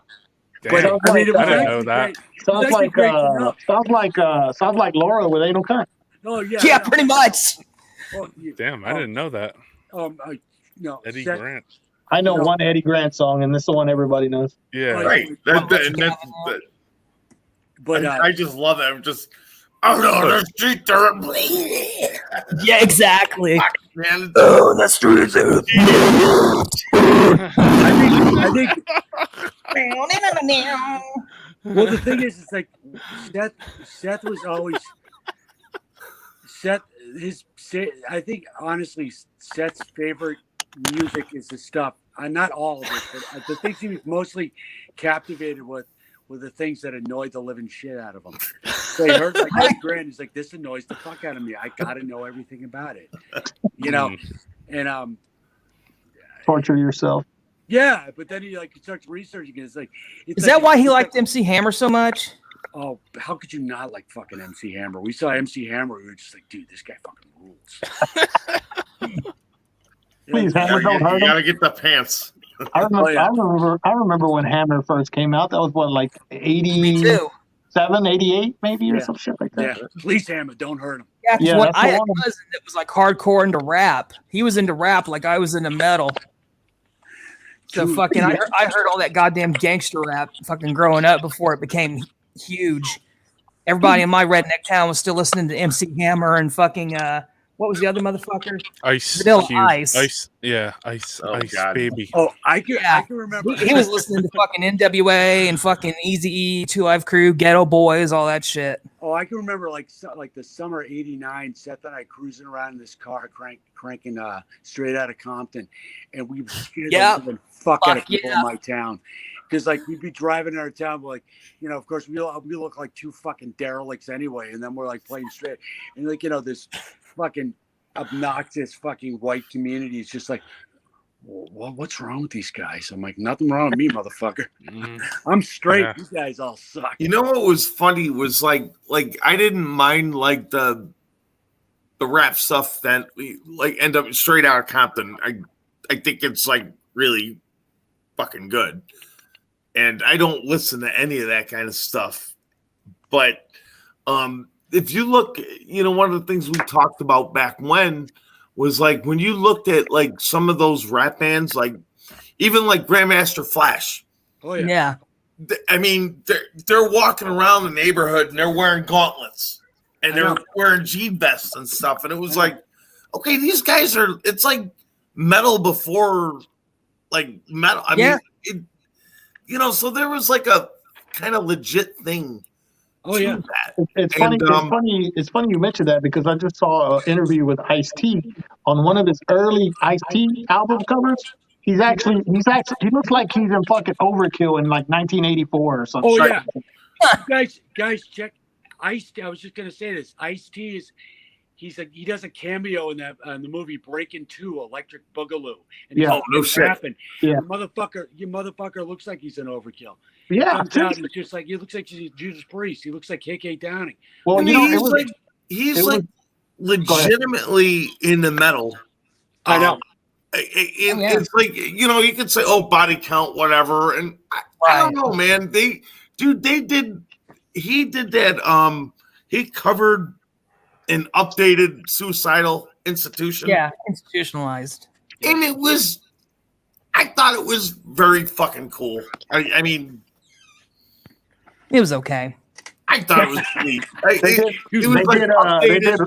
They did I'm Rain not and saying Blood it's like the greatest thing ever, but it was okay. I think the Rain and Blood was better than Suicidal. Myself. I thought it was cool. Yeah, it's not nothing ever touches that first Suicidal. Suicidal record. Going back to Postmortem, Anal Cunt used to do Waiting for a Funeral live because I know. No, we did a video where we didn't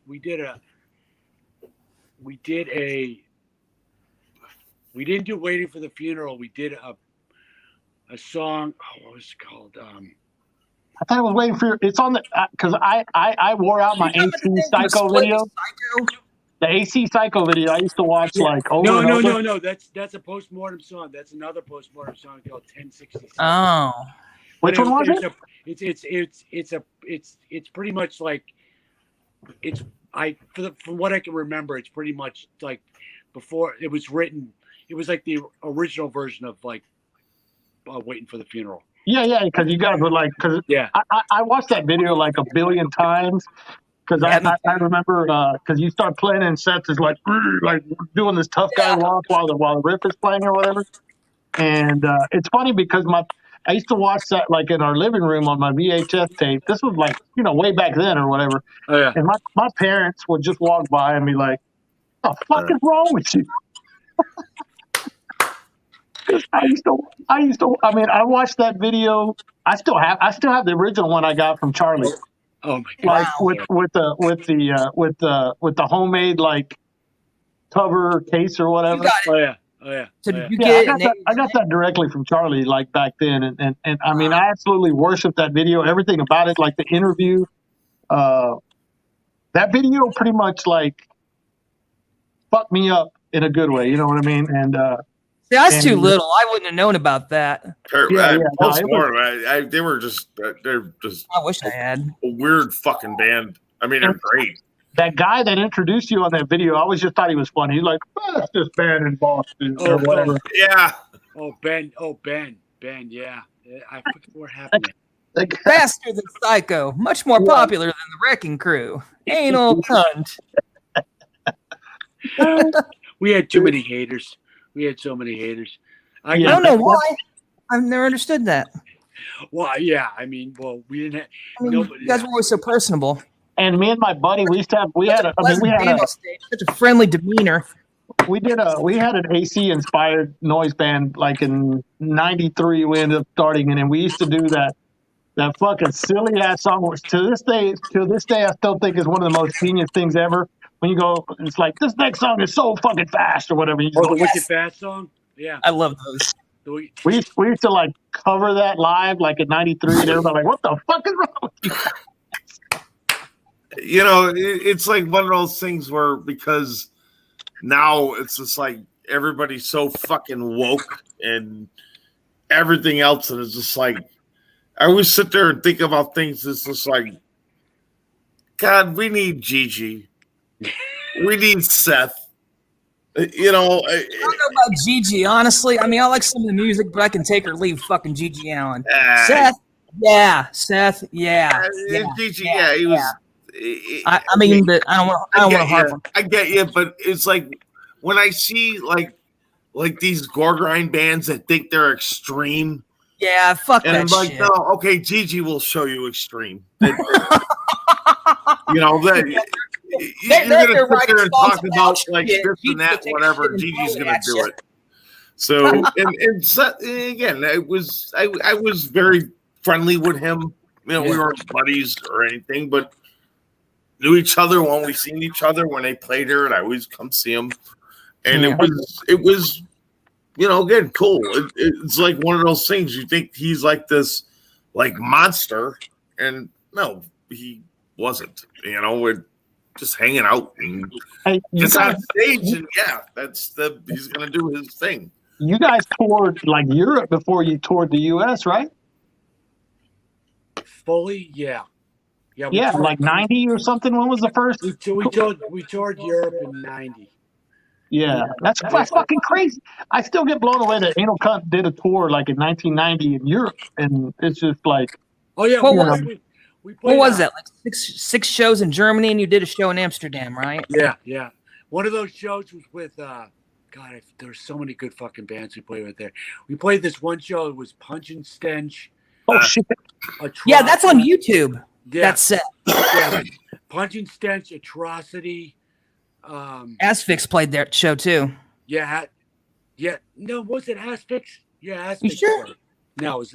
Maybe I got it wrong. It was Asphyx. It wasn't Atrocity. Sorry. And we also played with this fucking amazing band from Europe, from Germany called SM70. This hard. Oh yes.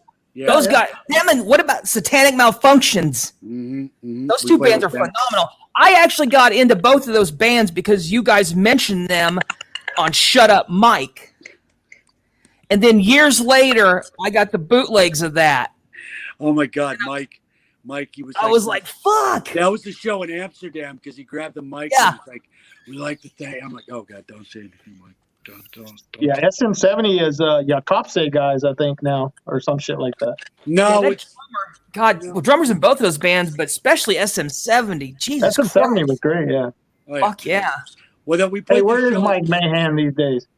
What's Mike Mahan doing? I Where's he saw. at? Yeah. I saw him yesterday. Oh shit. Yeah, I see him all the time.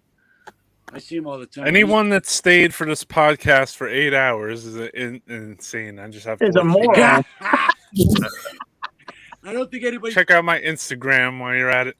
No fucking I mean, we I've been here covered for a almost lot of all of different things. You know what I mean? Which is cool. You know, different guests. Francisco it's went cool. through 3 states. I went through 3 Francisco states, went through dude. 3 states. 3 fucking states. We're in Japan right now. We were in Yeah, Australia when the thing started. Yeah. too. I bitched out every person that told me they didn't have a room in Louisiana on the way here too. Like this fucking state sucks. You're like, I'm going to Mississippi, man. I'm outta Yeah, here." I got lucky here too, but whatever. Yeah, What- yeah. It's just Right.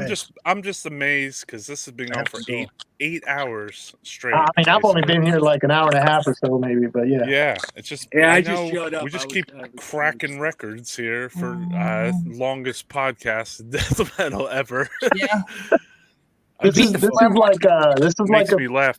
Wait, well, know? what, hey, like when we had Andy and the Flim guys on, it's like what do we say? It's a Jerry Lewis fucking telethon over here. dude. Yeah, yeah. Well, the one guy said Jerry Lee Lewis.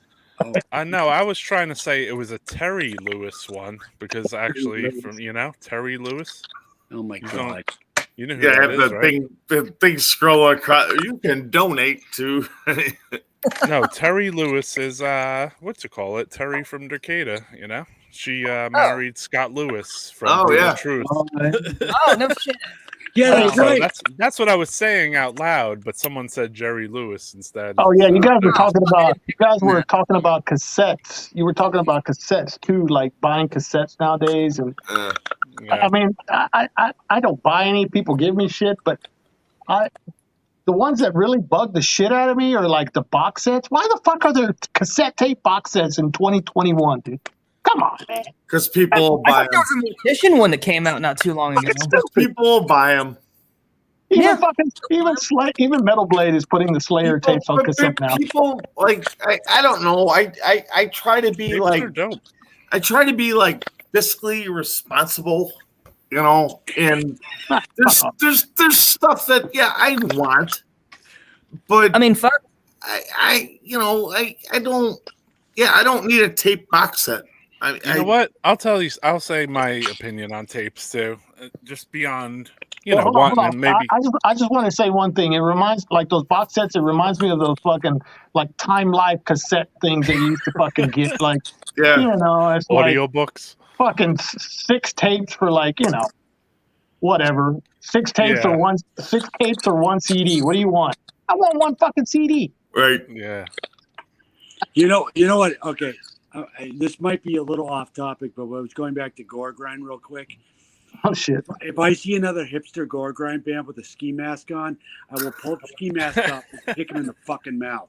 Because I don't need some fucking beacon, skinny ass 90-pound kid singing about fucking all this crazy crap and then going home and like fucking being like, "Ooh, I'm so," I'm like, shut the fuck up. Shut the fuck up. That's fucking, Those kids doing that now will be 3 months later. They'll find the next music genre and jump on that. That's like what a problem is right now with death metal, because there's bands out there that discovered the heavy metal pedal, the HM2 Yeah, well, member clones. Yeah, and they'll go away. But for now, they're big, and they'll go away just as fast as they came. They discovered King's death metal crypt. Yeah. What's up, Takashi? We going Yeah, too long yeah, for yeah. you? Yeah. Well, I hope.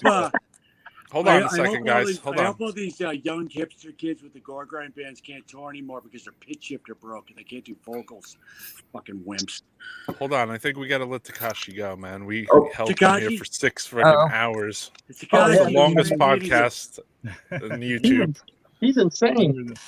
Thanks for coming and joining us, bro. Conversation, you know? Sorry if us Americans talk over everybody. No. I'm Nah, sorry. it's you fucking East Coast guys that do that shit. Yeah. No, I talk a lot. I appreciate you coming on, bro. And Takashi, we'll get Takashi together. Rule. Damn right. We're gonna get together. Get that Anatomia Ruin split, man. It rules. And he's got an awesome grave shirt on, so everything's all right, man. That's what I'm talking about. Yeah.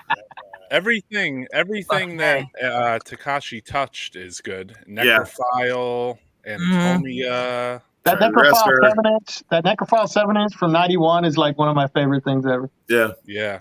Necrophile demo. The right. second demo was really. so I was old. really into that second demo, man. That was amazing at the time.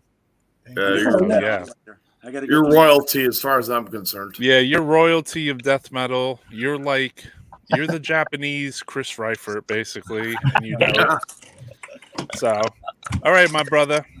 Right, it was thank good you. having you on, man. If you got to go. Come back again if I can. Yeah, for sure, bro. We'll probably For all sure. still be here. Roy he'll have like 6 new people on.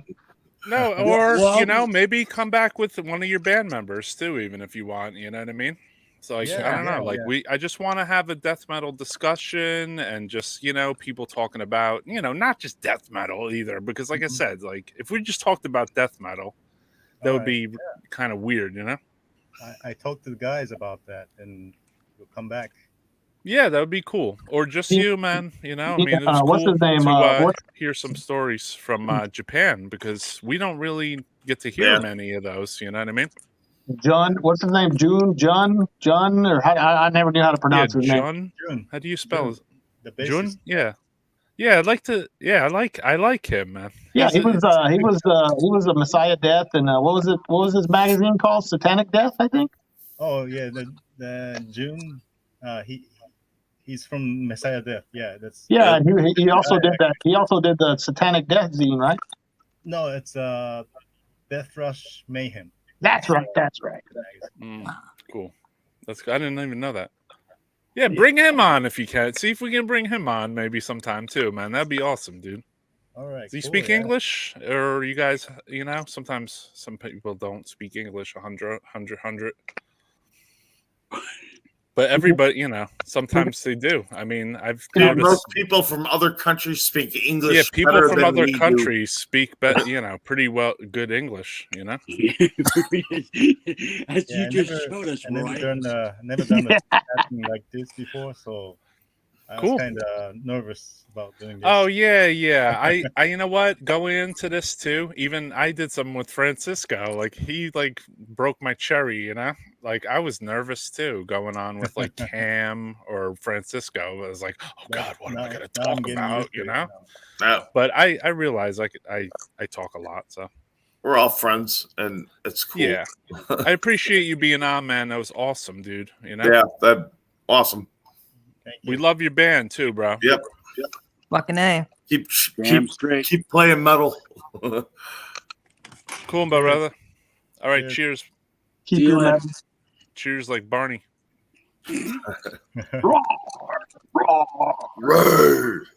Yeah, they do. They're on. Whoa. Yo, that guy's awesome, man. I mean, that was the first time I had that much interaction.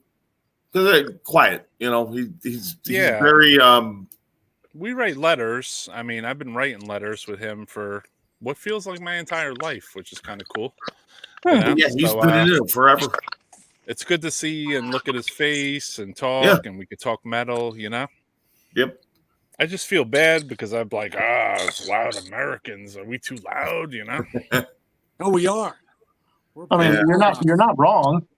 Yeah, I guess we're That's not. why the rest of the world hates us. Yeah, maybe. I don't, or maybe they like it. I'm not really sure. Man, how's it going?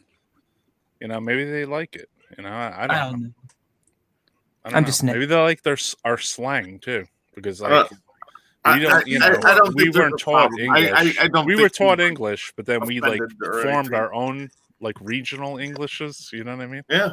Oh yeah, different So- parts of the states. It's like So to Chicago, them- man. We got our own dialect here. That and words and the I bear. could tell.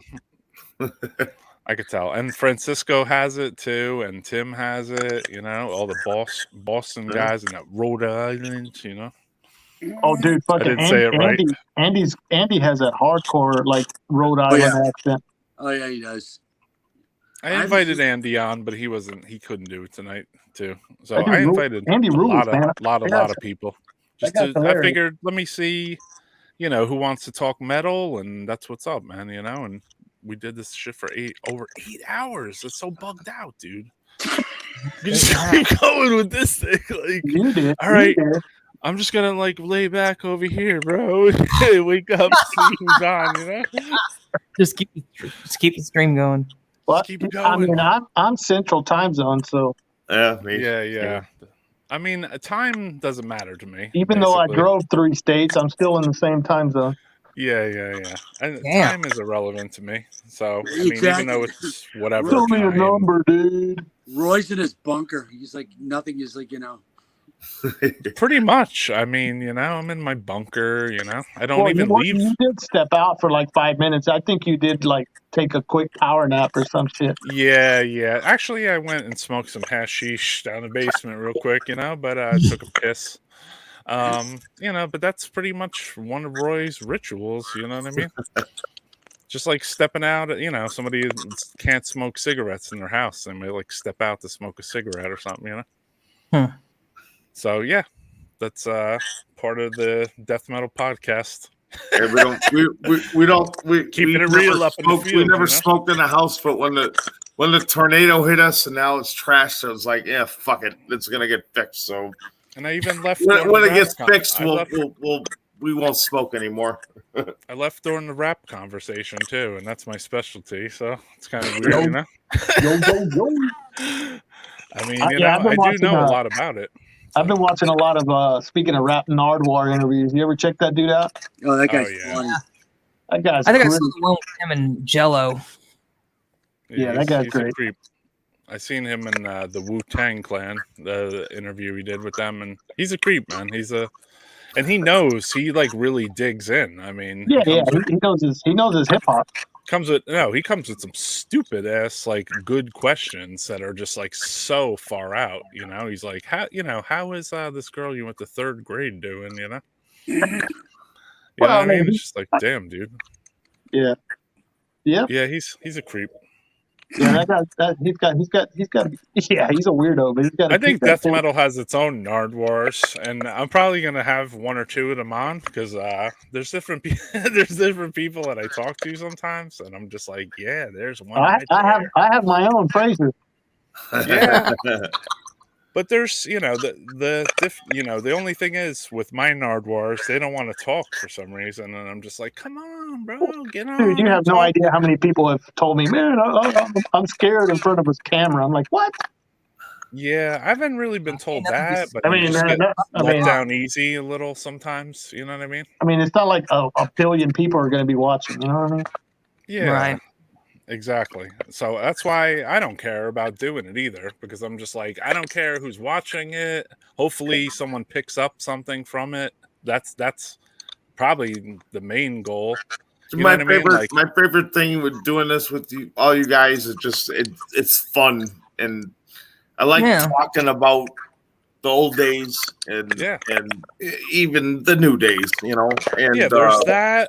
For me, it's like there's that. There's the history lessons. There's like the musicians talking to each other about like equipment or recording studios. You know what I mean? Like all that stuff is super interesting, and usually every interview and all this bull crap out on the internet and this and that, it's like so superficial. You know what I mean? Yeah. It's just like they just glaze over like, how's your new album and da da da. Yeah. You know, What are who your Who are your musical influences exactly? Yeah. So like, instead, it's like, you know, when you were at, you know, whatever studio, you know, I know Tim, I did a pretty extensive interview, 2 extensive interviews with Tim.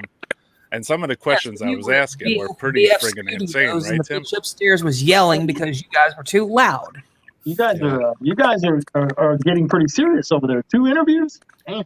Yeah, we did 2 interviews, but I'm saying like it was like the questions I was asking, they were like super like weird, right? Like deep, because it's like I have like a billion questions for Tim, but I'm not going to bother him. So there's so many, you know, interesting little things, you know. Bother me? You're not bothering me. I mean, because I was just like fuck it, I'll ask questions. Me and Francisco always go back and forth and start asking people questions. Was one of my biggest like influences ever, even to this day. So, I mean, I just like a lot of people. I played bands that pretty much took a lot of what AC was doing and tried to do our own thing with it, you know. So it's just from just like not even playing any notes or anything like that. That was just like mind blowing to me, you know. And the drumming and the playing with just 3 pieces of, you know, a snare and a hi-hat and all that shit. It's just like, you're doing some pretty revolutionary shit, Tim. You know, you don't realize it at the time. It was like genius to me. So, and I've been on record saying that's my favorite, like, AC stuff. You know, the what did I say, Roy? The pre like song title. Ain't no. Oh yeah. Oh, I hated the song title. Yep. That's I think that's Tim's favorite too, just to be honest. From after talking to him for 7 hours, you know, I think that's his favorite too. The pre-song title. Florist, I kind of zoned out. It wasn't much fun after Morbid Florist. It was just it was too like the earache days sucked. It was. See though, I mean, this is when you get into the perspective of the musician versus the fan, because I was one of those kids that fucking got into AC once you guys signed the earache. Well, because I heard you can get it easily. Do what? You can. It was more available. That was what exactly was good about it. Because you can go to the store and nowhere. There was no way to get it. But the irony of that statement is, I was in Hutchinson, Kansas, a fucking town that is like, I don't know, maybe a couple 100 miles away from Colorado. And it was fucking nuts because this town is like the same size as mine. And at the time, all their malls carried fucking death metal. And I remember going into Camelot. I'd sold a bunch of classic rock tapes to some pawn shop to get more tapes to buy more death metal because I was tripping out. And I went into Camelot and I saw everyone should be killed. And I was like, I fucking snatched that up. I went home, or not home, but went back to my uncle's house and was blasting that in my cousin's room. And my uncle's like, what the fuck is that? And I'm like, this fucking band ain't no cunt, dude. This is amazing. I love it. It's the same uncle I was talking to Roy earlier about when my uncle saw the Brandywine video and he did not fucking get it. He looks at the TV, looks at me, looks at the TV, looks at me. He goes, what the fuck is this? What's the appeal of it? It's noise, dude. It's great. I love it. And like, there was this one thing I was going to say. Sorry. What's that? No, go ahead. Well, there was this one thing I was going to mention earlier, because I think maybe it was when Francisco was talking about doing that sort of stuff, because this is interesting actually, because this was back in summer '92 when we were at my uncle's house out in Kansas, and he had a bunch of fucking equipment downstairs. He had a drum kit, had guitars, he had a PA combo and shit. And I had a cousin that liked playing drums. And he could play blast beats fairly decently. And I said, dude, why don't you just fucking play blast beats over and over and over and over? And I said to my cousin who could play guitar, I said, you just play as fast as you can. He says, but I can't play that fast. I said, well, then just go brrrr. And so we're basically doing AC without me even knowing who the fuck AC was. And what was so funny about this is we're down here for like a half hour. My cousin just going, my cousin, and I'm all, and fucking my dad and my uncle Dennis are playing pool the whole time. And at one point, my cousin Levi stops to tune his guitar, and my dad's like, God damn it, can you guys fucking play some music or fucking shut up? And we just all looked at each other and we just died laughing. And I said, that's a wrap. And I was like, and I remember recounting this story so many years later to my buddy Steve in Ohio. And I said, fuck, dude, it was almost like we were doing an AC show, but there was no violence. Well, you know, it's funny because, like, in the beginning, honestly, there really wasn't, like, everyone's like, oh, it was always violent. I'm like, beginning, it really wasn't. It was us rolling around and, like, throwing stuff at each other. But it wasn't, like, it was, I don't remember where the turn happened, but somewhere along the line, Seth was, like, outwardly wanted to, like, throw himself into the audience. And I was like, I don't know, that's a bad idea. And I couldn't tell him what to do, but, you know. Yeah. What could you do, man, you know? When I seen you guys for the first time with that microphone thing, I was like, holy shit, dude, get the fuck out of the way, man, you know? That's the first thing I could think. I'm like, I'm going to get my teeth knocked out, you know? Right. Because it's like he's swinging that thing into the crowd. He's not just swinging it like a, you know, like he's. Well, there's that one story that Tim told when what was it? Like you said, it was the first time you played emos in Austin, and John got hit in the head. He was swinging it and he hit John in the forehead, and like his fucking just opened up. And what's really funny about that is when John talks about it, he goes, you know, I wasn't really mad that he hit me, you know, it stung me, you know, and it hurt, but it was like, I was more fucking mad that I had a white t-shirt on and it was just covered in blood and I was fucking really embarrassed. Like, right. But then Seth I grabbed the mic and I was like, can somebody give me a towel so I can wipe, you know, for John's head? And Seth grabbed the mic back from me and he's like, yeah, and I need 2 Sprites with no ice. Somebody knocked mine over. What? He's like, what, is it my fault? I'm like, yeah, it's your fucking fault. Brutal, dude. So brutal, man. What happened after that is we started doing that song Delicious Face Style. And Seth threw like a plastic pitcher into the audience of like just a water pitcher. And he threw it in the audience. And some kid walked through the audience and grabbed it, walked through to the front and took the pitcher and fucking cold cocked Seth right between the eyes. And like Seth fell back and he was like bleeding. And I'm like, you all right? He goes, this kid hit me. So I jumped through the drum set at this kid because I was like, you know, fuck it, whatever. And I fucking went through this and I grabbed the kid. And then the bouncer grabbed the kid and put him to the door. And the kid was yelling at the bouncer. And I found a trash can full of recycling, like bottles and stuff. And I fucking hit the kid over the head. And the bouncer threw him out the door. And they shut the door. And then we played for another half hour. Oh, shit. That's awesome. Yeah, I think I read about that in Decibel, actually. You talked about that. Dude, you don't. I mean, that's the thing. It was like. I'd like to do that to someone.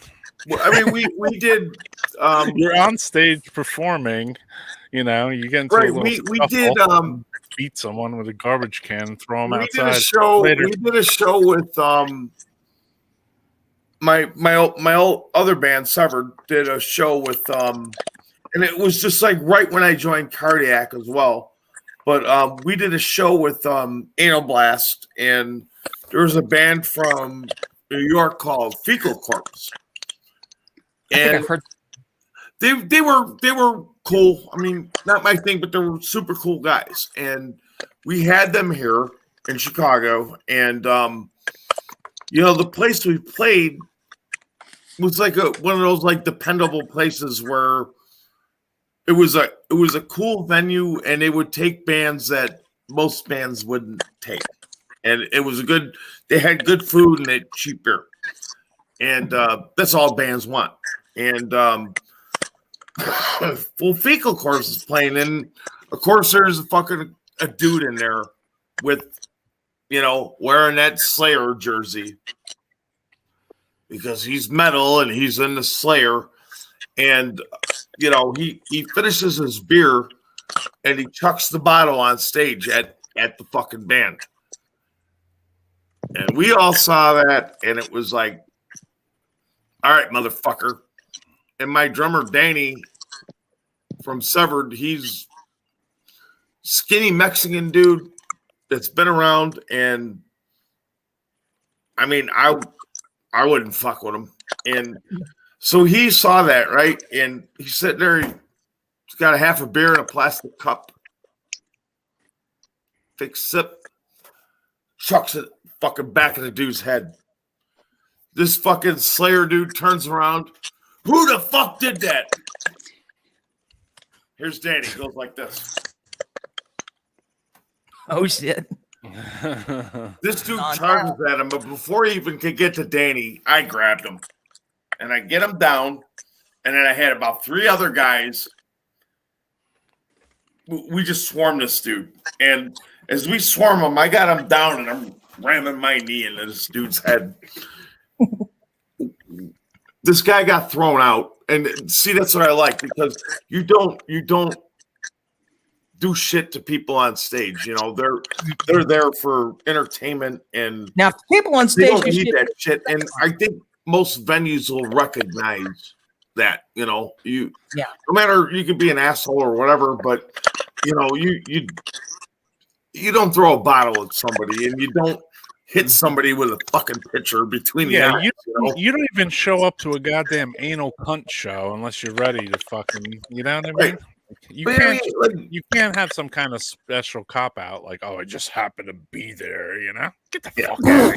You know what I mean? That's like just happened night to break be at show? a G.G. Allen show. Like, yeah, you don't know what's going to go on. Okay. I just decided to walk in front of a bus. Yeah, like, I mean, there was this band that used to come and play. It's the guy's a professional wrestler now. He's the Schlack, Oh yeah, and, I know. His band would play shows for me, Schlack, or, I know for Schlack. us.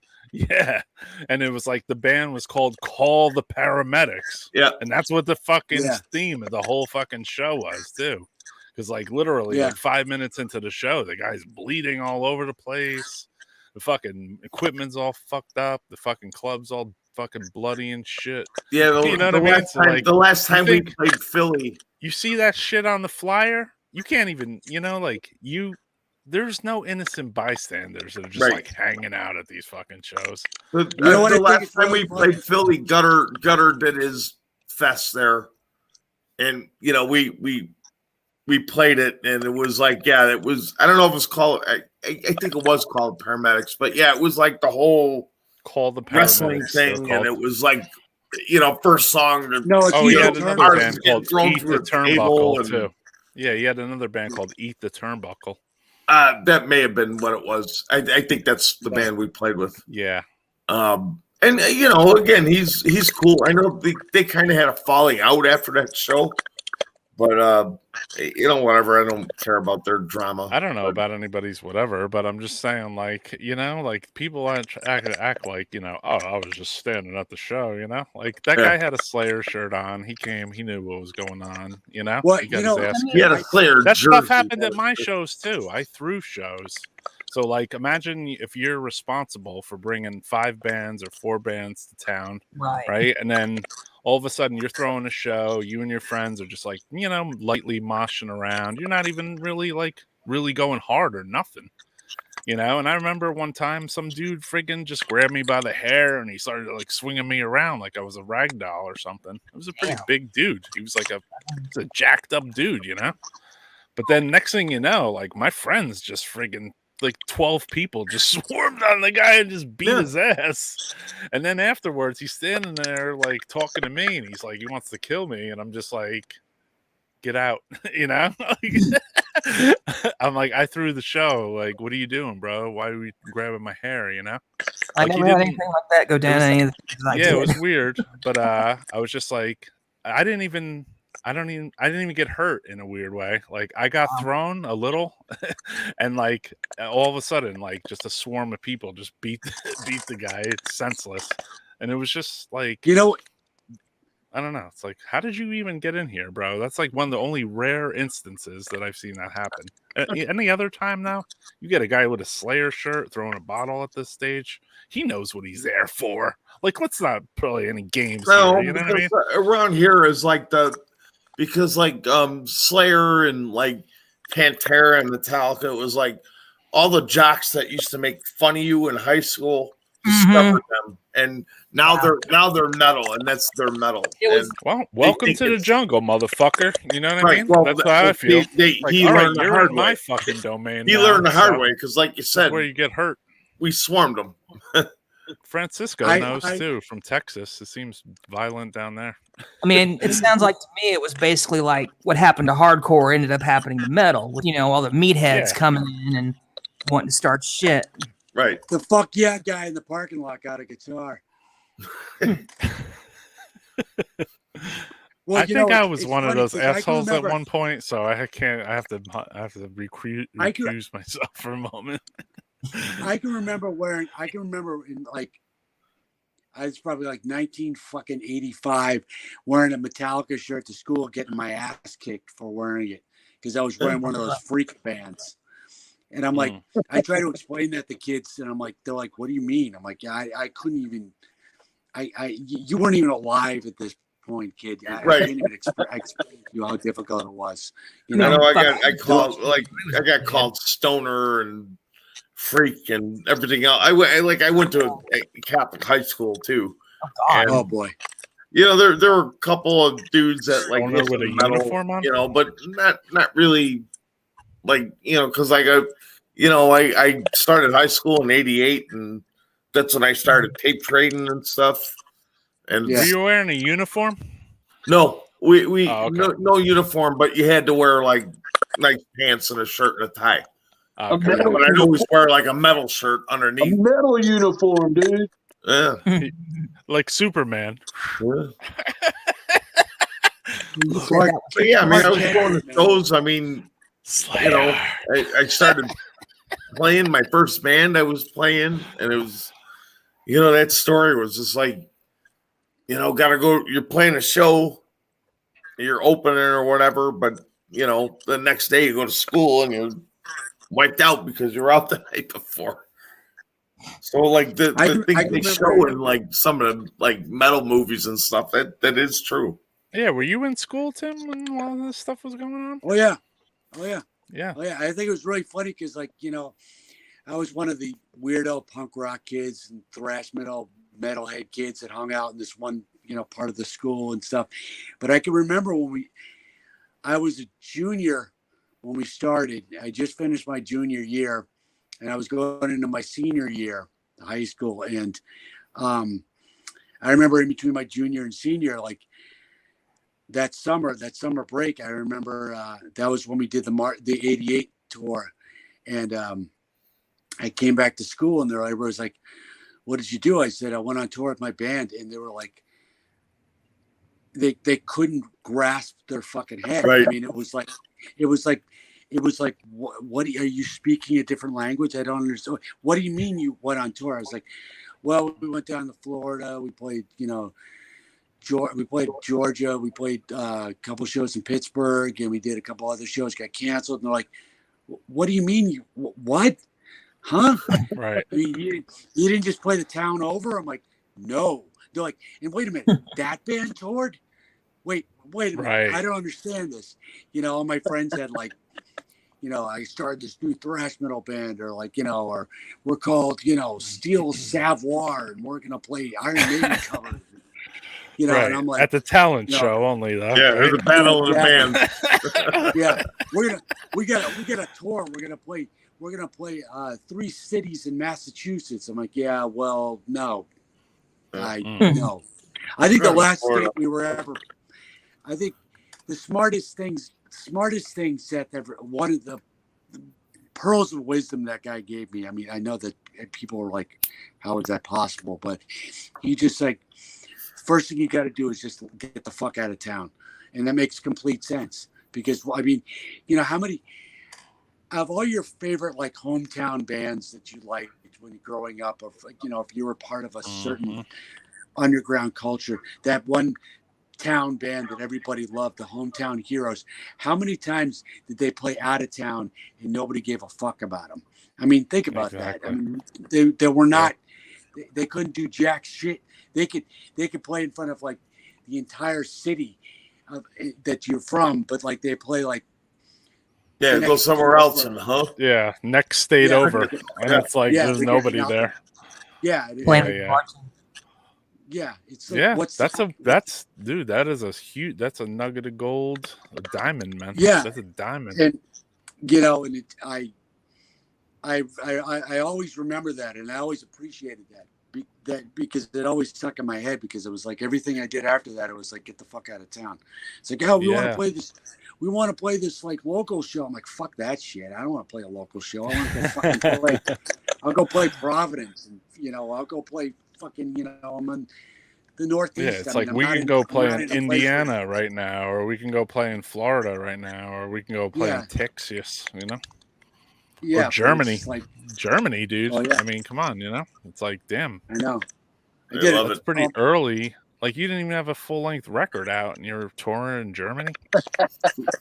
we barely, before we did that first. Even if it's a small tour, it's some serious shit going on right there, bro. Like, serious shit. Like I said, they even we're you know, we're average death metal band. We go to Europe and it's like we're treated like gods. Hot food and hey, a place to stay and all the booze you could drink. And it was very like I don't want to play the US anymore. We play here at like our place that treats us well, but it's just like I go up for a beer and it's like, oh, you can get half off for it. Yeah. Here's your half off meal ticket. Uh-oh, we lost him. Yeah. Yeah, he locked up, so he's probably just logging back in. Wow, there's a lot of comments. Is it all Frasier? No, it's actually a combo of Frasier and Sam, basically. They're still up. These two maniacs. Wait a second. I'm on my phone, so I can't really see. The Frasier show. Come with cocaine to keep the viewer awake. And we got the memes, the Frasier memes that Francisco posted in the last couple of days. Oh, I think I'm gonna do an entire show on just Frasier memes that I created. That's awesome. Fall asleep. It'll be a while. It'll be a while before I can do anything. I'm gonna be out of town for like 6 weeks, probably. Really? Yeah. I'm shit. now you're working. Huh? Now you're working. Yeah, dude. When I get back, I should be okay though for a while. Yeah. It's cool, man. I mean, you could still do things, I'm sure, from your hotel but or whatever you want to do. I don't want to take a chance like on hotel room internet. Right. Yeah. It could turn into an NME scene. Yeah, and I finally got a date for autopsy, and I'm gonna have to cancel it. Damn. That sucks. I know. I do it anyway, man. No. I would. Right, I finally got a all right, date, let's do it. Yeah, I'd just do it. That's why I was like, what are you gonna do? Matt Olivo, I had like Matt Olivo also is gonna come on. I was like, man. Aw. Hey, Yeah. I think do it all. You know, that's my credo. Who knows? It depends. It depends. I could try it, but I just like. You got a good connection right now. Well, it is 3 in the morning too. Oh yeah. I never really think about that because Nobody's like on their fucking. Nobody's using the Wi-Fi here right now. I'm sure. 600 streamers. All right, here we have Tim back. Sorry. Oh, cool. My phone died. Yeah, that happens. Oh, did it? Yeah. So I was sitting there talking to you guys. I'm like, yeah, blah blah blah blah. Yeah, sometimes it just ends up as a locked screen, and the face is just like, Yeah. That shit happened. I was also holding it, and it was like, you know, I've been on it for a little while, and all of a sudden it was like, wow, it's getting really hot. Oh God, I hope it doesn't melt. So I was like, oh, I gotta get my fucking computer up. So Like this show's been going so. I was going to say earlier, this show's been going so long. I started with short hair. Now I have long hair on this fucking. I'm just glad I could get up to piss. That should be a bumper because a few people are talking. That should be fucking for your fucking podcast. Because when you're podcasting by yourself, you're kind of like stuck out there, you know. Francisco knows. Oh yeah, no, I'm always it sucks because a lot of people are like. Sometimes it looks like you're not paying attention. I was like, well, dude, I have to do like 5 different fucking things at the same time. I'm like, if Roy Fox is telling me something and I don't hear a word he fucking says, well, you know, I can play it off, right? But it's just because I gotta look at people in the chat. You're doing the comments and the there's a lot going on. If you start playing music, there's a lot going on because I try to like play a lot of different shit, right? And then when lately the videos have been fucking up, and it's like, what the fuck, you know? So I try to like remain calm, but see, this is why I just participate in these things and not run them. Yeah, I don't think it's that hard, but I'm doing trial by fire basically. No, you tell everybody this is fucking difficult as shit, dude. That's what you tell them. It's fucking hard. It's fucking hard to do, man. Talk, man. Fuck you. It's not easy to do, man. It's difficult to talk. I mean, for some people, they can't talk this long, you know? Well, you've been going for 9 hours, dude. I mean, yeah, you know. exactly. So you can only imagine what I'm like in real life. I mean, I just continue to talk like day and night, you know? Like, Listen, I've been up since no 9 life, a.m., so- dude. You so know? this is fun for me. It's cool. It's like a hangout. It's like when I did Francisco's, where it's just like, all right, it's getting a little longer, and I'm like, I got nothing to do. Let's keep going. Yeah, I wasn't doing them live back then either. So. Yeah, even I did a Francisco interview too, and I was like, "Oh, it's over already? Jesus!" Like, I talked on here for like 10 days. I got hooked on Francisco for the fact that he did something about Mystic Records, which just hell yeah! I was fucking like hopping up and down. But so I still hang out with John Kozik all the time. Yeah, and I was like, dude, you gotta watch. He's oh yeah, I did Mystic Records. Like, no, dude, check this out. He interviewed the drummer of fucking Septic Death. And John, you can't get John to be impressed by anything because John's just like, yes, I am John. Yeah. And he's like, dude, no way, really? Like, the person from that band. I'm like, yeah, seriously. He's like, no way, that's fucking amazing. I'm like, yeah, Septic Death. He's like, oh shit. Because I think John and I think there's around here, I think there's probably maybe if you could find a person that liked Septic Death, you were forever friends with them because everybody around here. Oh yeah, this area, fuck that. Honestly, in general, most people don't know them. I mean, they were like uber underground. I think the only reason that they got like some sort of attention was because Pusshead did Metallica art. Well, and the people that would pay attention would research it, you know, and that's the thing was with me because I heard of Pusshead because of that, but I paid more attention to the fact that this guy has a fucking band, and then later I heard songs. It's great. I mean, but that's the thing. It's just like discovering.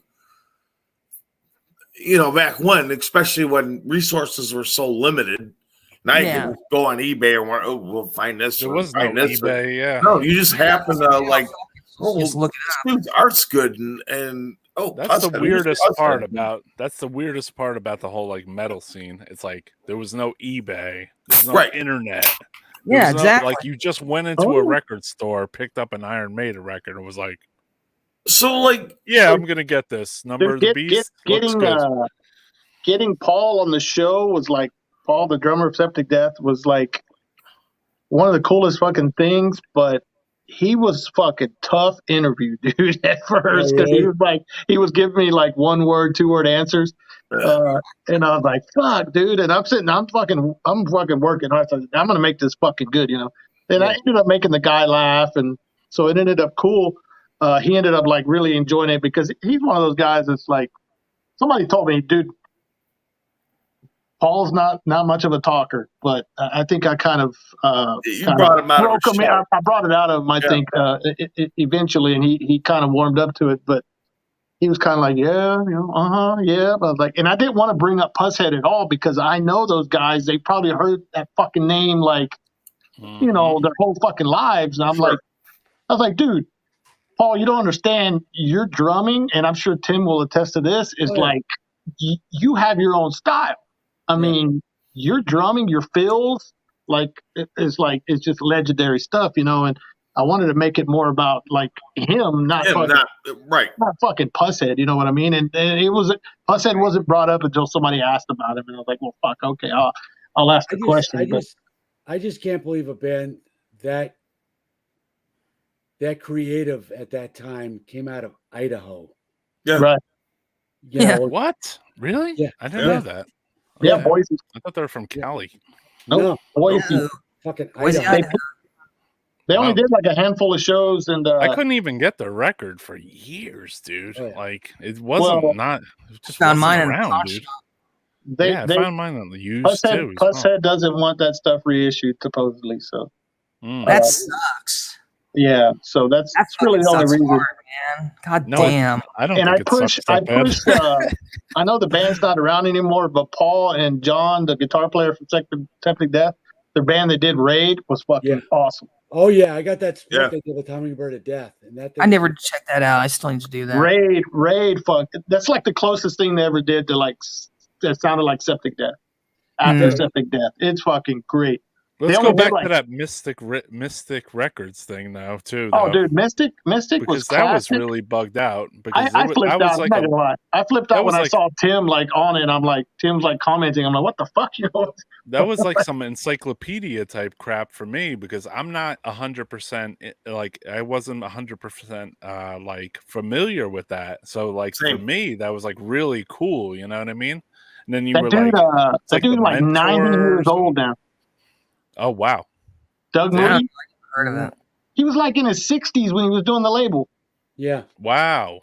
It had like a sketch ball way they ran it. It didn't make much sense. Yeah. He was, he was kind of like the hardcore Richard C. Maybe, I don't know, but he had his own studio. He had his own studio where the bands would go in and record, and it was actually it's very similar to like Motown, like early Motown, where he had like his own studio and they would go in and record, and he would do everything, and he ended up obviously owning all the rights to everything that anybody ever did for him. But nevertheless, he released some classic stuff, and the guy's still around. And I think there's a lady that kind of works for him, that does everything for him.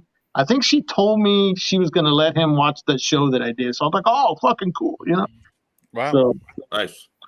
I was barely familiar with them. I only seen Jim Stanek had like one of the band's records on his like whatever on his Discogs. So there was like in Discogs it has like that little video down in the corner sometimes, and it'll have like the song, and it was one of the bands from that Mystic thing. Oh, dude, sick. He released a lot of cool shit. I mean, Dr. No is probably his most, maybe, I guess, the most known one, maybe, I guess I would say. But I mean, I didn't put out examine Mentors. it. Yeah, I didn't examine the hell out of it, but like, the Mentors, that was cool, and there was like there was a weird band. I forget. Ill Repute was fucking amazing. He pretty much single-handedly like started like Orange County like skate punk. Yeah. Because he put out most of those bands originally, like like Aggression, who was just all skate punk, like locals only stuff. Oh yeah. Oh, PTO Club from your neck of the woods. Oh yeah. God, that fucking record's great. Yes, it is. Oh my God. Yeah. Hey kids, it's time for PTL. Bum, bum, bum, bum, bum, bum, bum, bum, bum, bum, Oh yeah. bum. Well, when PTL Club, like towards the end of their career, they put out the last 7-inch was on Death Thrasher Records and has that song "Why Not Try Suicide." Yes. And he'd be like, Dr. Death, the singer, would come out and he was like, he used to be a professional wrestler. Right. Yeah, and he'd come out and he'd say, "Are you bored and tired and lifeless and sick of your life? Why not try suicide?" Dun, dun, dun, dun, dun, dun, dun. And you'd be like, "What the fuck?" Dude, that band rules, man. I love PTL Club. Well, that was I think I another- mentioned it on the show that my band I always wanted to do that song "This Town Sucks," like play out of town and oh yeah, play. And this song goes out to all you. It's called "This Town Oh, that Sucks." was a good song, actually. That was a good one. I like that. This sounds. I always thought it was funny when they play that live because they have they're all like. Think That's about a perfect like, road song for touring. Oh yeah, but when you get like Boston hardcore bands like Psycho, and Yeah. PTL Club, and they want these guys were older.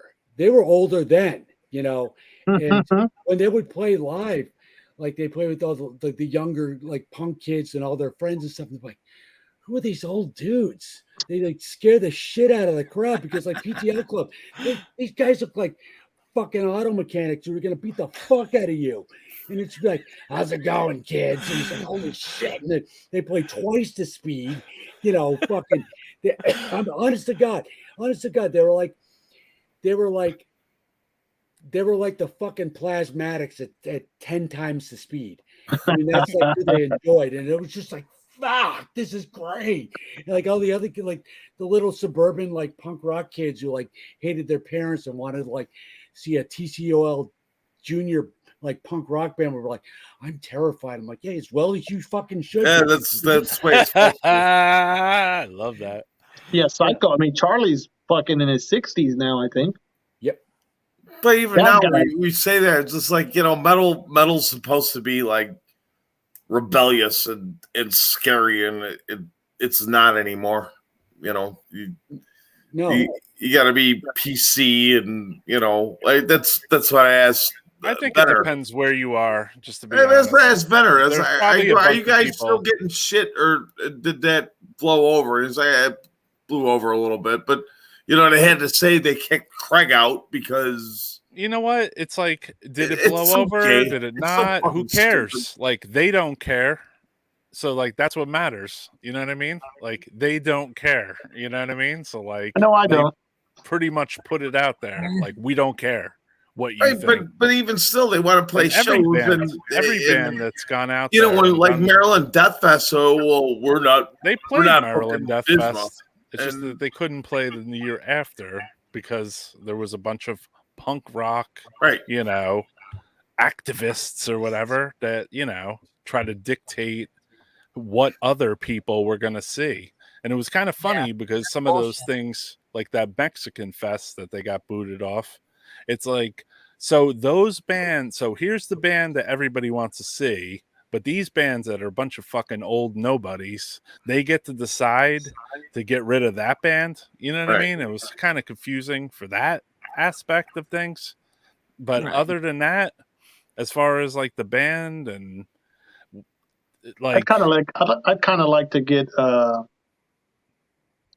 play a show where we're told we can't play. That way I don't have to play the show. in a weird, I mean, in a weird way, like, it's like, yes. Yeah, in a weird way, like negative breeds like positive in like a weird way, especially when in the music industry. You know what I mean? I mean, Because, I had Bill on my show, so yeah, you and know what I then mean. there was what do you call it? I remember an article came out, and then that day they linked my Bandcamp onto that, and then like all of a sudden it just spiked with all people that listen to them. You know what I mean? So I was like, all right, I guess that was the best fucking. You know what I mean? Time to print up some Disma merch. Well, just in general, I was just like, I guess, this whatever negative publicity is happening here, obviously it's still publicity. You know what I mean? All promotion is good promotion. People just don't seem to understand that. You know, the more they talk about I do.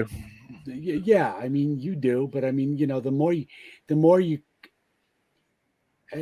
complain about it, or the more you're like, oh, this is, I'm like, people are gonna be like, you know, if you put a kid in front of an oven that's on, and you say, don't touch it, they're gonna fucking touch it. Right. Exactly. You know, and this is exactly what, you know, especially these days, is what's going on. It's just like, you shouldn't, and you can't. I'm like, don't stop telling people what to do.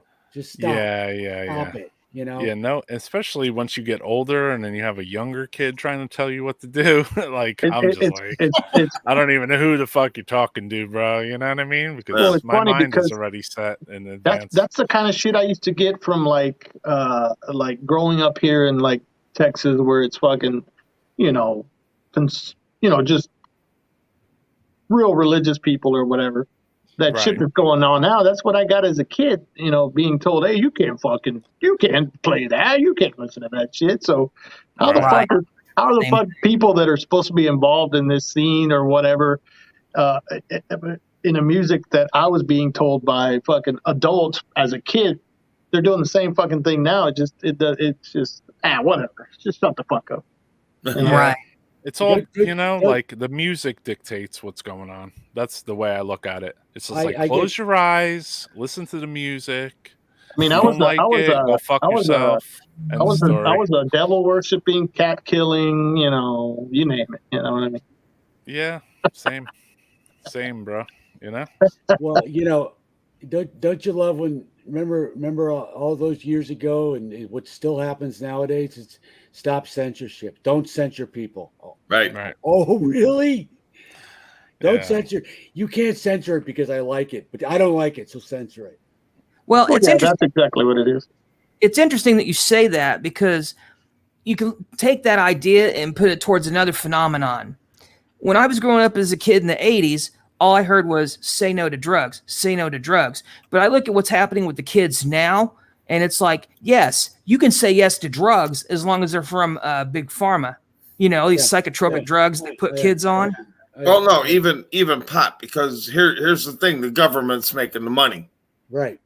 Nobody else is, but they are. Well, actually, I'm sure some people in the government might know it. Fentanyl. That's all I have to say. Yeah, fucking government's actually fueling the black market when it comes to pot. My favorite. Like I said, the only thing I do, I drink beer and I smoke cigarettes. That's it. I don't do anything else. I don't do shit anymore. Everyone that says don't do drugs, the person I'm straight edge. I'm straight edge. Always have been. Yeah, regardless, if you tell someone don't do drugs, like they're gonna go do drugs. Probably. I was straight edge. See that now? That's the thing where it's like, at least here in Illinois, when they legalized pot, you know, because we always said anymore. Like years ago, just legalize weed and tax the fuck out of it, and that's how you'll make your money. And that's what so they do that. I still think a drunk is more annoying than a person that's high on weed. So. Oh, exactly. But I'm a good drunk. Big time. It's like seriously, like now the people that are buying like the legal weed are complaining about the tax, and it's just like, well, you know, we got to pay tax on this, we got to pay tax on this. So yeah, you should pay tax on that too. Yeah, hell yeah. But you know, it's just part of the game, bro. You want legal weed? There you go. You get a tax on it. I mean, if that tax goes towards something good, that's good. You know what I mean? Like, yeah, but in Illinois, it ain't going toward nothing good. Man, it's going to they're paving your roads and all that shit. Yeah, luxury jets for Nancy Pelosi. Yeah, Illinois is horrible, dude. I would. You know, if let's say my parents are still alive and my wife's mom's still alive, and that's why we're here, because we're close. But yeah, I don't want to live here anymore. We moved out of Chicago to the next county because you have Chicago tax and then you have Cook County tax. So we're in the next county over.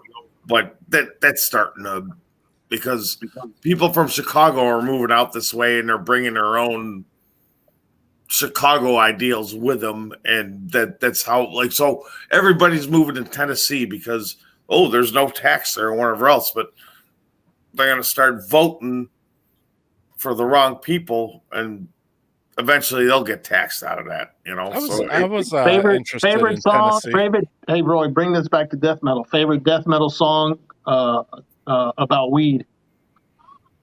Oh fuck! I would say I can't say a death metal song, but I would say Legalize Hemp Now by Exit 13. Yeah, well, I would say Murphy's Law actually. Or Get High on Life by Exit 13. Like some of those Murphy's Law songs. Yeah, the Murphy's Law records are Quest all for about Herb? weed. I only have Quest one for Herb. Murphy's Law album. It's the one where is it on the front or the back where they're on some steps, sitting down on some steps? That's the first one. That's the first one, right? Yeah. With Crucial Barbecue or whatever. Yeah, Crucial Barbecue. You know, I saw that. I saw them with the Beastie Boys. Like the Fishbone, right? Yeah, way back when. But here's speaking. Okay, we got to keep this in death metal. I know we're all going on tangent, but I just want to tell this. Murphy's Law is death metal. Let's just get that clear here. But I just have to say My that mind. I just said the Beastie Boys. In junior high, I saw the Beastie Boys open up for Madonna on the Like a Virgin tour. Oh wow! And I can't tell you how fucking funny that was. When I'm like, because Madonna, I can go on a tangent about music. So I got to ask one question before you go any further. Did you go there for I bought Madonna, Madonna's or Like did a you go Virgin there CD for for- $3 today. That's a steal. Listen, I got a question, Tim. Did you go there to see Madonna, or did you go there to see the Beastie Boys? I went there. Okay, this is junior high, mind you. Okay, I went there because a buddy of mine took a girl on a date and he had an extra ticket. So I was like, well, fuck it. None of us this is probably this is 84. So I was just like getting into the cusp of like heavier music. I'm going to a concert. Yeah, exactly. Yeah. Right? So I'm like, and we're like, who's this? Like all these girls were there to see Madonna, and they're like, these three guys are up there just going, yo, man, it's Cookie Puss. I'm like, what is this? This is fucking hysterical. This is fucking great. The Beastie Boys started out as they were hardcore punk.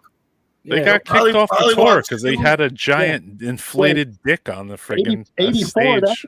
84 is even before License to Ill, right? Yeah. Way before. License to Ill was like 87. 86. 86. Yeah, this is because this could go on a bigger conversation, but No, I want to know if they had a big inflated dick on the stage. No, That's they all did I not. want to know. They did not. They Okay. did not. Madonna did. License built. And Madonna wrote it, probably. Madonna was the inflated dick on stage. Gotcha. Hey, I mean, 84 Madonna, she was pretty hot, man. Borderline, all that shit. Fuck yeah. Yeah. Dude, she wrote her own stuff. She wrote her own stuff too. Back then. Papa don't preach. Okay, if she wrote her own stuff, I can give her respect for that. Yeah, but a lot of people that I had her like demo in the pop stars, '84. they don't like that shit. Was on the B side of my bathroom. Listen. I had the No Wave record she did in the 79 when she played drums. Yeah, it was not too good. Madonna rehearsals and shit. Yeah, exactly. I got the ABBA Madonna- rehearsals. I got the Madonna rehearsals now. Oh, but Joe Pupo met her. I threw you off the track, Tim. Sorry. No, I started this noise project, and I really want to do a verses with Thurston Moore because I play guitar noise, and I call myself Thurston S'mores, and I want to do a verses against Thurston Moore, and I swear to God he'd do it. He'd be like, I do that against you. Oh yeah, he was. Did you ever hear the fucking story about? Wasn't he a black metaler too? Yeah. But Blake from there was a band here, Chicago, Knockmistium, and they kind of blew up. Oh, okay. And, Blake was he was like a rich kid. He's like a year younger. Francisco, he's like a year younger than Adam. They went to high school together, but you know, here's Blake, and he's like, you know, his dad like worked for like the major newspaper here, so you know, Blake never had to do a hard day's work in his life. Yeah. Was his dad Siskel or Ebert? No. Oh. But, Chicago sometime. So Knockmistium started out as that like kind of like real black metal, like and they got accused of being the racist, but Blake was a Jew, and so no, you can't call him, you know, the National Socialist BM or whatever, and but then they like evolved where it was like they're doing more like it's like Pink Floyd black metal, you know.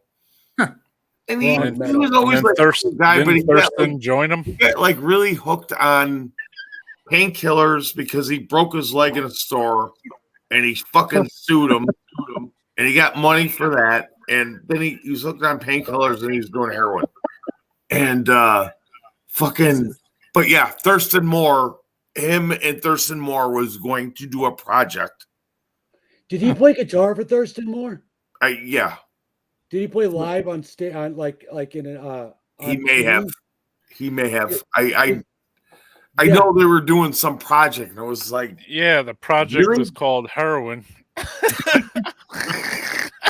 So it's Velvet Underground kind of thing. Yeah. But yeah, Blake ripped off a whole Velvet Cocoon. Yeah, it's called Velvet Fentanyl. No, Velvet Cocoon. It was a great band. They did that song. Thurston Moore is the one that did that Venom 7-inch with it's just greatest fucking 7-inch ever. Was just Chronos stage banter. Yeah. Wow. Holy shit. All right, he just went up a couple scene points for me. I don't really know too much about him anyway. Yeah, dude, if you have that record, you're one of the very few that has that shit. I know, it's fucking hysterical. It's just just Chronos. Chronos. I heard it on YouTube. It's amazing. Come on. Yeah. Have you guys seen that Venom? It's around when what the fuck is it? Possessed, the album Possessed came out. Some live BBC footage of them. And it's like 84, I don't know, one of that time. But like they start playing and they're on this very short stage and it's this big crowd. And all of a sudden these magnesium like blasts come out and of course like bleaches the screen and like fucks it up. But you know, the spark and if you can find it, watch it because it's the most fucking hysterical thing because it's why Venom were amazing because I swear to God, they set their equipment up so they cannot play it right. Like Abaddon's drum set, I swear to God, he's got his ride cymbal down the street. He's like this. Down the street. And it's just, they can't hear each other. There's absolutely no. They didn't even. That arm motion you just made did remind me of him playing the drums. No, like when he reached back like that, he's like. Yeah, he's like, and they're all those pasty, rude cymbals, which just sound like goddamn garbage, which I don't understand. So it's like, and they're singing, and it makes no sense. Nothing makes sense. They play 3 minutes, and all of a sudden, Kronos breaks the string, throws the bass off, and jumps into the audience. He just keeps going, "You wild man!" The guitar is being played through a fucking like transistor radio, so all your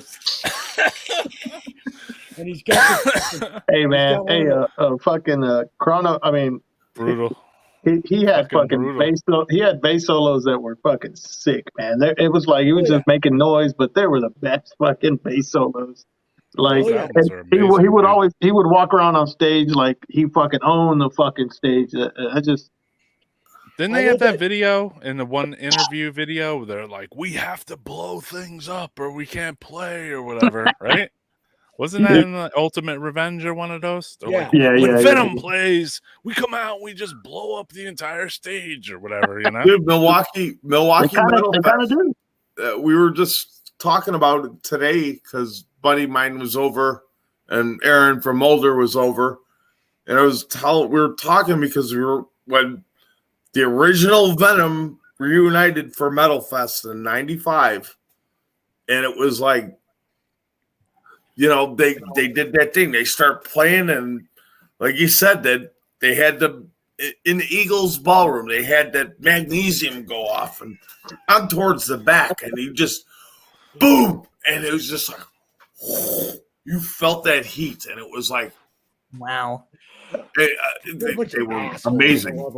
It was. Dude, they're like what was it was their first out of town show was like 88, 82, and they were like headlining or some shit already. Oh, yeah. So Yeah. I mean, they were headliners from the get go, and they were just showmen. That's what I love about fucking. And how come no one ever calls them the death metal band? They're always everyone's fighting over death metal. But who the death metal leaders are? No, they're black. But I think to that, yeah, it was like those I call them guys were the death metal leaders. fucking M. Yeah, I mean, I don't know. They're definitely, I say them, I say Hellhammer. They had the satanic. People argue, no, Hellhammer's black metal. Yeah, all I know is everything that people were scared of about being like satanic. It was like right there, dude. It was right on their album cover. These people, Venom. Whew. These people like to throw out those terms. Oh, well, they're black metal. They're well, I mean, that's the song title. Guess what? Those fucking terms weren't around when they were there, so shut the fuck up. I know. Okay? Honestly, it doesn't matter because every one of you are wrong. The best fucking black metal ever is fucking Living Color. So that's just end up. Yeah, that was our joke. Oh, okay. We said that with Suffocation too. It's like, hey, they're black metal. Venom. Not really. Venom was just. Venom is like, that's one of those bands that there can't ever be like, you can't be a Venom clone. I don't care how many of these fucking bands try. Yeah, you can't be a Venom clone. No, they had their niche. It's like Merciful Fate. Who the hell can do that? Nobody. Right. Yeah. Well, nobody can hit those notes. Even if there are bands that are technically clones of, like, say, Suffocation clones or whatever, even that doesn't mean anything because you still have Suffocation. If you want to listen to fucking Suffocation, you're going to go to that. You know, That's how I am. I'll go up to like the first album. And you know what? I'm going to say this too. I don't listen to Suffocation, but I always go back to like the real band that influenced stuff. You know what I mean, or whatever it is. Yeah. I always go right to the root. Like I don't, even though you guys said Hellhammer, it's like I really think about Celtic Frost more than I think about Hellhammer. Well, yeah. Here's the thing. It was like I like Celtic Frost. You like Celtic Frost got the, they like that was death metal. Morbid Tales was like it got out there. Hellhammer really didn't. You had to be like really into it to have that. And I've said this. I think on Francisco's show where I said it, where it's just like, no, it was like I heard Celtic Frost before I heard Hellhammer. Yeah, I backtracked. Most of us, or I don't know. If I'm all being of us honest. There's gonna be people out there. I was there from day one. And Tim probably had Satanic Rites like when it came out and shit, though, right? Oh, Tim I recorded that album. I was at the recording of that album. Actually, no, you were in the bunker with Hellhammer. Yeah, I know somebody that was actually in that bunker with Celtic Frost or with Hellhammer, and it was Eric from Fear of God. Since that's right. Yeah, he was there when they like how we all say Celtic, because there's people now that say Celtic. Well, that's because we're not stupid. Right. Celtic, Celtic. And that's the thing. No, it's Celtic Frost. And I'm like, Gothicles? Do you say the Boston Celtics? No, it's Celtic. It's Celtic Frost. I say whatever I think it is. Zizma. It's Zizma to me, That's what I thought it was when I first saw it, and that's all I know, Ass suck. There we go. Yeah, well, who are they? Azuk? Azookles? I've never fucking heard that in my life. I never heard that either, so that was a good one. I really like a souk and Drop Dead, and it's ass suck. They're not ass suck. Yeah, they are. They're ass. Yeah. Yeah, they said, like you said, they said it on that song, "Anal Mistress." Yeah, exactly. Yeah. Exactly. Or Fish Factory. They were an anal cunt a worshiping band on early on. Yeah. I don't know about that. Hey, yeah, they just were at your show. I'm not sure about that. Yeah, now you're rethinking that, because that could have been the Otichuk boys, you know. They would be into electric hippies in 1988. You know what I mean? That's true. I don't think the guys boys, from, that makes sense. Yeah, I don't think the ass suck boys were like until a year or two later. It's weird. Yeah. That's something I've noticed too a lot lately. That like 1 or 2 years in our metal histories, especially for like death metal, whatever, thrash, but like in death metal, like 1 or 2 years makes the whole difference of like what the person likes. So that's like true. I might be like Mentally Murdered is the best, you know, and you know, Enslavement to Obliteration, but then the next person's like, no, Utopia Banished and this one, and then the next person's like, right, you know, like I'm like, oh, I love, you know, Realms of Chaos, and someone else is like, well, you know, War Master, and the next, you know, so it's like, okay, I could see you got into it like 3-4 years after I was into it, or 2 years after. And sometimes it's just 1 year after, and it's like so bugged out. Like with us, and you know, I try and like, because like some of the younger guys that I hang out with don't understand why I don't, and I don't want to say I don't like something, but we were buying this stuff as it was coming out, right? You know, so I'll give you the example. We'll go with Carcass. Now, I didn't like Reek. I mean, I do, but could have been. Symphonies of Sickness is better than Symphonies. That is my. But these two bottom men might feel differently. I feel completely different. Recapitulation is like one of my top fucking albums of all time. So, like I said, it's good, but it sounded like it was recorded under dirt. Actually, you know what? I always thought the Peel Sessions was more. The dirtier, Peel Sessions are always good, but that wasn't really. But no, but the whole idea. Let's keep going here with. Okay, so now. So to me, Symphonies was mine, and then they do Necroticism, which most everybody universally loves Necroticism, and I'm like, I do. Okay, this is where they're slipping now, and that was the last thing I ever bought from them. I never heard it. Isn't that crazy? I was laughing so hard whenever I was driving across multiple state lines earlier. When Roy, they'd be like, "Yeah, every band you were talking about, Roy's like, yeah, I never heard that album before," and it was like, I know. It was like came out in like 91, anything like post 1990. Oh, I haven't heard that one before. Yeah, I know. It's like, am I the Death Metal podcast guy? Like, I never. Yeah, but it's the same. Most of the shit like sucked. We're, you know, I was like 2 albums that like Pestilence. Everybody worships Pestilence. I like the first one. Hey, how come there wasn't? The second one had like 3 good songs on it, and after that they sucked. How come there wasn't an anal cunt Peel Sessions? Yeah, because we should have been. I never got over there. Yeah. I could have pictured that. Though. That would have been wild, dude. I think I could have pictured that. I think John Peel was still doing Peel Sessions though when AC was signed to Earache. Oh yeah. But but Earache didn't invest in us. They just put it out. Yeah, they ripped off every band that was on there. I don't mean to. I don't like talking about the shit I do, but I don't know if Tim. I had Robert from Siege on, and I asked him about that photo shoot or whatever. He was kind of reluctant to talk about it or whatever. But for that, Everyone Should Be Killed, which I think that album cover is fucking hilarious. Oh, yeah. But I forgot who was the other guy. That was the clown from Nightstick. That's right. Yeah, from his band Nightstick. That was one of the clowns they had because they always had to play with a clown dancing next to them.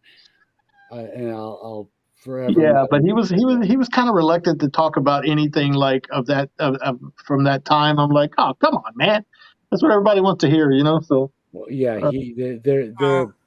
there are many reasons for that I forever will not get into right now. But yeah, no, I'm not asking. I'm just saying he was kind of like, can we not talk about this? I'm like,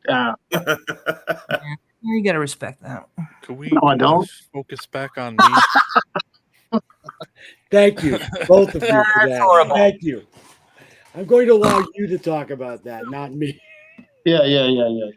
But I have. Anyway, I mean, at least he was a cool guy though. No, don't get me wrong, he was all right. I just thought it was. Some things there's certain people, you know, there's certain subjects or something I could bring up to you too, and it's just like you just have to like you're live, you know, so it's just like, okay, this is gonna be sticking on the internet forever, so like you know, like I better answer this like a certain way, you know what I mean? So like there's that too, so that's not very helpful in life. I don't know, like, you know, so you might have put him on the spot in a way, you know. He's like, well, you know, there was a clown in there, and you know. Well, he should have thought about that was he the punchy guy, or was he the clown? He should have thought about that when he took that photo 30 years ago or whatever. So he was the puncher guy, but not the clown, he right? was the puncher guy, yeah. Oh, okay. I wasn't sure if he was just, you know, disowning it because he was the clown. It was outside. I think it was the library or something. I don't know. Okay. And I still like how there's the parental advisory sticker. You know what's amazing though is when when that originally came out it came out in Europe before that, and if you look at the album cover, it's different because it's just the fist. Oh, right, yeah. And we were fucking rip shit about that. We knew nothing about that, and they're like, well, people were because Earache is the infamous for bad communication and being absolute fucking pussies, and they're like, people were afraid of the album cover. I'm like, no, that's bullshit. That's fucking bullshit. I don't know what the fuck the reason scary was. at all, dude. What are your scary looking? What are your thoughts on that album these days? Well, I felt like at that point when we made that album, it was like a greatest hits of everything we had done up until that point. I agree. That album got recorded like 3 times, honestly, and all of them were done.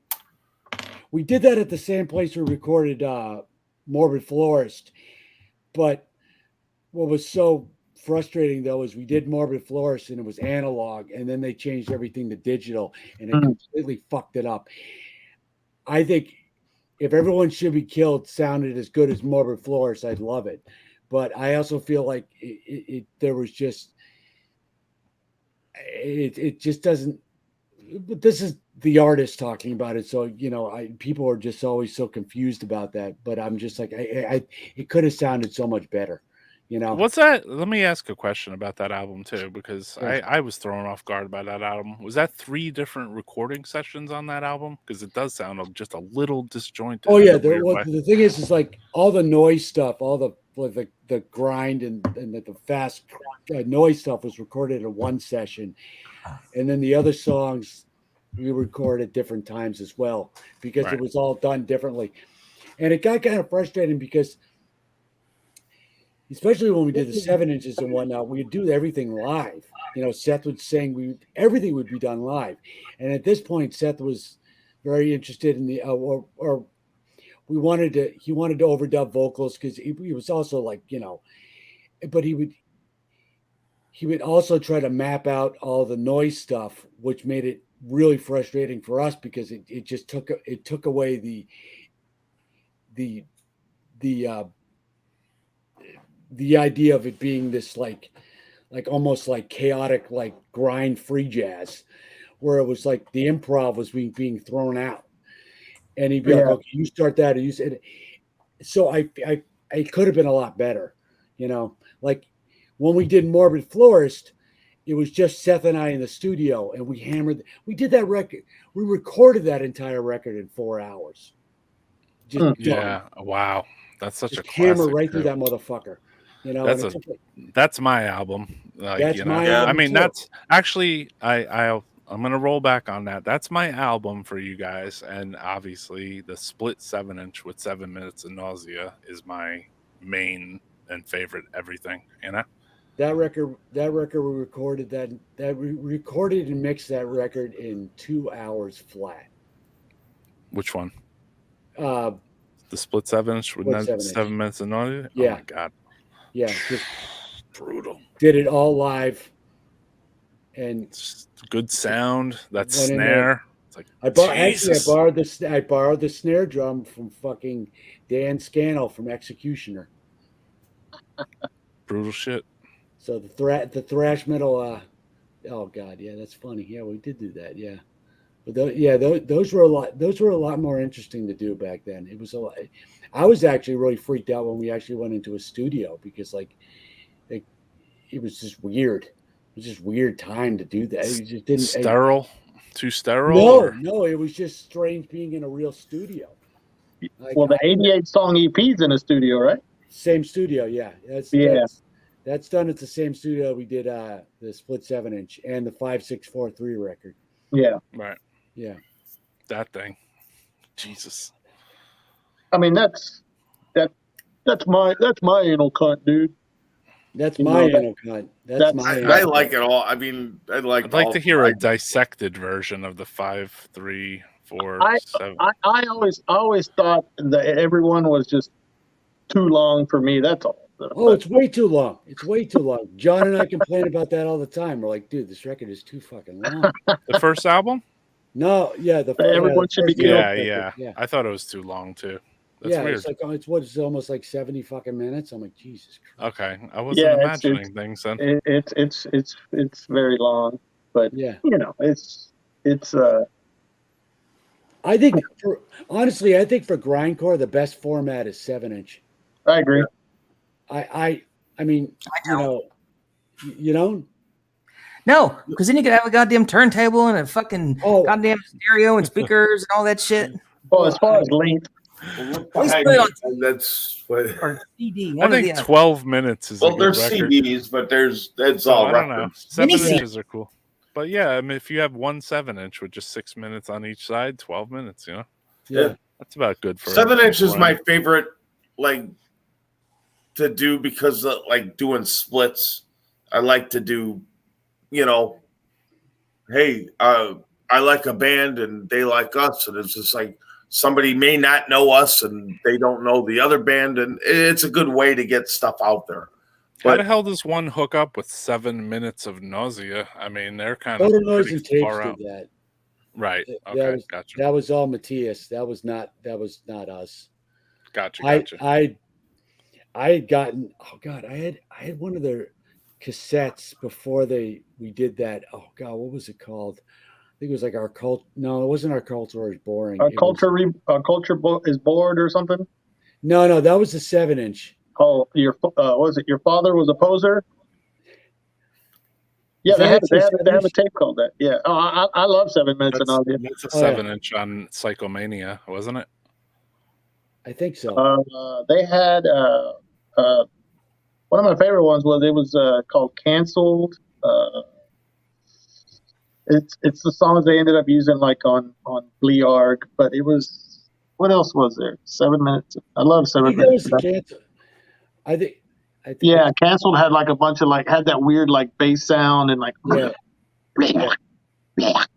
shit ruled. The lyric sheet is what ruled. It was thicker than the friggin' 7-inch. It was like this thick, and it was like, these are the lyrics to these songs. He's always like, blah, blah, blah,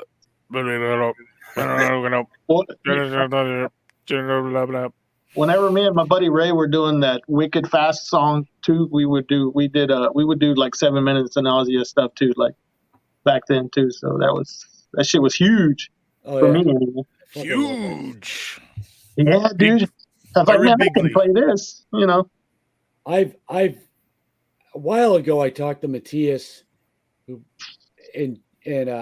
was like, dude, You guys come to. I wanted them to. I don't think they'll ever do it, but I wanted them to come to America. They'd be. Oh man, that'd be great. I was like, dude, can I play? I was like, dude, you come to America, I'll play drums. We'll do it in a heartbeat. Yeah, you, Mick, and Matthias. I would love to. Wait. Matthias is from Germany, and Yeah. Seven Minutes and Nausea is from Australia, aren't they? No, he moved. Mick moved to Germany. Yeah, like Koblenz. 30 years ago. Okay. Oh, okay. That's why I'm confused. Gotcha. All right, I didn't know that. Did you guys like in the early days? Did you actually like practice a lot? Because what was amazing is you guys were super tight when it was like supposed to be like just total noise, but it was still super tight. We practiced 5, 6, 7 days a week. Holy shit! Every day. Yeah. I mean, it shows. It shows. It shows. Oh, yeah. Well, because you guys, I mean, what's that old saying? Stop on a dime. I mean, you guys would fucking stop on a dime, dude. It's just like, holy fuck. I don't think, especially in the old days, I don't think people hear this and they're like, oh, I'm like, that shit's fucking hard, dude. Yeah. That's not easy. That's not easy shit to do. And, you see these kids these days, we're playing noise core, blah, blah, blah. And they're like, I'm like, you're exactly fucking right, because there's a million motherfuckers out there who sit there and say, "Oh fuck, AC, what they do is fucking easy, and fucking we could just do it." And I'm no fucking word of a lie. I can't tell you how many times I've sat down with fucking guitar players and fucking showed them exactly how to fucking do it the way AC did it, and they still can't do it, even when I sit there and show them exactly what the fuck's going on. Because I'm like, I still rip off the mic. Like, no, I still rip off the Mike Mahan like. The Mahan was like this. yeah. Get the toggle switch. Yep. Yeah. I mean, all that was it was like super tight. I mean, even Fred, when Fred joined, that shit was still fucking like. What I loved about when having Fred in the band, though, because like Fred would go like, but then he'd do these, we'd be like doing and then he'd do a guitar break, but he'd just do a fucking dive bomb. So we'd be like, I'm like, oh yeah. Awesome. I'm like, oh fuck yeah. Yeah, dude, that shit. Actually, the stuff we did with Fred, those split 7 inches we did with Fred. Oh yeah. Which is really funny about those is we recorded those in up in the attic at Seth's mother's house where we had a 4-track. But this is how fucking what boneheads we were.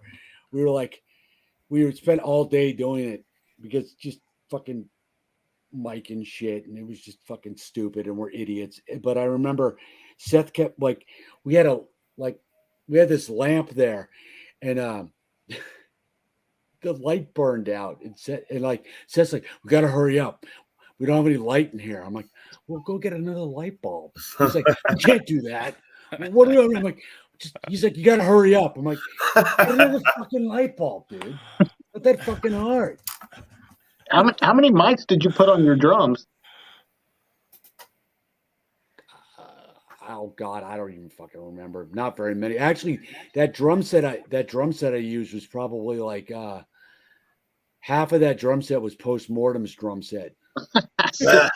Because we practiced together. So I was like that it was fucking hysterical because like Rick, the drummer, it was my drum set was like seriously like $10, and he had these old Tama like rack toms, so it was like I was like playing like fucking Dale's from the Melvins drum set, like Jimmy rigged this fucking thing together, and I'm like, and it's like, oh, it's great. It sounds awful. I loved it, but I also play because when I do the blast beat, I always have I use a crash, but I always have it like I'm playing like this, and people I would go through crash cymbals like nobody's business, but I always keep it low. So I'd have this huge rack tom. So I'd be slamming on the rim of it. I'm like, just break it in half in like 10 seconds because God only knows I didn't know. And it wasn't until like the 90s I was like, oh, wait, I should actually know stuff about drums. How they work. That's right. You're like telling the guy from Postmortem, like, I think I owe you a crash symbol. Oh no, those are always my symbols.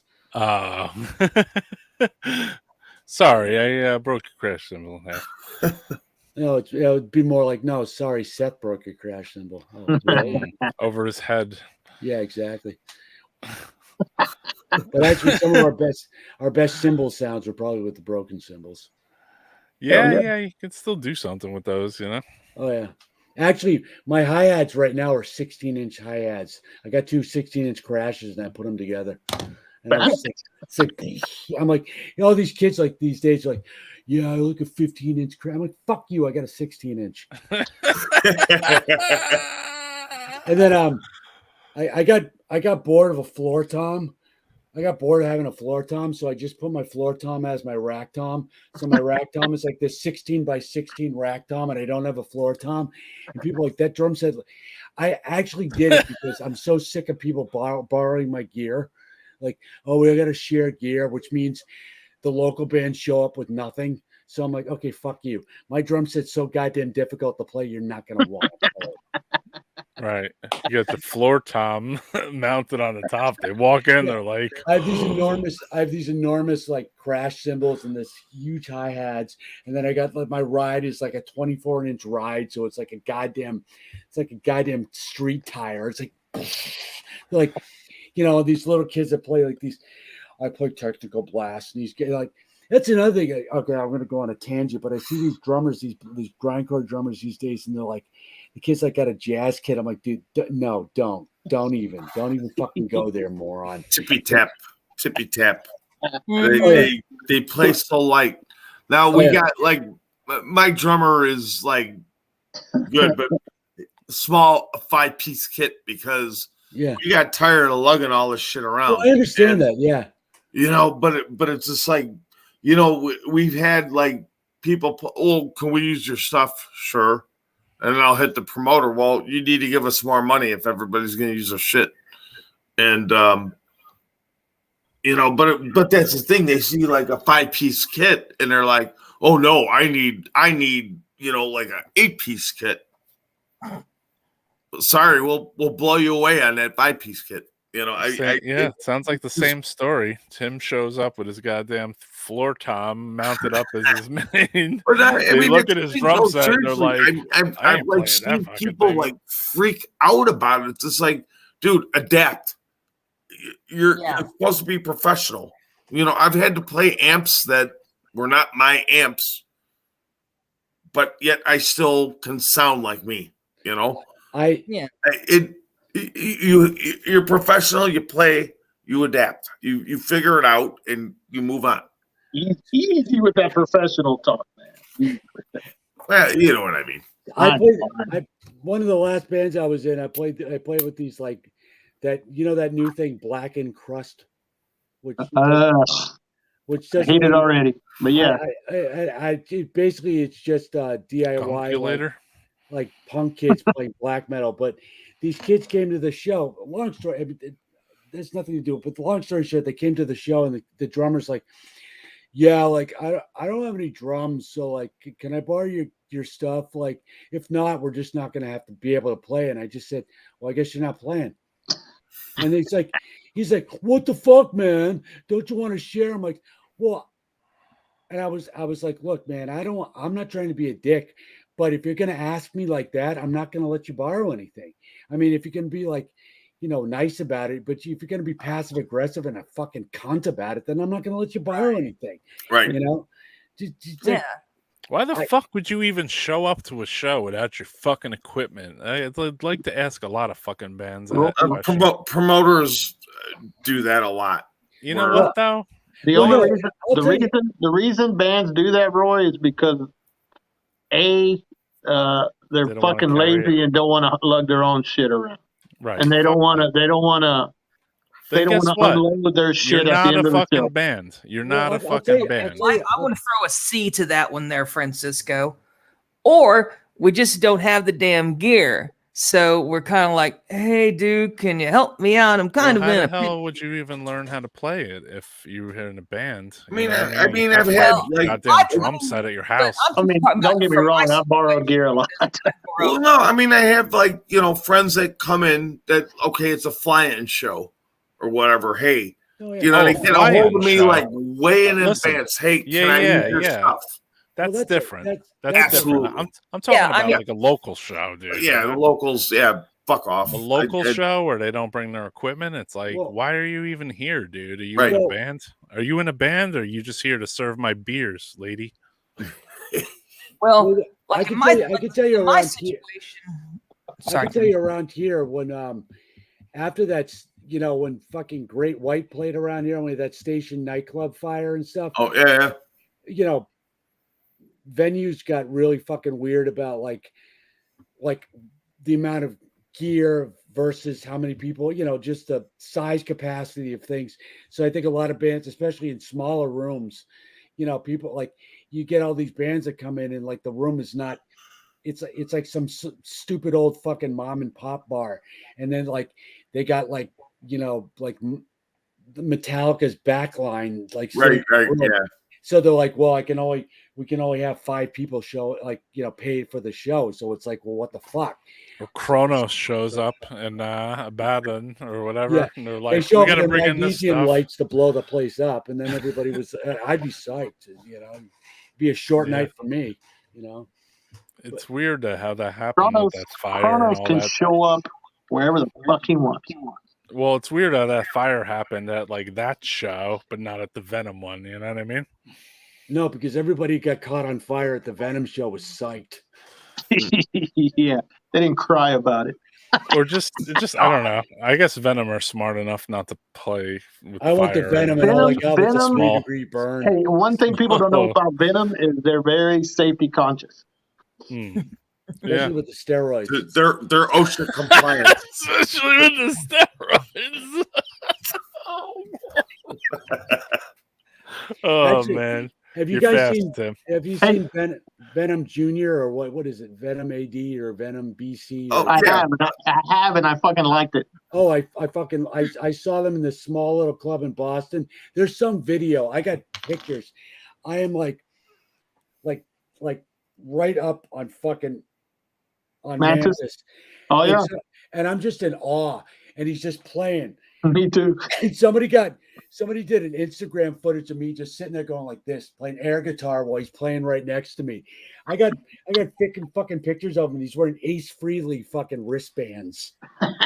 So like one of the very last severed show, the last severed show that I did was when it was before they were doing Venom Inc., but it was Empire Evil. Oh, but yeah, it was the same, you know, it was Mantis and Abaddon and Demolition Man. Yeah. And then they started doing the Venom Inc. thing. And like I said, I was like real close with Killjoy. And Venom Inc., the 2 or 3 times they toured US had Necrophagia with them. So I remember. Yeah. anytime Necrophagia is coming through, Killjoy, hey, I got tickets free at the door, you know. Yeah. And you know, and they were they're way better than whatever Kronos is doing. Agreed. I mean, they played the first couple of times, they played every song that you just wanted to hear. Yep. And was legit. And then they, you know, whatever happened, there's some things going on in the scene. But, you know, all of a sudden, you know, Abaddon's out and I don't know if you guys know, but like Francisco knows because of the massacre thing. Jeremy Kling, you know, he kind of usurped Venom Inc. He's the drummer, but then he tried to take over Massacre and sure. There's this. I don't know any of this, but yeah, it's interesting. It's So older. the guy from Venom tried to take over Massacre, or the guy from No, Massacre tried to take over Venom? No, the dude that got Abaddon, the original Venom drummer in Venom Inc. He had like a kid, and this dude, Jeremy Kling, filled in for him, but then he just totally took it over. Oh, okay. Gotcha. And so now he's the drummer of Venom Inc. But then he's from Florida, and then he hooked up with when Massacre, like when Roz and Cam figured it out and got back together, they did a thing, and Jeremy Kling was involved. And then he did some shady shit, and then he left and blamed Cam as always. Well, you know what? In Massacre, though, you always have like the other factor too. You didn't mention the other guys. What is it like? Bill and Terry or whatever? Bill Andrews ain't involved anymore, but dude, there's a whole. It is a soap opera. Yeah. And but I mean that's the thing. So anyway, it's a goddamn massacre, bro. So they record this album, and then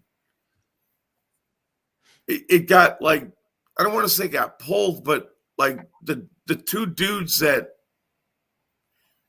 helped do it again left and did their own thing. Now it's Inhuman Condition, and they got Terry Butler now, and Terry Butler is. I'm sorry, he's an opportunistic whore. He's never done anything for anybody. You know, he was in Death. He didn't play on Leprosy. He probably didn't play on Spiritual Healing. You know, he did the 6 Feet Under stuff, and that was what it was. Now he's an obituary, and it's just like, how does this guy get? I mean, he's not a good person, but he was in Death. He's an obituary. He rules. Maybe I'm a little closer with some of this stuff, but apparently. Well, you said Apparently it. You said it right, things Tom. He's an opportunist. He finds his way in, and he gets there. You know. Yep. You know, like me. I'm an opportunist on Roy's podcast over here. I just fucking. It sounds like he joined a lot of good bands to me. I mean, I don't know. He how did, things but worked out, but hey, that's the thing. It's just like, I mean, I just say Rick Ross. That's all I know, man. I mean, I Ross. heard that in Human Condition, and I got to say that shit was fucking terrible. But whatever.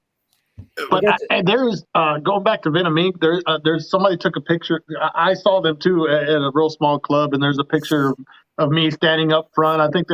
I'm pretty sure they were playing my favorite Venom song, Seven Gates of Hell, and I'm just sitting. I'm in front of the stage like this while Venom is playing, and it was like, it's fucking unreal, dude. To have like Mantis, the guy that I used to watch like on the VHS tapes, like on this massive fucking stage. He's like standing right fucking there in front of me. I'm like, holy fucking shit! I can't believe this is happening. And they still had Abaddon in the band at that time too. But I saw him, they were fucking awesome, dude. It was like they start off. They played Warhead, fucking Warhead. Like holy shit. No, I liked it better when they didn't call him Demolition Man, and it'd be like Mantis, Abaddon, and Tony. Yeah. Like, what's up, I'm Tony? How you doing? It's bugged out that you guys both have like crowd participation. He was like, they were all like, you know, at every show they were at the merch table and taking pictures and whatever else. And I read an interview with hey Tony, and you know, he was saying we're like Mantis is like, well, dude, we could do these meet and greets and charge for it, and Tony Dolan was like, no, they paid to get in. Yeah, exactly. You know, we're gonna take pictures with them. We're gonna sign. We're gonna do it for free because they paid to get in, and that was like, again, really fucking cool. Because they can probably get away with charging, especially like, I mean, to me, Mantis was like, you know, a kid listening to Venom. I've never heard shit like this before. Oh yeah. You know, and he is there's a reason they call him the Grand Master of Hades and Mayhem, dude. And he's like super cool. I mean, he's real cool. Tony Dolan was cool. Cool as fuck too. Abaddon was cool as fuck. Yeah, everybody. Abaddon, when I saw them, Abaddon, he was. Yeah, I don't blame the guy, but there was like girls. He was like only paying attention to the girls, so I kind of got brushed off to the side, but whatever. You know, he was too. He's like fucking Abaddon from fucking Venom. I mean, you know. Exactly. So I'm like, all right, I get it. I'm out of here. You know, I love that early period of like that type of like that metal. Fuck yeah. No, but you ever watch that like little like short film they did for the making of that video for Nightmare, and like yes, Abaddon's walking around. He's got the fucking he's got that such that old English heavy metal gear on. He's got like the sport blazer and the fucking tight jeans and the cowboy boots, and he's just like, you're like, man, you're just fucking, you're all right, man. You got it worked out. In that video, Kronos is walking around with he's like riding around a goddamn horse. I don't know. Whatever those good old days where you make some scary video and you have a bunch of like, you know, dwarves walking around like in like Gollum costumes and screaming and shit, you know. None of this political crap. You're just making a fucking horror story. Being fucking like as badass as you could possibly be. You know what's so bugged out about Venom too, though? Like they had like all these series of albums. It was like this one and this one and this one and this one, and then it was like Calm Before the Storm. It was like Calm Before what storm, bro? I saw them. I saw Kronos when he toured for that album. It was just called Kronos, and it was like, it was. I gotta say though, it was fucking awesome. Really? You see that album live. Yeah, but there's a very good story about that. I was at that show with Fred and Wayne of the Almighty Shitscum, and you know, and Wayne is still like actually when I went and saw Venom Inc., I was with Fred and Wayne at that show all those years ago. But when Kronos played, it was just like in, I don't know, maybe 90, 89, 90, somewhere around that period. But they started to kick into At War with Satan. Oh, hell yeah. And Wayne lost his shit. He was just like, yeah. There weren't very many people there. He's like, yeah. Kronos just cuts the guy off and says, hey, we're going to do that fucking shit. And then they did some other song. And Wayne, you can look at Wayne's face. He was like offended. He was just so offended. Long story short, they finished the set. They did mostly Calm Before the Storm stuff, and they did some other stuff, but it was great. It was just, but Wayne was so fucking mad. He went over to the guitar guy's setup and he stole his fucking digital delay. I thought you were gonna say he kicked the guy. He boots down the street with Fred. And then all of a sudden we see the road guy come out and he starts screaming at the audience, oh, motherfucker, don't you fucking conceit as this English guy screaming, oh, motherfucker. And I go down the street and I was like, I see Wayne, he's in front of this McDonald's and he's just like, yeah, man, he fucking wouldn't do that fucking song. And I was fucking pissed. So I took the fucking thing, man. I don't give a fuck. I'm like, God bless you, man. Although, wait, I got to go soon because I got to get up in like 15 minutes to go to fucking do but I have to tell, absolutely the best compliment I ever got about being an anal cunt was AC played the Limelight in New York City with Extreme Noise Terror in their first tour of the United States. Oh yeah. And long story short, you were there. Yeah. Do you remember? Okay, so Lemmy was there. Oh shit! Oh yeah, shit! And I don't know. Long story short, Lemmy was there. He's like at the bar or whatever. But this is, of course, the Limelight was also this big raver place. So like after we played, it was going to be like a big. This is like 90. I don't know, 90. Yeah. So we dropped the acid and hung out and did dances. So I was at the corner of the bar all night stealing. Like the bartender was putting this. There's some raver girl there, and he put drinks down for her, and I just take it from her. And then she'd come back and go, "Where's my drink?" I'm like, "I don't know." And the bartender's like, "I don't know." And he'd make her buy another one. And but at the end of the bar was Lemmy, and then his road guy comes over and he's like, "Hey Lemmy, did you see the anal cunts?" And then Lemmy turns around and says, "No, here's the punchline." Lemmy just turns around and goes, "Yeah, they are cunts." And I heard that. I'm just like, well, I quit. That's fucking awesome. That's fucking brutal. They are cunts. Dun-dun-dun. Yeah, I couldn't find Seth, and I was just like, "Seth, I think we need to retire." He's like, he probably convinced Lemmy to be on one of our records. He probably would. I would have like said I like Motorhead's like one of my favorite bands ever. Yeah, it's so good. That show was so bugged out too, man. In my big regret was like, I just told my wife, we got to go to the Rainbow and just go to LA and just hang out, and we'll run into him because he had his own spot there. And I'm not going to be like all dumb, but I would just like to. I'll buy you a Jack and Coke, and can we get a picture? Yeah. Well, he was very nice about that. Yeah, and that's it, and that's all I want. I again, Overkill's best fucking album ever, in my opinion. I love it.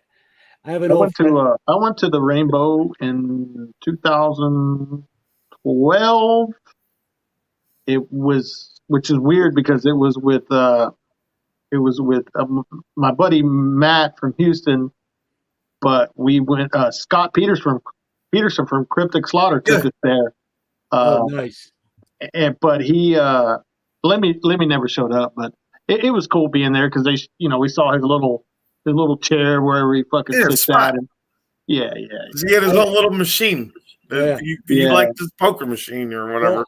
Well, I got to give you two more Lemmy stories. One, my friend of mine, an old girlfriend of mine, went there and met him at the Rainbow, and she went and she said hello to him and she kissed him on his wart, and 2 days later she had a cold sore.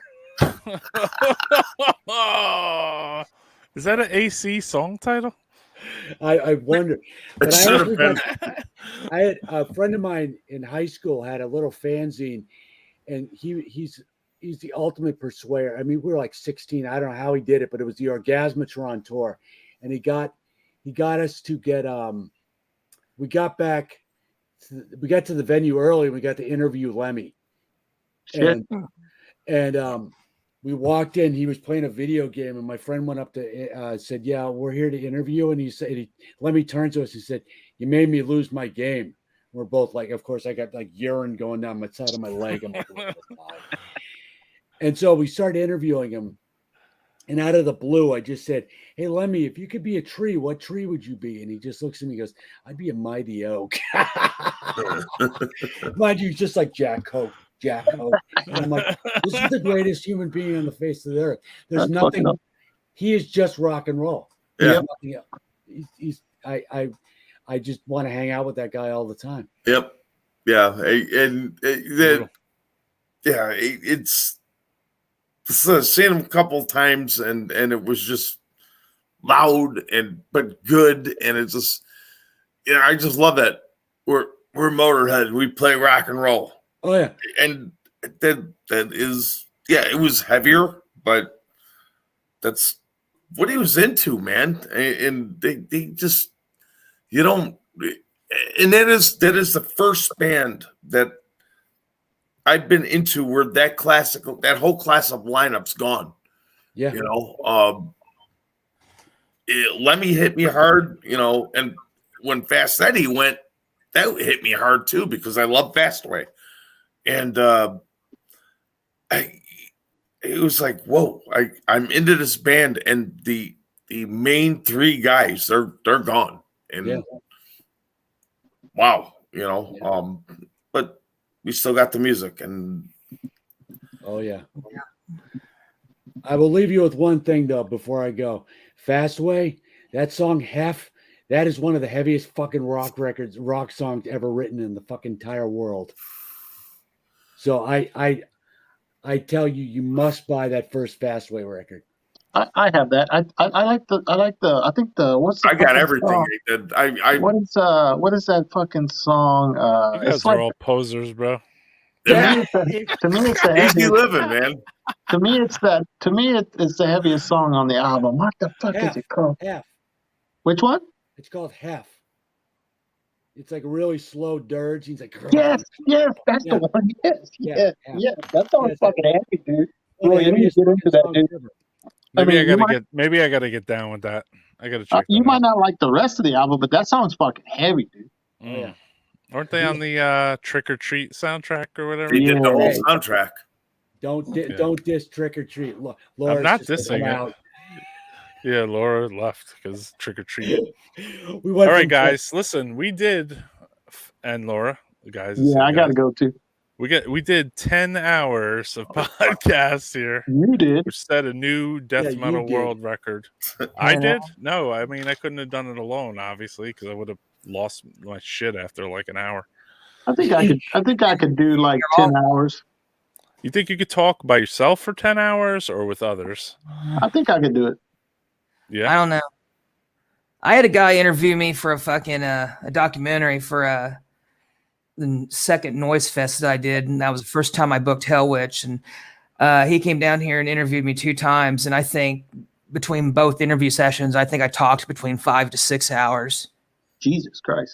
No, I couldn't do it, dude. I'm bullshitting. There's no fucking Sounds way. like me and you, Tim. Because fucking, I'd Sounds get like going me and you, about Tim. shit, talking in It's such like to detail. drink my beer and talk. Fuck. I know who could. It was like be a fucking editing nightmare. I know who could talk for 10 hours straight, Roy. Who's that? Chris Gamble. Chris Gamble. Yeah, possibly. That's true. Chris Gamble from Agoraphobia. Or Pat from Hell. Just bring up Susie Quattro and yeah, leave the room. It'll be like 4 hours on her Just phone. leave the And I room. love Susie Quattro too. So Anyway, all right, well, I gotta go myself. I have to go. yeah, I gotta go. It's a hotel room. You know, there's things you do in a hotel room and shit. Sleep. Watch hotel porn. Well, you gotta get the blue. You gotta get the blue light out and see the ultraviolet light. You gotta see how many stains are in Look there. at the Oh, covers. Jesus fucking Christ! Hey, just peel the top off the bed. Don't sleep on top of the. It's actually a decent hotel. So I'm Honestly, That's I'd be more pretty worried about the goddamn bed bugs than the fucking. Maybe you're gonna stink. move in there. yeah, it's gonna be nicer than where I'm gonna be staying at in Alabama. I guarantee you that. Gotcha. Wow.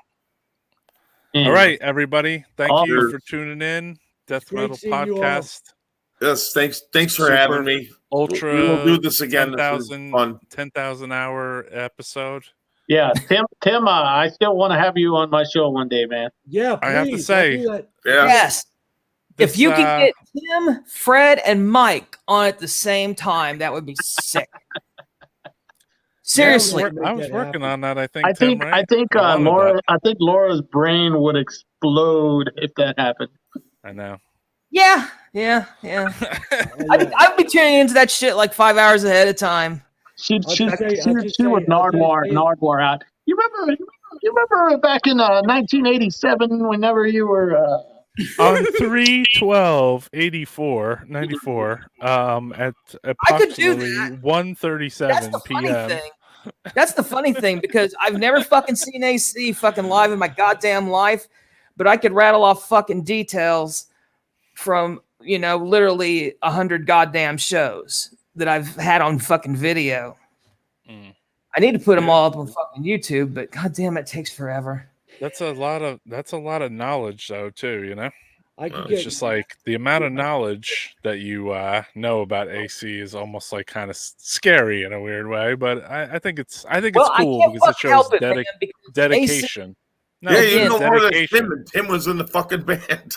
No, it's a dedication thing now. does. Because like What? if a certain person likes a band enough and they're that Yeah. dedicated to know everything about them, I think that's kind of cool. It's good. Absolutely. Yeah, it's not creepy. I'd rather fucking be someone who No. could fucking rattle off shit about AC and then be It's somebody not- who's fucking not cre- basic. It's not Francisco could do that about AC/DC, right? It's Well, not you know- it's not creepy at all, man. It's I not love creepy no. at all. No, when Well, on air, mostly. when Laura says stuff about AC, I take it very seriously because she's actually Goddamn historian. No, there's a big difference when I have people come talk to me about AC, or like they'll email me or whatever and be like, well, blah blah blah happened and blah blah blah, and I'll say no, it didn't happen. They say yes, it did. I'm like, well, who did you hear it from? Well, blah blah blah told me. I'm like, yeah, well, actually, that was me, and I did it, so I know you're wrong. Anyway, Yeah. well, hey, I logged back on, but yeah, Tim, I whenever I get back to fucking the great state of Texas, I want to fucking have you you on the show, man. Roy, I don't know if you can send him my contact info or whatever. I will. it is. Yeah, Roy yeah. said, I gotta go walk the dog before he like bites the hole through the door. All right, everybody. I'm gonna shoot you all out anyway. All right, thanks, guys. Wrap this up. Good night. Bye. Cheers, guys. I appreciate Have a it. good time. Death metal. Cheers, cheers. What's up, everybody? I appreciate you all coming out. Likewise. It's cool. Thanks for having me. Thanks, brother. You stayed on for a long ass time too. I love it. All right, brother. Cheers. All right. So there we go. Death Metal Podcast. 10 hours of fucking death metal. I mean, we talked about thrash, obviously. We talked about Venom. We talk about everything on here. You know, we had Tim from AC. We had Takashi from Anatomia coming from Japan. And then we even had Trav from Puncture Wound from Australia. We had Bill from DISMA on here. Francisco from his Jamming Out All Badass. And Cemeterian. We had Laura, the AC expert. And we had Tom from Cardiac Arrest. So that was cool. I mean, I appreciate everybody that tuned in. I don't think I forgot anybody. I appreciate anybody that's that did tune in to Death Metal Podcast. Like I said, maybe share and all that regular crap that everyone says, like during YouTube videos or whatever. You know, subscribe, blah, blah, blah, blah, blah. You know, share this, share the video once it's up there. We stream on Twitch too. So this was streamed on Twitch as well. I don't think that stays live on Twitch. I appreciate anyone in the chat that was feeding into what we were talking about too. So I saw Sam Biles from Hideous Mangalus, Sharon from Dercada, some people from Texas. I seen Frazier, the Maniac. There was just mad people. Tony, thank you. I appreciate you tuning in. Damn, there's so many names here. It's just like it's hard to even go back. Chris Herrera, really cool. Puchagren Ben Hasni, awesome dude. Yeah, man, I appreciate everybody checking out this long form podcast or whatever we're doing, some kind of discussion about metal. So yeah, I guess you know, pass the info on to your friends. I got more interviews coming and more, you know, like single interviews with people, stuff like that. Tonight was like just an extravaganza of talking, it seems like, and not even too much music playing. But I appreciate everybody that supports Death Metal Podcast, and thank you. Have a good night, and yeah, check out my demos, yo. I got Carnage too. Later.